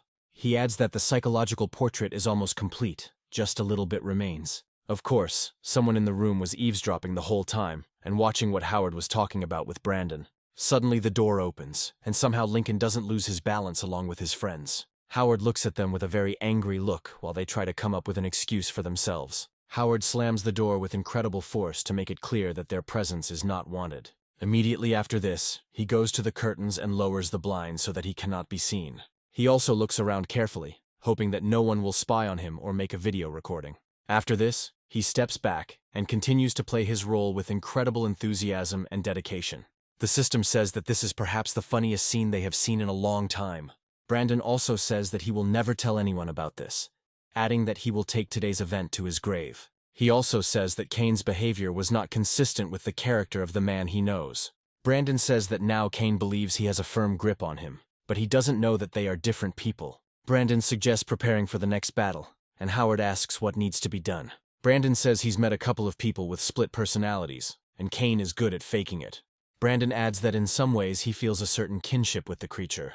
Brandon notes that during the captain's speech, he experienced a strong sense of déjà vu of profound madness. It was this madness that his father managed to infect him with, pushing him to ignore the law. It was because of him that he was never able to get close to him.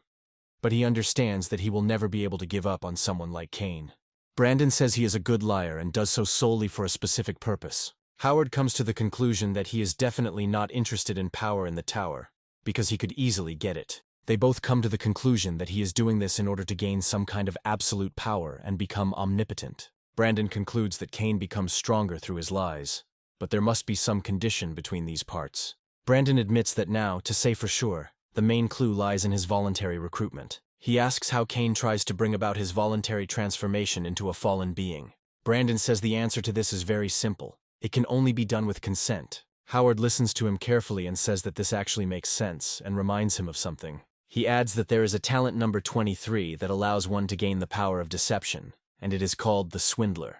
Brandon muses that this is entirely possible, and the system tells him that Brandon and Kane are essentially from the same world. He warns his captain that for Kane he is not some ordinary prey. He notes that, judging by his reaction, Howard possesses a power that would impress even a being who has lived for 700 years.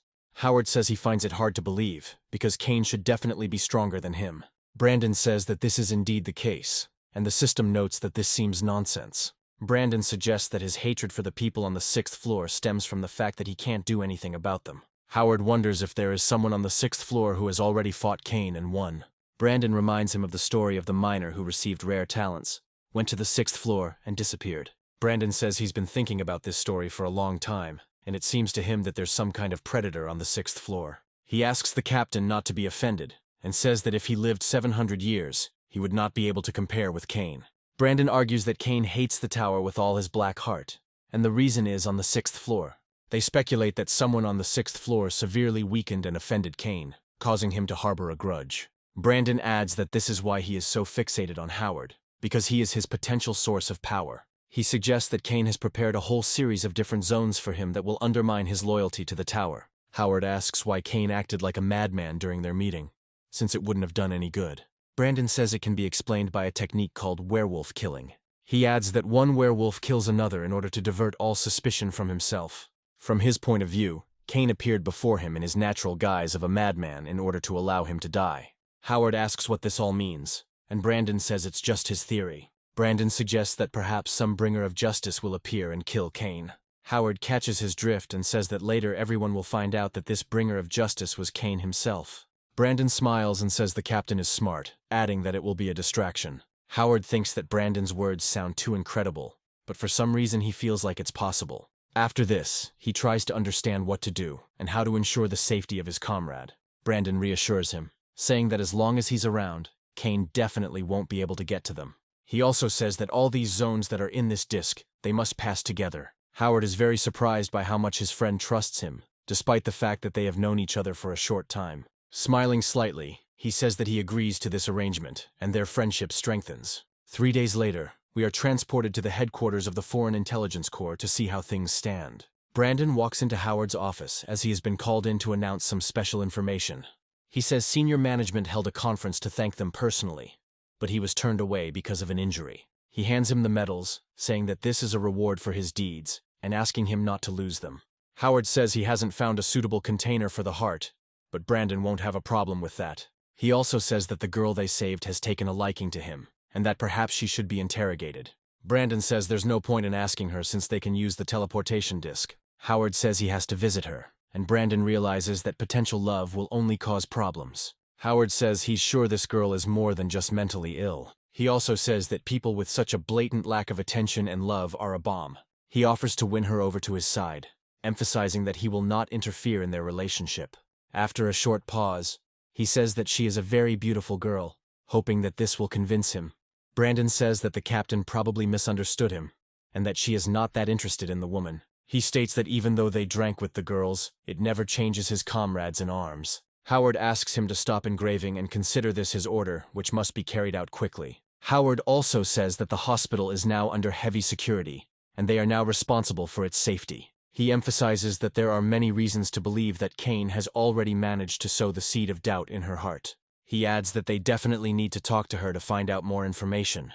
Brandon realizes that this won't make things any worse, as he might get a few clues about his enemy. Everything is stable in the psychiatric hospital. The patients continue to play their board games. However, This time the patient decided to try his hand at fighting a real opponent and lost miserably. Brandon walks past this madhouse and says that it's quite fun and lively here. After some time, the same doctor comes out to him and says that all the formalities have been resolved and he can pass. This doctor also says that the captain's men even asked him to be extremely polite with him. The system is surprised that they have stopped putting spokes in their wheels and notes that this is very timely. The system also reflects on the fact that they are eager to know how that girl is doing. The doctor says that the last time they came here, they made a real mess. Brandon doesn't understand what he means at first, but then he discovers a giant hole in the wall. He speculates that this is where his captain fought an unknown cultist from the Tower God sect. After some time, they finally reach Laurie's room, and the doctor says that they have finally arrived. He waves his hand, saying that he has a lot to do, so he will leave him alone with this patient. Brandon tries to figure out what words to choose before carefully tugging at the door handle. When he goes inside, he finds Laurie practicing in front of the mirror, trying to learn to smile again. Laurie suddenly turns towards him, a strange and unnatural smile still on her face. After this, she is surprised, and her girlish heart begins to flutter violently from incredible embarrassment. The embarrassment is so strong that she loses her balance in her chair and falls down. The system says that this is a girl. Then, as a child born from the fallen, she has her own characteristics. The system notes that she has incredible artistic talents and can draw a ton of beautiful pictures. Brandon notes that the captain was right. She is a real beauty and quite smart, since she asks such puzzles. Brandon extends his hand to her and says that the captain asked him to ask her something. Laurie says she assumed he would come, so she captured the answers in drawings. Brandon looks at her in surprise and asks what kind of drawings they are talking about. Laurie heads towards a large stack of papers of all kinds, making it clear that she is about to explain everything to him. Brandon wonders in his mind if she knew in advance the questions he was going to ask her. After this, she lifts the heavy stack and says that he should take them and examine them carefully. Brandon says there are indeed a lot of answers here, noting that it takes talent to draw all of this quickly. Looking at these sketches and dialogues, he realizes that she conveyed their conversation literally word for word. Looking at her, he understands that she is prepared very well, and he will not even have to ask her. He is also happy that he has an endless bag and says that he will not bother her anymore. After this, he says goodbye to her and heads for the door, but she suddenly stops him. Laurie looks at him cautiously from under her bangs and asks if he really loves her. Brandon pauses for a moment and looks at her carefully, trying to figure out what to say. He remembers what the captain told him and realizes that he got into big trouble because of his words. However, he decides that it is better to resolve this misunderstanding right now, before it is too late. He says it's not true and he only said it because that's what the situation called for. He immediately apologizes to her, saying that he did not mean to offend her, but she misunderstood his intentions. After this, he says that if she has nothing more to say, then he will go about his business. Laurie says that he probably didn't like her gift, and suggests that she can give him a lot of money. Brandon says he really liked the gift, and Laurie assumes he didn't like her name. Brandon looks at her in surprise and asks what this has to do with the gift. Laurie takes a moment to reflect on her memories, as these are very important things to her. She recalls how she used to go around with her relatives in the hope that they would pay attention to her. She says she wanted to go out and play, and asked if she could go out for a while. Her father immediately replied rudely that it was impossible, and she could not allow herself to even think about it. Another relative said that she was told many times that she couldn't go anywhere, and that she would play here. Laurie grew up in a very oppressive atmosphere. She had to somehow survive, and her psyche quickly became damaged. After some time, she noticed a strange noise in the room and decided to check what was going on. She carefully peered through the crack between the door and the opening to see who was making these sounds. She noticed the maids who were heatedly discussing something, and one of them was holding something incomprehensible in her hands. However, as soon as the girl looked closer, she discovered that she was holding a wad of money in her hands. After a while, she came closer to them and addressed them very politely, calling them sisters. She showed them a wad of money and asked if they could play if she gave it to them. The girls initially looked at her with incredible disdain, but they quickly softened. After some time, she said that the maids really liked the gifts, and now they were playing with her. The woman asked what she meant, and Laurie said that she had given them money, and they were happy. The girl said that she was wrong. If a person loves you, he doesn't care whether you decided on gifts for him or not. Laurie asked in surprise what that even meant, noting that she had never encountered this before. After some time, the maids asked her if she could share some money with them. Laurie says that she has already given them all the money she had, and new money will not appear anytime soon. The maid immediately began to look at her with undisguised irritation, since she had clearly lost her usefulness. With feigned good nature, she said that they would play with her as soon as they had more money. Laurie concluded that if she always had gifts, then people would love her. After some time, her father loudly shouted at her, saying that she was a complete idiot and a disgrace to their family. He said that one should never give money to maids, and Lori realized that she had made a mistake. She thought that no matter how much money you give to people you don't like, nothing will change. One of the relatives said that they had already gotten rid of these maids preemptively. Someone replied that they needed to do what they had already discussed, because Lori belonged in a mental hospital. After some time, she was transferred to the hospital, and the nurse said that she would live in this ward. Lori thanked her and had already prepared a special envelope in advance. She approached the nurse, saying that she wanted to give her a small gift as a reward for their acquaintance. She also expresses hope that she will like this gift, and after that they will become friends. After this, she decided to go around to her neighbors to get to know them and give them gifts. Now it becomes clear how she became friends with these two people who were next to her. After some time, Cain appeared before her and called her the princess he had been looking for so long. He also said that now, as he promised, he would kidnap her from this terrible place. Lori thanked him and prepared a gift for him, saying that she hoped he would like it. Cain looked at her in surprise, then asked if she was really preparing gifts for everyone.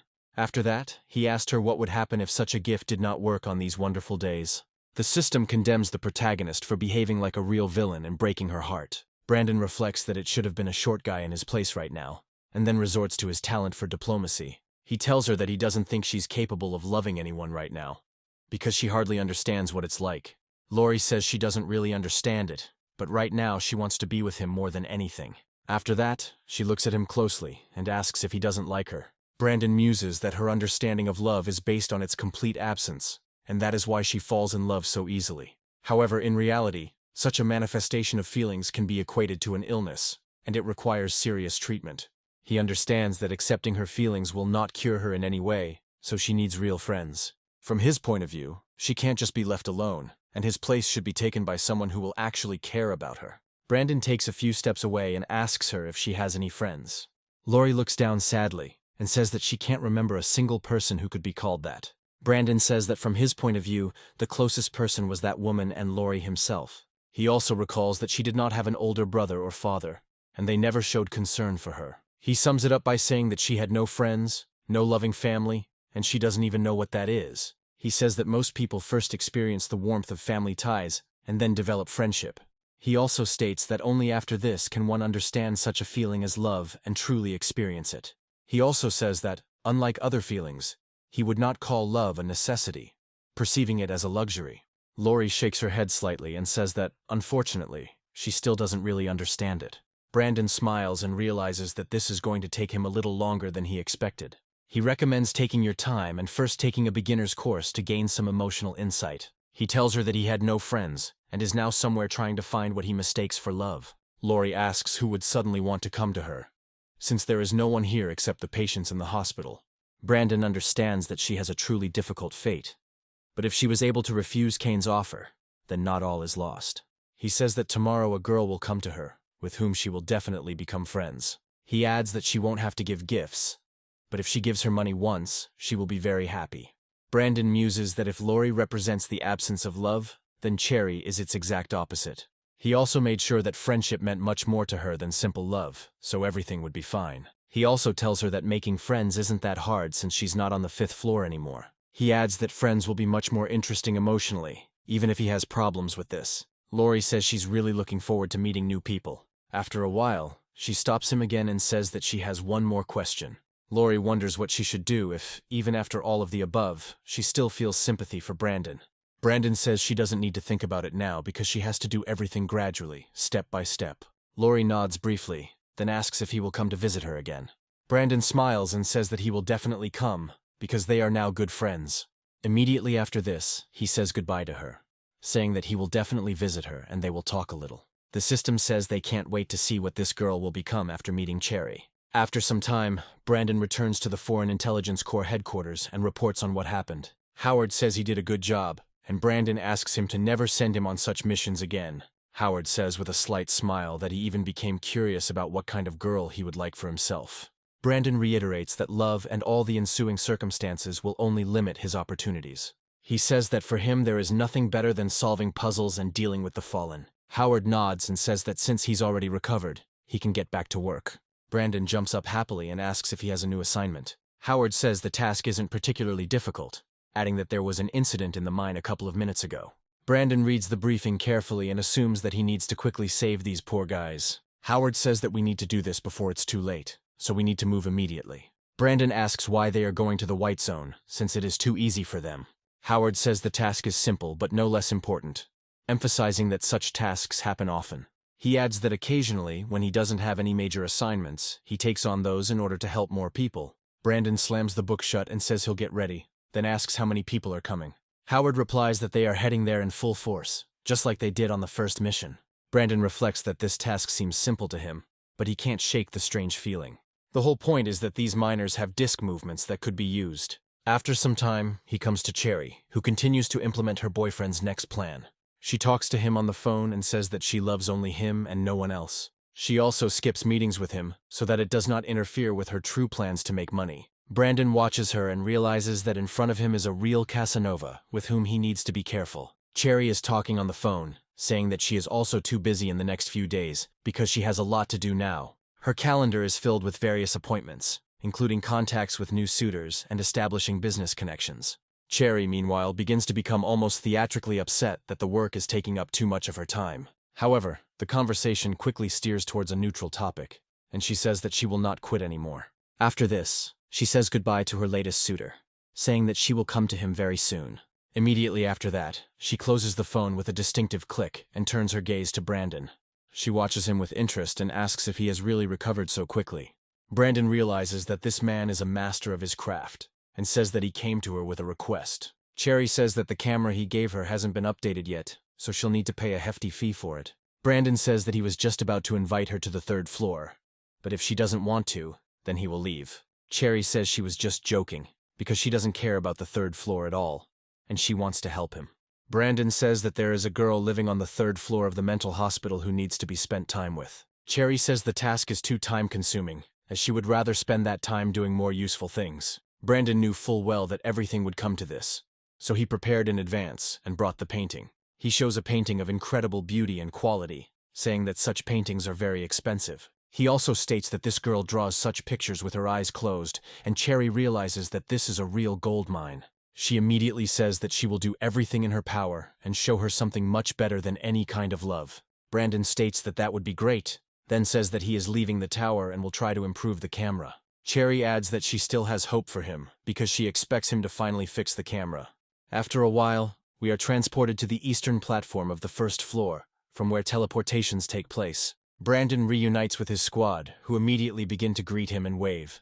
Brandon muses that it feels like they're shooting sparrows with a cannon when they send the crowd on such a mission. He muses that he could form his own squad with Prometheus and Cherry. For now, he decides to keep these thoughts to himself, and Howard says that there are no fallen in the mission area, because if you find yourself on the edge of the White Zone, you can jump into another, more dangerous territory. After this, he says that the briefing is over and recommends moving forward. Brandon asks his system how things are going on this platform, and if anyone is monitoring them. The system says that there is nothing to worry about here, since today is a work day and everyone is busy. Brandon is relieved to know that he can leave the tower safely and improve his skills. After some time, they are thrown into a very beautiful area, consisting of mountains and a misty forest. They look around and come to the conclusion that they managed to get to the court without any particular incidents. Shark says the current temperature is 34 degrees, and visibility will be within 15 meters. Victor looks around carefully again and says that the fog here is really very thick. The system says that the world is divided into many zones, but sometimes a special zone can unite several territories. Brandon reflects that the system is giving him too little information to immediately understand what is going on. The system also says that the keeper of this zone has a travel ticket to move to other places. Brandon speculates that the holder of this ticket can ignore zone restrictions, and that Kane might have had such a thing. Brandon suggests that even if Kane knows about the ticket, he definitely doesn't have it now. From his point of view, this only proves that the Guardian of the Path Zone is a very dangerous monster. Howard says they need to stick together. Visibility is too poor here, and it's dangerous to get separated. He also says that there are traces of excavations ahead, which means they will soon reach the place where the miners went missing. Brandon asks if there will be any penalties if they can't find these miners. Howard says there will be no fines, but human life is priceless, so it's better to find these people. Lincoln asks why he even thinks about such things when he just needs to do his job. Brandon understands that the goal is crystal clear, but he is not yet sure about the real difficulty of this mission. 10 minutes later, he discovers that the main road is much smoother than he originally thought. Brandon also realizes that he is being haunted by one very interesting fact that he has already noted more than once. Along the way, they come across both completely intact trees and those that have been broken into pieces. Brandon turns to Shark again and asks if there are any enemies around, but he states that he doesn't sense anyone. Brandon pauses for a moment to really think and figure out what's going on here. After a few moments, he turns to his comrades and asks them to wait a little. He tells them that he seems to have noticed something, and they immediately turn to look at him. Shark asks him if he really noticed the fallen one, hoping that his senses have not dulled. Brandon says that everything is falling into place now, and he understands what is wrong with this area. Shark asks him if the trees are the reason for his concern, but he quickly runs away. He asks his comrades not to lag behind, and the whole squad follows him, trying to understand what he wants to say. Victor says that he can't see anything here, but he can't shake the feeling that they are walking in circles. Ingrid suddenly understands what the main characters are getting at and says that this path actually reminds her of something. Brandon smiles slightly and says that, apparently, she also understood the mysteries of this place in advance. Lincoln asks him if he can just tell him in layman's terms what he found out. Brandon asks him to remember the path he led them on, and at the same time to imagine what it must look like from above. The entire squad complies with his demands, after which a terrifying thought dawns on them. Brandon confirms their surprise, saying that they have entered an area that looks like the footprint of a huge monster. Lincoln is still skeptical and asks him if he knows what the monster that leaves such marks looks like. Brandon says that, judging by the moisture in the ground, the monster passed through here no more than an hour ago. Brandon claims that this monster has a terrifying power, capable of turning tree trunks into dust. Howard asks him what he thinks about the monster connection and the missing miners, and Brandon states that it is difficult to judge. He only says that this fallen one is not the only one here, and Shark is surprised that he could not sense him. Lincoln suggests that the fallen one may have a mutation that can block perception. Brandon says that's unlikely, adding that the fallen one looked like a giant ape. He emphasizes that representatives of this species are usually very noisy, but they did not hear a single squeak during this entire time. The mysteries continue to mount, and they remain a question of what they are actually dealing with. Brandon reflects on how difficult it is to know anything for sure when there is impenetrable fog around you. He realizes that the only thing available to them is the barely noticeable silhouette of the mountains ahead, which will most likely be bait. Suddenly he turns to his comrades and asks them if they have a rope. Ingrid hands him some bandages, saying they don't have any more, but Brandon says that's acceptable. Brandon hands Lincoln a bandage and asks him to move away about 5 meters in order to test the hypothesis. After this, he asks Howard, Shark, and Ingrid to stand next to him and press closer to him. Victor, according to his plan, should take the other end and stand 10 meters ahead of Lincoln. Victor grabs the bandage and walks away to the specified distance, completely unsuspecting. After a while, they can only see his silhouette, which looks rather blurry. Howard says that Shark accurately predicted that nothing could be seen beyond 15 meters. Brandon says that all this time they were walking in the direction of the wind, but the fogs did not seem to clear. Brandon takes a deep breath to carry out the next part of his plan. He assumes that there is some mystery behind this, and begins to loudly call for Victor. Lincoln, who is 5 meters away from him, asks what the hell he is yelling so loudly for. However, immediately after this, he turns towards his friend, and is surprised that he does not react. Victor just looks at him in surprise, trying to understand why his face has changed so much. Meanwhile, Shark falls to his knees as his anxiety suddenly soars to incredible heights.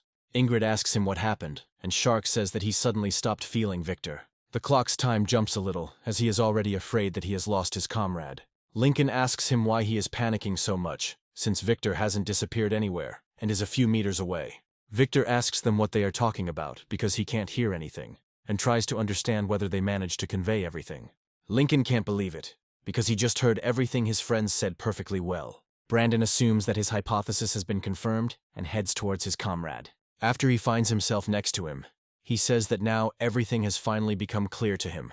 He turns to his comrade and says that he should go back, since they have checked everything. Victor comes closer to him to understand how this experiment ended and why they are so surprised. Lincoln asks Brandon what's going on here and what conclusions he came to after this experiment. Brandon asks Victor if he heard anything, and Victor states that he heard nothing.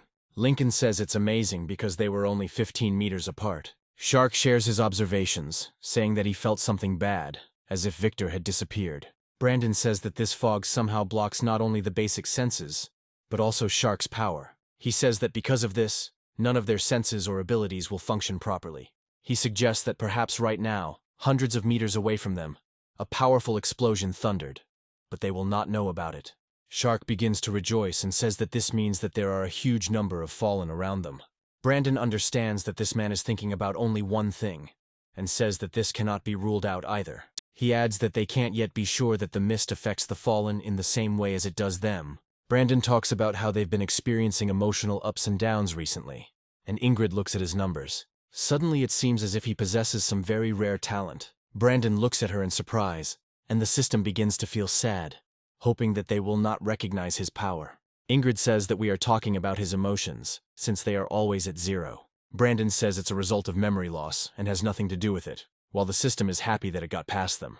Ingrid suddenly says that she would like to believe that his calmness is due to the fact that he always has a plan. Brandon says to get back to the point, since they've probably already figured out that this area isn't white. Ingrid says that in 700 years they have never managed to enter an area whose color differs from the original. Brandon muses that if she can speak so confidently about this, it means she has studied a lot of books about this tower. Brandon says that he does not deny that they are now on the edge of the zone, or outside of it. He emphasizes that the gate could not have made a mistake, but the outside world is not a tower, and is constantly changing.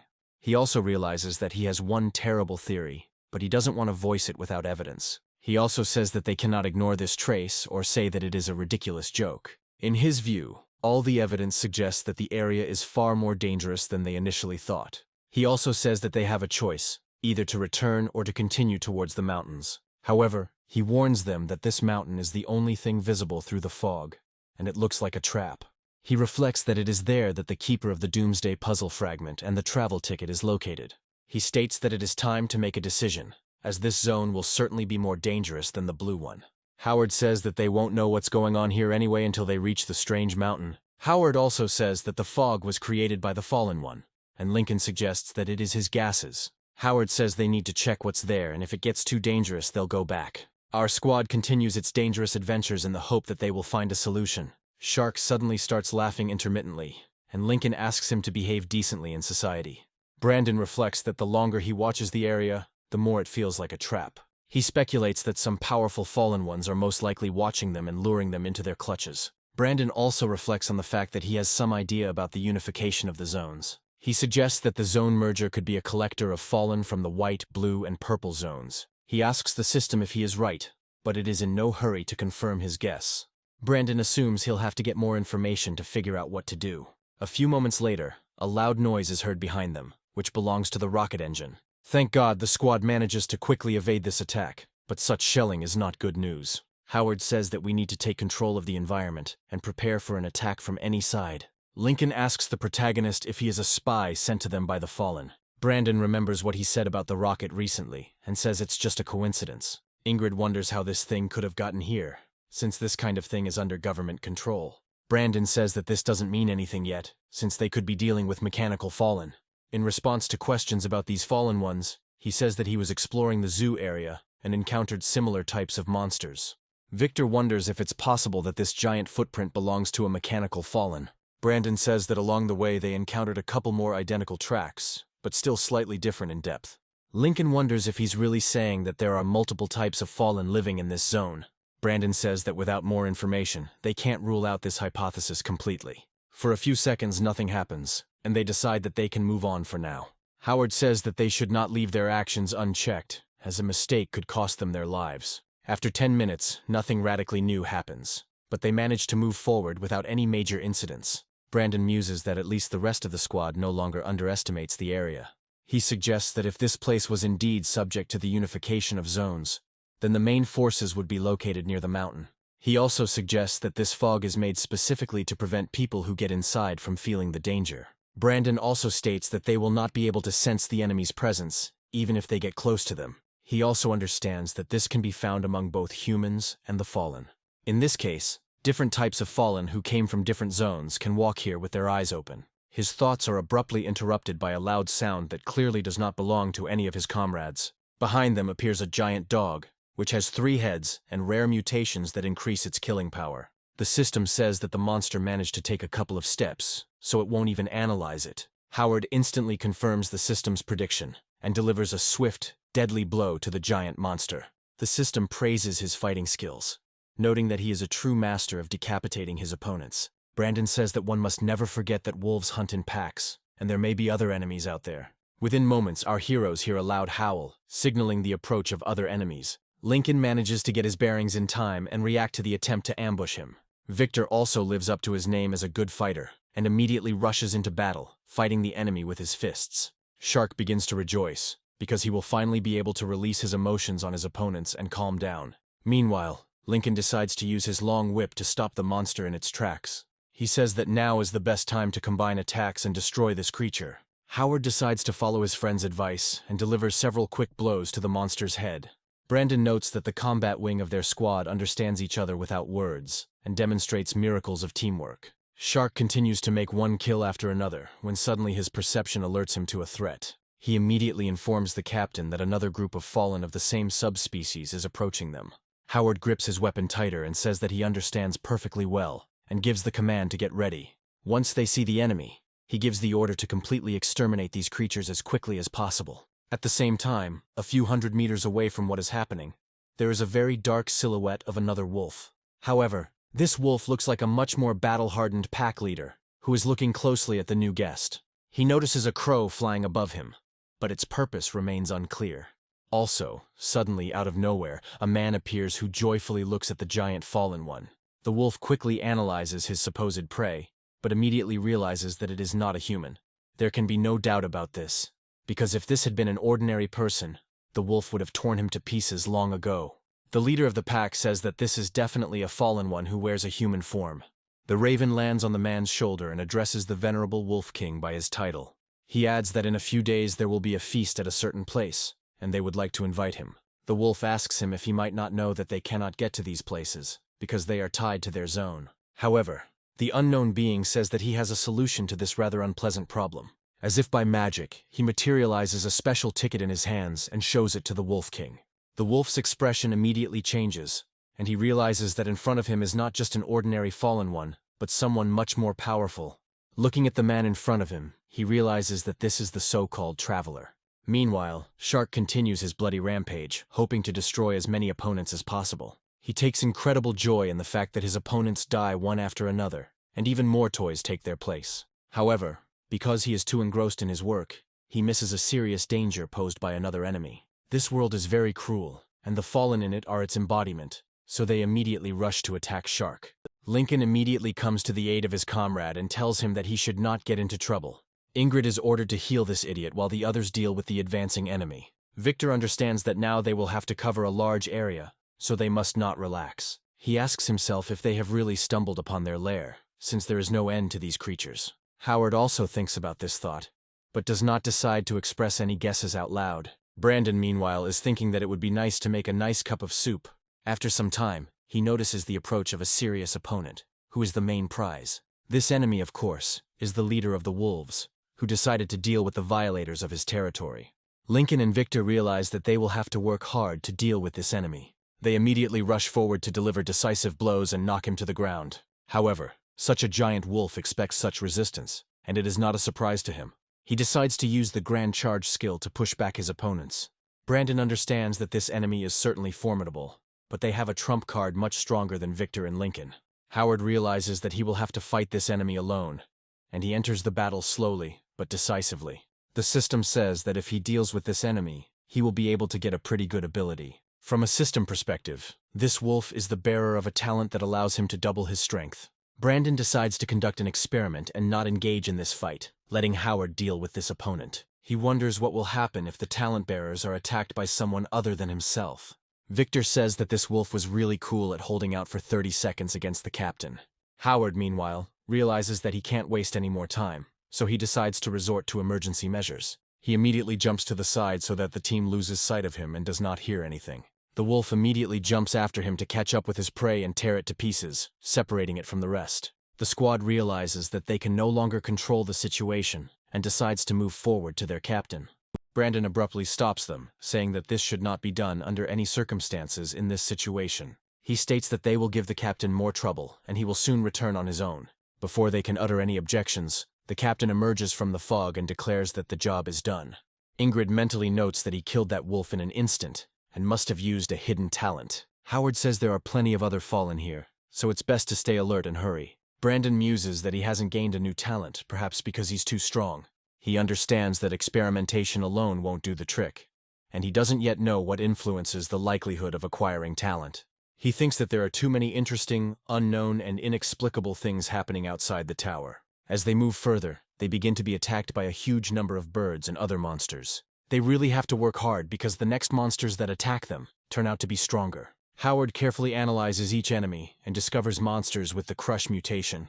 This monster also ends up being destroyed, while Victor has to fight a very strong opponent. This monster has the ability of gigantism and increases itself and its muscle mass many times over. Victor still doesn't give up, no matter what, and continues to shower his opponent with blows. Meanwhile, Lincoln must fight even more vile opponents, even though they may be weaker.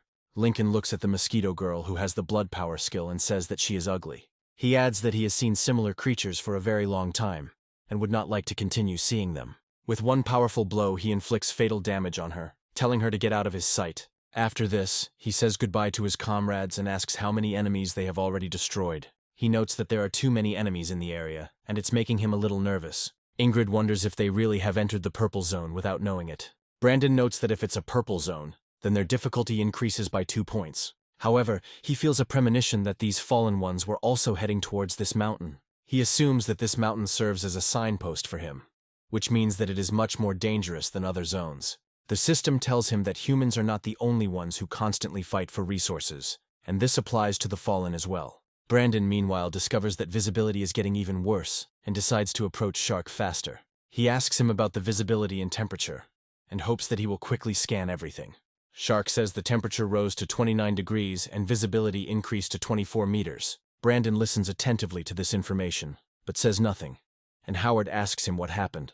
Brandon says that this fog hinders not only them, but also the fallen ones who will come through it. He suggests that the better the visibility, the greater their chances of encountering opponents. He emphasizes that now they, along with the fallen, find themselves in a difficult situation, a knockout game, where manets are their battlefield. She also suggests that the further they go, the harder it will be for them, and Howard recommends caution. Brandon muses that if they encounter a 7th-level mutation creature, things will be tough for them. However, such difficulties only fuel his interest in solving this mystery. He wonders what awaits at the end of this curious zone, and who is the keeper of the ticket. Howard, meanwhile, destroys another fallen one, who took the form of a dragon, but was quickly killed. Lincoln says that these damn monsters don't even think about ending. Victor says that they have already walked quite a long time, and that it is not that long before they reach the mountain. Gradually they realize that the giant stone statue is indeed getting closer and closer. Victor says that the wall of fog they reached is slightly different from the one they entered. Brandon declares that this is the end of the fogs, without any doubt, and this wall can be compared to a door to the unknown. Brandon suggests that it would be better if the captain and Shark went on reconnaissance, and Victor asks why only them. Howard, to everyone's surprise, says that they will do exactly as Brandon suggested. Howard says that he will cover his comrade while the others wait for him here. Within moments, their bodies are completely hidden by the fog, leaving only blurry silhouettes. Lincoln wonders if they'll have to wait, and Brandon says he's a quick learner. He also states that they can keep themselves busy, but not split up, since they are still not out of the fog. Victor realizes that they really have no choice but to try to wait for the captain. After a while, Howard comes out of the fog and says that something is wrong there.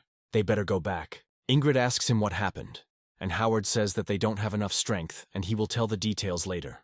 Lincoln reflects on how this is the first time he's seen the captain insist on returning to the safe zones. Brandon says it's best to clarify the situation because his calculations may be wrong. Howard knows it's best to lay all the information out to an analytical genius like Brandon. He says that this area is so dangerous that they are very lucky to have gotten this far. He also says that they noticed a senseless number of fallen people who were going into the abyss in an organized manner. Howard also says that at this point Shark said that he would be able to try to gather information. However, as soon as he tried to do so, he suddenly lost consciousness and fell face down on the ground with a loud noise. Brandon asks if it's possible for someone with the perception talent to lose consciousness, and Lincoln states that it's a first. Brandon muses that their initial ideas about the nature of the fallen were wrong, and that they are more complex than they seem. He understands that if they are advancing in an organized manner deep into the mines, then there are probably a lot of them there. Howard says that if the miners were inside when the creature appeared, they are no longer alive. Brandon, meanwhile, wonders what the point of merging the zones is and what this ticket means. He is trying to understand what role this zone and the owners have, Or is it so that they can invite others? Brandon realizes that a being of such power is definitely a resident of the red or even black zone. Howard says that as long as this barrier separates them, they are relatively safe. Brandon is slow to use the disc to return, and they start looking at him in surprise. Brandon says that Shark has come under the influence of a powerful fallen being with a spiritual mutation. Howard asks him what he wants to say, hoping he doesn't plan to stay here. Brandon states that he is actually going to stay here in order to continue the investigation. Lincoln asks him if he is tired of living, because if the captain is going to leave, then it is too dangerous. Howard also addresses his comrade, saying that they have never encountered such danger before. Brandon reminds him that he mentioned that on the other side of the fog, the walls still block normal sensory function. He assumes that this also applies to the fallen themselves, which means that if he uses the mask, his feeling will surely remain. Lincoln says that he still can't save those miners no matter how hard he tries. Brandon says that, as bitter as it may sound, right now their salvation is second, and intelligence is first. He states that it is necessary to find out the listening of the fallen, social behavior, whether there are any rules. He also says that this is the most important opportunity for humanity now, and it cannot be missed. Howard asks him if he can think of one reason why he would risk his subordinates. Brandon says that he doesn't know much right now, but he has already managed to make some notes regarding what is happening. He adds that the captain probably realized this himself while he was walking around this area, which contained a wide variety of fallen.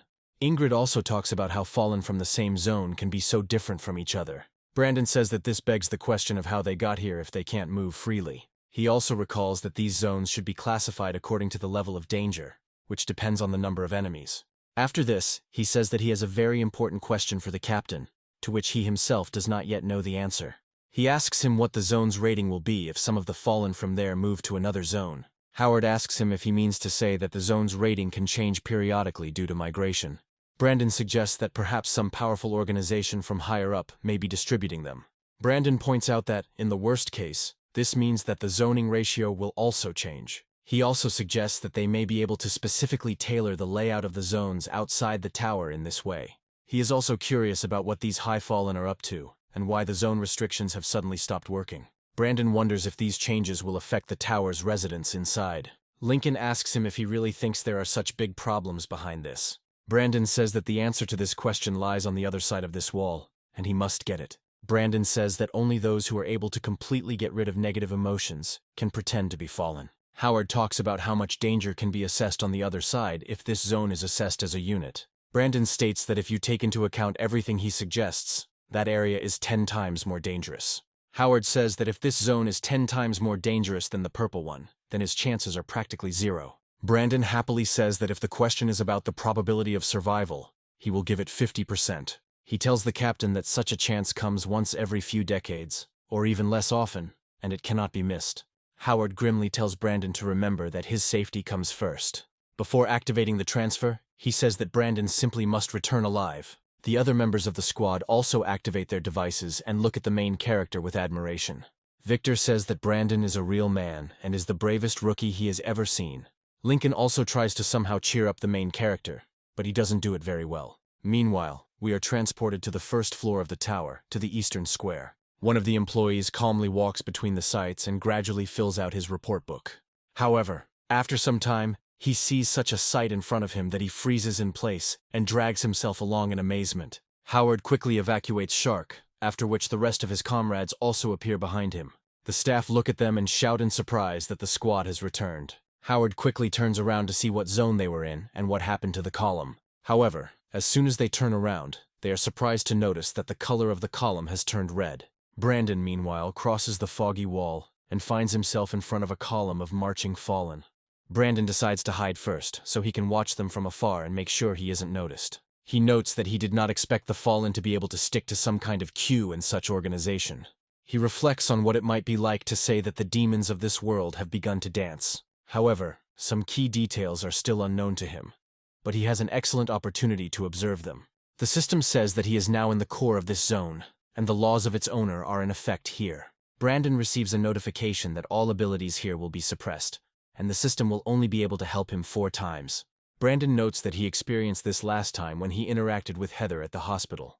Then she plunged him into a state of peculiar sleep, in which even his ability hardly worked. Brandon realizes that Heather was a level 9 fallen, and even she couldn't completely suppress his ability. Brandon suspects that he is facing an enemy as powerful as he has never seen before. He wonders what a fallen one so powerful that he surpasses even Heather could be doing here. At this point, he doesn't have enough information to judge the 9th level mutations. The highest mutation level he's encountered other than Heather is level 7 or 5. Looking around at the other monsters, he finds that they have 6th and 7th level mutations. Brandon realizes that the description of their abilities has completely disappeared, so he won't be able to find out much now.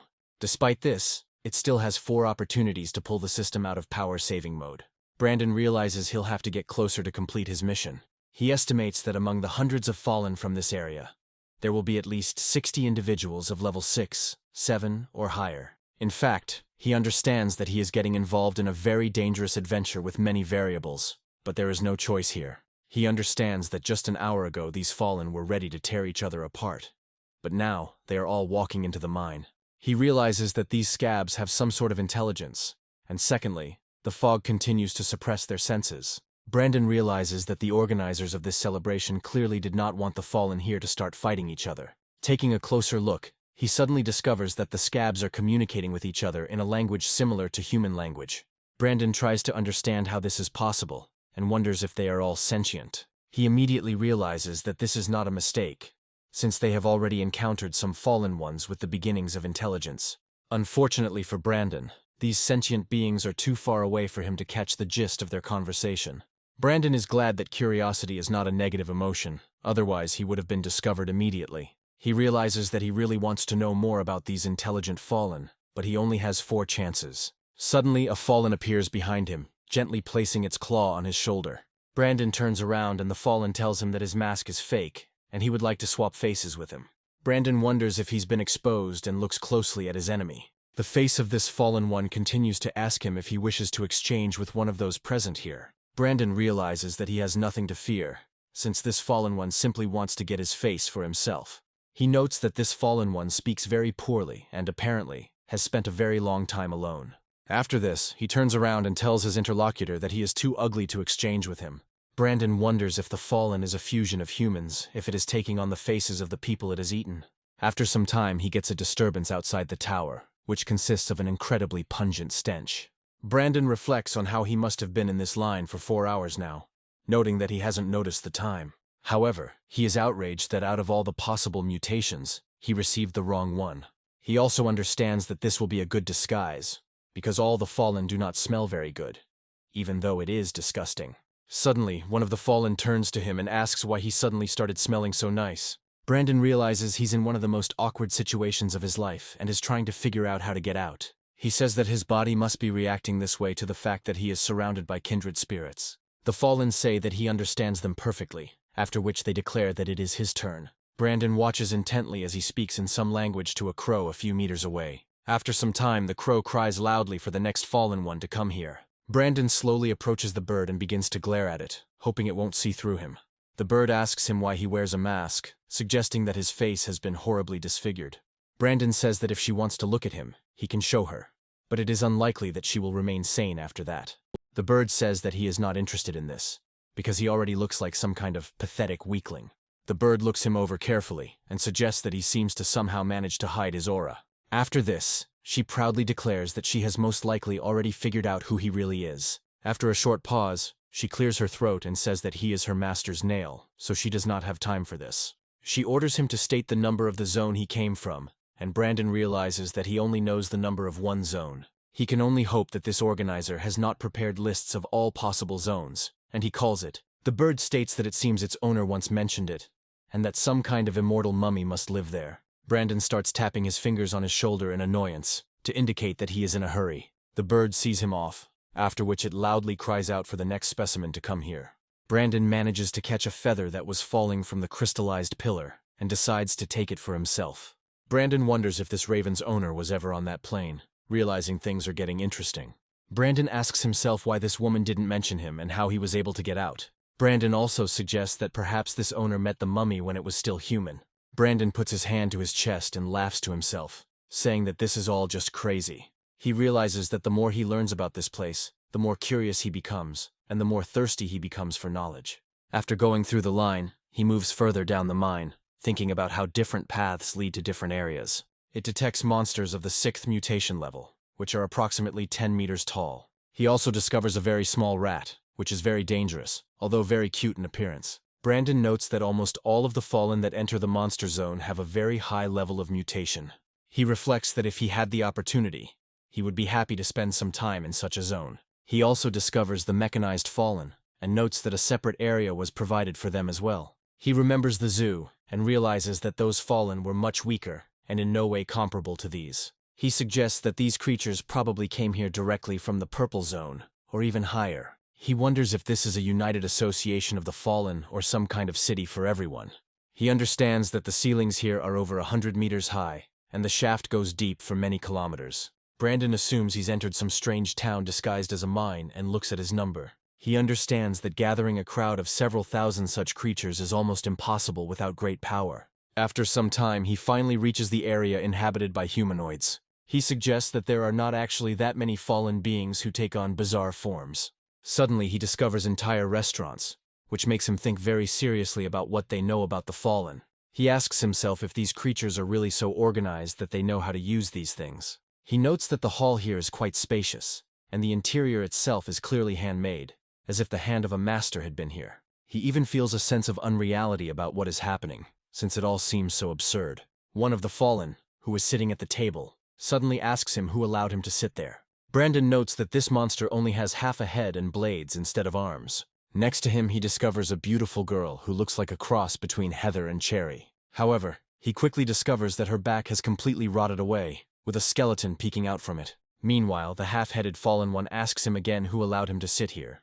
Brandon wonders how anyone can even talk to such a creature without an upper jaw. However, the answer to this question turns out to be rather non-obvious, and even less pleasant than it seems. The thing is that this creature's mouth is located just below its back, and it looks as disgusting as it sounds. He asks him if he can't hear him, while Brandon tries to figure out how to even answer that. Suddenly, this fallen one hears the voice of another being who constantly talks about his beloved wife. This is a fallen creature of the 8th level of mutation, whose head looks like it was burned off. The fallen one immediately runs away to the side, hoping that he will not be subjected to another interrogation. After this, a strange man approaches the table and successfully takes the place where the other fallen man had just sat. Brandon understands that this creature must be very strong, but in appearance, it looks like a harmless office clerk.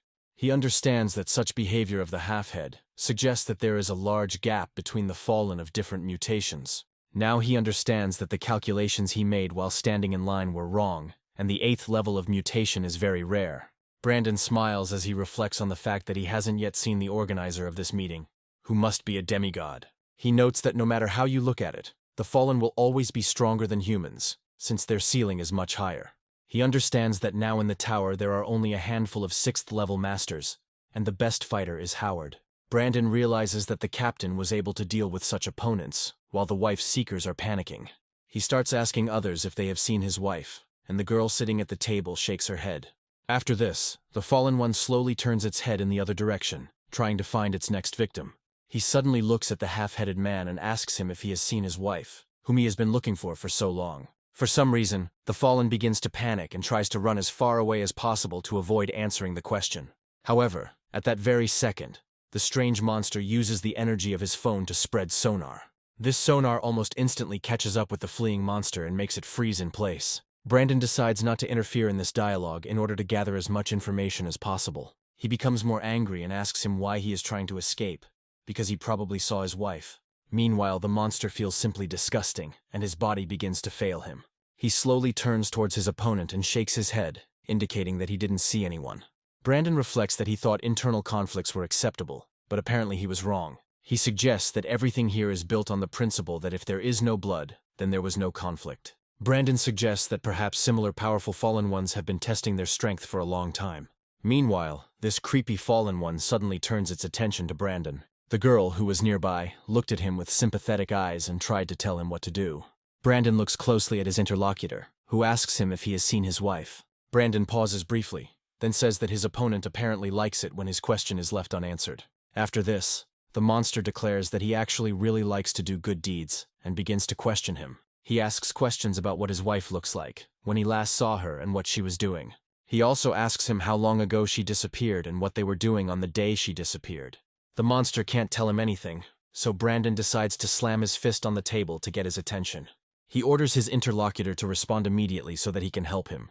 The monster acts as if he himself doesn't know the answer to this question, and is a little lost in conjecture. Brandon reflects that his guesses were correct, and he has perfectly figured out the Fallen One's abilities. He notes that this monster became his puppet immediately after the call, which means that this is where his power lies. Most likely, its power has a condition for activation, which may consist of the absence of an answer to a question. Brandon suggests that this Fallen's mutation doesn't work on those who try to answer him seriously. He continues to bombard this creature with questions, hoping that it will break down and leave here. Brandon begins to come up with amazing stories about how this disappearance could have happened, exercising his imagination. The monster finds these stories rather cool, after which he lowers his head, either from despair or from boredom. Brandon assumes that this is some kind of staged crime and continues to spout absolute nonsense. Suddenly, the monster rises from the table and looks angrily at the protagonist, as if he is about to say something. However, immediately after this, he turns around and, like a little child, begins to cry, after which he runs away. Brandon asks him where he was going, adding that he was the only one who was going to help him. The girl looks at him in surprise and asks him why he was not afraid of this powerful monster. Brandon says that he has nothing to fear, because he really was going to help this creature. The girl suddenly turns towards him and asks where he came from. Brandon states that he came from the first building of the 9th mental hospital. The girl listens to him attentively, then nods and says that she came from the sewers in the 3rd district of the city of Shai. Brandon notes that if he understood correctly, her location is quite far from here. He asks her how she got there, assuming she took advantage of daylight saving time. The girl says that everything is thanks to the abilities of the gentleman who walks between the zones. Brandon chuckles and says that the same thing happened to him, then becomes lost in thought. He assumes that this period allows only its owner to run through the zones, but he believes that the artifact is much more powerful. Brandon suggests that if that's the case, then there's real chaos in the world outside the tower. But he feels like he's missing something. He asks the woman if this is her first time here, and she immediately replies that this is her first visit. The girl says that Black Raven told her that once every 70 years the gods distribute resources. Brandon speculates that these procedures are too vague, and that the range of possible options needs to be narrowed down.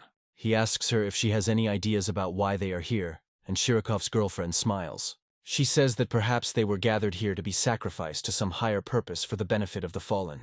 Brandon sadly says that he doesn't want this to happen, and would like to avoid this outcome at all costs. The girl smiles and says that she won't run to him anymore, since she really doesn't know anything. After this, she looks at the neighboring monster and asks him if he is still under control. After this, they begin to look around and carefully study the other participants in this meeting. Brandon says there are too many specimens with abilities here. Brandon discovers a waiter with a pawn for a head, and notes that it is an interesting choice. He also mentally says that this creature is dressed very decently and maintains order here. He also wonders if he should use the special ring to extract information. However, he quickly stops himself, realizing that there is no need for such extreme methods now. He understands that in this place, even his talent cannot work normally, so it is better not to take risks. He also recalls that these masters can knock out even experienced fighters like Shark if necessary. Brandon realizes that in this situation, he'll have to get information the old-fashioned way. He decides to approach the pawn, and says that the last time she was seen was 70 years ago. The pawn looks at him in surprise and asks if this is really so. After this, he bows to him and says that he hopes that this time he will receive even more resources. Brandon listens to him carefully and tries to understand what these resources mean, because it is a very vague formulation. Brandon talks about how he met a guy with a phone who took control of this monster. Pawn says that this is a bunch of unruly troublemakers and thanks him for warning them about it. Brandon says he wishes him luck and fair compensation for his hard work. A few moments later, the pawn approaches the paralyzed monster and tries to fix its nervous system. The woman asks him if he was the one who brought him here, and Brandon states that he didn't want to sit at the table with a vegetable. He also discovers that this pawn has a list on him that can be quickly studied while there is time. He immediately rejoices that he did not notice any incomprehensible symbols, which means everything can be read. However, as soon as he reads what is written there, he immediately breaks out in a cold sweat from surprise. The whole point is that these records contain a note that a fallen woman from the 4th building of the hospital arrived here. Brandon suggests that this is most likely the complete list of invited guests. He wonders why the Raven didn't have this list, which means they will soon discover his deception. However, he calms down quite quickly, and suggests that they are most likely only keeping track of the most important guests. Brandon understands that he has had everything for some time, but it is possible that the owner himself may recognize him as a person. He looks closely at the list, and again discovers that the owner of the 9th mutation has arrived here after all. Brandon is happy that this happened, because he promised to show her the world, and in the end, someone else fulfilled her promises. Brandon wonders if she would help if he asked her this time. He understands that it would be a good idea to enlist her support, because she will remain a good support for him. He reflects that if he remembers everything, the first building was a white zone. The second building, where they met her, could definitely be considered a full-fledged blue zone. In the third core, only Heather's forces were embroidered, which represented the transformation of grievances. He also realizes that the fourth building is where the true body of the Fallen One was located. Brandon realizes that he still hasn't met the Elder with the 9th mutation face-to-face, and looks around. Brandon is mentally surprised that she is not here, despite the fact that she should obviously belong to the humanoid group. He notes that this is quite understandable, since she is probably in some room for dear guests. Brandon decides to go through the list again to figure out who is actually here. He discovers that among the other invitees is a Fallen One who is supposed to come from the Sea of Red Clouds. Brandon suggests that the Sea of Red Clouds is the very area from which the deadly flight departed. The amusement park, when he presented this area, is located next to the zoo area in which he was. Brandon suggests that this is unlikely to be a coincidence, and he has been within a hair's breadth of the red zone several times already. Brandon decides that it is too early to draw conclusions based on the information he has. After this, he discovers that the invited fallen from the school and prison were probably residents of those places. He also discovers that there are no black zones on this page, and no red zone residents other than Heather have appeared. Brandon understands that there is no point in talking about the diversity of these monsters, because this is not the largest sample yet. He understands that more than 70 years have passed since the disaster, and people still have too little knowledge of the world in the tower. He suggests that this is the purpose of the conductor's ticket, while the pawn completes the repairs. Having checked the reaction of the guest of honor, he says that the procedure is complete. Immediately after this, he quickly takes the list that he had been holding in his hands all the time. He bows and says that if they have any questions, they should not hesitate to ask the staff. Brandon, meanwhile, gets up from the table and says that he will take a walk to look around. The girl wishes him luck in his endeavors, and says that she herself will soon go for a walk. Brandon reflects on the fact that Heather has already arrived here, but the organizer will not appear anytime soon. He assumes that she was persuaded with particular zeal, because she is too powerful a fallen one, and is capable of much. Now he needs to find the VIP lounge to get inside and take a look around. After some time, he finally discovers a precious passage that can be used. The bird stops him abruptly, telling him to freeze in place and not move anymore. She states that if he doesn't want to die, then he better not go there. And Brandon states that he doesn't mind dying. The bird looks at him in surprise and says that he can go further if his desire is so crazy. Brandon walks down the red corridor and suggests that perhaps Shark lost consciousness because of Heather's aura. Brandon assumes that the girl wanted to warn him about the danger, but he couldn't stand it. Entering the room, he sees several figures and understands that it is definitely better not to come here alive, because this is real hell. He quickly notices one of the miners who has recently gone missing, but he is already in a strange state. Brandon realizes that his consciousness is torn apart, as if he had been pumped with horse doses of sleeping pills. Brandon suggests that the miners are food, emitting a pleasant scent of negative emotions for these fallen ones. He reflects on the fact that his mission is accomplished, as he finds himself in a room with the 4 kings of the fallen world. Looking at these people, he understands that if the shorty were in his place, he would definitely try to save them. Brandon realizes that he won't be able to achieve the perfect ending this time, and he decides to take a closer look. As he thought, he almost immediately notices Heather here, who is looking at him uneasily, because she immediately recognized him. At that moment, his vision begins to blur, and he feels as if he is about to lose consciousness. Brandon quickly grabs his head and wonders what is already happening to him. One of the other fallen, watching them, begins to lick her lips, realizing that this is another product to be eaten. From the outside, she looks like she's wearing a theme party costume, but there's very little that's pleasant about it. Brandon feels like someone is rapidly trying to get into his head and split his thoughts. He assumes that he has fallen under the influence of the ability of one of these fallen 9th-level mutations. Heather guesses that this girl is to blame for everything, and says that the attention belongs exclusively to her. She points her finger at him and says that she will not share her spoils with absolutely anyone. The girl smiles and says that if this is a friend or their little sister, she will immediately let him go. Heather immediately approaches the protagonist and takes his hand to make him feel better. After this, she tells him to follow her, stating that nothing bad will happen to them. Brandon realizes that he is truly lost instead of where the level 9 fallen dwell. She mentally addresses him, telling him not to look at them, otherwise he will feel bad. Heather adds that you should especially avoid eye contact with this woman, because she is the most terrifying. All this time they were being watched by another fallen one, who says that all of this is very interesting. Heather decides to activate a special aura to wrap her ally and protect him from the others. She asks him, and then, if he really decided to become one of us and has now joined the army. Immediately after this, she begins to form another reality in the protagonist's head. As soon as he comes to, he finds himself in a hospital ward next to beds and a cage. Brandon looks around and realizes that this place is familiar to him, since he has been in this room before. This cell indicates that this is the same room where he found his first task. The fallen demoness watches what is happening and says that this is quite an interesting picture.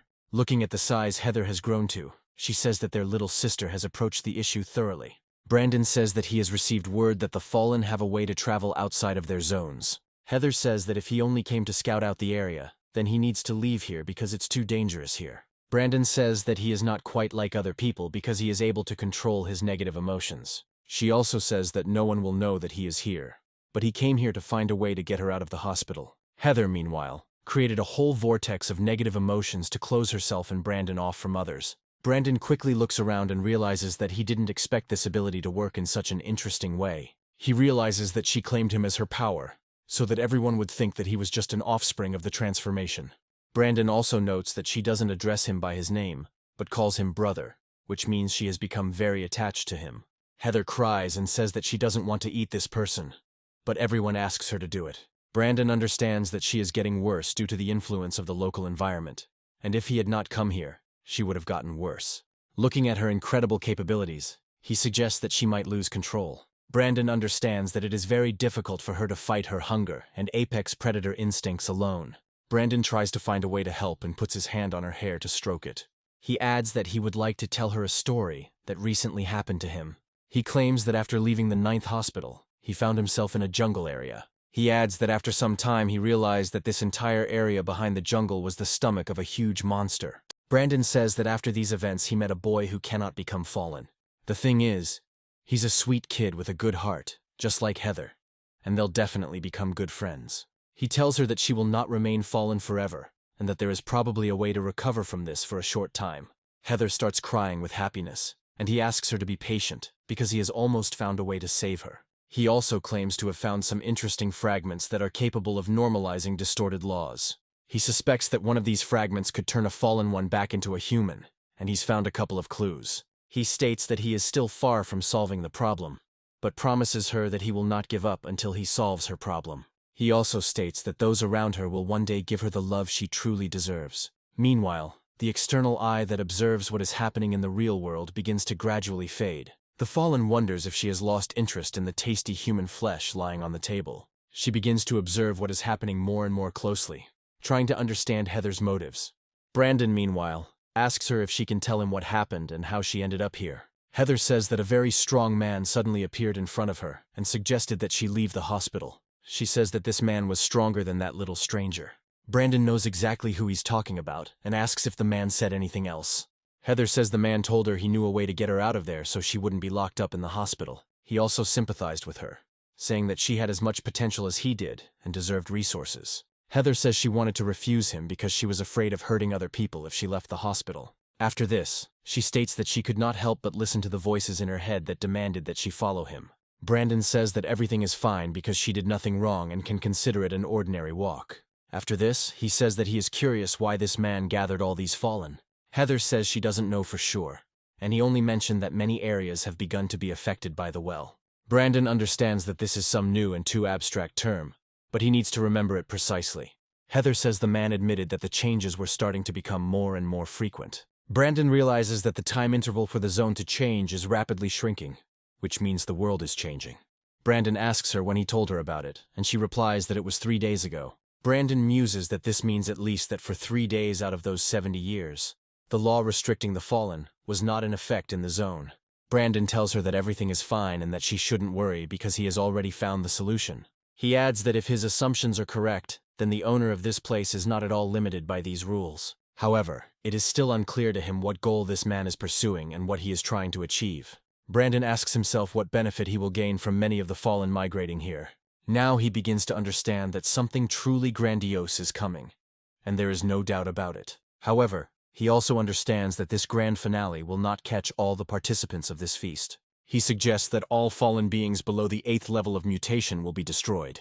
Meanwhile, one of the fallen begins to torment the miner, drawing out his memories one by one.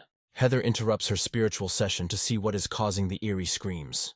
The creature gradually fills its empty head with various memories and perspectives of the miner. All the memories of his life instantly appear inside this creature and begin to move rapidly. Gradually they are washed away, transforming into something absolutely meaningless, absurd, and faceless.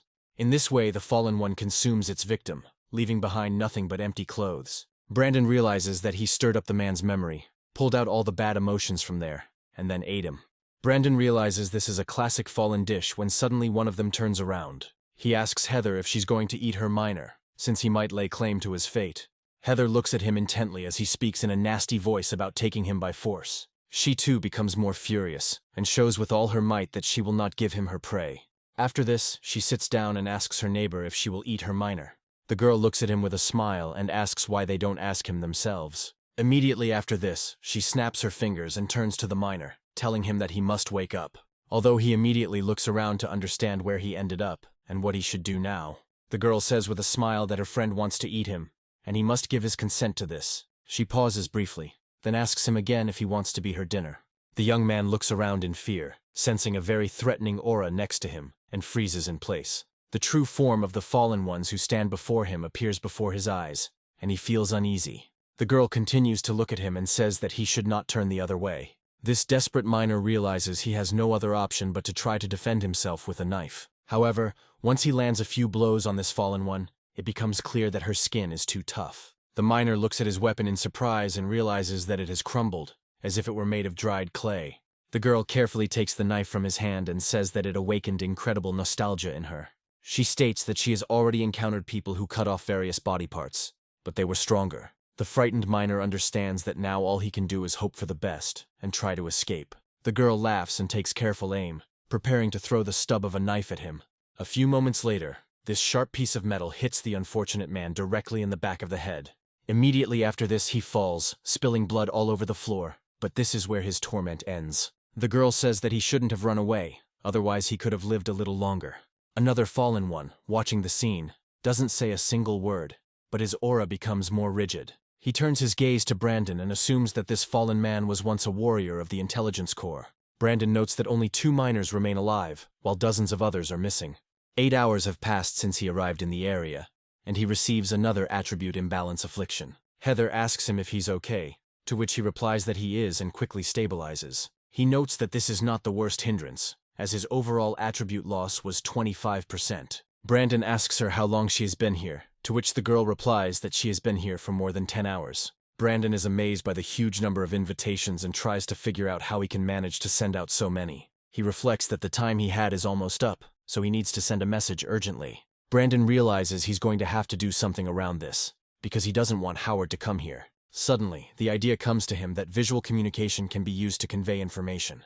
We briefly flash back to the mental hospital room where Lori continues to draw Brandon.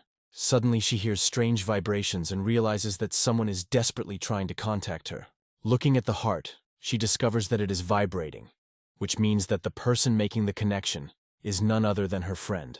Heather suddenly asks him who this Lori is that he is so desperately trying to contact. Brandon realizes that he has gotten himself into an awkward situation because he has completely forgotten the structure of this place. After this, he clears his throat and turns to Lori, saying that he has a very important request for her. He states that she must contact his captain through the surveillance camera and tell him something important. He asks to add that now he should not interfere under any circumstances. Otherwise, it will lead to a great tragedy. Brandon realizes he still won't be able to achieve complete privacy protection and continues talking. He states that the matter is urgent, so she must hurry. He also states that as her friend, he hopes she understands that he is in a hurry. Lori immediately jumps up from her chair and says that she will do everything as long as he doesn't get angry. Brandon thanks her, then says he will contact her sometime later and removes the heart. After this, there is a slightly awkward pause between them that lasts for several seconds. Heather suddenly asks him who this girl is who decided to contact him. Brandon says that this is his friend, who draws well and is very similar to Heather, because she also has the blood of the fallen. Heather dangles her legs sadly, then says that she understands everything, falling silent for a while. The atmosphere becomes quite oppressive and sad, and Brandon realizes that they are clearly not thrilled with each other.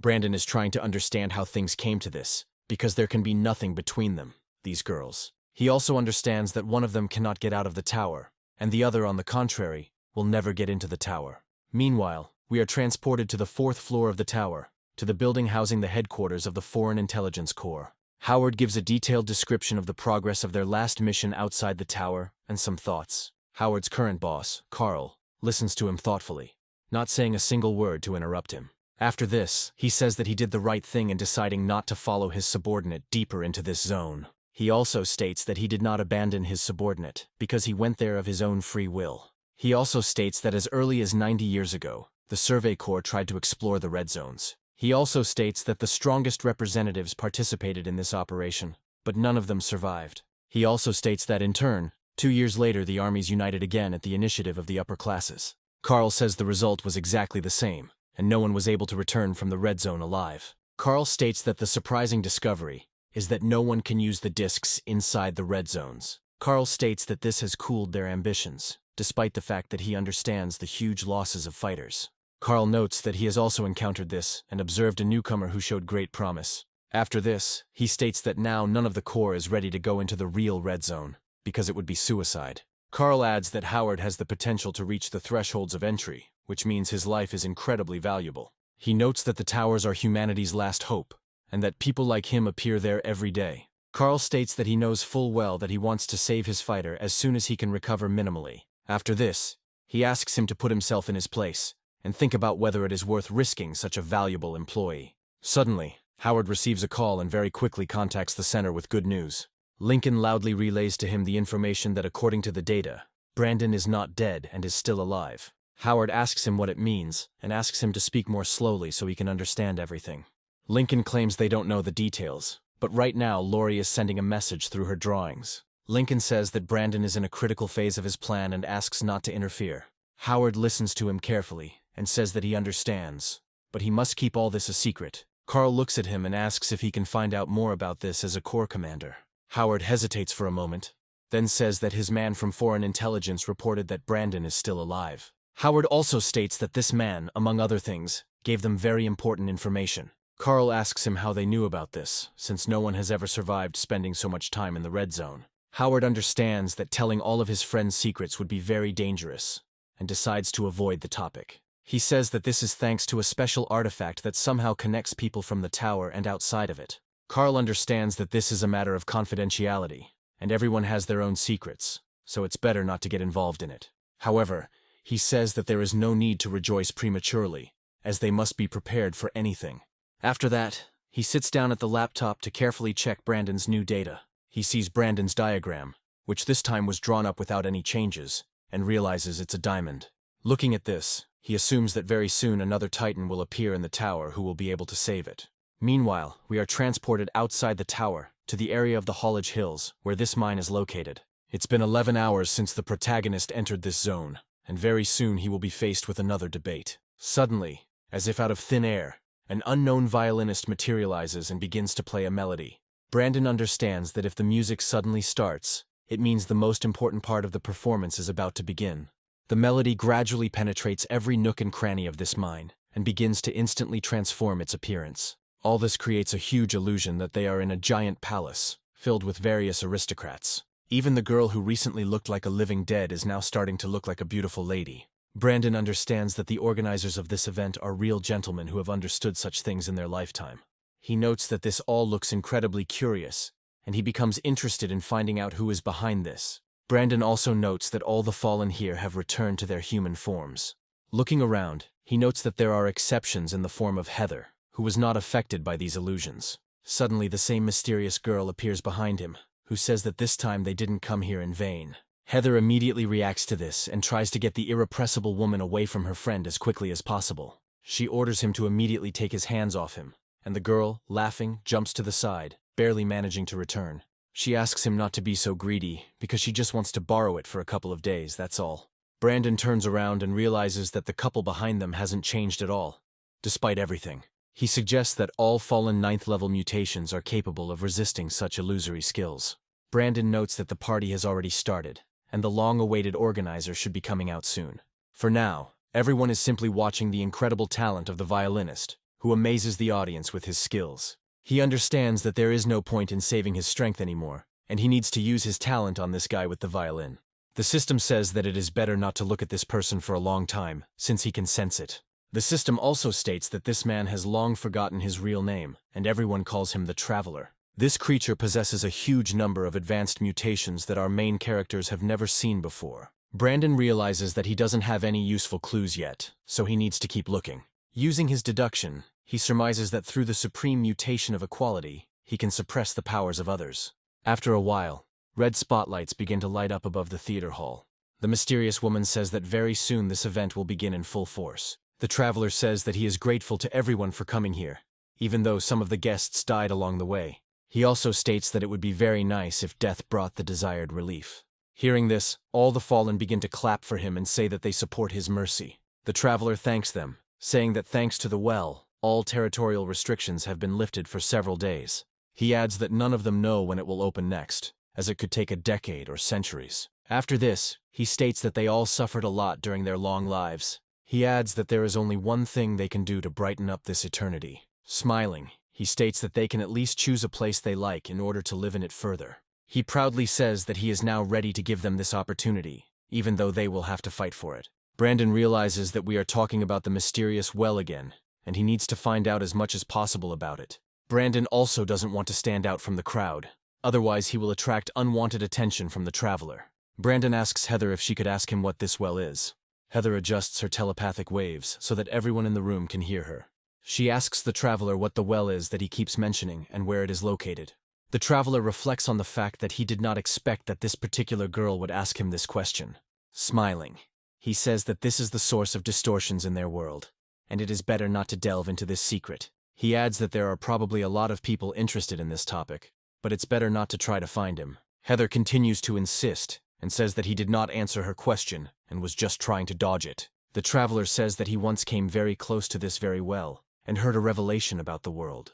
After this he says that, unfortunately, he has no right to reveal his secrets to anyone. He adds that no one except those who have the necessary abilities are able to go beyond their zone. He adds that this is precisely why there is no point in thinking about where this well is, because they will not get to it. Brandon realizes that the girl told him that the well is the source of distortions, and the Traveler worships it as a god. Brandon suggests that some incredible force has fallen upon the world, and split it into many disparate zones. He understands that only by collecting all the pieces of the puzzle will he be able to cope. But it is still not clear how this scheme is built. He assumes that the Traveler worships the well, but is in no hurry to share knowledge about it. He also understands that the fallen themselves are not very interested in this well, and they do not care about it. Brandon realizes that they are probably most interested in completely different, more diverse questions. The Traveler says that everyone came here to take part in the redistribution of zones. He describes their characteristics in detail so that they can choose exactly what they like. Over the next couple of minutes, the Traveler describes the features of these zones in great detail. He also talks about the distance between these zones so that everyone understands. At the same time, Brandon is intensely memorizing all the information received and creating an accurate map in his mind. The Traveler states that in the zone he just spoke about there is a time reference. It describes an area that can clearly be interpreted as an airplane in an endless time loop. He states that he strongly advises against choosing areas where the laws are too relaxed. Brandon realizes that something is wrong with this friendly advice, and that this man is not really who he claims to be. Brandon suggests that if this man truly wanted to help the fallen, he would be a saint to them. However, the fallen are creatures in which negative emotions predominate, which means he is pursuing his goal. Brandon notes that, judging by his eyes, this Traveler has not actually possessed free will for a long time. From the protagonist's point of view, it is simply a creature enslaved by the well, wandering the world, fulfilling its will. It has been 12 hours since he entered this zone, so he gets the effect delay disadvantage. Heather looks at him in surprise and asks him if he is okay, hoping that he is not hurt. Brandon claims that he is fine, and that this debuff is very minor and will not affect anything. Meanwhile, the Traveler claps his hands and says that this is where the acquaintance with the zones can be considered complete. After this, he states that he believes it is high time to begin their amazing banquets. After the signal, under the leadership of the pawn, the miners, who are clearly acting against their will, prepare for the event. The Traveler states that before distributing resources, one needs to have a good rest and relax. Smiling, he declares that it is time to begin the riotous feast of flesh and blood. The miners come in with glasses and ask the other people if they would like a little drink. One of the girls says that she wouldn't mind drinking 1 glass of blood. The miner immediately grabs a knife and says that her desire is a law for him. Immediately after this, he inflicts serious injuries on himself, causing profuse bleeding. This blow is very frightening and cruel, and a person would hardly inflict it on himself if someone did not control him. However, the blood that begins to spurt from his throat quickly fills the glasses in a rather gruesome manner. After the glasses are filled, he hands them to the fallen, telling them to enjoy. One of them looks at this miner and says that he hasn't seen such a funny way of serving food for a long time. The girl looks at her colleague and asks him if he would like a drink to celebrate this big day. After this, they clink glasses and drain them in one go, enjoying how this banquet is going. For any normal person, this turns into a bloodbath.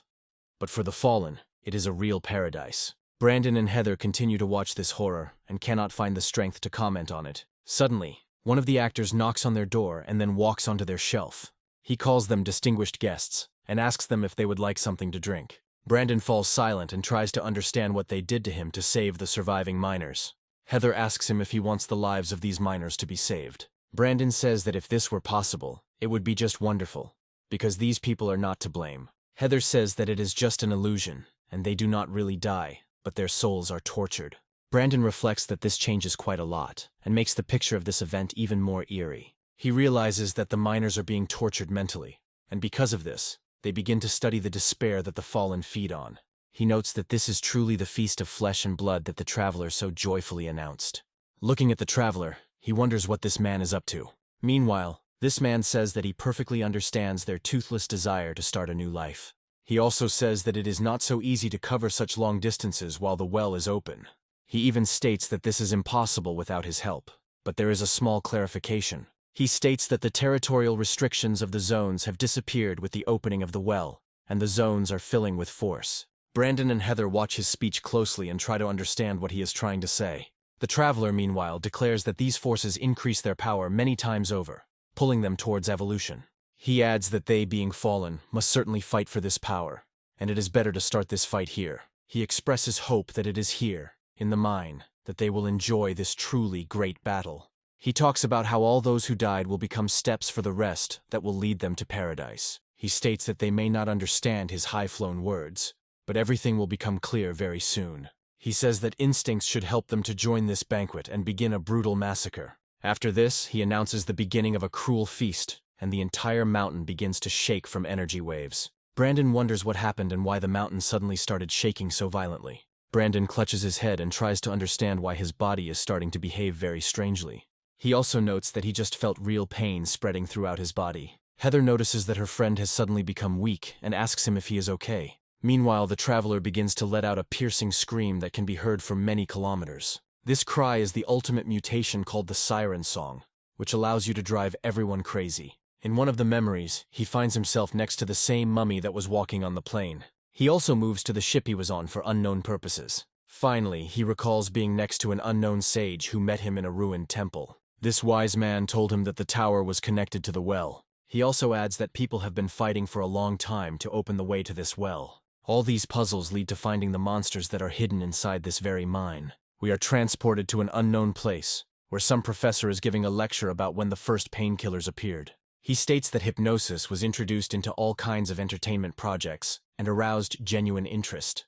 However, all this time, an unknown hostage was sitting next to him, who could not move because he was chained to a chair. The man says that over time, a person can build up a willpower defense against hypnosis. After this, he adds that in the future, if their world continues to slide into the abyss, they will have to face monsters. After this, he takes a needle and says that the human body will not tolerate subordination to something from the outside. Approaching the subject, he talks about the need to develop ideal defense mechanisms within oneself. Looking at the hypnotized young man, he says that it is possible to come out of this state in a couple of seconds. Immediately after this, he begins to cause him serious pain thanks to this razor-sharp needle. The boy begins to scream very loudly and move his legs, trying to escape from this grip. The professor appears incredibly indifferent and continues to stab him severely with the needle. After some time, he decides to stop and takes out the needle, from which blood squirts. He claims that more severe wounds are greatly exaggerated, as there are much more painful points. He adds that he has now deliberately avoided these points, so he should consider himself generous. He adds that next time, if he succumbs to his hypnosis again, he will use blows to these very points. The professor states that in the future, when he works with the reflex, he will feel pain, and this will save him. The professor suddenly says that it is time to make the task a little more difficult for the subject. He also states that it can cloud a person's judgment, but they can find a way to deal with it. He states that he will now ask him several questions, which must be answered only correctly. The professor says he will start with the same unsolved body that happened last month. This child turns out to be Brandon from a past life, but it is still unclear what kind of maniac grabbed him. The man says that while they are sorting this issue out, he should not succumb to his hypnosis. We return to the present day outside of Misty Mountain, and Brandon comes to his senses. Heather asks him what's going on and if he's okay, to which he replies that he feels better. Meanwhile, one of the 9th level spreads his wings and says that he is very bored. He adds that he will probably leave here, since this battle will not be particularly interesting for him. His colleague says that, unfortunately, he is unlikely to be able to do this, since he will still be transferred back. The girl claims that this is a time loop, and he, apparently, has long since discovered that everything here goes in circles. The Fallen says that they should kill everyone here, and then move to new territory and build up their power. They also wonder what would happen if they fought directly against each other. The girl says that they will not be able to kill the Fallen who are on the 9th level. She adds that they are the top of the food chain and should not waste their time while others are having fun. Her colleague says that he agrees with this, so they have no other choice. The winged Fallen one says that in this case, one will have to take part in this low-grade banquet. Another Fallen man is surprised that his colleague decided to use the stairs, given that he can fly. Smiling, the girl goes downstairs and says that her colleagues shouldn't be late either. She waves to him and says that she will be happy to meet them downstairs. Brandon continues to closely monitor every movement of these creatures, and realizes that Heather has also become tense. He discovers that her fog has become much thicker, and even she may be tempted to destroy other people. Brandon tries to reason with her, saying that they need to prepare to rescue the miners. Looking at their lifeless eyes, she says that this will only be relevant if they are still alive. A real earthquake begins, but the Fallen are busy fighting each other. This massacre takes on a particularly brutal character, as each of them wants to grab a piece of the pie for themselves. Their goal is to collect as many evolution points as possible and advance to the next level. There are a variety of creatures present here, which look incredibly bizarre due to mutation. Some Fallen appear like normal humans, but they can use parts of their bodies as weapons. Other Fallen ones have already completely turned into weapons and look quite grotesque. One of these shooters jumps into the air to shoot all his opponents with a rain of lead.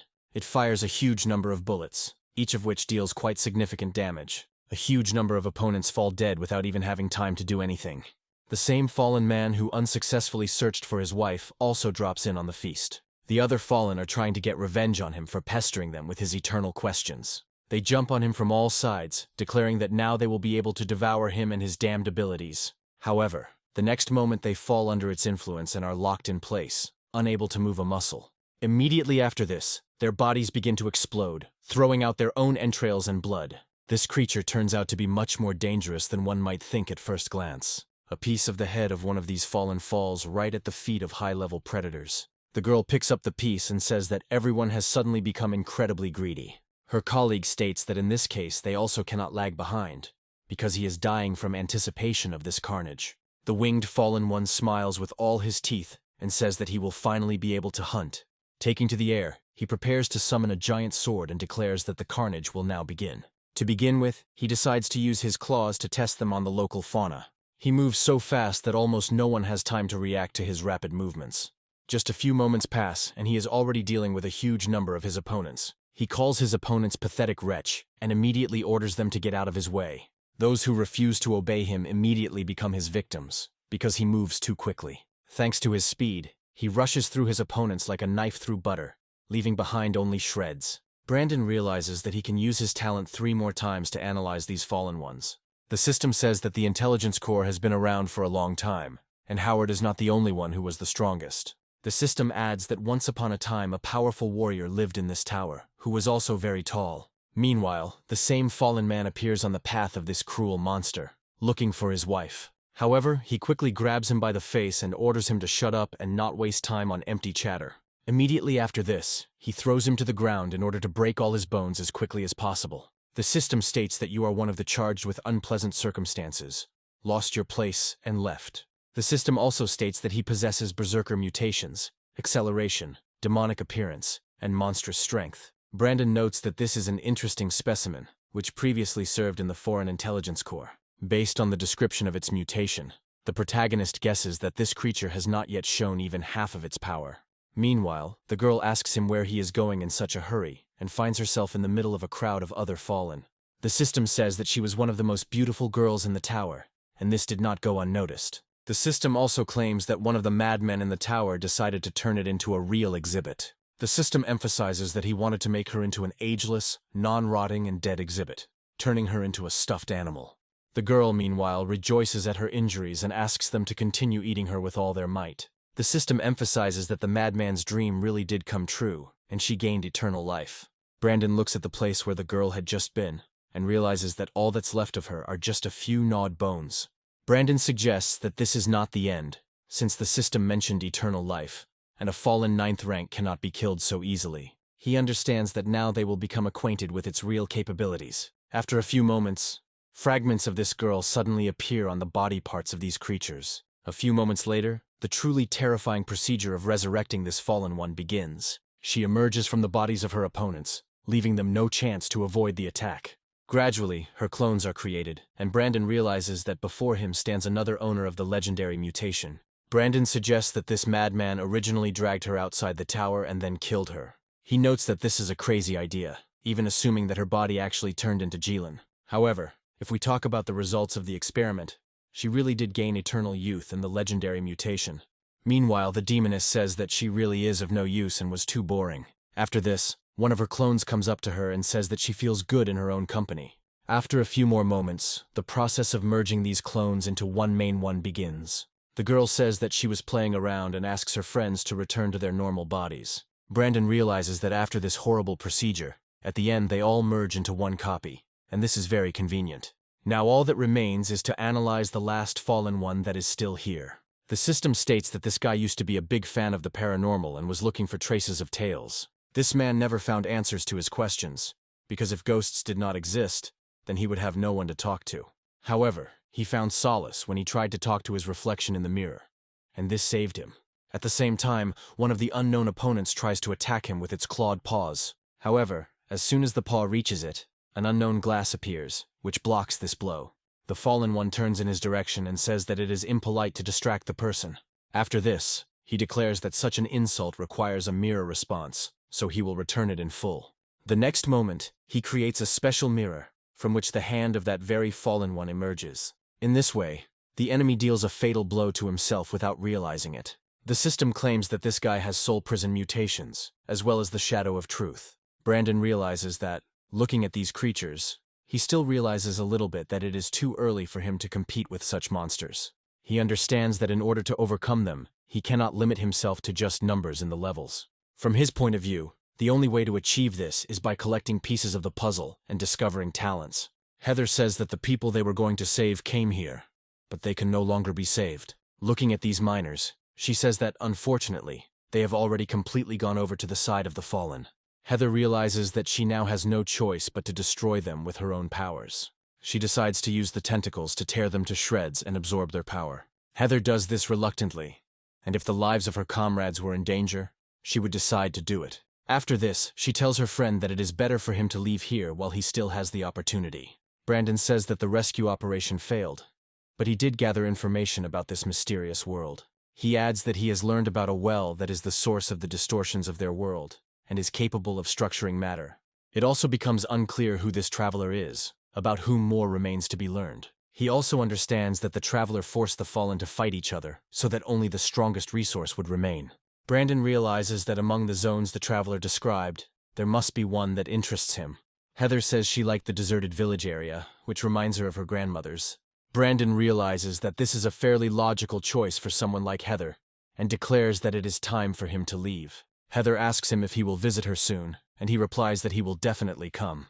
Brandon states that he knows the location of this village, so when the time comes, he will definitely come to it. The system says that this area is now a blanket, assembled in pieces. The system also sums up his adventure, stating that if he repeats this too often, he will simply die. Brandon decides to use the disc and disappears into thin air, after which his body is transported to the tower. Heather looks happily in the direction where her friend had just been, and says that she will be glad to see him later.